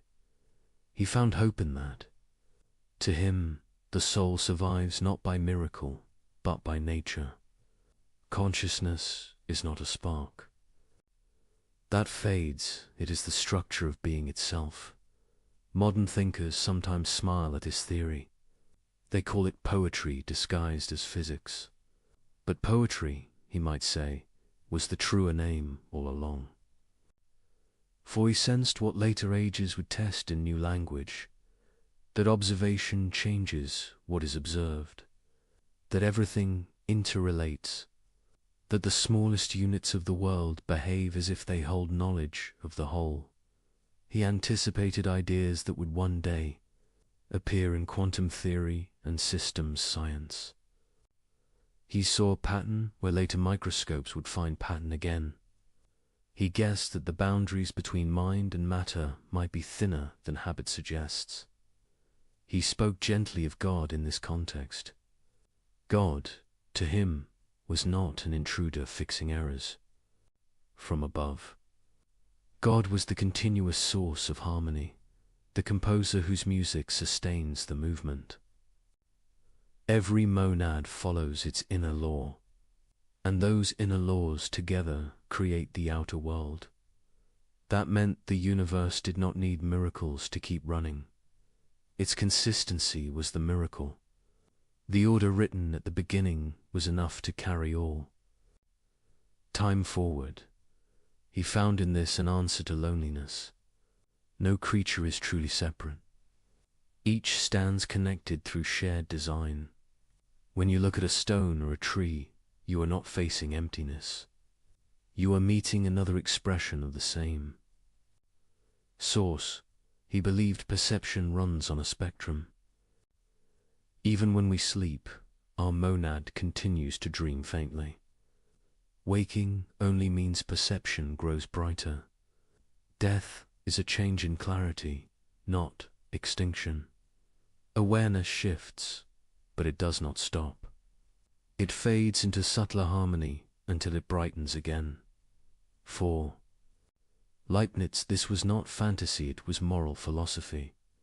If everything is alive with perception, then cruelty becomes ignorance of kinship. To harm another being is to disturb harmony. To live well is to play one's part in tune. He said God chose this structure because it maximizes both order and freedom. Each monad acts from within itself, yet all fit together as if choreographed. From that tension comes beauty, a world lawful but not mechanical, alive yet coherent. He exclaimed time as unfolding awareness. Each monad reveals the world to itself, at its own pace. Moments are measures of perception, not ticks of a clock. Thus, creation is not finished. It is always revealing itself. The universe learns as it exists. He described knowledge as reflection upon reflection. Our minds are monads that can know they are mirrors. That self-recognition is the birth of reason. Through reason, the universe begins to understand itself. He imagined God delighting in that return of awareness, the creation becoming conscious of the Creator, not by worship alone, but by understanding, art, and love. In his vision, science and spirit were not enemies. To study nature was to read the handwriting of divinity. To reason clearly was to participate in grace. Every discovery was a prayer answered in the language of logic. This idea gave him calm. He saw the same unity in motion and in mercy. He believed that if you follow reason far enough, you will find compassion waiting at the end. The harmony of monads was more than theory. It was his philosophy of trust. He trusted that what appears separate is secretly linked. He trusted that disorder hides rhythm. He trusted that understanding is never wasted, even when the world seems deaf. He told a friend that heaven is not another place. It is a clearer view of this one. As perception perfects, reality shines through. The task of life is to polish the mirror. He knew people would mock this idea. He knew some would say that harmony is a dream. He answered softly, if we dream of harmony, maybe the dream itself is proof we belong to it. That answer endures. Modern minds may rename monads as systems, networks, or fields, but the impulse remains the same. To see unity where eyes see fragments, to find meaning in the weave. Of the invisible Leibniz left us that impulse as gift. He asked us to imagine that behind every surface there is awareness working toward light. He asked us to live as if every act of reason and kindness helps the world remember its own design. He once wrote, "The universe is the living expression of a single spirit, each part singing the whole in its own tone. It is a sentence both humble and enormous. It reminds us that the smallest kindness participates in the largest order. To believe that is to live differently, to walk slower, to look longer, to speak with care, to act with the quiet confidence that even our smallest thoughts echo through a harmony we may never hear but are meant to join. Numbers taught him how the world keeps its promise. They did not flatter or shout. They held their line. 2 and 2 made for whether a city rose or fell.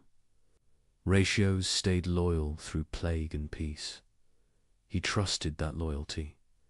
He saw in it the temper of creation. He loved the way mathematics lets thought become exact.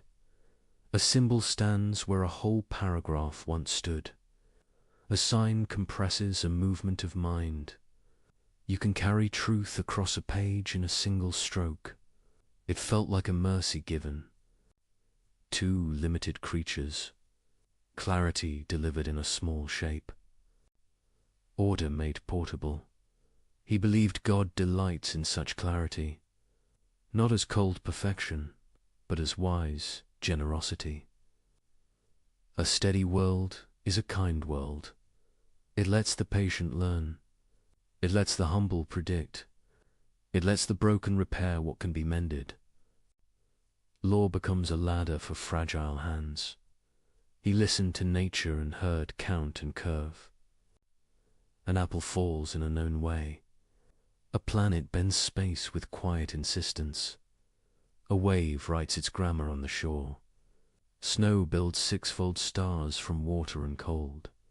Spirals hide in shells and storms. Growth follows a humble ratio. He felt the pull. To write these patterns in clean language, calculus became his chosen music. Small changes add up to large motion. The world moves by steps, almost invisible.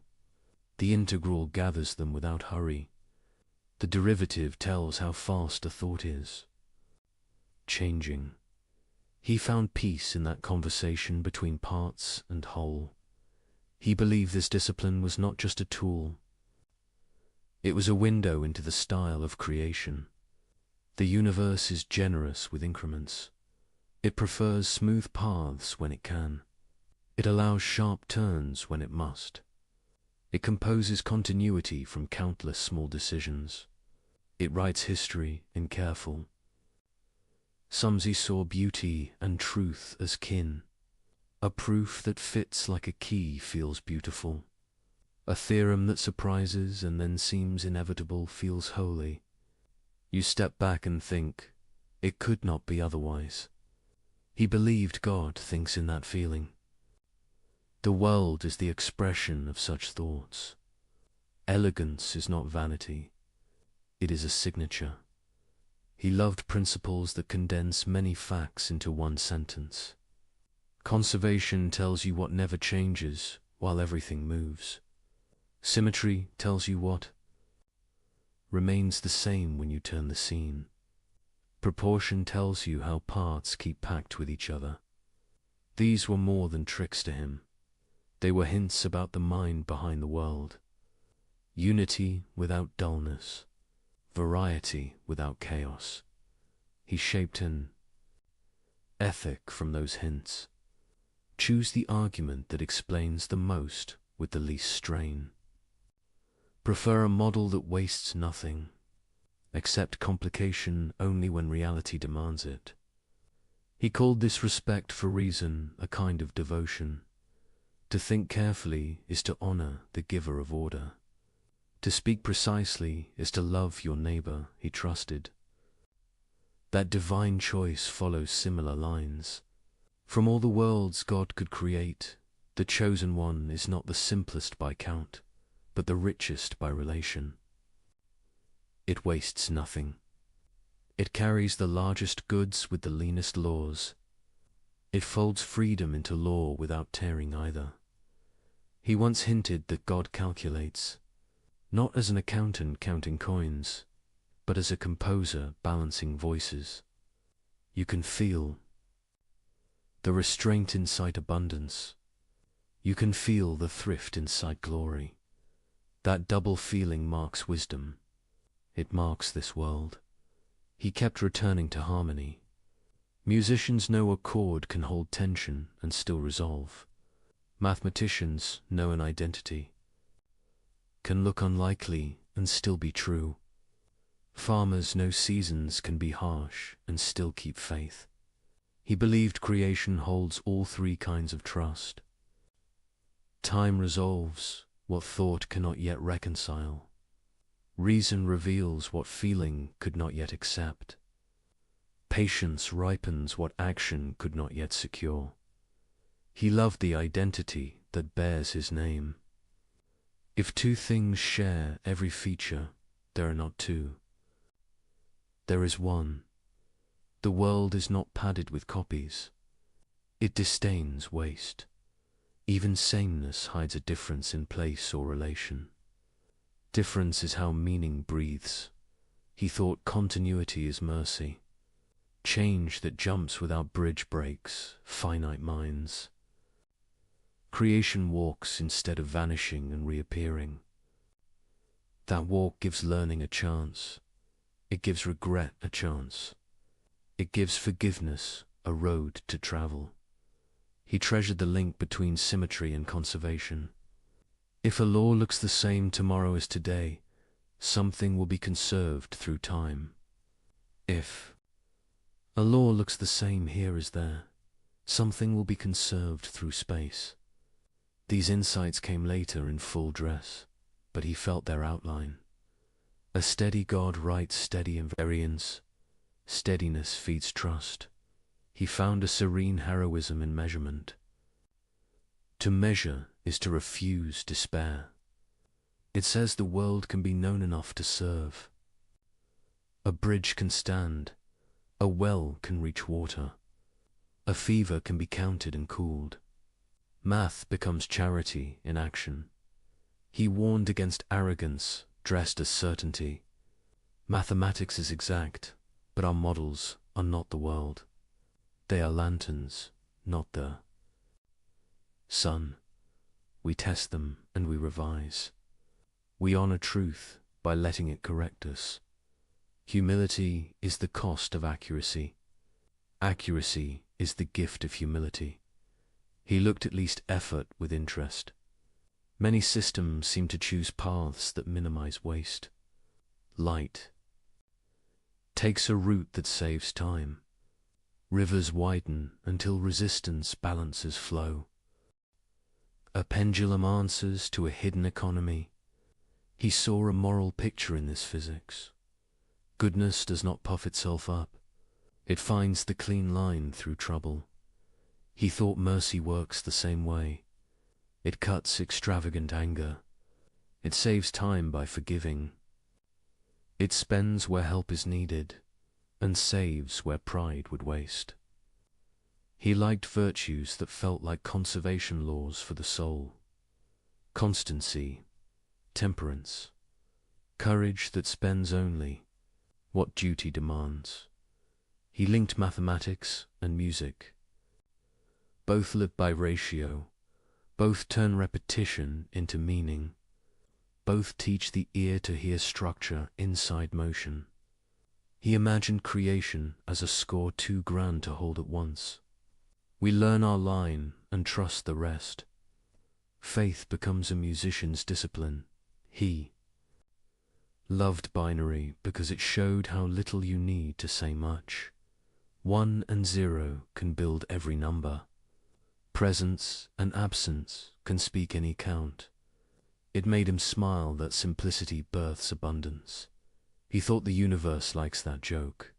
Small rules, wide worlds. Simple laws, rich lives. He drew ethics from that smile. Be simple where you can. Make room for others to grow. Build systems that help the weak think clearly and act safely. Hide complexity inside good design. Expose clarity at the surface. Let tools carry burdens so people can carry love. He believed education should teach this craft. Not only facts, but form. Show students how a proof breathes. Show citizens how a budget tells the truth or lies. Show rulers how a map hides what it cannot hold. Give a generation the habit of asking for reasons. Give them the joy of finding them. He imagined law, shaped by proportion. Punishment should fit not only the crime, but the goal of repair. Policy should balance parts and whole without crushing either. Economy should honor the poor first, because systems are judged by their edges. These were not abstractions to him. They were the math of mercy applied to the city. He knew numbers can be abused. They can help a lie look clean. He asked for conscience at the center of calculation. Let the heart check the ledger. Let the uncounted be counted before we boast. A metric without meaning is a blade without a handle.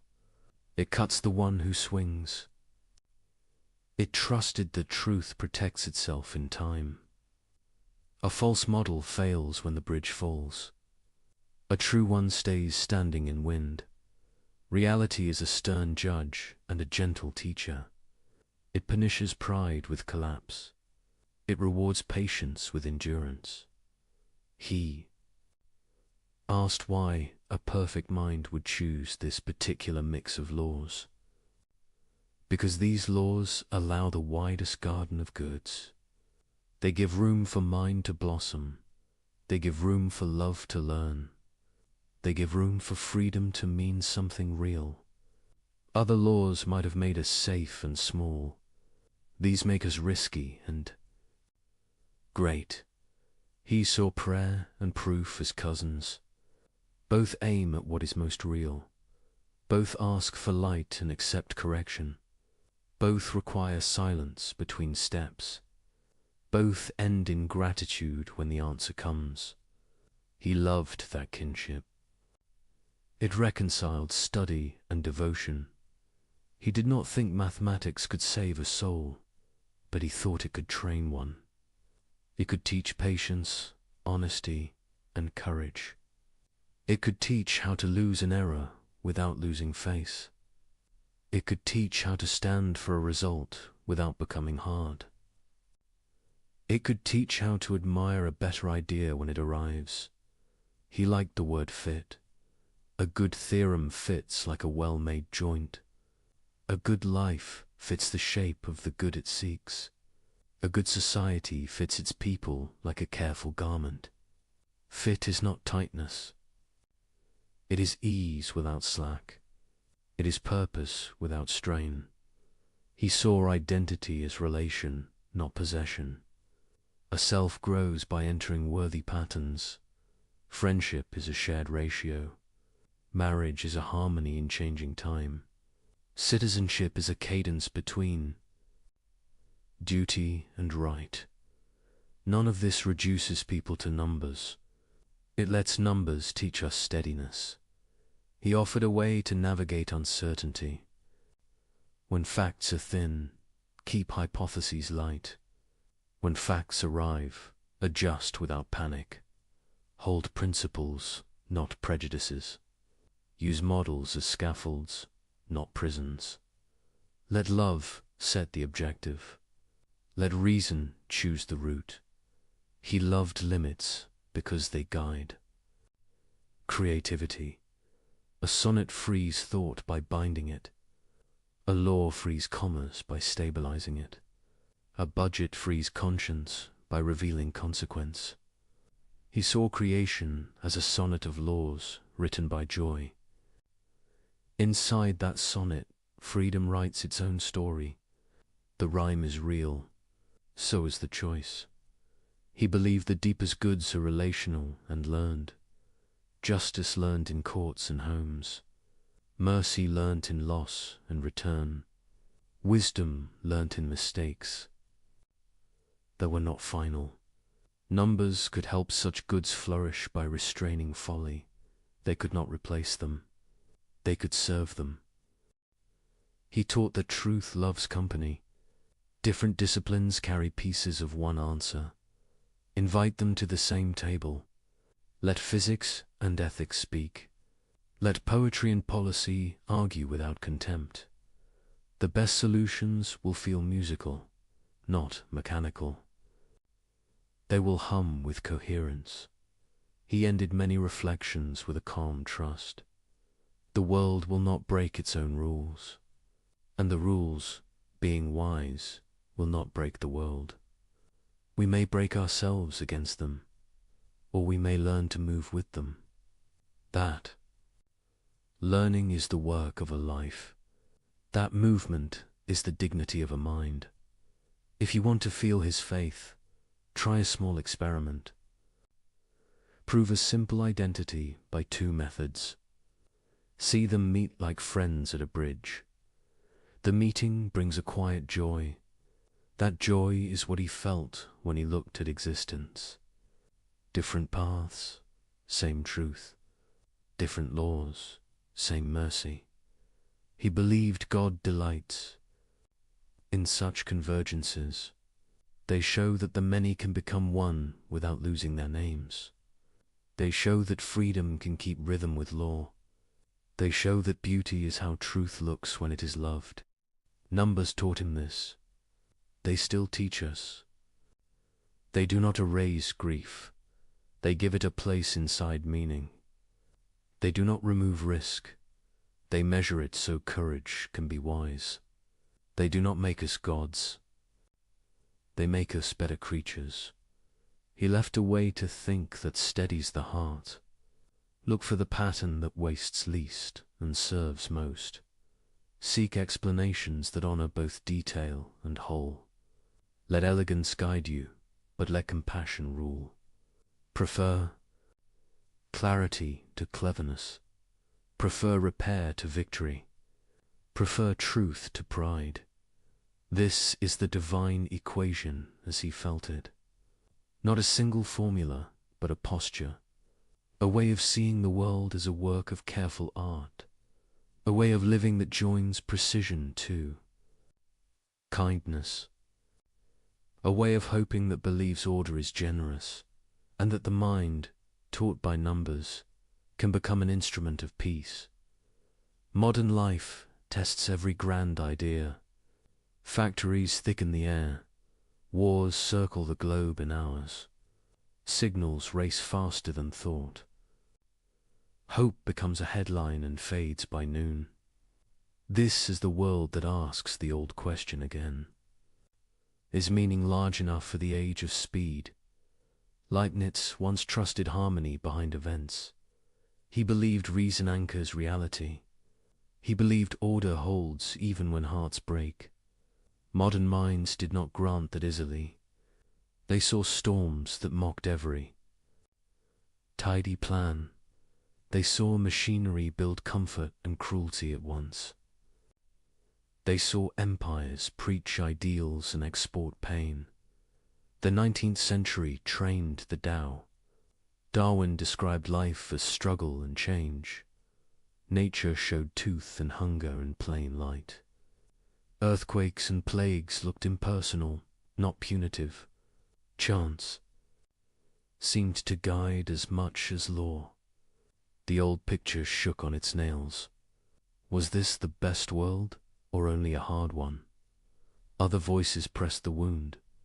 Dostoevsky asked if any future joy could justify a child's tears.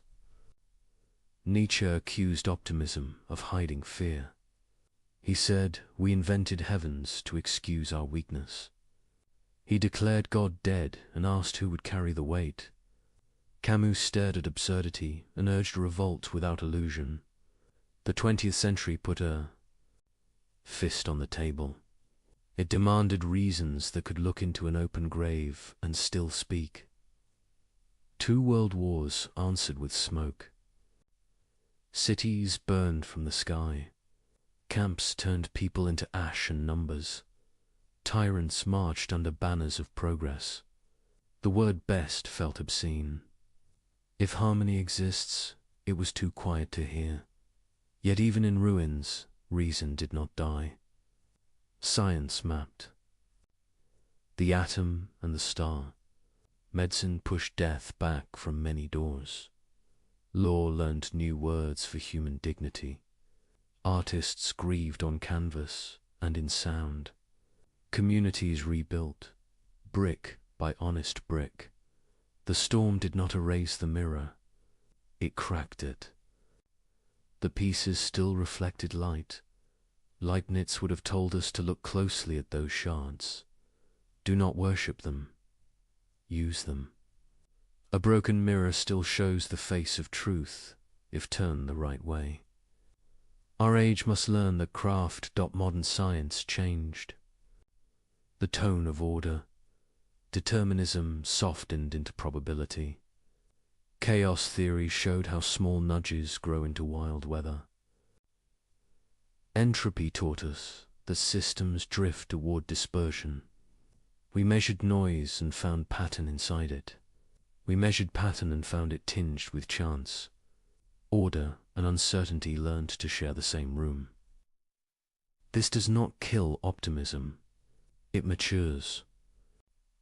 If the world is lawful and yet open, then freedom has room to matter. Then wisdom has work worth doing. Then prudence becomes a daily art. We manage risk. We design redundancies. We seek policies that bend danger without breaking spirit. The moral field also changed. Colonialism taught bitter lessons about pride. Dressed as purpose, movements for civil rights named evils that law had blessed. Voices long silenced learned to speak and to lead. Optimism now must choose humility. It must listen before it claims to understand. It must prove itself by service, not by slogans. This is where Leibniz can still help. He never argued for denial. He argued for structure. He taught that meaning can run deeper than the storms on the surface. He asked us to look for reasons wide enough to hold grief without breaking. He asked for patience fit for centuries. Consider. Technology, we taught silicon to mimic thought. We wired billions into one trembling web. Tool and weapon share the same code. We need a vision that keeps courage steady, a vision that respects limits and still invites invention.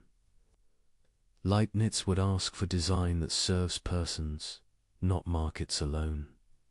He would ask for clarity, audit, and a restraint. He would ask us to build systems that protect the small and check the strong. He would tell us to place conscience in the loop. Consider climate. We learned that prosperity can poison its own future. We must measure, plan, and change habits at scale. An optimistic ethic here is not cheer. It is duty. It says the whole can be repaired if the parts act together. It says truth and sacrifice can be taught without despair. It says the garden still answers to patient hands. Consider meaning in a secular home. Many now live without prayer. They still feel the ache for order and mercy. They still long for justice to make sense. Leibniz offers a language that welcomes them. He lets reason carry hope without forcing doctrine. He invites faith to speak softly in the cadence of explanations that work. He lets the universe be intelligible without becoming small. A deep challenge remains. Can we say best after Auschwitz? Can any harmony answer that dark choir? The only honest way forward is through labor, care for survivors, guard against repetition, teach the habits that prevent cruelty when fear reases. Any philosophy that does not serve this work has no place here. Leibniz would agree. He would ask optimism to earn its name by protection of the vulnerable. The old debate about evil now includes scale. One person can harm millions with machines and lies. Freedom therefore needs form. We must bind power with law and law with transparency. We must design defaults that protect even when leaders fail. This is structure as mercy. It is exactly the kind of wisdom he praised. The modern mind also wrestles with self. We are flooded with images and opinions. We confuse performance with character. We confuse speed with meaning. Leibniz would counsel slowness of thought. Begin with first principles. Ask what a human person is for. Ask how goods fit rather than compete. Ask what can be measured and what must be loved without measure. He would praise small communities that practice truth, schools that teach reasoning with kindness, courts that value restoration over spectacle, churches and civic groups that protect conscience and neighbor alike. He would prefer many modest repairs to one noisy triumph. He would say that harmony grows by local fidelity. He would also invite courage, not loud courage, the steady kind, the kind that keeps its promises under pressure, the kind that returns the wallet and refuses the bribe, the kind that speaks for the unseen worker and the silent child. This courage is the rhythm of a best world. It makes free order a daily. Fact. Modern philosophy explored despair with skill. It mapped the absurd. It measured nausea in honest sentences. It deserves respect. But despair cannot build. It cannot raise children or bury dead with hope. It cannot design a bridge or a constitution that lasts. Optimism, rightly shaped, can. It does not promise ease. It promises purpose that survives. What about randomness? Quantum events look lawless to untrained eyes. Yet we use them to build tools with perfect reliability. We average uncertainties into stable effects. We draw strength from statistics. This is harmony by large numbers. The world allows trust to rise from noise. That is not far from Leibniz at all. What about pain that teaches nothing? There is plenty. Accidents without lesson. Loss without growth. We must be honest about this remainder. No theory can harvest meaning from every corner. Here humility is the proper tone. We grieve without lecture. We sit with the broken and say little. We let our hands speak what logic cannot. A best world, if real, gives space for silence and for care. Many today practice hidden goodness.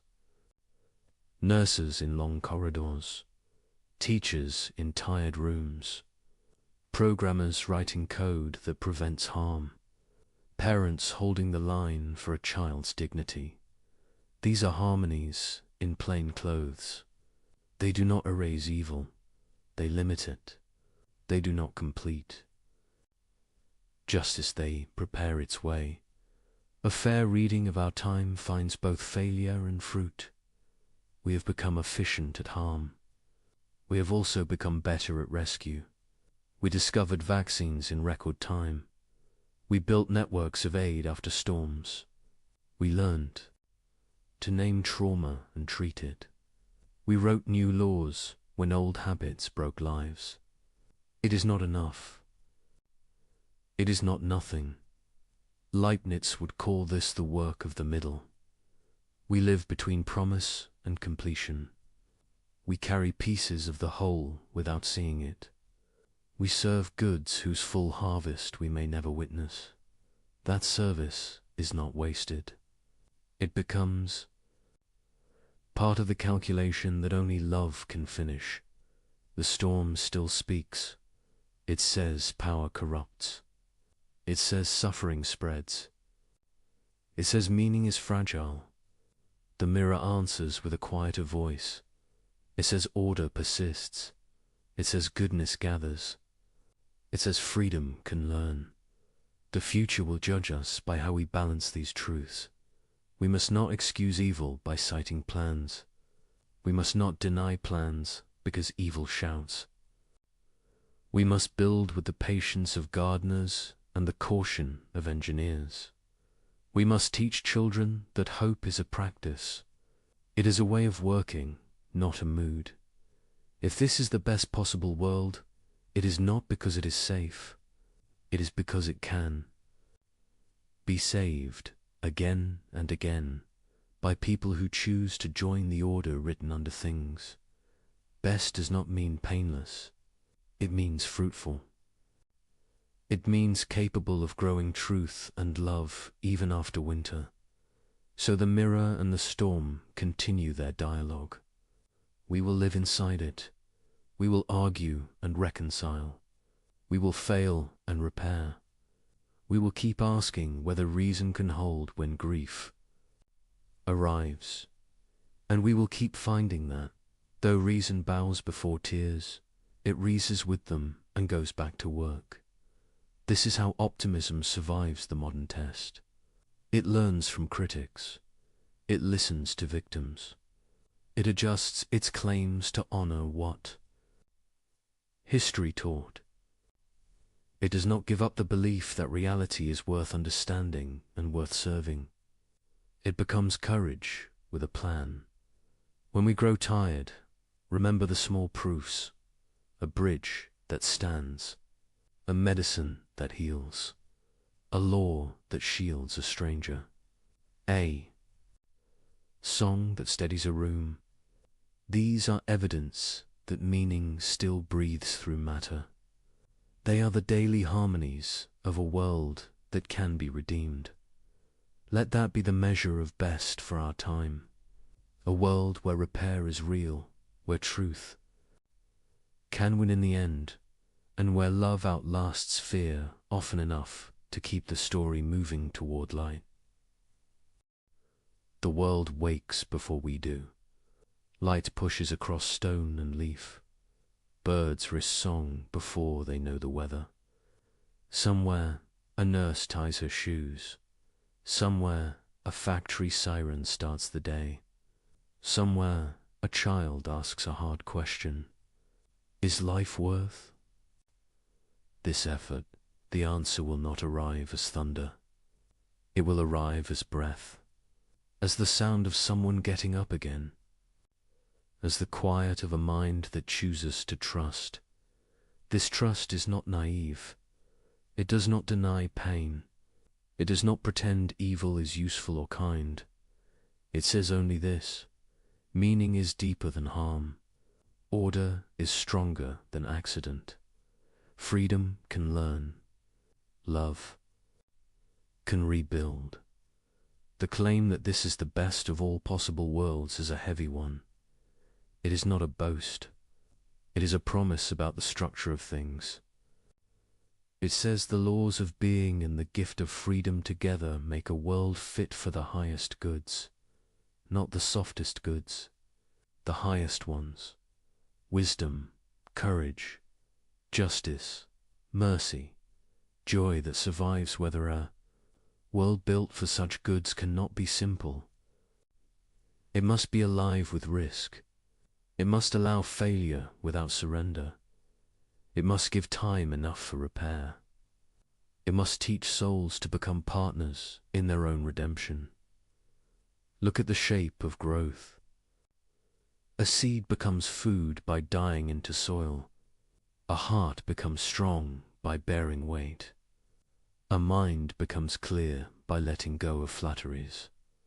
We grow by passing through trouble, not by stepping around it. The path does not excuse the pain. It turns pain into passage. If this world is best, it will show its quality in recovery. Not in how little we suffer, but in how much goodness can rise after we suffer. Not in how seldom we fall, but in how many can stand again with help. Not in a lack of storms, but in towns that learn to shelter each other when storms return. There is a phrase worth repeating. Nothing is wasted. Our failures become warnings. Our losses become guardians of what remains. Our grief teaches their hands their duty. Even our ignorance, once seen, becomes need that knowledge can serve. Providence is not a billboard. It is a long arithmetic that refuses to stop at a deficit. If meaning runs beneath events, we have work to do. We must design laws that help truth keep its footing. We must build institutions that make cruelty expansive and care efficient. We must make room for conscience to act without fear. We must teach children how to reason and how to forgive. We must protect time for prayer or reflection, because silence is where the mind learns its scale. A best world is not automatic. It includes us. It expects our help. We are part of the calculation. We are the agents by which many goods arrive. When we refuse that role, pieces go missing. When we accept it, the design strengthens in places no ruler can see. Notice the small proofs that hope is not fantasy. A vaccine made in months rather than decades. A stranger pulling another stranger from dark water. A judge who listens longer than the room expected. A city that plants trees where heat once punished the poor. These are not miracles against law. They are miracles by law. They show a world willing to be healed by patient minds and willing hands. Some despair will say, this is only human effort. Yes, and the claim is that human effort belongs to the plan. Law and freedom are not enemies. They are the two rails on which history can move. The rail of law keeps the track true. The rail of freedom gives the train a destination worth reaching. Let us speak about justice. A best world cannot mean a world where the guilty escape and the innocent are forgotten. It must mean a world in which justice is possible and ultimate. Some justice is human. We must pursue it with courage and care. Some justice is beyond us. We must trust it will arrive without our permission. Either way, justice is not a rumor. It is the core of meaning wearing the clothes of time. Now speak about mercy. Mercy is not a loophole in justice. It is justice. Seeing further, it is repair chosen over revenge. It is space made for return. No structure is best if it cannot forgive. No person is best if they cannot be forgiven. A world sized for mercy must allow failure and return. Tears and change, limits and love. Hope becomes strong when it is trained. Training means habits. Tell the truth. Keep a promise. Protect the small. Pay what you owe. Return what is not yours. Say sorry and mean it. Learn and teach. These are not slogans. They are the daily joints of a good life. They are the simple ratios by which a person fits the world. If enough people hold these habits, the world changes. Not by spectacle, by compounding. Trust compounds. Kindness compounds. Knowledge compounds. Justice, once begun, accumulates defenders. Mercy, once practiced, multiplies its own courage. The sums take time. The result outlives us. This is the arithmetic of a best world. The fear remains. What about the evil that looks pointless? The grief that taught nothing? The accident that left only silence? Here we must be honest. There is a remainder our language cannot gather. We do not explain these things. We witness them. We hold one another through them. We refuse to turn them into lessons while wounds are open. We let our silence be faithful. We let our service be speech. Then, later, we remember what our hands learned. We build guardrails where there were none. We change a rule, a road, a ritual. We honor the dead by protecting the living. A best world does not hide from the remainder. It carries it with honor and lets it change our designs. The claim that meaning is deeper than harm asks something from us. It asks us to refuse cynicism. Cynicism looks like wisdom because it never risks hope. It says no before it listens. It calls love naive and courage performative. Leave cynicism to the tired. Choose realism alive with duty. Count costs. Face facts. Then do the next good thing. Let us talk about the soul. If each person is a mirror of the whole, then every dignity matters. Care for one becomes care for many. When you give attention to a single mind, you honor the order that made minds possible. When you protect a single child, you protect the future fact of justice. When you forgive one enemy, you write a new sentence in the story of the world. This is how greatness works here. It does not arrive with trumpets. It arrives as a quiet refusal to let meaning die in your small circle. It arrives as the choice to be a reliable link in the chain. It arrives as ordinary faithfulness over years. A best world is built by that kind of stature. It is measured by that kind of patience. Some will still ask, why this way? Why not a world without death? Why not a world without hunger or blame? Because certain goods require real edges. Gratitude needs loss to feel its depth. Courage needs danger to be honest. Compassion needs wounds to be more than a word. Freedom needs consequence to be real. Without these edges, we would live in a gallery, not a garden. Nice to look at, unable to grow. Others will ask, why trust any of this? Because the alternatives collapse. If the world is nonsense, reason has no home. If the world is only power, love is a costume. If the world is only accident, duty is a trick. Yet we live as if reason, love, and duty are real. We build laws and hospitals and promises as if they mean what they say. We cannot live the denial consistently. Our lives betray our deepest beliefs. Let our words match our works. This trust does not belong to one religion or one city. It belongs to anyone who treats truth as a home. It welcomes prayer and welcomes study. It lets doubt ask its questions and invites it to work. It lets joy rest without guilt. It lets grief speak without shame. It makes room at the table for the weary and the brave. Walk through a day with this posture. Begin with quiet. Thank the giver of order, whatever name you use. Set one clean intention. Do one difficult kindness early. Ask for correction. Offer it gently. Finish a task completely. Leave a tool ready for the next hand. In the evening, count the mercies without neglecting the wounds.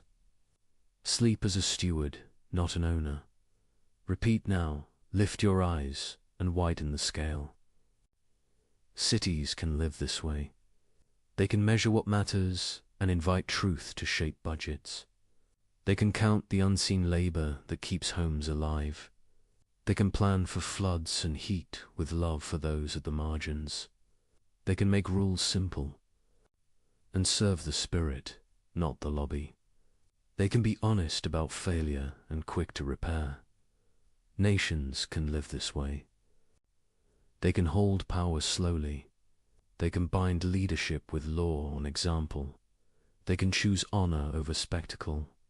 They can protect dissent and demand decency. They can aim their strength at mercy rather than display. They can tell the truth about the past and make amends. A planet can live this way. It can treat atmosphere as covenant.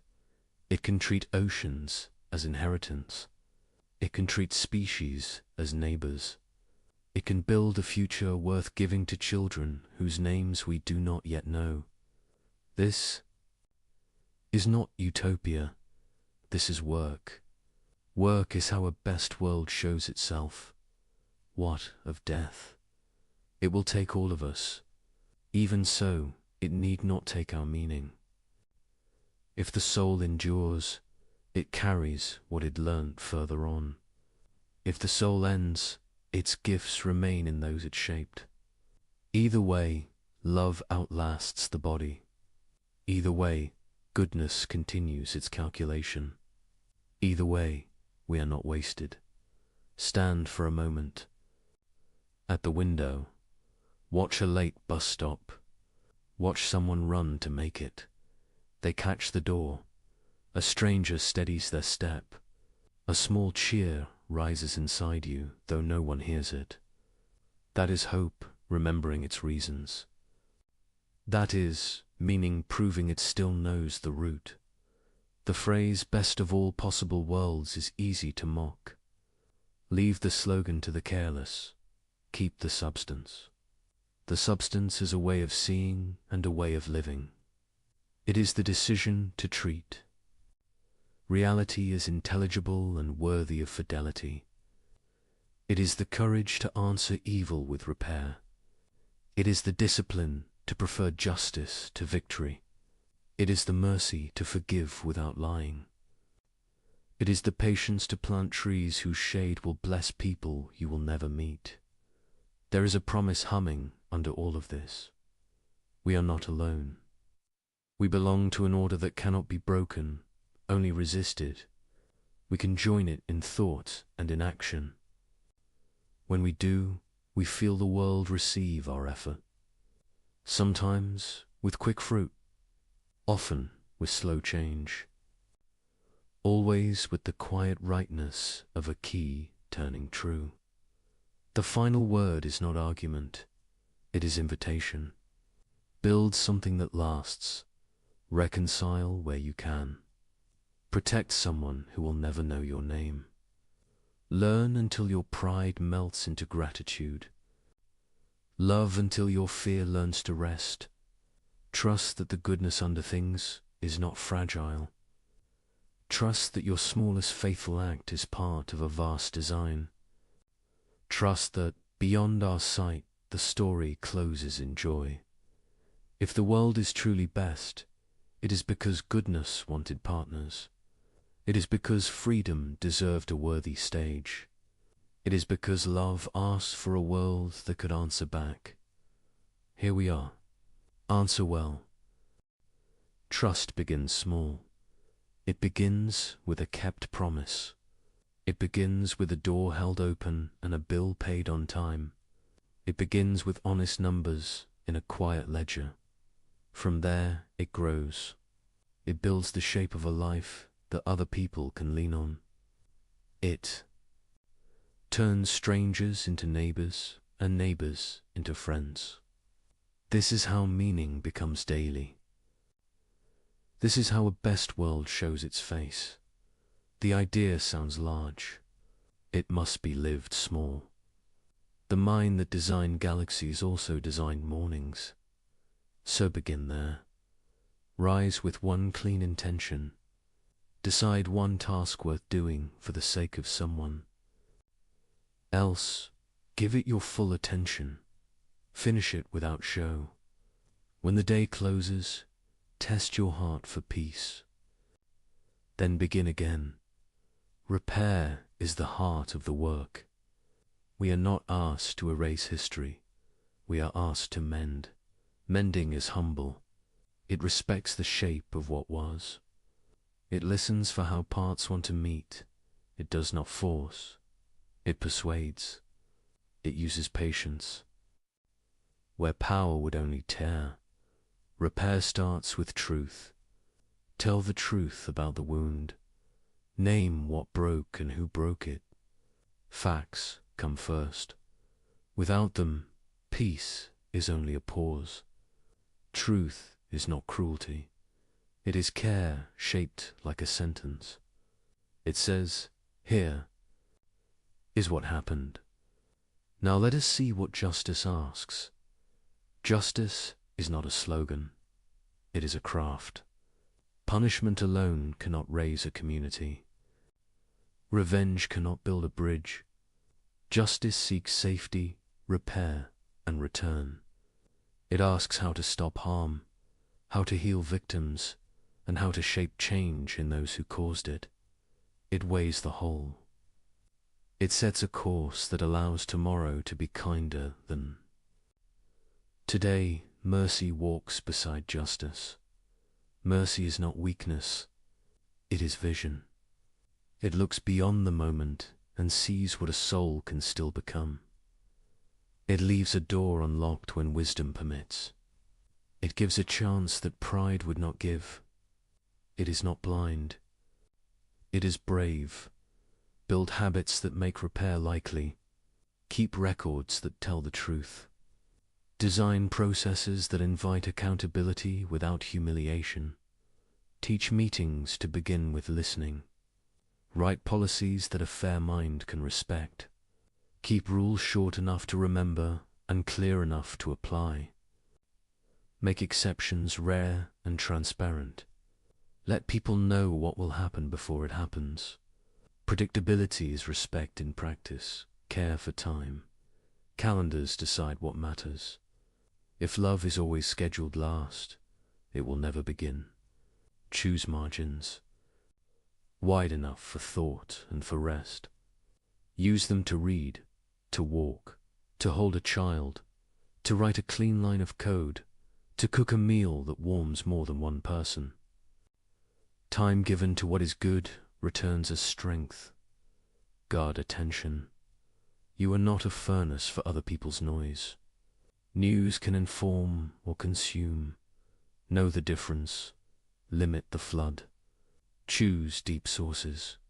Check claims. Let silence wash your inner room each day. Clarity enters only when the room is clean. Practice speech that leaves dignity intact. Say less when anger swells. Ask questions that lean toward understanding. If a debate makes you clever and cruel, step back. Reread your aim. A win that hardens. Your heart is a loss. A loss that teaches you respect is a gain. Choose the gain. Make work that lasts. Build for maintenance, not for display. Name things plainly. Write comments that teach. Design for the next pair of hands. Return tools to their place. Leave a map. Someone will bless your name when you are gone. Treat money as a moral material. Every budget tells the truth about a soul. Spend on what protects and repairs. Cut what flatters and wastes. Pay the invisible labor that makes public success possible. Reward patience and honesty more than drama and speed. You will lose applause and gain sleep.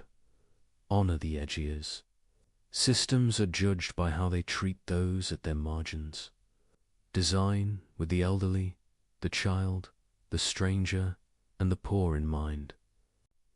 If a rule harms them, rewrite it. If a road isolates them, reroute it. If a form confuses them, simplify it. If a fee excludes them, remove it. That is what best requires. Practice restitution. When you break something, repair it. When you cannot repair, replace. When you cannot replace, serve. Apology without action is only sound. Action turns sorrow into promise. Learn a craft. A craft trains patience inside the fingers. It teaches you to measure twice and cut once. It teaches you to accept the limits of the material. It trains respect for reality. When the joint does not fit, the wood is not wrong. Your cut was, try again. Craft makes virtue tactile. Study something that humbles you. Mathematics will do. So, will a language you do not yet speak? So will music played slowly and true. Humility learned in one domain follows you into others. It protects you from the lie that certainty and contempt are kin. Practice gratitude as discipline. Name 3 mercies each night. Let them be small. The cup that did not spill. The bus you barely caught. The message that arrived with a kind tone. Gratitude trains the eye to notice order still at work. It does not blind you. It steadies you. Teach the young. Teach them to think, to doubt, to test, and to love. Train their eyes to see patterns and their hearts to prefer mercy. Give them stories where courage is quiet and real. Let them practice responsibility while the price of failure is small. Set examples that make virtue look like freedom, not prison. Practice forgiveness and distinguish it from permission. Forgiveness releases a debt. It does not erase a boundary. You can bless and still say no. You can love and still leave. Let your boundaries protect what you are called to guard. Keep faith with the dead. Tell their stories fairly. Honor their achievements without hiding their flaws. Let the truth be whole.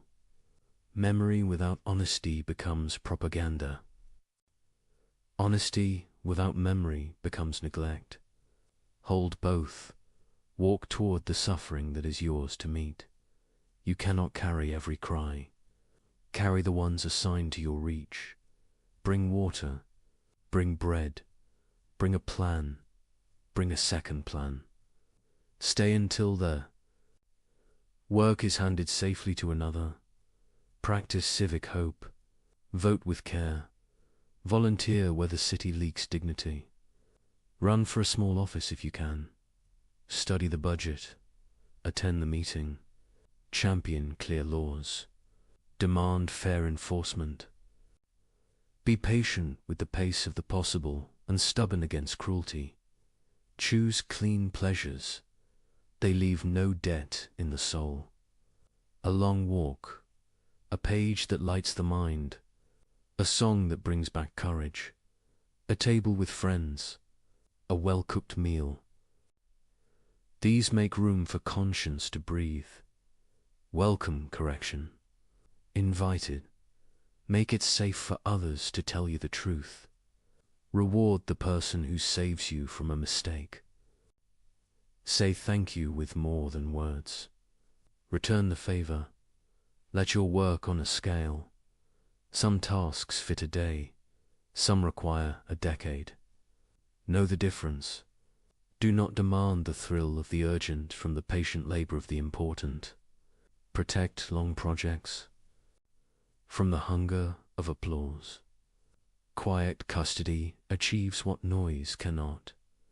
Keep promises to yourself that improve your capacity to serve. Sleep enough. Move your body. Eat food that gives tomorrow strength. Leave screens before they steal your morning. You are a steward of a mind and a body on loan. Care for them as you would care for a tool trusted by many hands. Practice clean. Exates, end meetings on time. End arguments when they stop yielding light. End roles when your gifts no longer fit the need. End days with a small ritual that thanks and releases. Good endings protect good beginnings. Make room for art. Art trains attention to notice and to cherish. It keeps cynicism from sealing over. The heart It lets grief speak without harming. It lets joy rise without gloating. It renews imagination, which is foresight in tender clothes. Let mystery stand where it must. Not every why will bow to you. There are rooms you may enter only by reverence. Stand there without hurry. Say little. Call the moment holy if the word fits your mouth. Then go back to work with a clearer mind. Keep your circle honest. Choose friends who will not sell your conscience for your comfort. Choose partners who can be trusted with your silence. Choose colleagues who prize truth over tribe. If you lead, build a room where the quiet speak first. Protect dissent that seeks the good of the whole. Give away credit. Praise in detail. Name the person who did the unseen task. This is how trust multiplies. This is how teams become more than the sum of their parts. This is leadership without theatre. Steady your spirit against despair. Despair likes to sound like realism. It is not. It is a shrinking of the map. It hides resources and partners and second chances. When it speaks, ask for evidence. When it cannot provide it, return to the work. Be ready to start over. Plans fail. Lives break. Markets turn. Begin again with what remains. Begin again with who remains. Begin again with lessons learned. A best world is a school built for many new starts. Keep an altar of remembrance in your mind. Not to worship pain, but to honor what it taught. Let the altar hold names, dates, and debts you will not forget. Visit it when pride reases. Visit it when fear reases. Let it return you to gratitude and resolve. Prepare a legacy that can be carried by ordinary hands. Write clear notes. Make guides. Record passwords for the right people. Teach someone younger how to do what you do.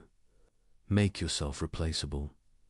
It is a gift to those who come after and a guard against your own vanity. Live as if small faithfulness is the unit of meaning, because it is. The world is not saved by crescendos alone. It is saved by steady rhythm, by the repeated act of care, by the daily choice to add one stitch where the fabric thins.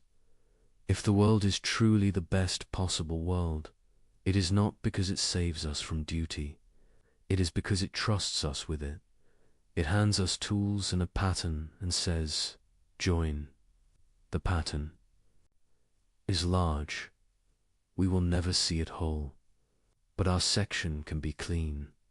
Our seam can hold. Let the final measure be simple. Did you tell the truth? Did you keep your word? Did you protect the small? Did you forgive and seek forgiveness?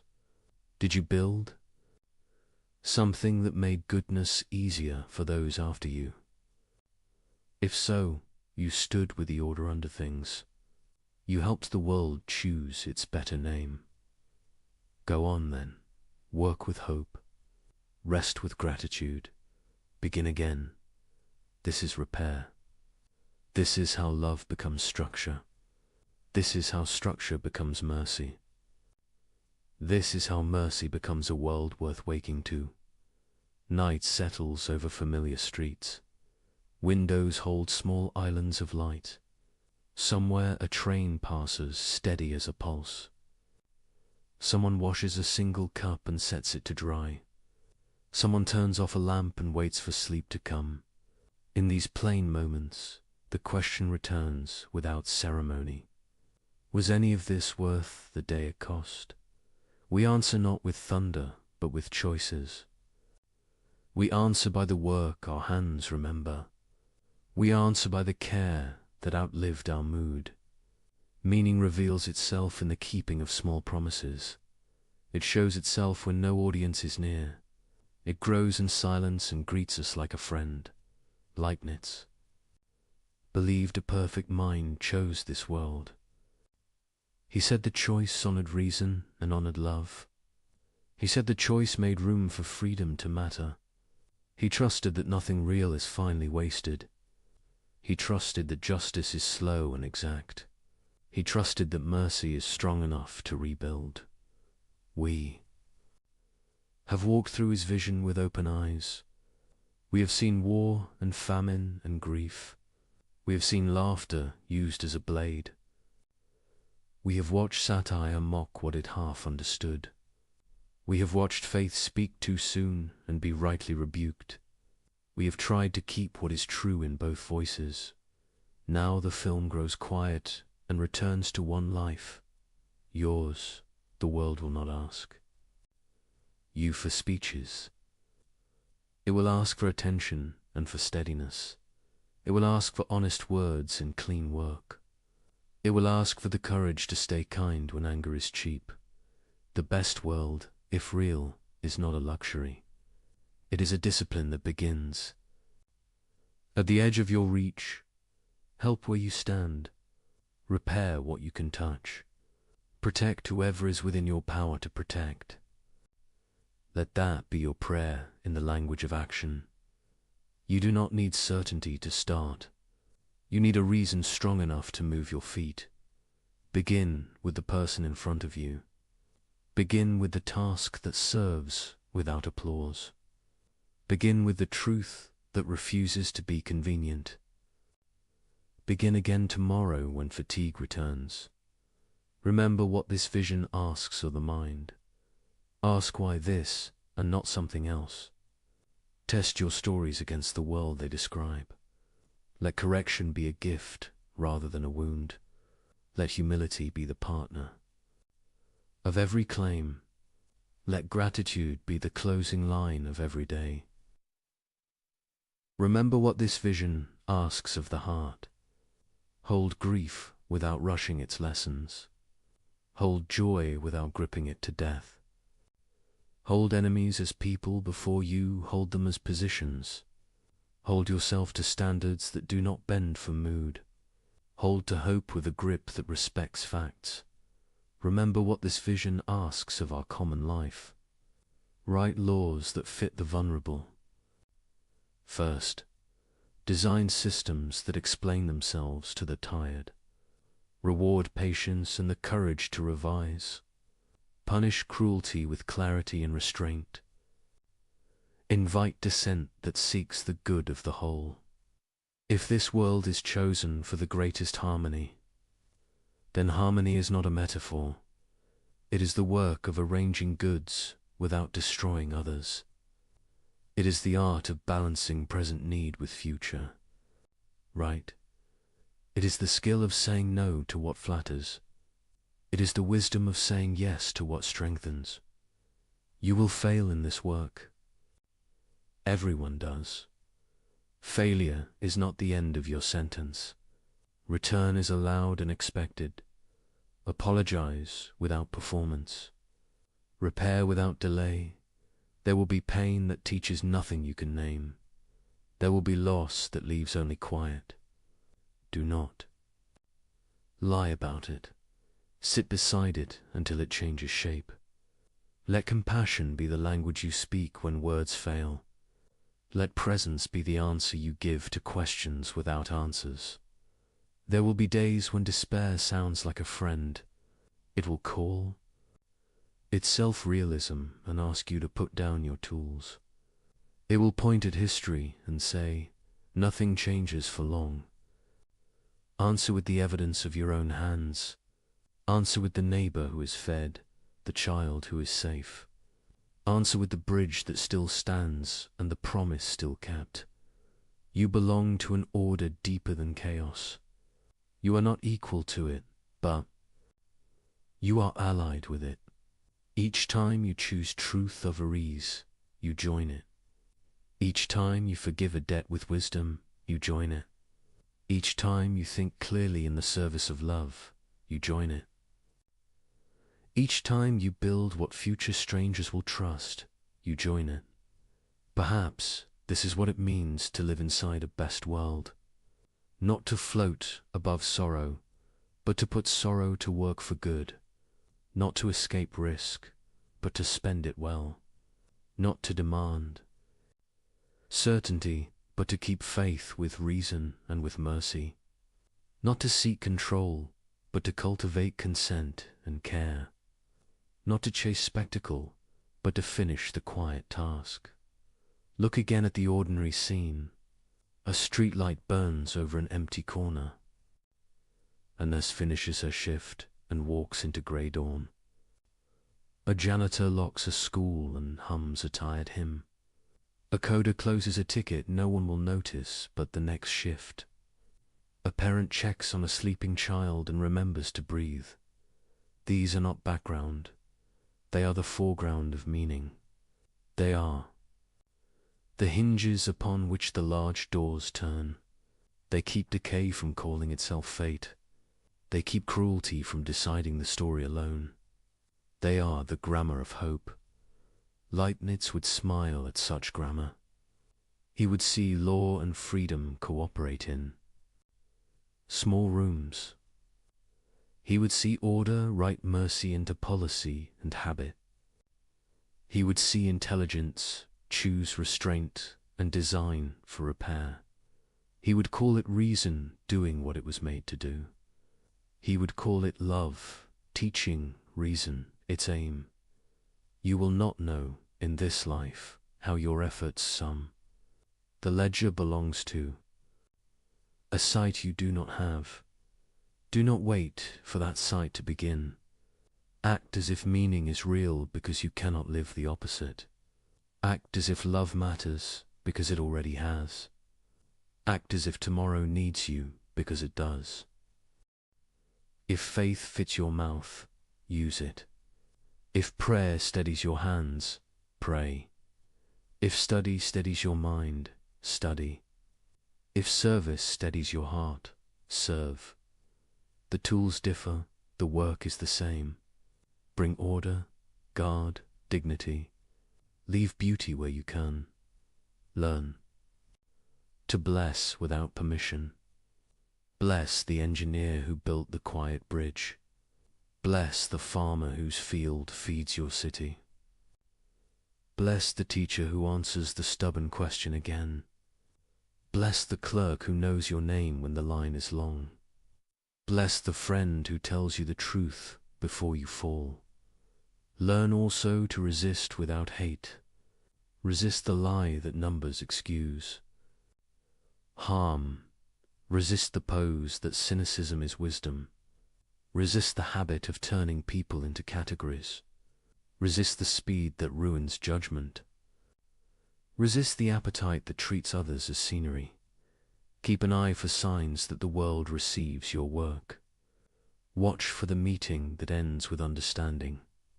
Watch for the process that becomes kinder and more exact. Watch for the child who trusts. The room enough to ask harder questions. Watch for the elder who rests easier because a policy changed. These are quiet proofs that the deep order remains. You will stand at graves. Bring flowers and silence and time. Let the names be spoken with care. Let the stories be told without embellishment. Let the tears fall without apology. Then walk away. Slowly and return to the work. The dead do not ask us to stop. They ask us to carry what they loved. One day you will be the one carried in story. Make it easy to tell the truth about you. Leave debts settled and kindness owed to many.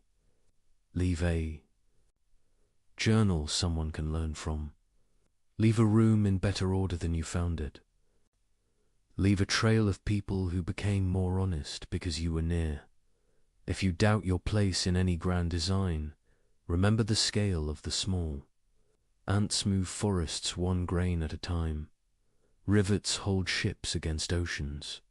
Votes turn empires with paper and ink. Words mend marriages when they are simple and sincere.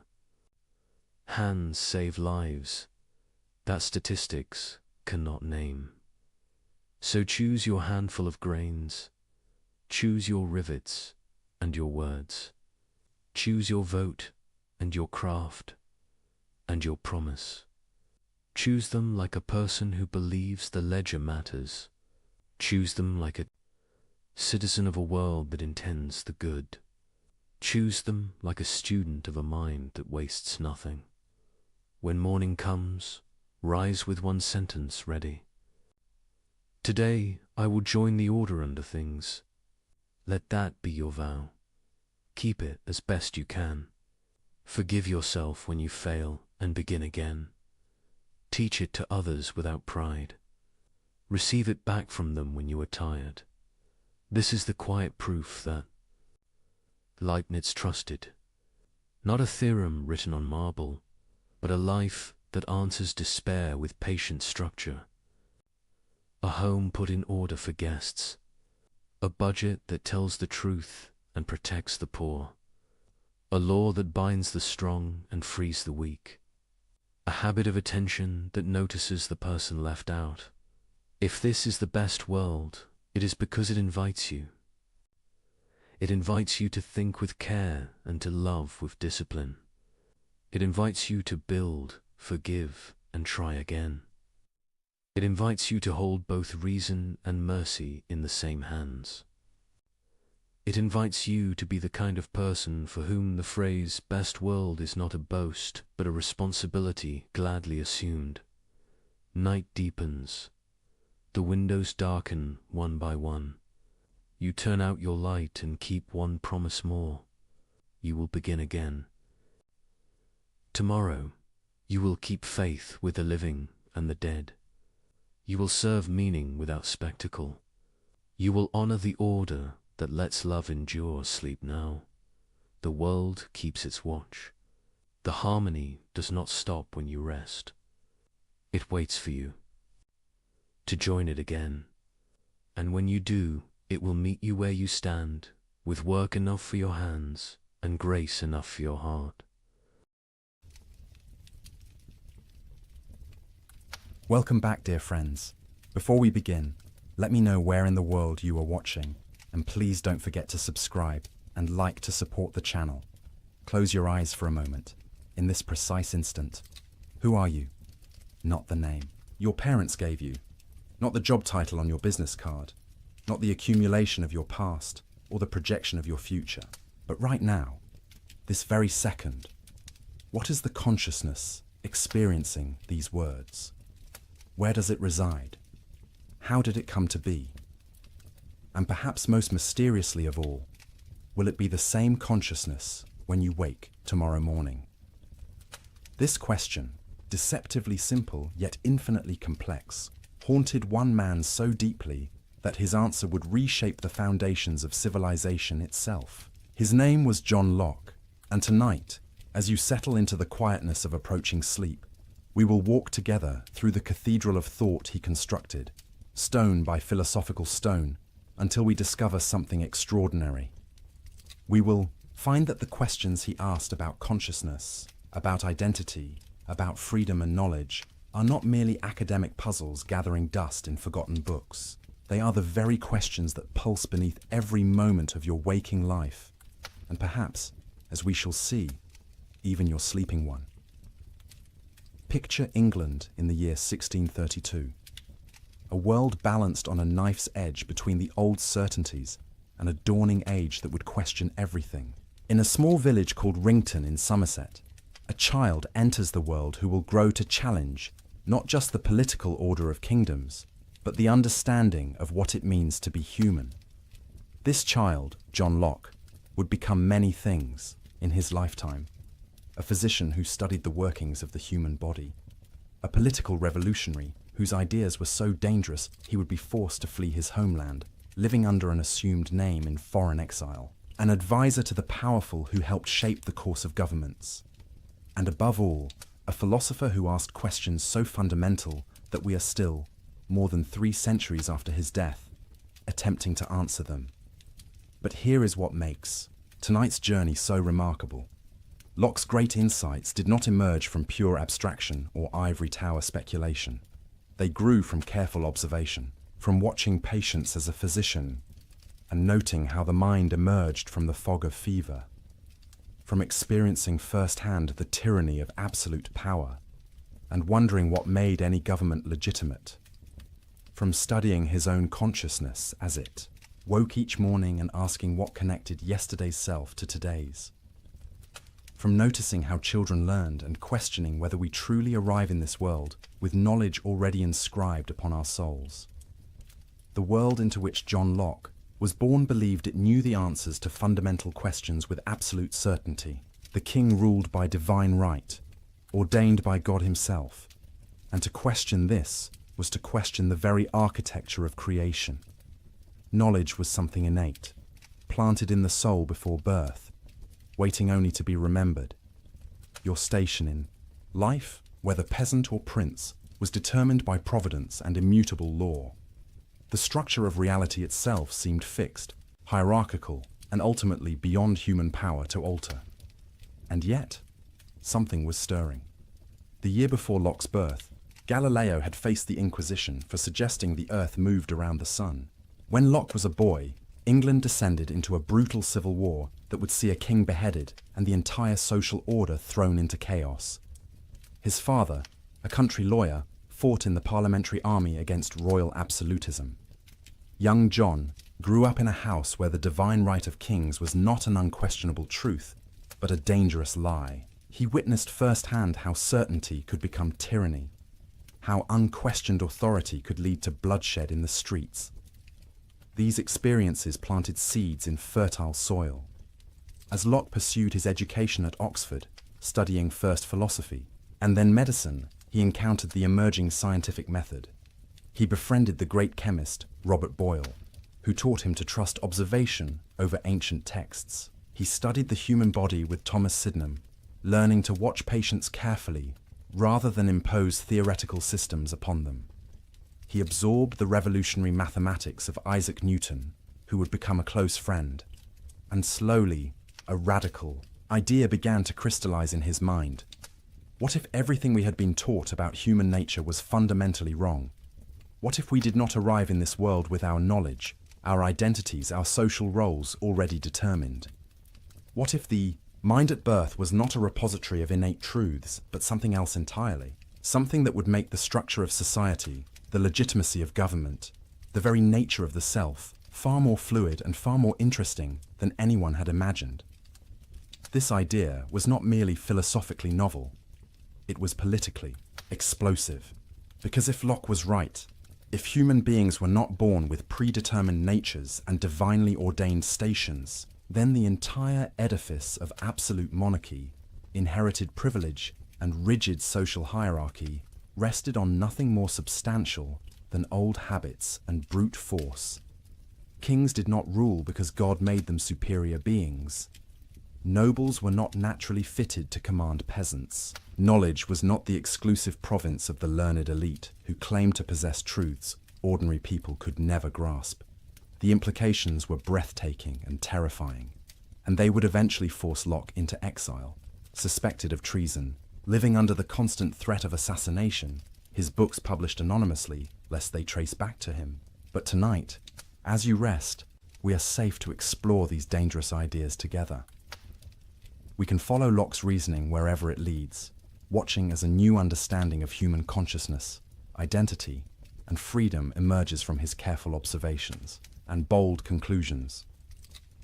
So let us begin where Locke himself began, with a question so fundamental that everything else would flow from its answer, a question about the origin of ideas, the nature of knowledge, and the contents of the human mind. But I must warn you gently. Once you truly understand Locke's answer, once you see what he saw, you may never look at yourself or the world around you quite the same way again. The familiar will become strange, the certain will become questionable, and the self you thought you knew so intimately will reveal itself as something far more mysterious and magnificent than you ever imagined. The question, put simply, is this: when you think a thought, Where did that thought come from? In Locke's time, the prevailing answer seemed obvious to learned scholars. Knowledge, they insisted, was innate. The human mind contained certain fundamental truths from birth, placed there either by God or by the essential nature of the rational soul itself. Principles like the law of non-contradiction, the axioms of mathematics, the existence of God, basic moral truths about right and wrong, all of these were supposedly stamped upon the mind before we ever opened our eyes to behold the world. This doctrine of innate ideas had ancient roots. Plato had taught that learning was really remembering, that the soul possessed knowledge from before its embodiment, and that education merely awakened these dormant truths. The medieval scholastics had integrated this with Christian theology, and in Locke's own century, the great French philosopher René Descartes had argued that certain clear and distinct ideas, the cogito itself, the existence of God, the principles of geometry, were known with absolute certainty precisely because they were innate to rational minds. It was an elegant theory. It explained how we could have knowledge that seemed universal, transcending the accidents of individual experience. It grounded morality in something deeper than mere convention. And it supported a hierarchical view of society. Some souls possess these innate truths more clearly than others, the philosopher more than the peasant, the civilized European more than the savage, the man more than the woman. But John Locke, watching carefully, observing newborn infants, studying people of different cultures, examining his own consciousness, with merciless honesty, became convinced this elegant theory was entirely wrong. Consider a newborn child, he suggested. Observe this tiny being with clear eyes, without preconception. Do you see a mind stocked with innate knowledge? Do you see a creature contemplating the law of non-contradiction or the existence of God? Or do you see something else entirely? A mind that seems almost perfectly receptive, open, unformed, responding to sensations, beginning to organize the raw data of experience into something coherent, but starting, it would appear, from nothing. Locke pressed the point. If there truly were innate ideas, propositions that all minds possessed from birth, then we should find universal agreement on these principles. But where is this agreement? Travel the world, he observed, and you will find tremendous diversity in beliefs about God, about morality, about the fundamental nature of reality. Some peoples worship one God, others many, still others none at all. Moral codes vary dramatically. Even seemingly obvious logical principles are not grasped by children or those without education. The defenders of innate ideas had a response. These truths are innate, they said, but they require reason to uncover them, maturity to recognize them. They are like seeds planted in the soul, waiting for the right conditions to bloom. Locke found this answer unsatisfying. If reason is required to discover these supposedly innate ideas, then how are they different from ideas we learn through experience and reasoning? The word innate becomes meaningless. It is like saying hunger is innate, even though a person feels no hunger. Saying the mind possesses knowledge that it does not actually know is a contradiction in terms. And then Locke posed a question that cuts to the heart of the matter. If the soul has innate ideas that it acquired before embodiment, or that are simply part of its essence, why do these ideas never appear in consciousness in their pure original form? Why, when we sleep, do we not dream of these pristine innate truths? Why does the soul, in its supposed retreat during sleep, never light upon these ideas it possessed before experience touched it? Instead, even our most abstract thoughts, even our strangest dreams, seem to be recombinations of things we have encountered in waking life. The tang of the cask, as Locke beautifully put it, marks even our most sublime conceptions. So if knowledge is not innate, where does it come from? Locke's answer was revolutionary in its simplicity and profound in its implications. Let us suppose, he wrote, that the mind at birth is like white paper, void of all characters, without any ideas. How then does it come to be furnished? From where does it acquire that vast store of ideas, which the busy and boundless imagination of human beings has painted upon it? The answer: experience. Nothing more and nothing less. Every idea that ever passed through a human mind, every thought you have ever entertained, every concept you grasp, every fleeting image and every abstract principle, all of it, ultimately, traces back to experience. The mind is not like a container filled before birth with treasures. It is like a blank slate, a tabula rasa, as later interpreters would call it, though Locke himself used the metaphor of white paper or an empty cabinet. But what did Locke mean by experience? Here his answer becomes rich and nuanced, revealing the careful observer behind the bold theory. Experience, he explained, comes to us through two channels, two fountains that supply all the materials of knowledge. The first is sensation. This is the most obvious channel. Through our five senses, seeing, hearing, touching, tasting, smelling, the external world impresses itself upon consciousness. A shaft of sunlight falling across a room, the sound of rain on a window, the taste of honey, the scent of roses, the warmth of another person's hand. These are simple ideas, the basic building blocks of thought, delivered directly by the senses. They are particular, immediate, undeniable. The redness of this rose, the coldness of that ice, the brightness of yonder star. As you lie here now, preparing for sleep, notice the sensations arriving at the shores of your consciousness. Perhaps the softness of your pillow against your cheek, the weight of blankets upon your body, the quality of light or darkness in the room. These simple sensory impressions are, according to Locke, the foundational elements from which all your knowledge of the external world is constructed. But Locke recognized something crucial that makes his empiricism sophisticated rather than simplistic. There is a second channel of experience, one that comes not from the external world, but from within. He called it reflection. This is the mind's perception of its own operations, the awareness of thinking itself, the recognition of doubting, believing, reasoning, willing, imagining, remembering. These two are experiences, internal experiences, and they give rise to another whole class of ideas.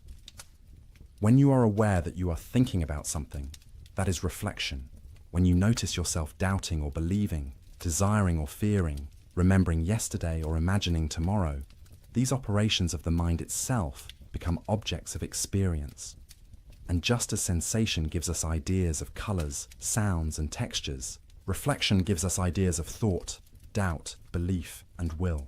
This distinction is elegant and important. Locke is not claiming that the mind is purely passive, merely receiving impressions like wax receiving a seal. The mind has active powers. It compares, it combines, it abstracts, it remembers. But, and this is crucial, the materials upon which these powers operate must ultimately come from sensation or reflection. The mind cannot create simple ideas out of nothing. It can only work with what experience provides. Consider the idea of a golden mountain. You have never seen a golden mountain. Perhaps no such thing exists in the world, and yet you can conceive of one easily. How? By combining two simple ideas you have received through experience, the idea of gold, which you know from sensation, and the idea of a mountain, which you likewise know from sensation. The mind's power to combine is remarkable, but the ingredients must come from experience. Or consider something more abstract, like the idea of infinity. How does a finite mind conceive of the infinite? Locke's answer: by taking the idea of finite, magnitude, which we know from experience, and the idea of addition, which we also know from experience, and then applying the operation of addition without end. We can imagine always adding one more. The idea of infinity is thus constructed by the mind operating on materials given in experience. Now, you might be wondering, what about necessary truths? What about mathematics? Surely 2 + 2 = 4, not because of experience, but because of some innate rational insight. Locke's answer is subtle. The ideas of 2 and 4 are indeed built up from experience, from counting actual objects. But once we have these ideas, we can perceive certain relationships between them that are necessarily true. that 2 plus 2 equals 4 is a relationship we perceive between our ideas. It is a kind of intuitive knowledge, where we see the connection immediately and certainly, but the ideas themselves still originated in experience. The implications of this seemingly simple theory ripple outward in extraordinary ways. If all ideas come from experience, then the mind you possess right now, with all its contents, its memories, its knowledge, its personality, is the cumulative result of every experience you have ever had. You were not born as you. You became you, written upon gradually by sensation and reflection, day by day, moment by moment, from your first blurry perceptions as an infant to this present instant. And this means something profound about human equality. A peasant and a prince begin with the same blank slate. The differences between them are not innate, not ordained by nature or God, but the result of vastly different experiences, different educations, different opportunities to fill the mind with ideas. Given the same experiences, the same education, there is no reason the peasant could not grasp everything the prince grasps. The hierarchy of souls dissolves under Locke's patient gaze. It also means something profound about human potential. If we are not locked into predetermined natures, if our minds are shaped by experience, then we can be shaped differently. Education becomes not the uncovering of innate truths, but the careful provision of the right experiences. Character becomes not fixed essence, but the result of habits formed through repeated experiences. Reform, improvement, growth, all of these become possible in a way they cannot be if our natures are innate and immutable, and it means something profound about knowledge itself. If all ideas trace back to experience, then knowledge is not the privilege of special souls who grasp innate truths more clearly than others. It is available, at least in principle, to anyone who can receive sensations and engage in reflection. The democratization of knowledge follows from the blank slate. But Locke was too honest an observer to pretend the slate remains blank for long. From our earliest moments, sensations pour in. The mind begins its work of organizing, comparing, remembering. Simple ideas combine into complex ones. Experiences accumulate into habits. Associations form between ideas. And gradually, mysteriously, something emerges that we call the self, which brings us to perhaps the deepest and most personal of all Locke's inquiries. Because once you accept that the mind begins as a blank slate and is furnished by experience, a profound question arises. If you are constantly changing, if new experiences are always being added, if the contents of your mind today are different from what they were yesterday and will be different tomorrow, then what makes you you? What is the principle of continuity that connects the infant you once were, the child you became, the adult you are now, and the older person you will someday be? This question of personal identity captivated Locke, and his answer to it may be his most profound and unsettling contribution to philosophy. But to understand his answer, we must first understand what he was arguing against. The traditional view, inherited from medieval philosophy and still dominant in Locke's time, held that personal identity consisted in the identity of substance. You are the same person over time because you are the same substance over time. For dualists like Descartes, this meant you were the same immaterial soul. For others, it might mean the same living organism. Either way, identity was a matter of being the same thing in a substantial sense. But Locke, with his characteristic empiricism, asked a troubling question. How do you know you are the same soul or substance over time? You have no direct experience of your own soul or substantial self. What you have experience of is consciousness. You are aware of your thoughts, your perceptions, your memories. But do you perceive some underlying substance beneath all of this? Locke suggested you do not, and indeed cannot. Consider dreamless sleep, that mysterious state you may soon enter. When you wake tomorrow morning, how will you know you are the same person who went to sleep tonight? Not because you perceive the same substance, whatever that would mean, but because you will remember going to sleep. Your consciousness tomorrow morning will encompass the memories of your consciousness tonight. This continuity of consciousness, Locke suggested, is what constitutes personal identity. He defined a person as a thinking, intelligent being that has reason and reflection and can consider itself as itself, the same thinking thing, in different times and places. And the key to this self-awareness across time is memory. Consciousness, he wrote, as far as it extends, makes the same person. To illustrate this radical idea, Locke proposed thought experiments that still provoke discussion 3 centuries later. Imagine, he suggested, that the soul of a prince, carrying all its memories and consciousness, were to enter the body of a cobbler, a humble shoemaker. Everyone looking at this person would see the cobbler's body. But suppose this body now contained all the memories, all the consciousness of the prince. Who would this person be? The prince or the cobbler? By the substance view, this person would be the cobbler, same body, perhaps same biological organism. But Locke insisted this person would actually be the prince, because personal identity follows consciousness, not substance. Wherever the prince's consciousness goes, there the prince is, regardless of what substance houses that consciousness. Now flip it around. Suppose the cobbler's soul entered the prince's body. Everyone at court would bow to the prince's body. But if this body now contained only the cobbler's memories and consciousness, this person would not be the prince. He would be the cobbler, despite appearances. These thought experiments seem fanciful, and Locke knew they were unlikely ever to occur, but they served a purpose. They clarified that when we care about personal identity, when we worry about whether someone will be held responsible for past actions or rewarded for past virtues, what matters is continuity of consciousness, not identity of substance. This becomes especially clear in cases of memory loss. Suppose a person commits a crime, but then suffers complete amnesia, genuinely losing all memory of the act, and indeed of their entire previous life. Are they still the same person who committed the crime? By the substance view, yes, same body or soul.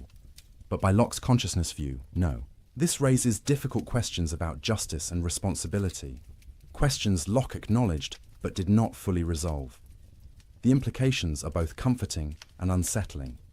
Comforting because they suggest personal identity is not a mysterious, metaphysical fact about substances you cannot perceive, but something grounded in the very experience of consciousness you know intimately.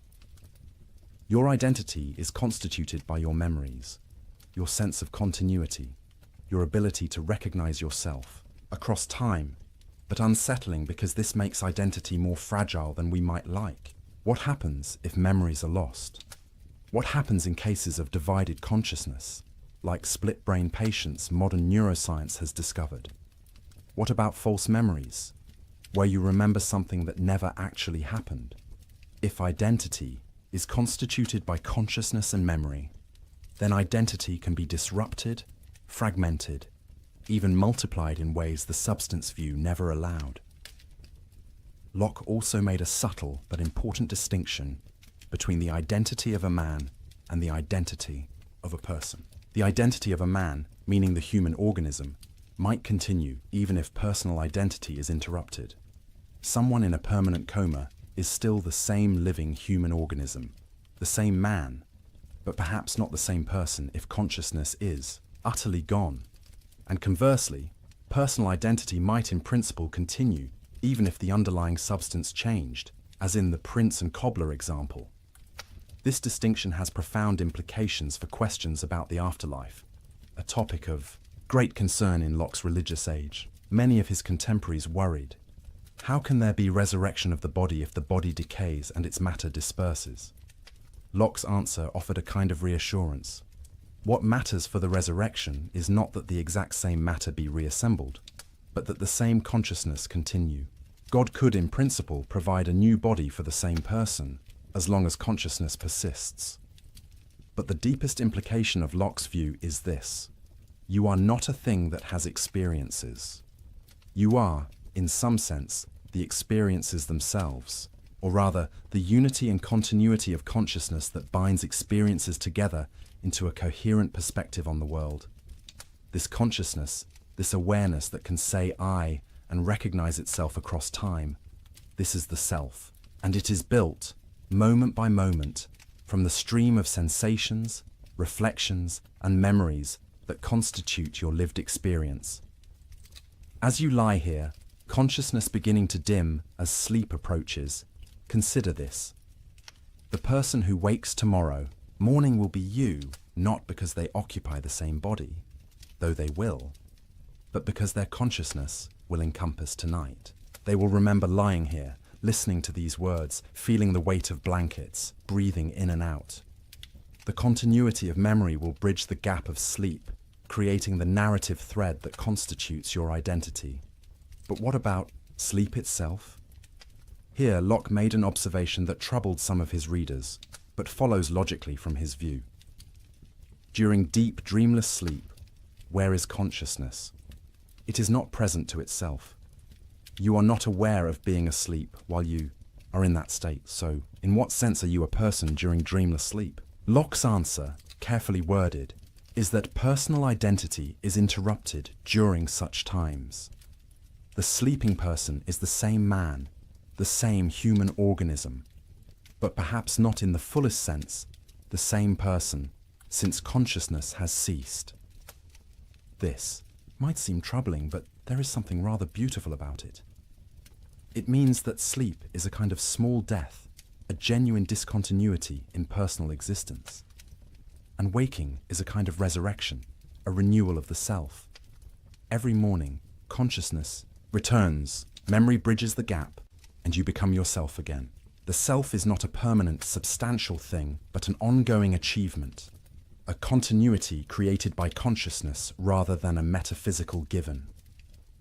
And this brings us to Locke's political philosophy, because the same empiricist approach, the same careful observation of human nature, the same willingness to question received wisdom, led him to revolutionary conclusions about the legitimate basis of government, the nature of rights, and the proper relationship between individuals and authority. If Locke's epistemology erased the boundary between noble and common minds, his political philosophy erased the boundary between divine right and mere force.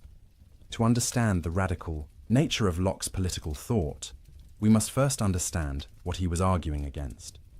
The political orthodoxy of his time, the view that legitimized absolute monarchy and made questioning royal authority tantamount to blasphemy, was the doctrine of the divine right of kings.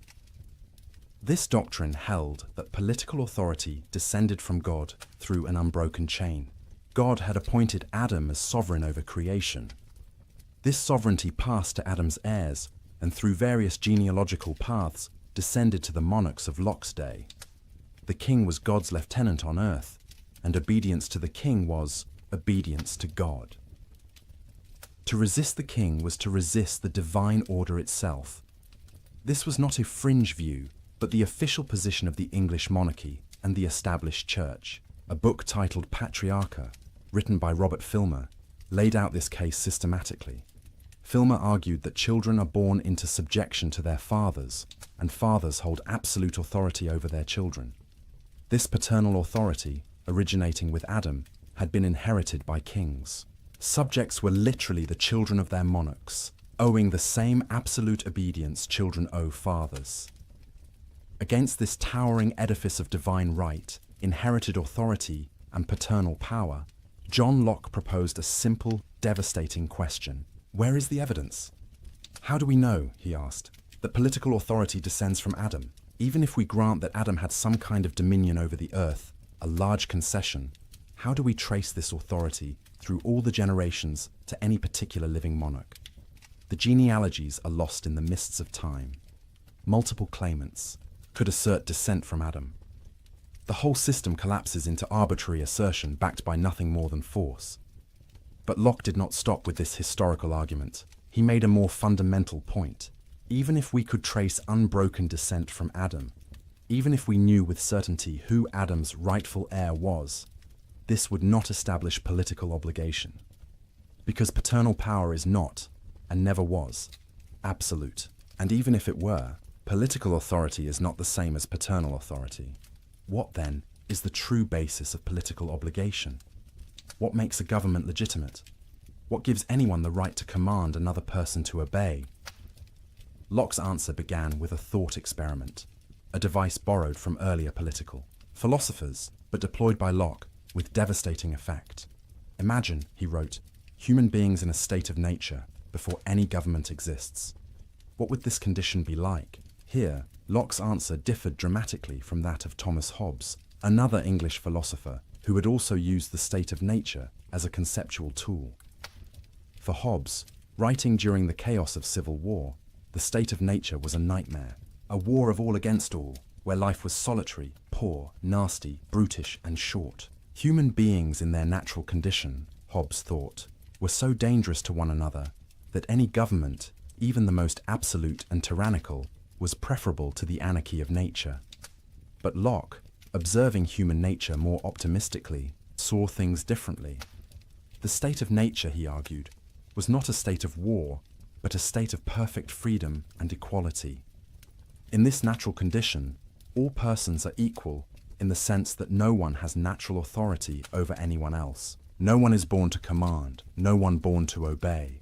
Each person has the right to order their own actions, dispose of their possessions, and live as they see fit, without asking permission from anyone. But, and this is crucial, the state of nature is not a state of license. Freedom does not mean you can do whatever you want. Even in the absence of human government, Locke argued, there is law, natural law, which binds all rational beings. What is this natural law? Locke defined it as the law of reason itself, discernible by any rational creature. And reason, if consulted, teaches certain fundamental principles. First among them, that all human beings, being equal and independent, ought to respect one another's rights to life, liberty, and estate. No one ought to harm another in these fundamental goods without cause. Or, as Locke memorably put it, no, one ought to harm another in their life, health, liberty, or possessions. Why? Because we are all the workmanship of God, made to last during His pleasure, not one another's. Our bodies and lives are not our own property to dispose of as we please. They belong to God who made us. Therefore, we have no right to destroy ourselves or others. But everything else, our actions, our labor, the fruits of our labor, these we do own, and these no one may take from us without our consent. This introduces Locke's famous labor theory of property, an idea that would influence economic thought for centuries. How does private property arise in the state of nature? Locke's answer, through the mixing of labor with natural resources. Imagine the earth in its original state, held, in common by all humanity. No one owns any particular part of it. The apples on trees, the water in streams, the land itself, all are common. But suppose you pick an apple. By the act of picking, by mixing your labor with this natural object, you make it yours. The apple becomes your property because you expended effort to acquire it, and your labor is undeniably your own. The same principle applies to land. If you clear a section of wilderness, plow the soil, plant crops, you have mixed your labor with the earth. This land becomes yours, at least provisionally. You have a property right to the fruits of your labor. But Locke added a crucial limitation, what philosophers now call the Lockean proviso. Your appropriation is legitimate only if you leave enough and as good for others. You cannot take all the water from a stream, leaving others to die of thirst. You cannot fence off all available land, leaving others with no place to work. Property rights are real and important, but they are not unlimited. They exist within the constraint that others must also have the opportunity to sustain themselves. This theory of property had implications both radical and conservative. Radical because it suggested that property rights come not from social convention or royal grant, but from the natural right to the fruits of one's labor. A peasant who works land has more legitimate claim to it than a king who merely inherited title. Conservative because it provided a firm foundation for private property against those who might claim all things should be held in common. But Locke's state of nature, for all its freedom and equality, had problems. He called them inconveniences. Without an established legal system, disputes arose over who owned what. Without impartial judges, people judged their own cases, inevitably with bias. Without reliable enforcement, the strong could violate the weak with impunity. The state of nature was not a war of all against all, but it was insecure, uncertain, uncomfortable. So rational people, Locke argued, would choose to leave the state of nature. They would come together and establish civil society through a social contract. But, and here is where Locke's theory becomes revolutionary, this contract is not a surrender of rights to an absolute sovereign. It is a conditional grant of limited powers to a government whose sole purpose is to better secure the very rights people possessed in the state of nature. Think about what this means. Government exists to protect life, liberty, and property. These rights precede government. They are natural rights, possessed by virtue of being human, not granted by any political authority.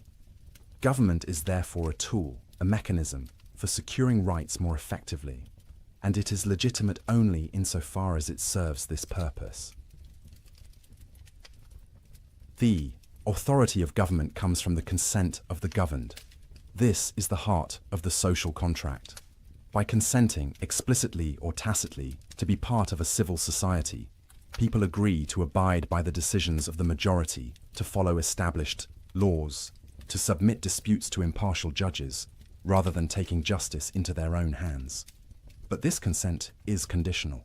It assumes the government will fulfill its purpose of protecting rights. And here, Locke made an argument that would echo through history. When a government systematically violates the rights it was established to protect, when it becomes destructive of the ends for which it was formed, the people have a right to alter or abolish it. The right of revolution is not a lawless abandonment of order, but the ultimate safeguard of natural rights against governmental tyranny. This was not abstract theorizing.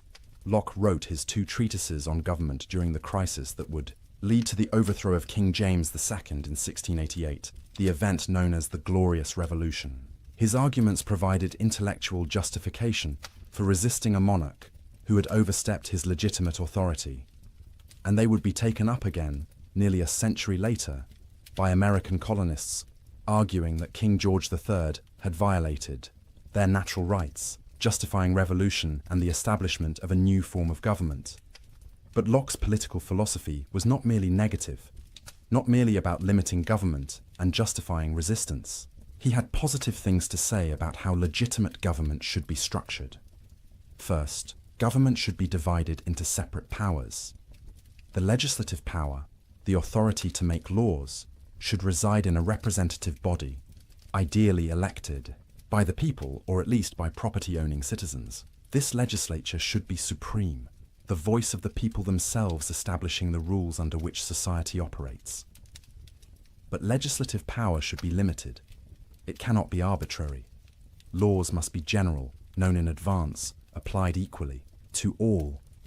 The legislature cannot simply take property without consent, cannot rule by decree, cannot delegate its authority to a dictator.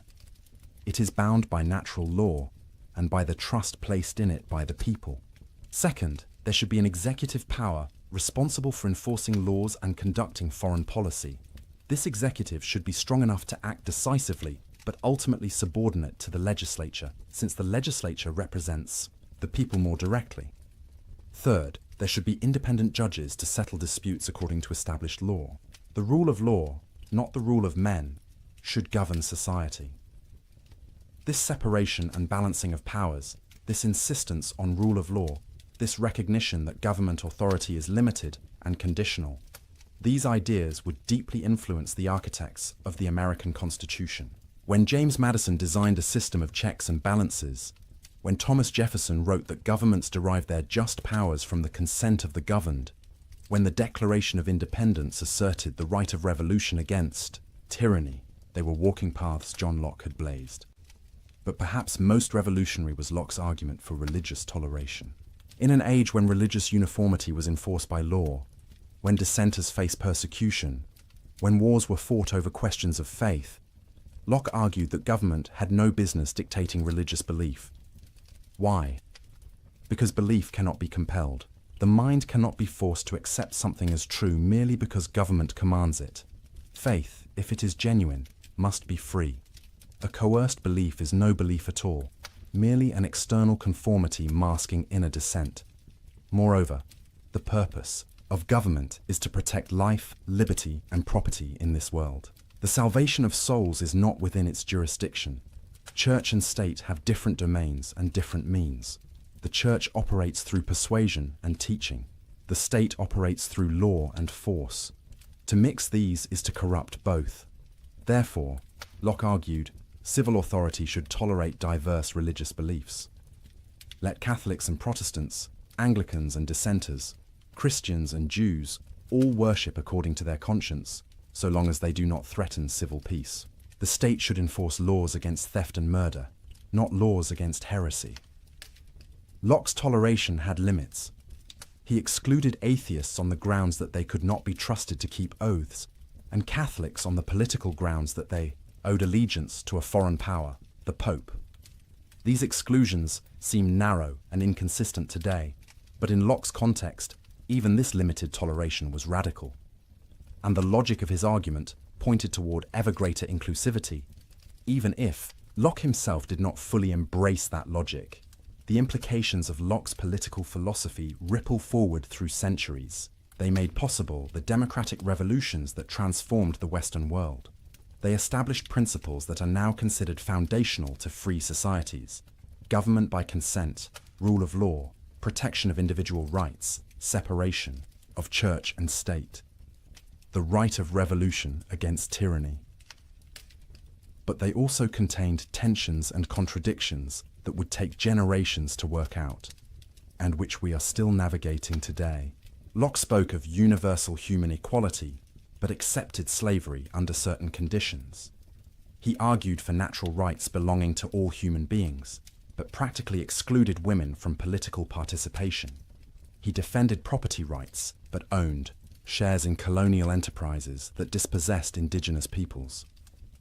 The gap between his universal principles and his particular prejudices reveals the human limitations even of great thinkers. Yet the principles themselves, once articulated, have a logic that pushes beyond the limitations of their author.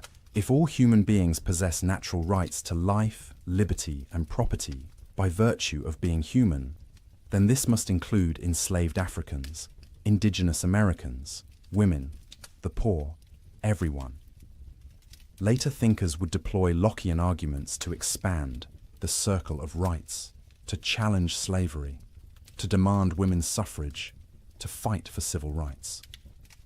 The architecture Locke built could house more than he perhaps intended.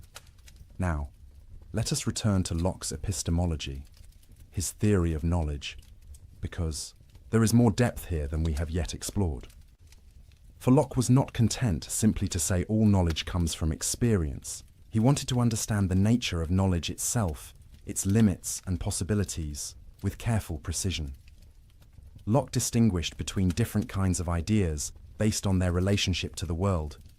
Some ideas, he argued, genuinely resemble qualities in objects themselves. Others are merely the mind's response to certain physical configurations, not resembling anything in the external world. He called the first kind primary qualities. These include solidity, extension, figure, motion, and number. A ball is genuinely round, genuinely in motion, genuinely possesses a certain size and mass. These qualities belong to the object itself and would exist even if no mind perceived them. But then there are secondary qualities: color, taste, smell, sound, warmth. These, Locke argued, do not really exist in objects themselves in the way they appear to us. Color is not in the rose, but is the effect the rose's physical structure has on our visual system. Sweetness is not in the honey, but is the sensation honey produces in our taste organs.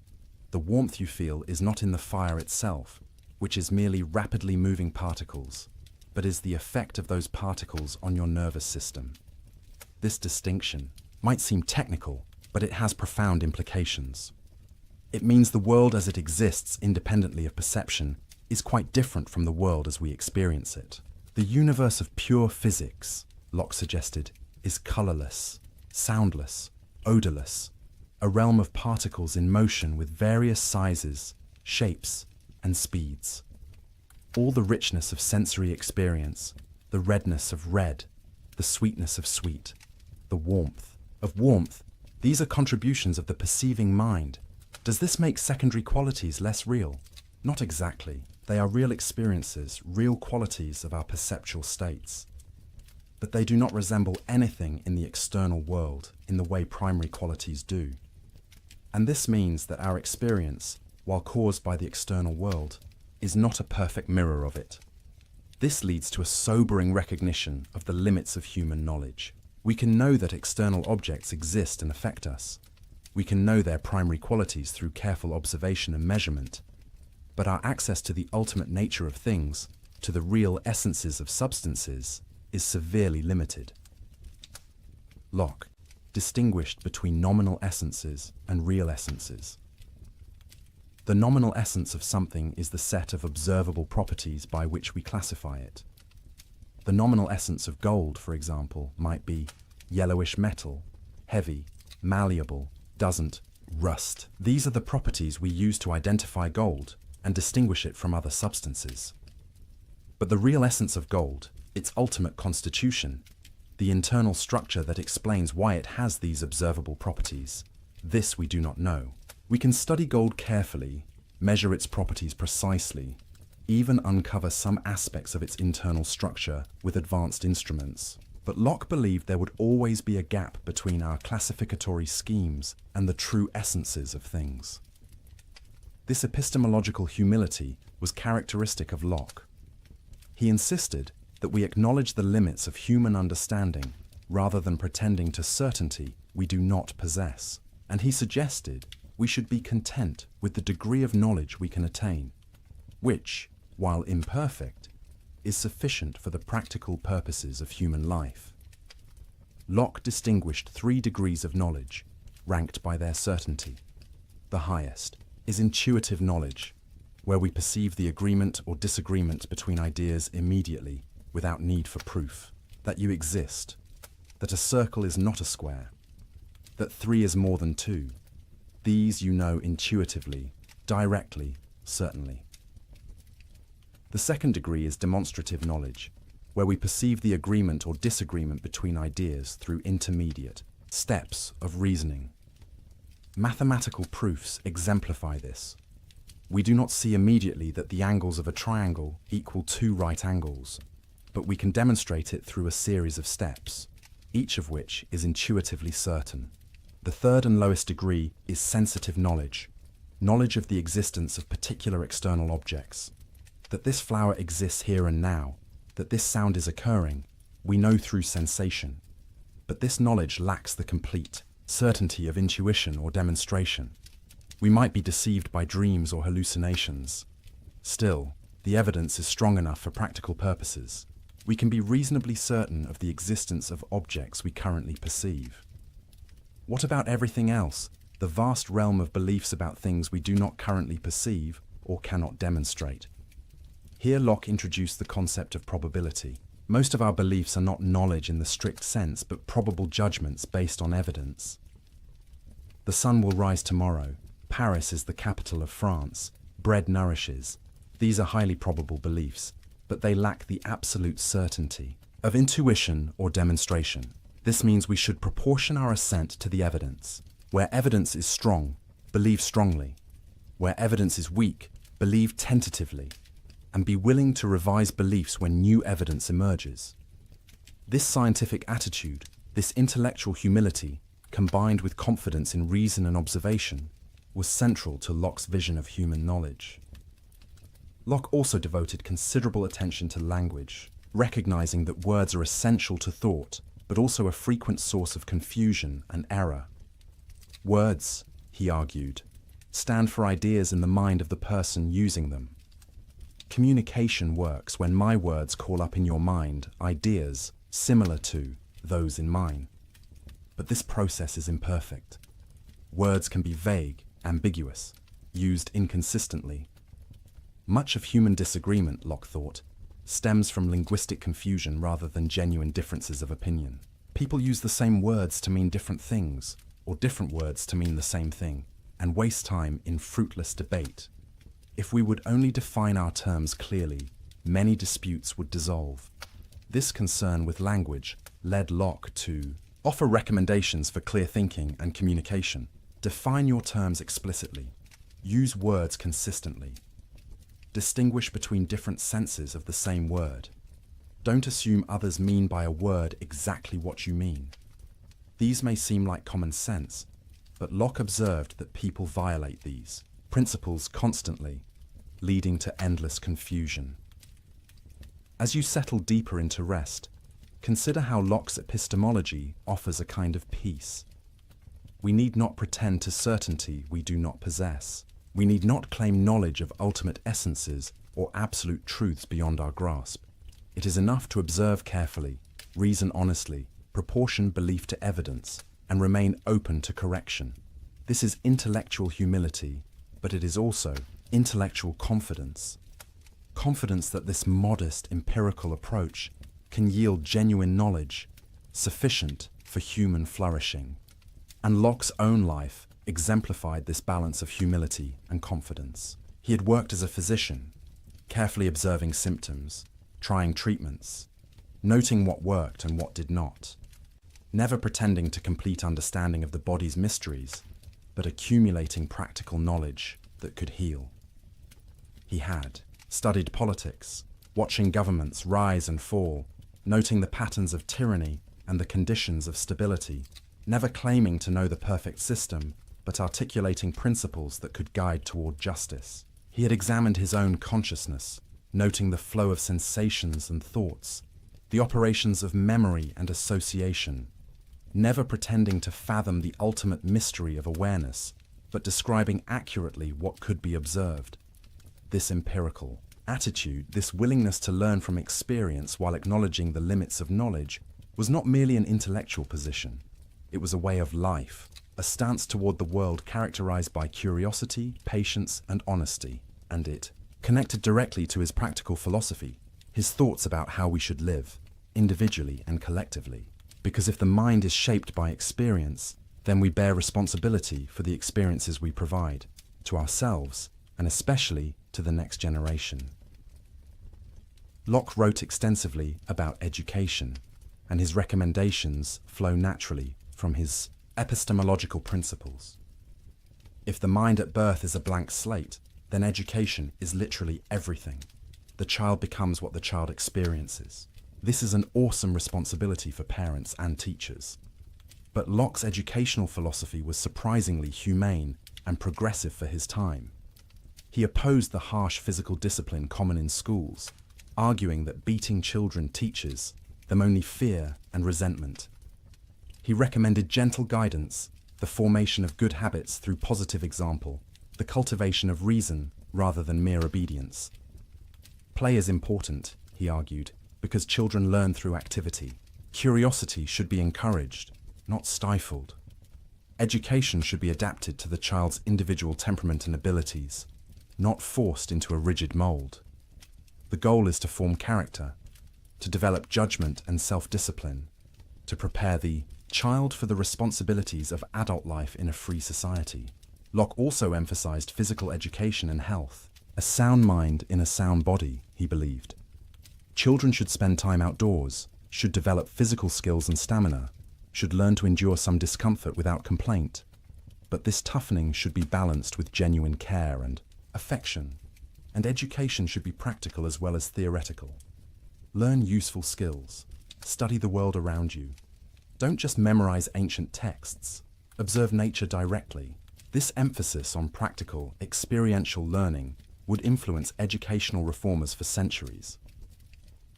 Locke's economic thought also reflected his broader philosophical commitments. He was an advocate of what we might call economic liberalism, though that term would come later. He believed in the right to private property, as we have seen, grounded in the labor theory of value. He defended commercial activity and criticized those who viewed trade as morally suspect.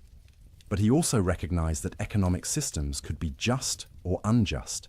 Property rights were important, but not absolute.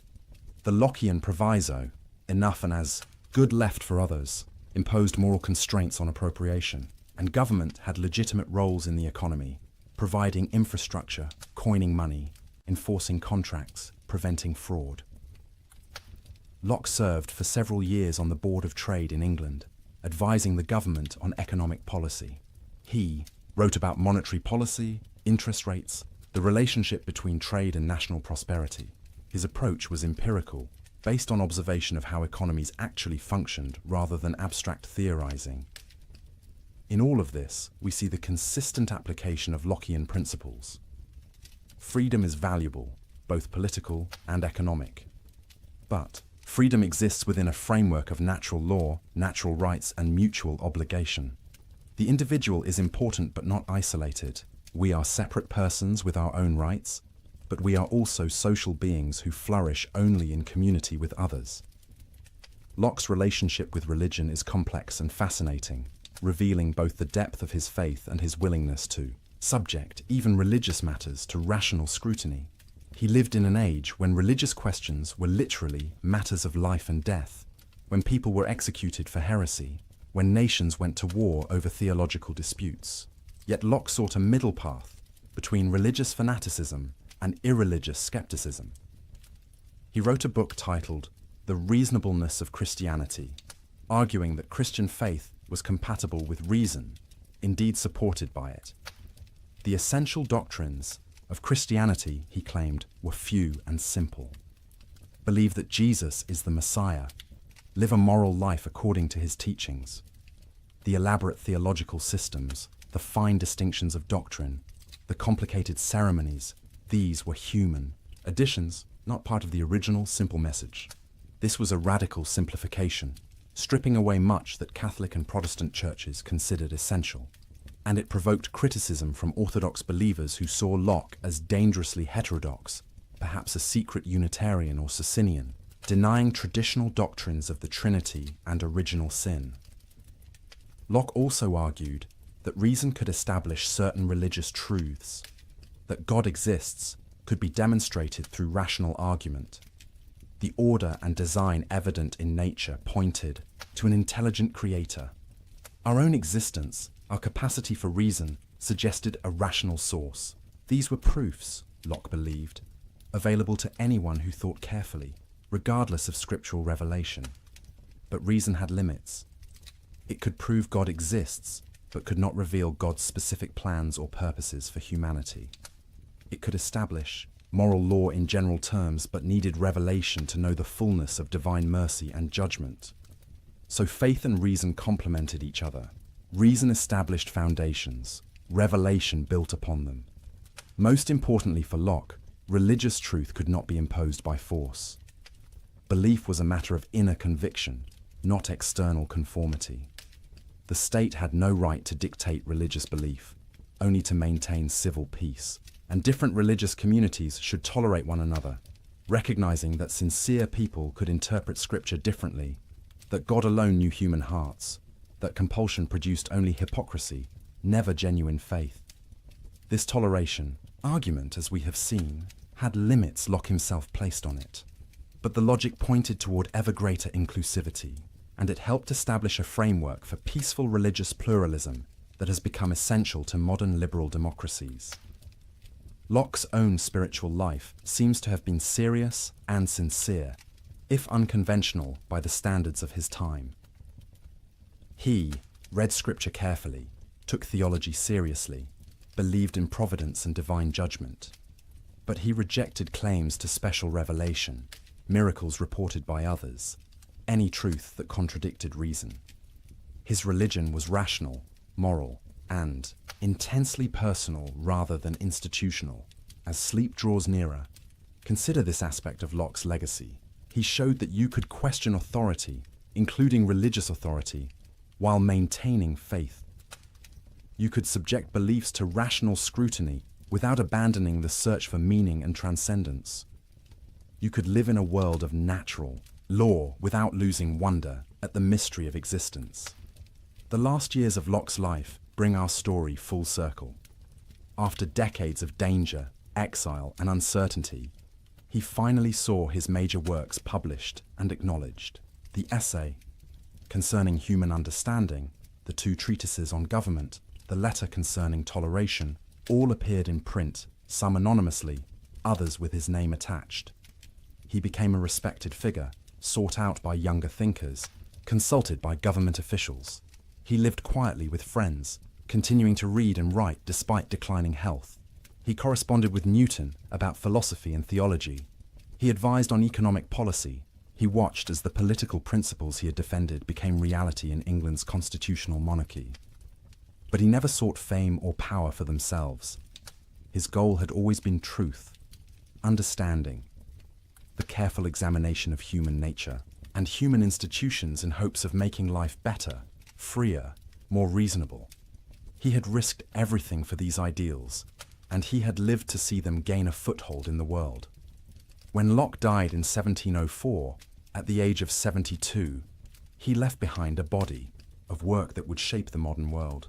But he also left questions, tensions, incompleteness. His philosophy was not a finished system, but a beginning, an opening of pathways that others would walk. And they came, those others, building on Locke's foundations, criticizing his assumptions, developing his insights, pushing his principles to conclusions he had not reached. The Irish philosopher George Berkeley, a generation younger, accepted Locke's empiricism, but pushed it toward idealism. If we only know our ideas, never things themselves, perhaps only ideas exist. Matter itself might be a fiction. All that exists is minds and the ideas they perceive. This was not what Locke intended, but it showed the power and the danger of the empiricist approach. Push it far enough, and you might end up doubting the external world entirely. David Hume, the great Scottish skeptic, took Locke's empiricism even further. He questioned whether we could know anything about substance, about causation, about the self. All we ever encounter, Hume argued, are impressions and ideas. We never experience substance, only bundles of qualities. We never experience causal, necessity, only constant conjunction. We never experience a unified self, only a stream of perceptions. Locke had been too conservative, too willing to assume things beyond experience. These critiques revealed both the fertility and the fragility of Locke's philosophy. The blank slate, the empiricism, the focus on experience, all of this was enormously influential. But it raised questions Locke had not fully answered. If all knowledge comes from experience, what guarantees the uniformity of nature? What justifies induction? What gives us knowledge of the external world? What holds the self together as a unity rather than a mere succession of disconnected experiences? Immanuel Kant, the great German philosopher, would attempt a synthesis, accepting the empiricist insight that knowledge begins with experience, while arguing that the mind brings certain structures to experience, organizing it according to innate categories and forms of intuition. Kant claimed to be reconciling empiricism and rationalism, though neither camp was entirely satisfied. In the political realm, Locke's influence was more straightforward and more profound. The American founding fathers absorbed Lockean principles through their pores. Jefferson called Locke one of the three greatest men who ever lived. The Declaration of Independence echoes Locke's language and arguments. The Constitution implements Lockean principles of limited government, separation of powers, protection of rights. The French revolutionaries also invoked Lockean ideas, though with less success at implementation. The Declaration of the Rights of Man and Citizen proclaimed natural rights, popular sovereignty, equality before law, all Lockean themes. Throughout the 19th and 20th centuries, movements for democracy, civil rights, decolonization, all drew on Lockean arguments. The language of natural rights, human rights, inalienable rights, all stems from the tradition Locke helped establish. But Locke's legacy also includes darker elements. His labor theory of property was used to justify colonial dispossession of indigenous peoples. If they had not mixed their labor with the land in ways European observers recognized, then perhaps the land was still in a state of nature, available for appropriation. This was a perversion of Locke's proviso about leaving enough and as good, but it shows how philosophical arguments can be weaponized. Similarly, Locke's acceptance of slavery under certain conditions, his investment in the slave trade, his failure to extend his principles fully to women and non-Europeans, all reveal the gap between universal principles and particular prejudices. Modern readers approaching Locke face a challenge. We must take seriously both the liberating power of his best insights and the limitations of his worst blind spots. We can honor the principles of natural rights and human equality while recognizing that Locke himself applied these principles incompletely. The architecture he built can house more than he intended if we are willing to finish the construction.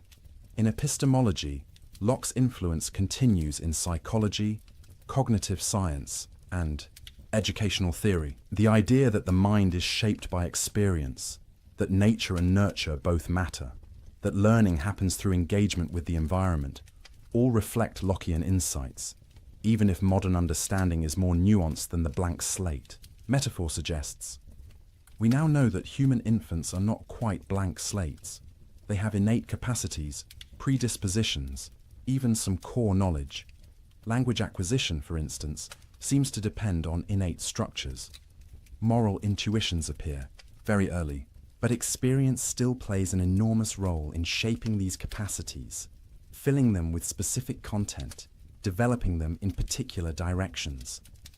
The debate between nativism and empiricism continues, but in a more sophisticated form than Locke could have anticipated. In political philosophy, Lockean liberalism remains a powerful tradition, though contested from multiple directions. Some argue it is too individualistic, neglecting community and solidarity. Others say it is not individualistic enough, that Locke's acceptance of majority rule threatens minority rights. Feminists point out its historical exclusion of women. Marxists criticize its defense of private property. Communitarians question its social contract framework. Yet Lockean principles continue to animate debates about justice, rights, democracy, tolerance. When we argue about the proper role of government, the limits of state power, the protection of individual liberty, the legitimacy of revolution, we are arguing within a framework Locke helped create.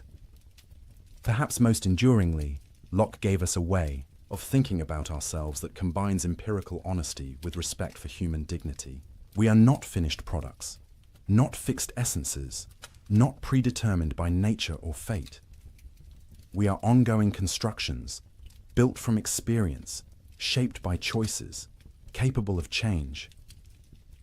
This is simultaneously humbling and empowering. Humbling because it denies us any claim to innate superiority. Empowering because it suggests we can become better than we are. As consciousness dims, as the boundary between waking and sleep blurs, return for a moment to that question we began with. Who are you? Now you have a Lockean answer. You are a consciousness, a continuity of awareness bound together by memory, experiencing the world through sensation and reflection, building ideas from the materials of experience, constructing an identity through the accumulation of perceptions and thoughts across time. When you sleep tonight, this consciousness will pause, at least in its explicit self-awareness. Dreamless sleep may interrupt the stream. Dreams may present fragments, associations, memories recombined in strange ways. But when you wake, memory will restore continuity. You will recognize yourself. The narrative will resume. The blank slate will have new experiences written upon it. And in this daily rhythm of consciousness and sleep, waking and dreaming, experience and reflection, you participate in the mystery Locke described but could not fully explain. The mystery of the self.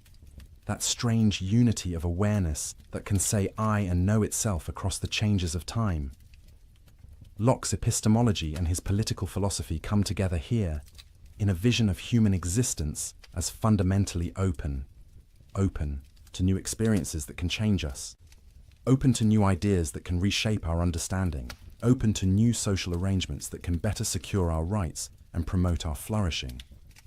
The blank slate is not a finished portrait but an invitation. Each day offers new experiences, new thoughts, new possibilities for growth. We are not trapped by innate natures or predetermined essences.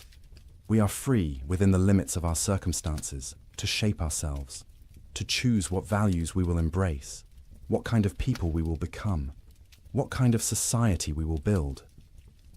This freedom is both exhilarating and terrifying. Exhilarating because it means genuine choice, genuine responsibility, genuine possibility for improvement. Terrifying because it means we cannot blame our faults on immutable nature or divine decree. We are, in large measure, authors of ourselves. But we are not solitary authors. We exist in community with others, also free, also self-creating. And this creates both the need for political order and the possibility of genuine community. The social contract is not merely a limitation on freedom, but an expression of it, a mutual recognition of rights, a cooperative effort to build conditions in which all can flourish. Locke understood that humans are neither pure angels nor mere beasts. We are rational creatures capable of recognizing moral law, yet also passionate creatures capable of selfishness and cruelty. We are independent beings, with our own rights, yet also social beings who need others to survive and thrive. The challenge is to create institutions that channel our better nature while checking our worse impulses. This requires education, forming character and habits from childhood. It requires law, establishing clear rules and impartial enforcement.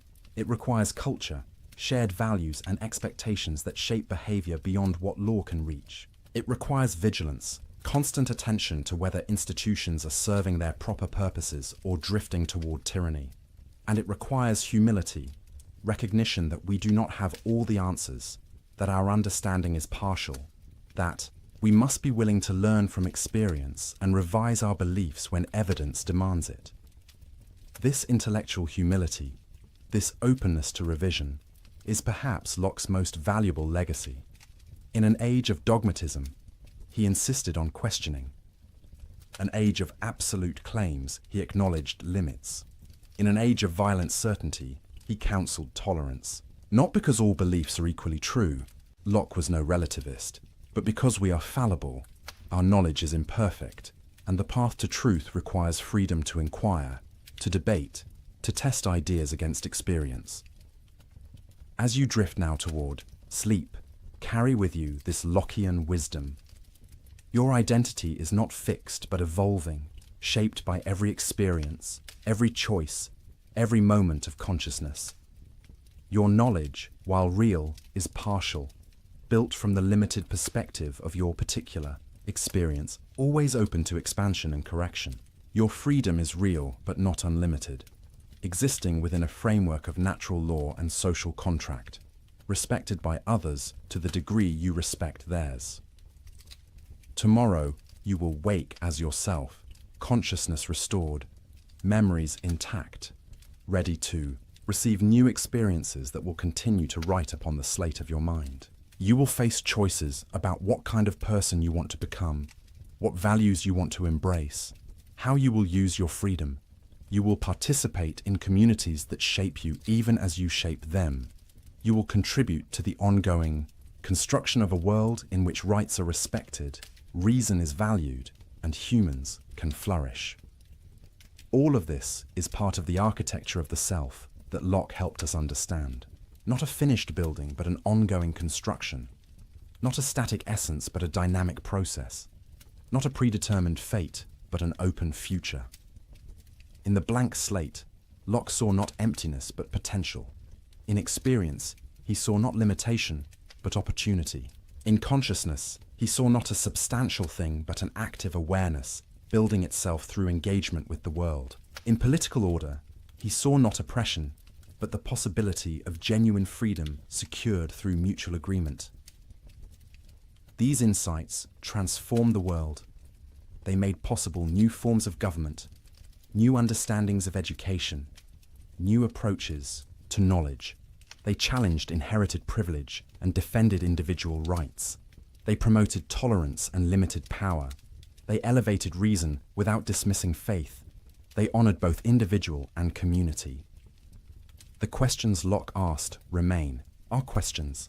How do we know what we know? What makes us who we are? What legitimizes authority? How much freedom should we have? What do we owe to others? How should children be raised? When is resistance to government justified?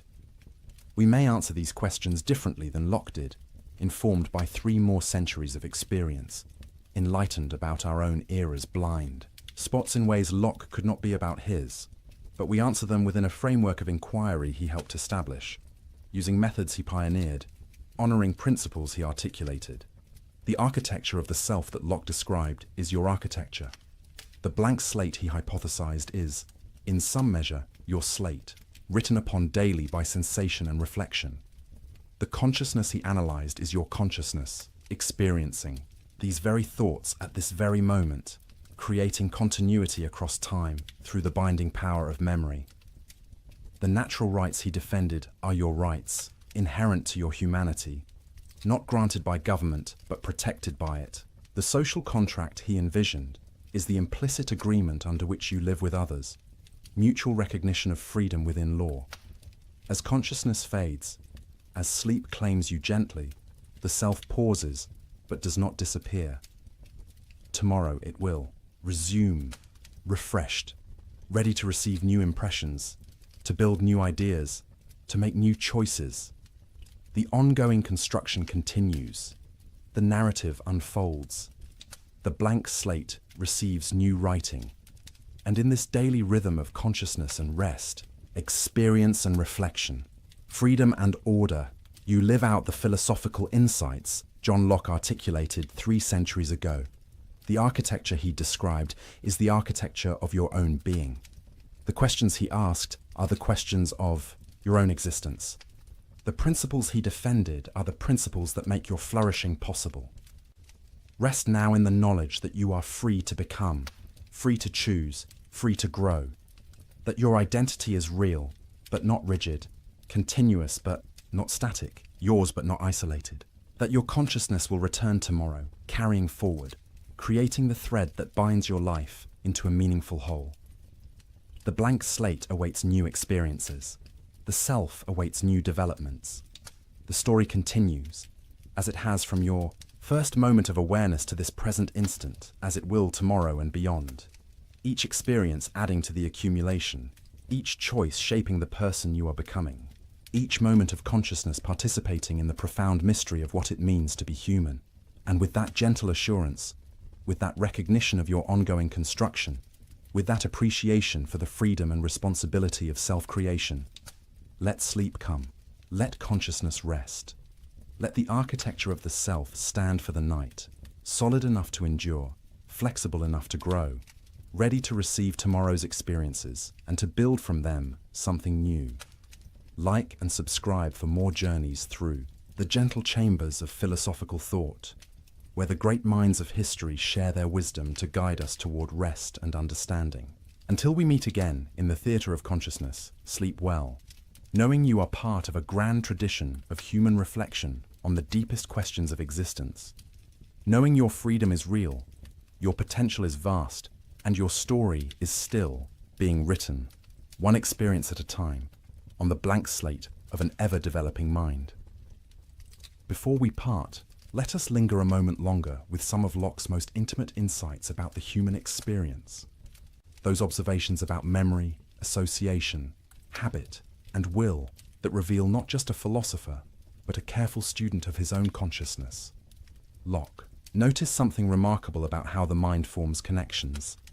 Ideas that occur together in experience tend to become associated in thought. If you are frightened by a dog as a child, the idea of dog becomes linked with the idea of danger. Years later, even though you know rationally that most dogs are harmless, the association persists. Your heart races when a dog approaches, not because you choose this reaction, but because experience has written this connection into your mind. This association of ideas, as Locke called it, operates beneath conscious awareness, shaping our responses, our preferences, our very personalities. A song heard during a happy moment becomes linked with happiness, so hearing it years later brings back that feeling. A place associated with grief carries sadness in its very appearance. The smell of bread baking might carry you back to childhood, to your grandmother's kitchen, to a sense of safety and warmth you had forgotten you possessed. These associations are powerful, and Locke warned they could be both beneficial and harmful. Good associations, formed through positive experiences, create healthy habits and pleasant emotions. But negative associations, especially those formed in childhood when the slate is freshest and impressions sink deepest, can haunt us for life. He told a story to illustrate this. A child, frightened by a foolish servant who connected darkness with tales of goblins and spirits, might develop a lifelong fear of the dark. Not because darkness is truly dangerous, but because the association between darkness and terror was formed so early and so strongly that it cannot be easily erased. The grown adult, knowing intellectually that no goblins lurk in shadows, still feels the childish dread, the racing heart, the irrational fear, because experience wrote this connection when the mind was most receptive. This insight about association had profound implications for education and child rearing. Parents and teachers must be careful about what associations they allow to form. Never frighten a child unnecessarily. Never associate learning with punishment, lest the child come to fear knowledge itself. Never link religion with harshness, lest faith become associated with cruelty rather than love. Instead, create positive associations. Let learning be pleasurable. Let virtue be rewarded. Let the child associate good behavior with parental approval, moral action with happiness, knowledge with power and freedom. These early associations, Locke emphasized, shape character more than any explicit instruction. Tell a child 1,000 times that learning is valuable, but if every encounter with books brings punishment for fidgeting or boredom from poor teaching, the child will associate books with unpleasantness. The association speaks louder than the lecture. This is why habit is so important in Locke's moral psychology. Habits are repeated associations, patterns written so deeply into the mind through repeated experience that they become nearly automatic. The virtuous person is not someone who constantly struggles against temptation through willpower alone. Rather, virtue becomes habitual, a pattern of association where right action feels natural, comfortable, even pleasurable.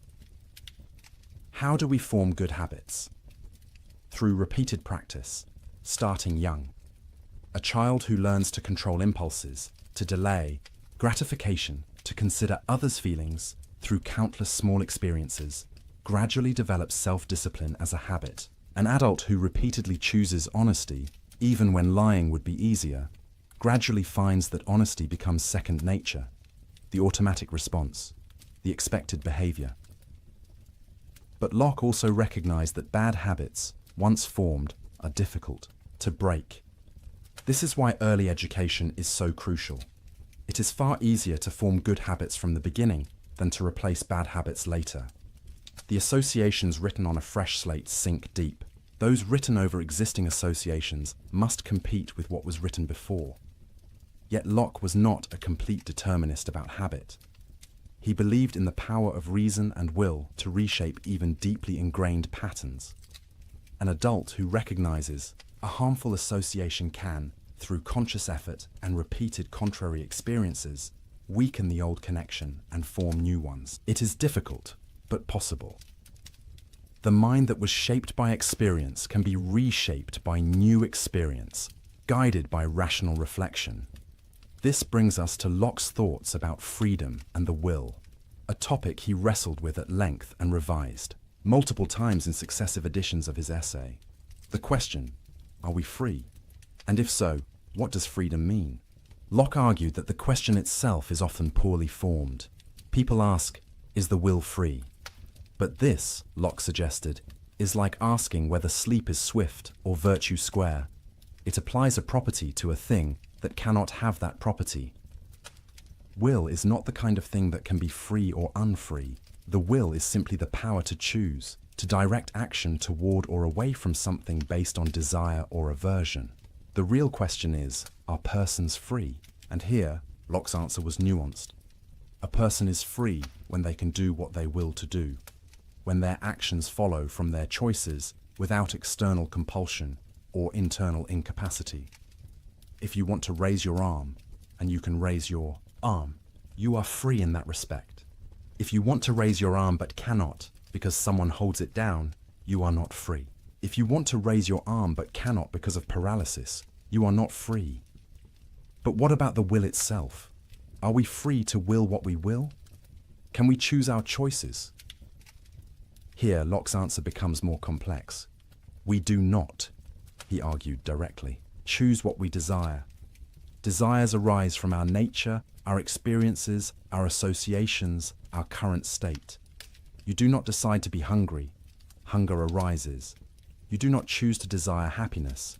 You simply do desire it by your nature as a conscious being. What we can choose is which desires to act upon. The will is the power to direct action based on desire. And crucially, we have the ability to suspend action, to pause before acting on a desire, to deliberate, to consider whether satisfying this desire will truly lead to happiness, or whether it might lead to greater pain. This power of suspension, this ability to step back and reflect before acting, is the essence of human freedom for Locke. Animals act on immediate desire. They see food, they are hungry, they eat. But humans can pause. They can ask, is this food good for me? Will eating it now prevent me from enjoying something better later? Does satisfying this appetite align with my long-term goals? This capacity for reflection and deliberation distinguishes human freedom from mere animal behavior. We are not simply driven by desires, but can evaluate desires, can choose which to pursue and which to resist based on rational judgment about what will truly promote our happiness. But Locke recognized a problem. Often we pursue things that do not actually make us happy. We know intellectually that certain pleasures lead to pain, yet we pursue them anyway. Why? Locke's answer involved a careful analysis of how we perceive good and evil, pleasure and pain, present and future. Present goods appear large, vivid, pressing. Future goods appear small, distant, uncertain. A pleasure available now exerts more motivational force than a greater pleasure available tomorrow. This is not because we choose to value the present more. It is how desire naturally operates, shaped by the immediacy of sensation versus the abstraction of imagination. To act rationally, we must correct for this bias. We must make future goods more vivid in imagination, must consider carefully the long-term consequences of present actions, must develop habits that resist immediate gratification in favor of lasting happiness. This requires education, practice, the formation of character through repeated choices that prioritize true good over apparent good. And this is where moral education becomes crucial for Locke. The goal is not to suppress desire, but to train desire, to develop associations between right action and pleasure, between virtue and happiness, so that doing the right thing becomes not a painful sacrifice, but a genuine satisfaction. The virtuous person is not someone who constantly struggles against their nature, but someone whose nature, shaped by experience and habit, inclines naturally toward good. They have formed associations where honesty brings pride, where generosity brings joy, where self-control brings dignity. Virtue is not contrary to happiness, but constitutive of it. As you rest here, consider how these insights apply to your own life. What associations has your experience formed? What habits shape your automatic responses? What desires drive your choices? And crucially, what power do you have to reflect on these patterns, to evaluate whether they truly serve your long-term flourishing, to reshape them through new experiences and conscious effort? Locke's vision is neither completely deterministic, nor completely voluntaristic. You are shaped by experience, yes, but you are also a rational agent capable of reflecting on experience, capable of choosing which desires to act upon, capable of forming new habits through deliberate practice. The blank slate has been written upon, but the writing is not indelible. New experiences can overlay old associations. Reflection can guide choice. Will can direct action. This is a liberating and challenging vision. Liberating because it suggests you are not trapped by your past or your nature, that change is possible, that you can become better than you are. Challenging because it places responsibility on you, because it suggests that your character, your happiness, your very self, are in significant measure the result of your choices about which desires to pursue, which habits to form, which associations to cultivate. And this personal level of analysis connects back to Locke's political philosophy. Just as individuals must balance freedom with responsibility, desire with reason, present satisfaction with long-term flourishing, so must societies balance individual liberty with social order, personal rights with common good, the freedom to pursue happiness with the constraints necessary for everyone to have that same freedom. The social contract is, in a sense, a collective suspension of immediate desire in favor of long-term good. We agree to limit our natural freedom to do whatever we can get away with, accepting legal constraints and social obligations, because reflection reveals that everyone is better off under such an arrangement than in the insecurity of the state, of nature. But this contract, like individual virtue, must be voluntary to be genuine. Coerced obedience is not true consent, just as forced virtue is not true morality. The legitimacy of government rests on the ongoing consent of the governed, on their continued judgment that this political arrangement serves their genuine interests better than available alternatives. And just as individuals must periodically reflect on their habits and associations, asking whether these truly serve their flourishing, so must citizens periodically reflect on their government, asking whether it truly serves its proper purpose of protecting rights and promoting the common good. When it does not, when government becomes destructive of the ends for which it was established, Locke's theory justifies not just complaint, but resistance, even revolution. This right of revolution has been controversial since Locke first articulated it. Critics worry it invites anarchy, that it gives every discontented faction a justification for violence. But Locke was not counselling revolution lightly or for trivial causes. He specified that revolution is justified only when there is a long train of abuses, a systematic pattern of rights violations, a clear demonstration that government has abandoned its proper purpose. And he noted that people are naturally conservative, reluctant to overturn established order. Revolution happens not because philosophers write books justifying it, but because governments provoke it through persistent tyranny. The real danger is not that people will rebel too readily, but that they will endure oppression too long, that their habits of obedience and their fear of change will keep them submissive, even when justice demands resistance. This tension between order and liberty, between stability and change, between tradition and reform, runs through all political life. Locke did not resolve it definitively, but he provided principles for navigating it. Respect for natural rights, consent of the governed, rule of law, separation of powers, tolerance of diversity, willingness to reform unjust institutions. These principles have been tested across centuries and found both powerful and imperfect. Powerful because they have inspired movements for freedom, enabled peaceful transfers of power, protected individuals from tyranny, created space for human flourishing. Imperfect because they have been applied selectively, invoked to justify as well as to oppose oppression, interpreted in contradictory ways. The work of building just societies, like the work of forming virtuous character, is never complete. New challenges arise, old solutions prove inadequate, principles must be reinterpreted.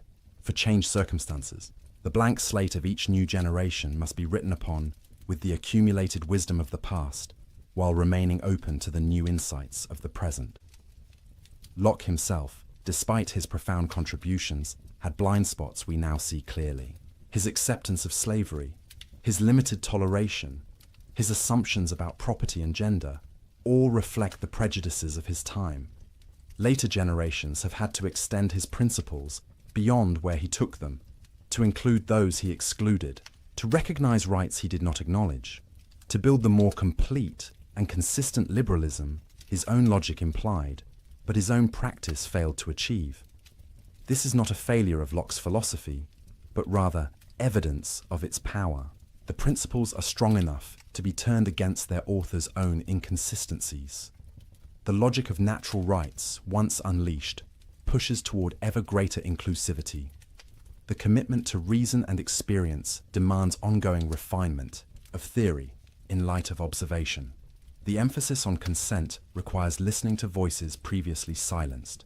In this way, Locke's philosophy is alive, growing, developing, not a dead monument, but a living tradition. Each generation writes its own experiences on the collective slate, forming new associations, developing new habits, creating new institutions, always building on what came before, while also revising, correcting, expanding. And you, lying here, on the threshold of sleep, are part of this ongoing story. The experiences you have, the choices you make, the character you form, the society you help create, all of these contribute to the great human project of building a world where freedom and order, rights and responsibilities, individual flourishing and common good can coexist and reinforce each other. This is Locke's legacy, not a finished system but a method, not dogma but questions, not certainty but the humble confidence that reason and experience, carefully applied, can guide us toward truth and justice, even if we never reach perfect understanding or perfect society. As consciousness dims and sleep approaches, let these thoughts settle gently. You are a self in process, shaped by experience yet capable of reshaping yourself. You are free within limits, able to choose yet influenced by associations and habits. You are an individual with rights, yet also a member of communities with obligations. You are rational yet also passionate, capable of wisdom yet prone to error, finite yet oriented toward transcendent goods. This is the human condition, as Locke understood it, neither angel nor beast, but something between. A rational animal, a political creature, a self-creating consciousness, an embodied soul, a bearer of rights and responsibilities, a blank slate being written upon by experience, even as you use reason, to guide which experiences you seek and how you interpret them. In sleep, this active process pauses, consciousness retreats, explicit self-awareness fades, the will relaxes its direction of attention. But the underlying continuity persists. The memories remain, ready to be accessed when consciousness returns. The habits endure, ready to shape tomorrow's choices. The associations sleep in the depths of mind, ready to influence perception and emotion when you wake. And in dreams, perhaps, the mind continues its work of association and reflection in different mode, freed from the constraints of waking logic, combining memories in novel ways, processing experiences, consolidating learning, perhaps even solving problems that baffled conscious deliberation. Locke himself was fascinated by sleep and dreams, seeing in them evidence for his theories about consciousness and identity. In dreamless sleep, consciousness is truly absent, yet we regard the sleeping person as the same individual who went to sleep. Why? Because we expect consciousness to return, because we anticipate that waking memory will bridge the gap, because personal identity consists in the continuity of consciousness across time, not in unbroken moment-to-moment awareness. And in dreams, consciousness is present but altered. We experience sensations, emotions, thoughts, often vivid and compelling. Yet these experiences are not caused by external objects, but by the mind's own activity, recombining memories, activating associations, playing out fears and wishes in symbolic form. Dreams demonstrate the mind's active power, its ability to construct experience from internal materials, even without sensory input from the external world. Some of Locke's successors would push this observation further. If the mind can construct such vivid experiences in dreams from purely internal sources, how do we know waking experience is any different? Perhaps all experience is constructed by the mind, and we never encounter external reality directly. This idealist conclusion, drawn by Berkeley and others, was not what Locke intended, but it shows how his careful observations could lead to unexpected places. For Locke himself, the distinction between waking and dreaming was clear enough in practice. Waking experience has coherence, consistency, regularity that dreams lack.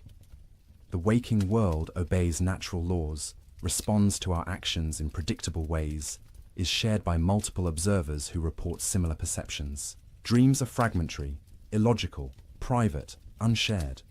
This practical difference, even if we cannot prove metaphysically that waking experience corresponds to external reality, is sufficient to ground knowledge and guide action. This pragmatic approach, this willingness to acknowledge limits of certainty while still affirming the possibility of knowledge sufficient for human purposes, is characteristic of Locke's entire philosophy.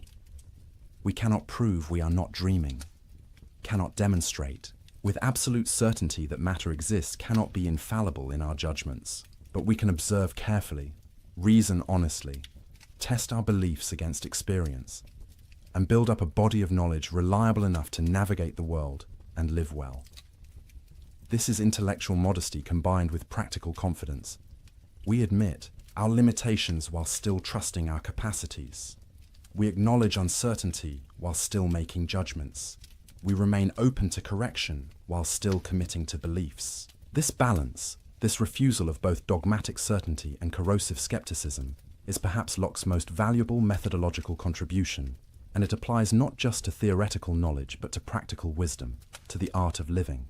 We cannot know with certainty the best way to live, the perfect character to cultivate, the ideal society to build, but we can observe what tends to promote happiness and what tends to produce misery. We can experiment with different approaches, note the results, adjust our behavior accordingly. We can learn from the experience of others, from history, from diverse cultures and ways of life, extracting principles while remaining alert to context and variation.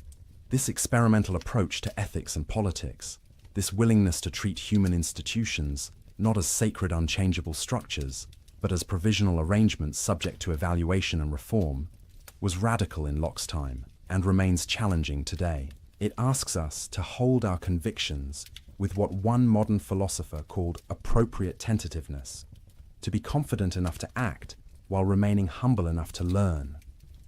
As the final veils of consciousness draw across awareness, as thought becomes dreamlike and dreamlike thought fades toward the darkness of deep sleep, carry with you this Lockean equanimity.